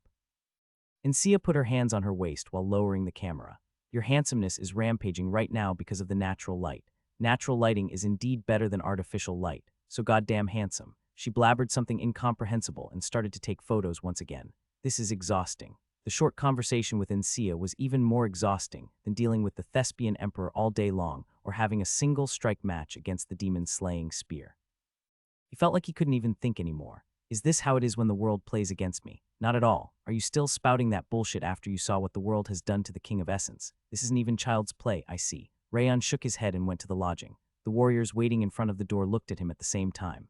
Blonde hair and red eyes. He's here, Sir Rayon, White Sword Dragon. I've been waiting for you. The warriors ran towards him with sparkling eyes. Rayon noticed multiple groups of people who were wearing the same clothes, and there's a powerful warrior in each one of their groups. The youngsters, who seemed to be around 30 years old, were from advanced expert to the highest level of expert, while the middle-aged men leading them were at the master's realm. Why are you here, everyone? Rayon stopped walking and asked the question he was curious about. My name is Dumpkin from House Tiven. I'd like to request for a spar with Sir Rayon. Same goes for me. I've wanted to cross blades with you after hearing about your heroic story. Please allow us to learn from the sword that defeated 2 floor overseers from the Black Tower. The middle-aged men, who seemed to represent each group, bowed politely to him. They were rather powerful, and most of them had a position as important as the head of a house, so Rayon already knew most of their names. Rayon pulled his chin back while looking at the top of their heads. So they came here to ask for a spar. He was wondering why they were gathered around a lodging at the corner of the city, and they were apparently there to request a spar against him. It wasn't rare for friendly spars to occur because excellent warriors were bound to gather in a festival like that. Since the middle-aged men who were requesting the spar had entered the master's realm a long time ago, it wasn't exactly a strange occurrence. However, there are too many of them at once. If there was already a spar, it was possible for many of them to gather afterward from hearing the rumor, but the fact that they'd visited altogether without anything like that was rather suspicious. Since the demon-slaying spear isn't the type of person who would make a ploy like this, it must be the thespian emperor's doing. Rayon laughed bitterly because he could understand who was behind it. Is she a masochist who likes to be trampled all over? It was about time she learned her lesson after being destroyed so hard, yet she wasn't stopping with her ploys. The thespian emperor wasn't exactly sane. Did the thespian emperor send you? Oh, so you knew about it. The man who'd introduced himself as Dumpkin nodded. We went to greet the thespian emperor, and she told us that the White Sword Dragon is here. That's why we came here. Same goes for us. She told me that you might be bored because the lodgings are too old-fashioned, so I came just in case. The other warriors agreed with Dumpkin and honestly told him that the thespian emperor had sent them. Can you wait a little longer? Rayon told the warriors to wait a bit longer and entered the lodging. The Light Wind Division was gathered in a circle inside the small training ground outside the mansion. Rayon thought they might be having a conference about the warriors outside, but that wasn't the case. They were surrounding someone and were talking to them with smiles. They seemed rather close. Do they actually have a friend? Rayon went to the training ground while wondering about that, and the person surrounded by the Light Wind Division stood up before he arrived. Her purple dress with red flower blossoms fluttered into the air. The black rose of her eye patch contrasted with her white skin, and it looked even darker because of the sunlight. She was Denning Rose, the disciple of the Black Market's master and the branch manager. Denning Rose. Rayon licked his lips while looking at Denning Rose. I didn't expect to see her here. Since she'd never mentioned anything even when they were exchanging letters right before he'd left the house, he hadn't expected her to come. Greetings, White Sword Dragon. Denning Rose bowed while holding the center of her dress. It's been a while. Denning Rose furrowed her brow slightly, expressing her sadness and saying that it had been a while. Rayon bowed back at Denning Rose. We've spoken often through letters. We haven't actually met for over a year, though. You look like you didn't expect to see me here. She smiled faintly and lowered her hand. Indeed, Rayon honestly nodded, because she shouldn't be comfortable around here. The White Whale expanded their influence and information acquisition by taking away the black market's business and domain. They should have been extremely hostile to each other, and that was why Rayon didn't think she would be there. I need to learn about the enemy to win against them. Denning Rose smiled faintly as if she understood what Rayon was thinking. I gladly accepted their invitation. She softly placed her hands on her dress while saying that the white whale was going to regret that invitation one day. She is also extraordinary. The thespian emperor's action of sending an invitation to the black market was insane, but Denning Rose couldn't be called normal either, since she accepted it. This is a bit cold. Wrath must have also noticed the cold atmosphere between those two women, as his shoulders were trembling. Nice to meet you, Lady Encia. Denning Rose lowered her head at Encia, who was continuously taking Rayon's photos from next to him. Encia took her eyes off the camera for the first time after they'd entered the lodgings. Do you know me? It's impossible for me to not know about the genius of House Yanan because of my job. Your job? She tilted her head at Denning Rose. She is Denning Rose, the disciple of the black market's master. Since Rayon was between them, he introduced Denning Rose to her in her stead. Ah, so that's why it's because of the job. Nice to meet you. Encia extended her hand as cheerfully as her appearance. I'm honored to meet you. Denning Rose elegantly extended her hand and grabbed Encia's hand. By the way. She narrowed her eyes while looking at the camera. If it's not too much to ask, may I ask what you've been doing? Are you asking about this? This is an artifact that I invented called a camera. You can take a photo like this. Encia explained about her camera while shaking Rayon's photos as if she were bragging about them. Since they were around the same age, they cheerfully started to talk to each other as if they'd already become friends. By any chance, was the reason you made that artifact? Yes, I made it to take photos of the damn handsome Rayon. Damn handsome. He's so damn handsome. Ah. Denning Rose's eyes started to tremble slightly even though she'd always been calm before. Isn't his face like a sculpture? I don't even understand how none of the photos look bad. Encia showed her Rayon's photos and bragged about it. Indeed.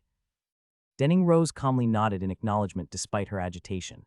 Is it possible to buy a camera? This is just a prototype and it's going to take some time for the manufacture. We don't have enough ingredients either. Then what about those photos? Do you want to buy them? Encia approached Denning Rose with a cheerful smile. I'll give them to you for free if you say this for me. Just for saying something. Yes, what do you want me to say? It's simple. I just want you to shout that Rayon is damn handsome. Denning Rose's lips trembled. Ha. Rayon sighed and turned around. He went to the light wind division since he couldn't keep listening to them anymore. When did those warriors outside arrive here? They got here shortly after you left. Burin responded while leaning his back against a tree. They came at around the same time as if they'd planned it in advance. He said that they kept coming one after the other. They've been doing that without even having lunch. Run-On nodded while eating a small ice cream that she'd gotten from somewhere. Shall I chase them away? Martha frowned violently. I think someone is plotting something, though. She unclenched her fist. She must have figured that it would be problematic despite how simple she was. Rayon scratched his chin while looking at the door. I can see what the thespian emperor is thinking. If he refused the spar against the warriors who'd been waiting for such a long time without even having lunch, she was going to spread the rumor that he was narrow-minded or was a coward, and if he accepted the spars, she was going to analyze Sieghart's martial arts by observing the area. I'm finally understanding why she gave this lodging to us. The lodgings were vast and luxurious, but the walls were too low, and it was easy to spy on from the outside. She must have assigned those lodgings for them for that exact purpose from the beginning. I think I understand what kind of person the thespian emperor is. She seemed to like using a method where she gave her opponent two choices while making sure that both of them led to her advantage. It was a disgusting method, just like the previous one. However, you made a mistake once again. Rayon had gained a small enlightenment through the spar against the demon-slaying spear. He wanted to settle it through a small spar, and the opponents were presenting themselves. He wanted to thank the thespian emperor at that point. Moreover, it doesn't really matter if I showed my martial art to other people, since his martial art was constantly improving through the Ring of Fire. His realm was bound to change every day. If she judged him according to what she witnessed, she was bound to pay the price eventually.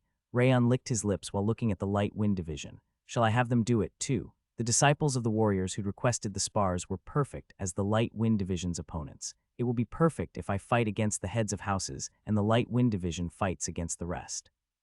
He was killing two birds with one stone since even the light wind division could gain experience and prowess from the spars. She's being so helpful. Shall I prepare a gift for her? It must have been one of the thespian emperor's plans for her revenge, but her ploy was only beneficial to the light wind division instead. This is so frustrating. Why is every single person being a doormat for you? Wrath punched into the air, saying that he couldn't comprehend it.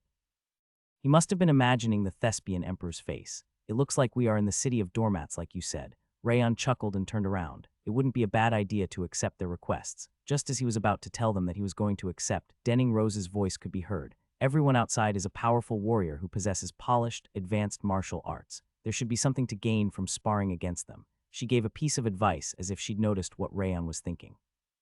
You shouldn't need to worry about it since they aren't from the white whale. However, if you are worried about disclosing your martial arts during the spars. Denning Rose smiled while taking out a few needles from under her dress. I'll create an array so that we won't be seen from the outside. She smiled peacefully, saying that she was going to play a prank. However, there were a few photos that Encia had taken under her dress where she'd taken out the needles. She ended up saying damn handsome. Rayon sighed while looking at the ground. He had a feeling that Encia's believers were gradually increasing. Aren't they your believers? Shut up. Denning Rose inserted the needle containing the mana of the earth into the 16th direction, and a white mist appeared around the inn. However, it was as thin as the fog just before sunrise, so it seemed like it would disappear quickly just by stirring it with your hands. It's called wireline unmugen. It looks like a light fog, but if you try to look at this mansion from the outside, you won't be able to see it properly because the fog will get thicker. Denning Rose stirred the mist with his finger as he explained about the stream cloud. Rayon spread his senses and looked at the flow of the stream. It's quiet. The fog gently swirled around the mansion, then created a strong wave once in a while. It seemed to be a reaction to block the gaze of the outside world. It's a method that doesn't harm the flow of nature. I looked at the formation all the way, but I didn't feel that there was a particularly angular place. It was easy to install because it was simple, but it seemed to be a higher level than I thought. You must have been well versed in Jinbiup. I did learn a little bit. It's just. Denning Rose looked up at the sky and bit her lip. After I got hit hard in Grand Seville, I dug right in. Wrinkles between her brows, as if remembering what happened to the Apostles' attack in Grand Seville, because I never wanted to see my crew and residents sacrificed again.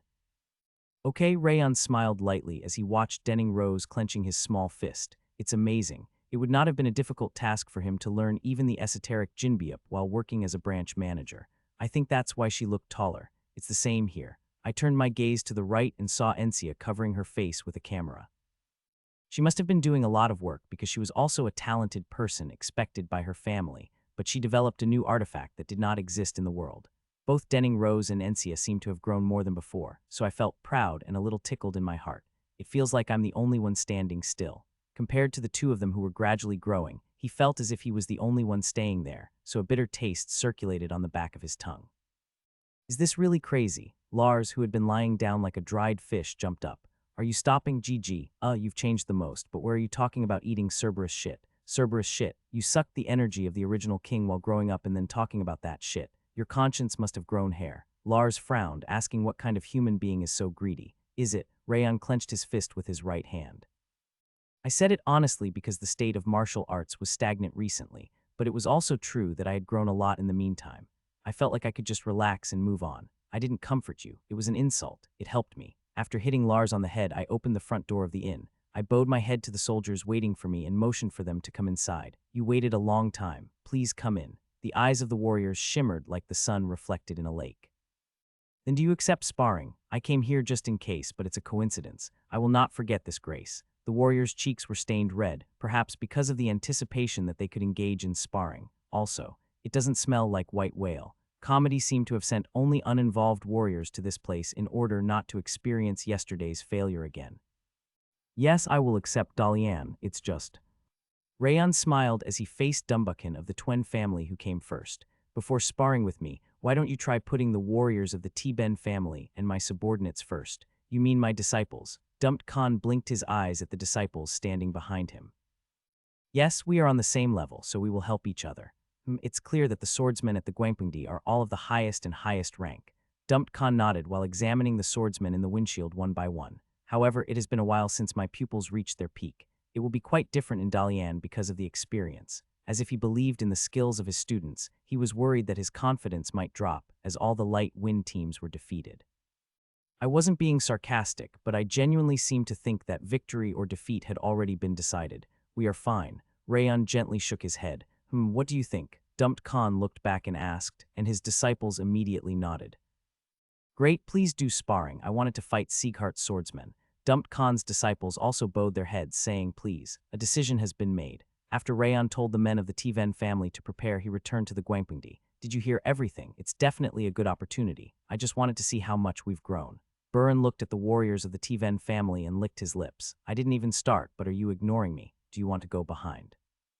Marta wrinkled her nose as she glared at Dumped Khan, who said that the windmill would be difficult. I am ready. Runnan nodded as if it didn't matter at any time. However, the ice cream was still in her hand. Then the crane first. Rayon looked at the three captains and called Crane's name. Me. Crane, thinking it was not his turn, opened his mouth. This is from the original manager. You're a unique Crane, Rayon muttered to get out quickly and snapped his finger. If you lose, you fall behind. Marta raised a fist at Crane. This is Martha right. The vanguard must win unconditionally. Burin nodded with cool eyes. Runnan said nothing and held the sword of the tail. It was a more coercive gesture than Martha. What good? I'll break it lightly and come back. Crane swallowed a dry spit and stood up from his chair. Don't look, doing the best. Rayon patted Crane lightly on the back. In the past, I thought it was polite to moderate my strength and adapt to the opponent, but now my thoughts have changed. Coming all the way to this place and applying for sparring meant that he wanted to see the real thing, so it was polite to deal with him with all his might. Yes, Crane let out a furious cry and stood in the center of the gymnasium. My name is Henry of the Tiven family. It's Sieghart's Crane. The two soldiers drew their swords immediately after greeting each other. Then start. As soon as Rayon raised his hand, Henry moved first. Stepping on light footsteps, he struck down the sword roughly. The Crane moved as if sliding sideways, raising the sword. Whoa, swords and swords collided, and an intense shock rang through the gymnasium. However, the one who was pushed first was Henry, who took the lead. Henry hurriedly tried to stance, but Crane didn't miss the chance. Stepping on the straight footwork, he advanced and struck the second sword strike. Kaya-ang. Crane's fierce swordsmanship spread in a fan shape, breaking Henry's unstable swordsmanship. Fu-wook. Henry's grip was torn, and the sword he was holding became embedded in the floor of the gymnasium.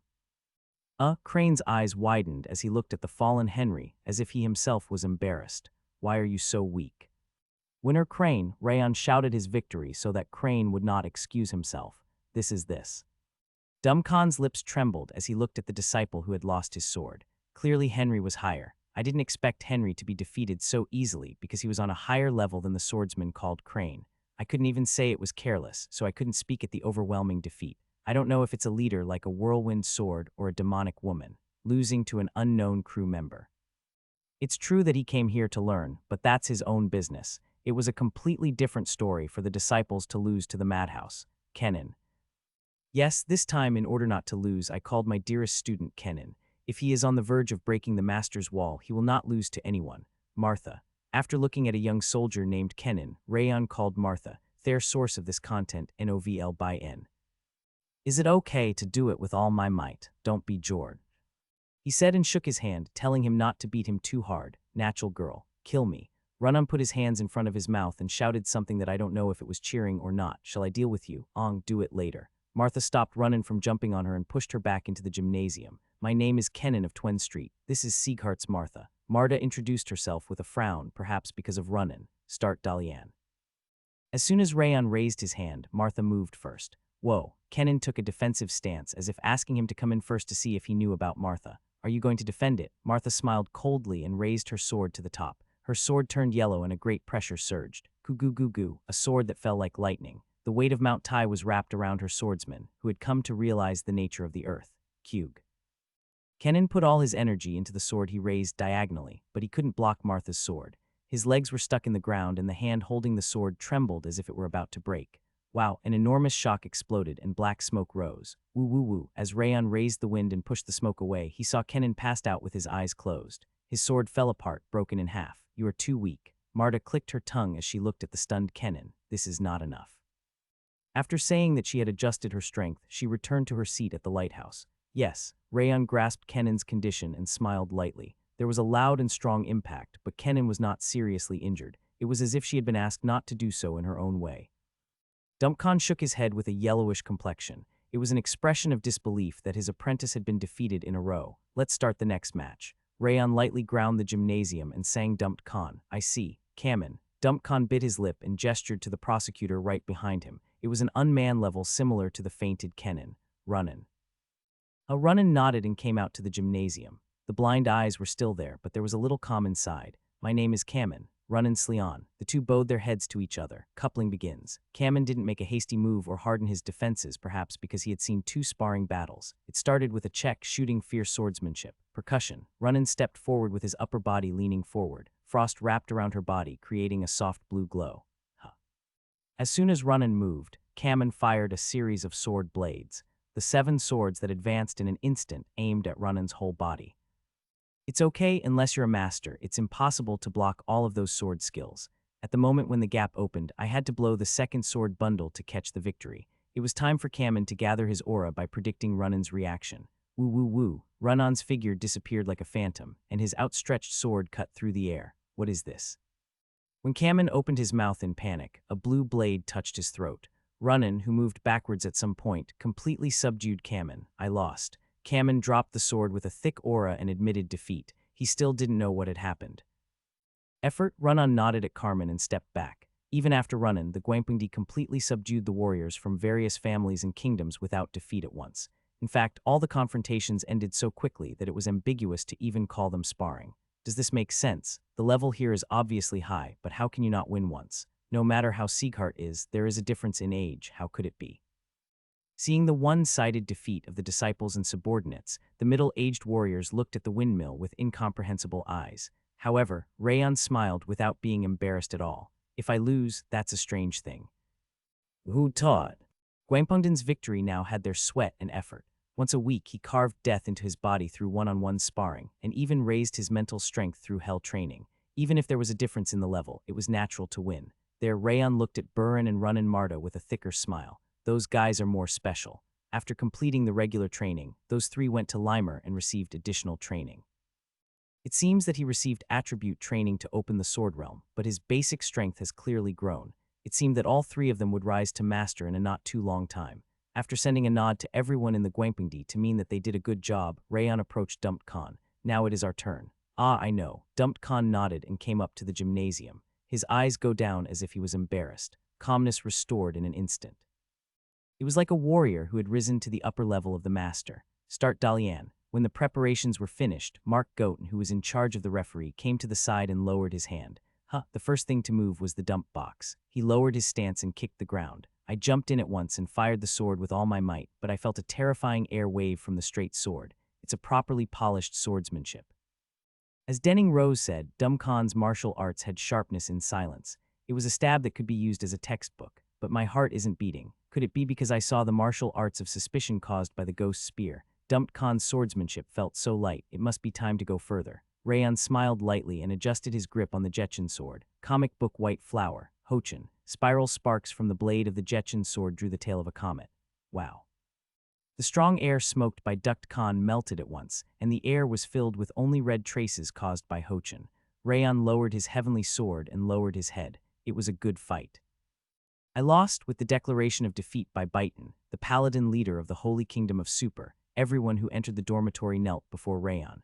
Rayon bowed his head to Baitan, abducting the Jetchin sword. Following Gwampongdon, he defeated all the head of the knights and the head of the family within 5 points, so there was silence inside the dorm, as if it had become a library. The complexion of all the warriors who applied for sparring thinking that they had similar skills was pale. Rayon licked his lips as he looked at the gymnasium floor, which was almost undamaged. What will happen? I didn't look at it as a martial courtesy and showed my skills, but I don't know how they will accept it. If you came here as a real soldier, you would thank them for treating them properly, and if they were breathed in by the comedy emperor, they would spread bad rumors. Leon. While I was drawing the future while looking into the sky, I heard the voices of Dumped Khan and other warriors from behind. When I turned around, everyone who applied for sparring was approaching with their hands together. All of the warriors bent down so that their waists were at right angles while holding their sword sheaths. There was hot emotion in their voices. It was a short introduction, but I learned a lot. If you were considerate and fought for a long time, you would be disappointed. Because I lose neatly, I feel rather refreshed. Even the swordsmen who used Heiach because of their position as Gaju raised their words and smiled. Of course you should. Rayon nodded with a smile similar to that of the swordsman. Looks like he accepted it well. Looking at everyone's eyes, it seemed like he knew why he treated them with sincerity. The language created by the sword worked. Then see you next time. After practicing based on what I realized today, I ask for sparring again. May the future be with you. The swordsmen bowed their heads again and left Sieghart's quarters one by one. Oh, Lars opened his mouth as he looked up at the sky that was starting to get dark. What is this that ends so quickly? You said you'd keep your promise. Rayon smiled at Lars, whose eyes were round. You're finally coming to your senses. I finally became a demon. The guy said goodbye and patted his shoulder. I'm human. Rayon looked at Lars and let out a fuss when he heard small steps from behind. It was finished quickly, but I am rather happy. Do you think it is unexpected? Denning Rose showed a small smile as he looked at the door of the lodging where the prosecutors had left. This is normal, because all of them are neutral people who only practiced martial arts without causing any problems. She continued with a slightly wider smile. The comedy festival might have sent only those warriors on purpose, but on the contrary, it was a great help to Rayon. Denning Rose smiled, saying that they would spread good things about Sieghart to others. I guess so. Now I'll release the Jinbeop. As she grabbed the hem of her dress and tried to pull out the needle sheath, a photo stuck in it fell out. Denning Rose opened her mouth. Her face turned into a color she had never seen before. This is... No need to be embarrassed. Third fan. Encia lowered the camera and shook her head. Because it's human nature to keep wanting to see John. She shook her head, saying it was normal. The third fan, is there a second one? Excuse me, Encia pointed to the right. Janya Leon. Runnan muttered in an emotionless voice. Whoa. Rayon sighed and picked up the fallen photo. He seemed to be slightly frowning, as if it was taken while gambling with the ghost spear. That. Denning Rose held out her hand, with her head bowed. Please. Yes, give me that. I didn't expect to be asked for a picture. I think I like this picture. He swallowed dry saliva and pushed it out. Denning Rose took a quick step back without raising his face. I like the embarrassing expression now. What a dog. Encia shouted that it was so good and started the camera. How the hell did you make that camera? Rayon covered his face with the palm of his hand and turned his head to Encia. I don't understand why paper keeps coming out of that small size. Since yesterday, I have been curious about the principle of the artifact called the camera, to spread Rayon-sama's respect to the world. Huh. My mouth fell open. I couldn't even say that it was amazing to develop such a new artifact just for that reason. It must have been difficult. Of course it wasn't easy. Ansha pointed to the camera and nodded. At first, the Obscura used the theory that if you pierce a small hole in the dark room, the external image is formed upside down on the opposite side, but it is possible to see it. But it is not possible to take out a picture, so I inserted a jewel containing mana to create the current method. A jewel containing mana. Yes, the camera was broken because the mana stone was too strong, so we divided the balance of power by using jewels suitable for each attribute. The theory of subspace pockets was also included. Ah. Rayon dropped his hand and opened his mouth blankly. We divide the balance of power with attributes. As soon as I heard Encia's explanation, red and blue lightning strikes in my mind. A new way to operate Cartoonist and Glacia began to come to mind. That's right, you don't have to focus on just those two attributes, in a different way. Huh? Lars trembled as he watched Rayon's eyes gradually become transparent. Hey, where come back? Why is it now? Now I don't know why I suddenly fall into a trance when I'm about to eat. You madman, come back, eat and go again, I'll send it to you then. I called Rayon endlessly, but his gaze did not come back. I knew it. There's no way the king's affairs will go well. I knew everything. Lars cursed at the sky, then shrugged his shoulders like a wet towel. Dumpkin bowed to Ariel alongside his disciple. House Tiven's swordsman smiled, saying they'd been enlightened through the spars against the Light Wind Division's swordsmen. I'm glad to hear it. Ariel placed her hand on her knees and smiled in a similar manner as the swordsman. But was Sir Rayon's swordsmanship amazing enough to enlighten you? It was literally fantastic. He cut through my astral energy in an instant, and I had no room for counterattack at all. Dumpkin praised Rayon's swordsmanship by saying that he'd never seen such a flashy and sharp attack in his life. I was defeated in a single strike, but I wasn't embarrassed at all. It allowed me to broaden my horizons. Wasn't it regrettable that it ended so quickly? Not at all. I was actually enlightened because I was defeated in a single strike. He looked outside the window while saying that he felt nothing but gratitude towards Rayon for fighting him seriously.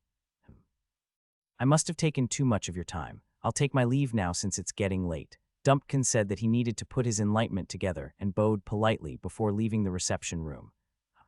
Ariel sighed and placed her hand on her forehead. Rayon Sieghart. She had to press her fingers against her temple because she was automatically getting a headache whenever she heard Rayon's name. She had a feeling that it was going to become a bad habit.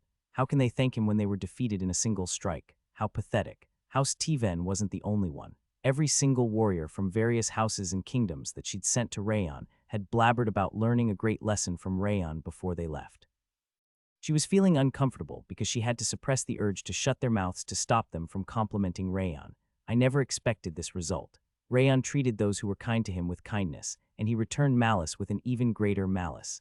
She guessed his personality and sent him true warriors who'd spent their entire lives working for their martial arts among those who didn't belong to the 5 divine orders. She was planning to turn him into a coward if he refused their requests, and if he'd gone easy on them after accepting their requests, she was going to spread a rumor that Rayon was a fool who didn't know anything about the warrior spirit.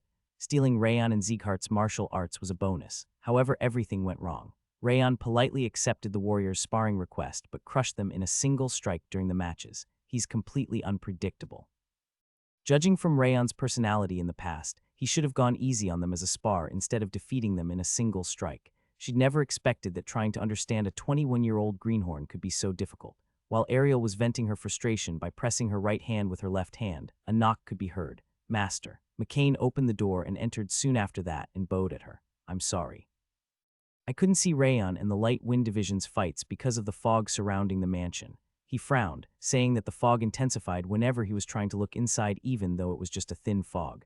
The Black Rose girl played a cute trick. Are you talking about the disciple of the black market's master? Yes. I heard that she's been learning array technique, but I didn't expect her to be good enough to set up the soft mist dancing array. Ariel shook her head while twisting her lips. I would have gone there myself if I knew that was going to happen. She'd been preparing for the conference while counting on her subordinates, but Denning Rose had made an unexpected move. Nothing was going well for her where Rayon was concerned. Is Insia Yanan still in there? Yes. We haven't seen her come out, so she should be still inside Sieghart's lodgings. She isn't using the lodgings for House Yanan at all.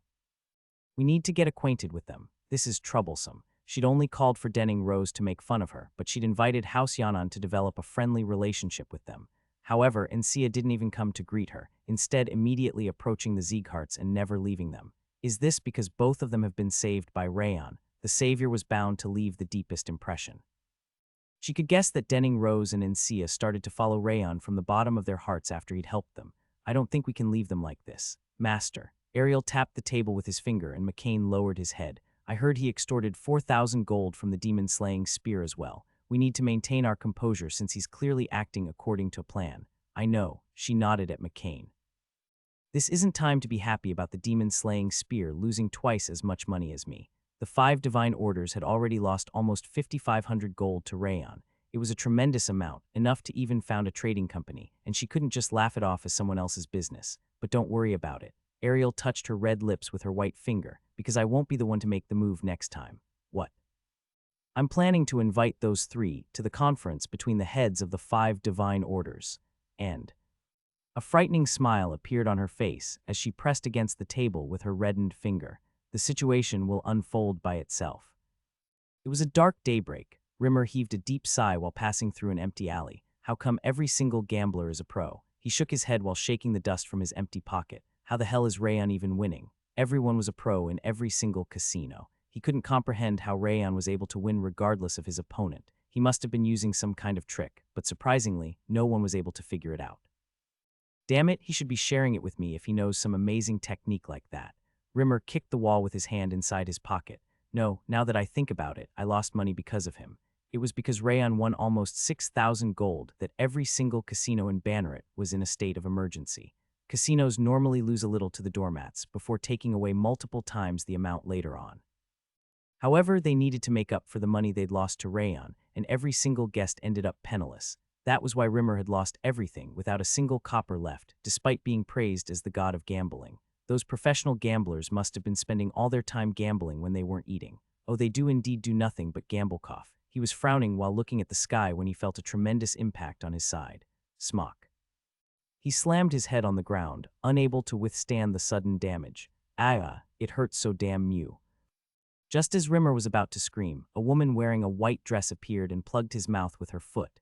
She was an elegant woman, her long purple hair reaching her waist. He'd never seen that appearance, but there was no way he wouldn't recognize her. S.H. Shirl, shut your mouth. What are you even wearing? Are you trying to become a Nobek? I told you to shut up.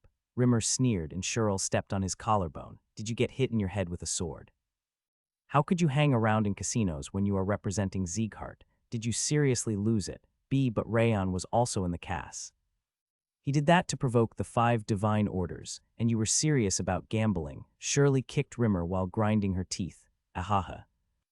Rimmer laughed awkwardly while rubbing his back. I'm sure you understand. Rayon will take care of it even if I don't do anything about it. He's a reliable guy, unlike me. He shook his hand, saying that everything was going to be okay and he just needed to believe in Rayon. Whatever, give me the report for the head of house. About that. We can't delay anymore. Quick, oh okay. Rimmer took out a crumpled piece of paper from his clothes with a trembling hand. What is with the shitty state of this report? Shirl took the report from Rimmer's hand and spread it. Rayon won a huge amount of money. I recommend taking it from him when he returns and using it for the house. Of course, since I provided the information, 10 of it shall be awarded to me. She closed her eyes, unable to finish reading the report. Ah, Rimmer's shoulders trembled as he treaded carefully. Are you seriously asking for lightning to kill you? Wait, but it's true that he won so much money. We could do so many things by using it for the who. You are just jealous, He lowered his head, unable to refute her words. Write it again. Cheryl burnt Rimmer's report and glared at him. Or you can die here. I get it. I'll write it after I sleep. You should leave now so that you won't be found out. Rimmer stood up and shook his hand. You can't enter right now. Rayon is in a trance. Cheryl grabbed Rimmer's shoulder and explained what had happened in Sieghart's lodgings. A trance? Rimmer's jaw dropped as he looked at the lodgings. Most people can't enter one once even if they swing their sword all their life, so why is he treating the trance like his home? He sounded jealous, but his mouth was curved into a smile. He should be able to use coldness and heat at the same time now. Coldness and heat. Yes, he's been trying so hard to use them simultaneously since last year. He must be getting enlightenment about that. You could have given him a hint. It's difficult to fully absorb it if I simply told the answer. That's why I was hoping for him to realize it by himself. Of course, I didn't think he would do it so quickly. He grinned, saying that Rayon was gifted. I guess I'll need to stay here until Rayon wakes up. Rimmer sat down on the ground. Cheryl, can you buy me a hangover stew in the morning? Hey, Shirley lowered her eyebrows while looking at Rimmer. It was a different type of gaze from when she was scolding him. How long are you planning to continue that unbefitting act? Enough time has passed already. Elves feel the flow of time differently. Rimmer shrugged his shoulders while looking at Cheryl. He looked different from a moment ago. Ha. Cheryl sighed and shook her head. I was contemplating whether I should tell you or not, but I have to say it. Say what? The Holy Sword Alliance. The smile around Rimmer's mouth was destroyed like dry plaster upon hearing the name of Holy Sword Alliance. We've gotten an intel that they've resumed their activities. The Holy Sword Alliance. A faint demonic light appeared in his vanity-filled eyes. It was worth staying alive all this time. Rayon slowly lifted his eyebrows. He was sure it was evening, but the sun was slowly rising. Was I in a trance? The hazy memories were returning. He remembered that he'd gained enlightenment while talking to Denning Rose and Encia. It must be because of the camera. He'd seen the photo that Denning Rose had dropped and asked Encia about it because he got curious about how the camera worked, and he suddenly gained enlightenment. Moreover, it was the one I desired the most, the simultaneous usage of the 10,000 flames, cultivation, and glacier. He'd spent so much time on the problem of the concurrent activation of heat and coldness but still failed in the end, and it was finally solved. The answer isn't to try changing something about the two attributes, but to utilize another one. Since it was impossible for him to control fire and ice at the same time in his state, he should have used another attribute to begin with, and I already had the answer inside me, the wind and holy attributes. 10,000 flames, cultivations, heat, and glacier's coldness weren't the only energies in his energy center. The wind he'd gotten from Rimmer and the divinity blooming from the underworld was also inside him. If he could divert the coldness and heat by using the wind and holy attributes, it would be fully possible to control the two energies at the same time. Let's see. He closed his eyes once again and was about to activate the 10,000 flames, cultivation, and glacier at the same time when he heard a small sound from nearby. He looked around and noticed that the entire light wind division was surrounding the lodgings with their hilts in their hands. He hadn't noticed because he'd just woken up from the trance, but everyone must have been guarding him overnight. You finally woke up. You overslept. Burin rubbed the back of his neck with the hand that used to be on his hilt. It was shorter than the last time. Did you manage to put it together? Martha turned around and furrowed her brow. You are the only one who keeps going there. Run-On pouted, complaining that Rayon kept entering the trance while no one else did. Why do you keep getting stronger on your own? Which part even gave you enlightenment? Bring us with you. What are we supposed to do if you keep widening the difference? The light-wind swordsmen also shouted while shaking their hands. Rayon looked around the swordsmen and smiled faintly. Seriously. Since he was well aware of why they were saying that, his heart was filled with warmth despite the morning wind. Encia and Denning Rose were waiting on the right, and Rayon bowed to them as well. It was nothing. Denning Rose gently shook her head. She took the needle box while saying that she was going to undo the array. There were a few more photos added under her dress. I didn't take any photos the whole time. Can I take them now? Encia begged for permission while saying that she'd been suppressing her urge just in case a problem occurred. She was telling him that she was having signs of an addiction, and her hand really was trembling to justify her claim. Do as you wish. Rayon nodded powerlessly. Since she was the same type of person as Merlin, she wasn't going to listen to him even if he'd said no. Hey, while Rayon was granting Encia's request to make certain poses, Wrath suddenly appeared. Wrath. Wrath's cotton candy body was red, unlike any other time before, and he'd almost failed to recognize him. Why is your body so red? It's because of you, you bastard. What did I do? It's because you broke your promise, and the Wrath turned him into this form. Wrath grabbed Rayon by his collar, telling him that he was enraged because Rayon broke his promise once again. Oh, I did. He didn't manage to keep his promise to eat lobster and pig's feet for dinner because he'd suddenly entered a trance. Wrath was indeed entitled to be angry. I'm sorry. It happened before I knew it. You did it on purpose because you didn't want the King of Essence to be happy. Not at all. You should know that you can't enter a trance just because you want to. No, you're different. You entered the trance on the toilet last time. No one in the world ever does that. Wrath frowned, saying that Rayon must have been scamming him even though he knew it already. The red color around him was intensifying. Humans can't be trusted after all. Isn't that line normally about demons instead? Wrath shouted something that humans usually say about demons and briskly turned around. He seemed to be seriously sulking. In return, let's make tonight's dinner even better. How about lobster, pig's feet, salt-grilled shrimp, and short-necked clam with rice wine? He won't trust you. Shall I make the reservation right now? As soon as Rayon mentioned making a reservation, Wrath's red body slowly returned to blue. I saw they sell waffle ice cream. Let's have that as dessert. Waffle ice cream set. The grape flavor returned to the cotton candy, and he slowly rolled his eyes. Really? Rayon ordered the light wind division to rest and returned to the training ground on his own. He calmly caught his breath and closed his eyes. I don't need to be impatient. Since he was enlightened about how to control coldness and heat at the same time, all he needed to do was to slowly resolve the problem with the method he'd learned. He dragged out the energy of wind that was strolling in his energy center before circulating the 10,000 flames, cultivation, and glacier. The green wind that was warm and cold at the same time spread all around his body and wrapped around his mana circuits. He activated the 10,000 flames, cultivation, and glacier at the same time. The heat and coldness followed the energy of wind and dashed powerfully to fill his mana circuits at the center. It's starting now. He usually had some mana circuits where the 10,000 flames, cultivation, and glacier crossed each other whenever he tried to circulate them at the same time. That place became a battlefield, and Rayon filled it with the divinity blooming from the underworld instead of wind. Just like how water and oil don't mix, the two energies were separated by the divinity and continued on their own paths. Swaya, Rayon breathed out and unleashed coldness and heat with his hands. The 10,000 flames cultivation burst into a wall of fire from his right hand, and glacier created a storm from the left hand, fire and ice. The goal that he'd been unable to achieve despite having been working on it since the previous year was finally accomplished. And there's more to this. Wind could amplify fire and make ice colder, since the wind surrounding his mana circuits was involved. The 10,000 flames, cultivation, and glacier were even more powerful than when he was using them separately. All of my martial arts are going to get stronger. Just as he was about to smile because of the successful implementation of his enlightenment, the sword of fire and the sword of ice that he'd created in his mental world throbbed for an instant.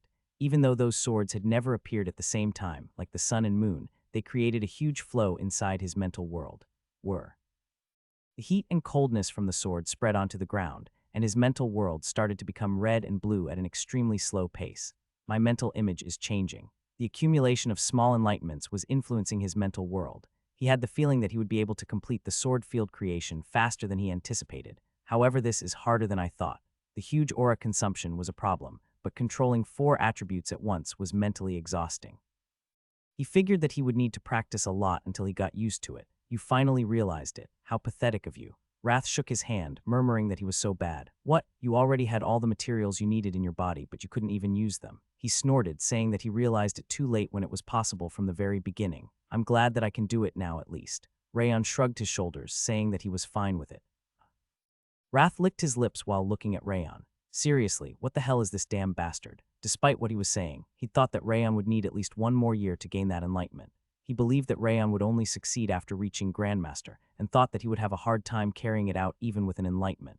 However, the crazy bastard had succeeded at the first attempt. Is he even human? Both his personality and talent made him seriously wonder if he was a human. He even felt like he could be something other than a human or a demon. What are you thinking about? Rayon tapped Wrath's head as he contemplated the matter. What else? He's obviously thinking about the pig's feet that he couldn't have because of you. You saw me make the reservation. I'll serve you a full course of desserts today, just as I promised. He's never seen that full course despite you continuing to mention it. Does it even exist? It's true this time. Rayon shook his hand to reassure Wrath just as a knock could be heard from the lodging's entrance. It was a presence that he'd felt before. He has a bad feeling about this. Please enter. Once he told them to enter, the door was quietly opened and the Thespian Emperor's secretary, McCain, entered. He bowed politely before walking up to the training ground. What's the matter? Master has invited Sir Rayon to the conference of the 5 orders.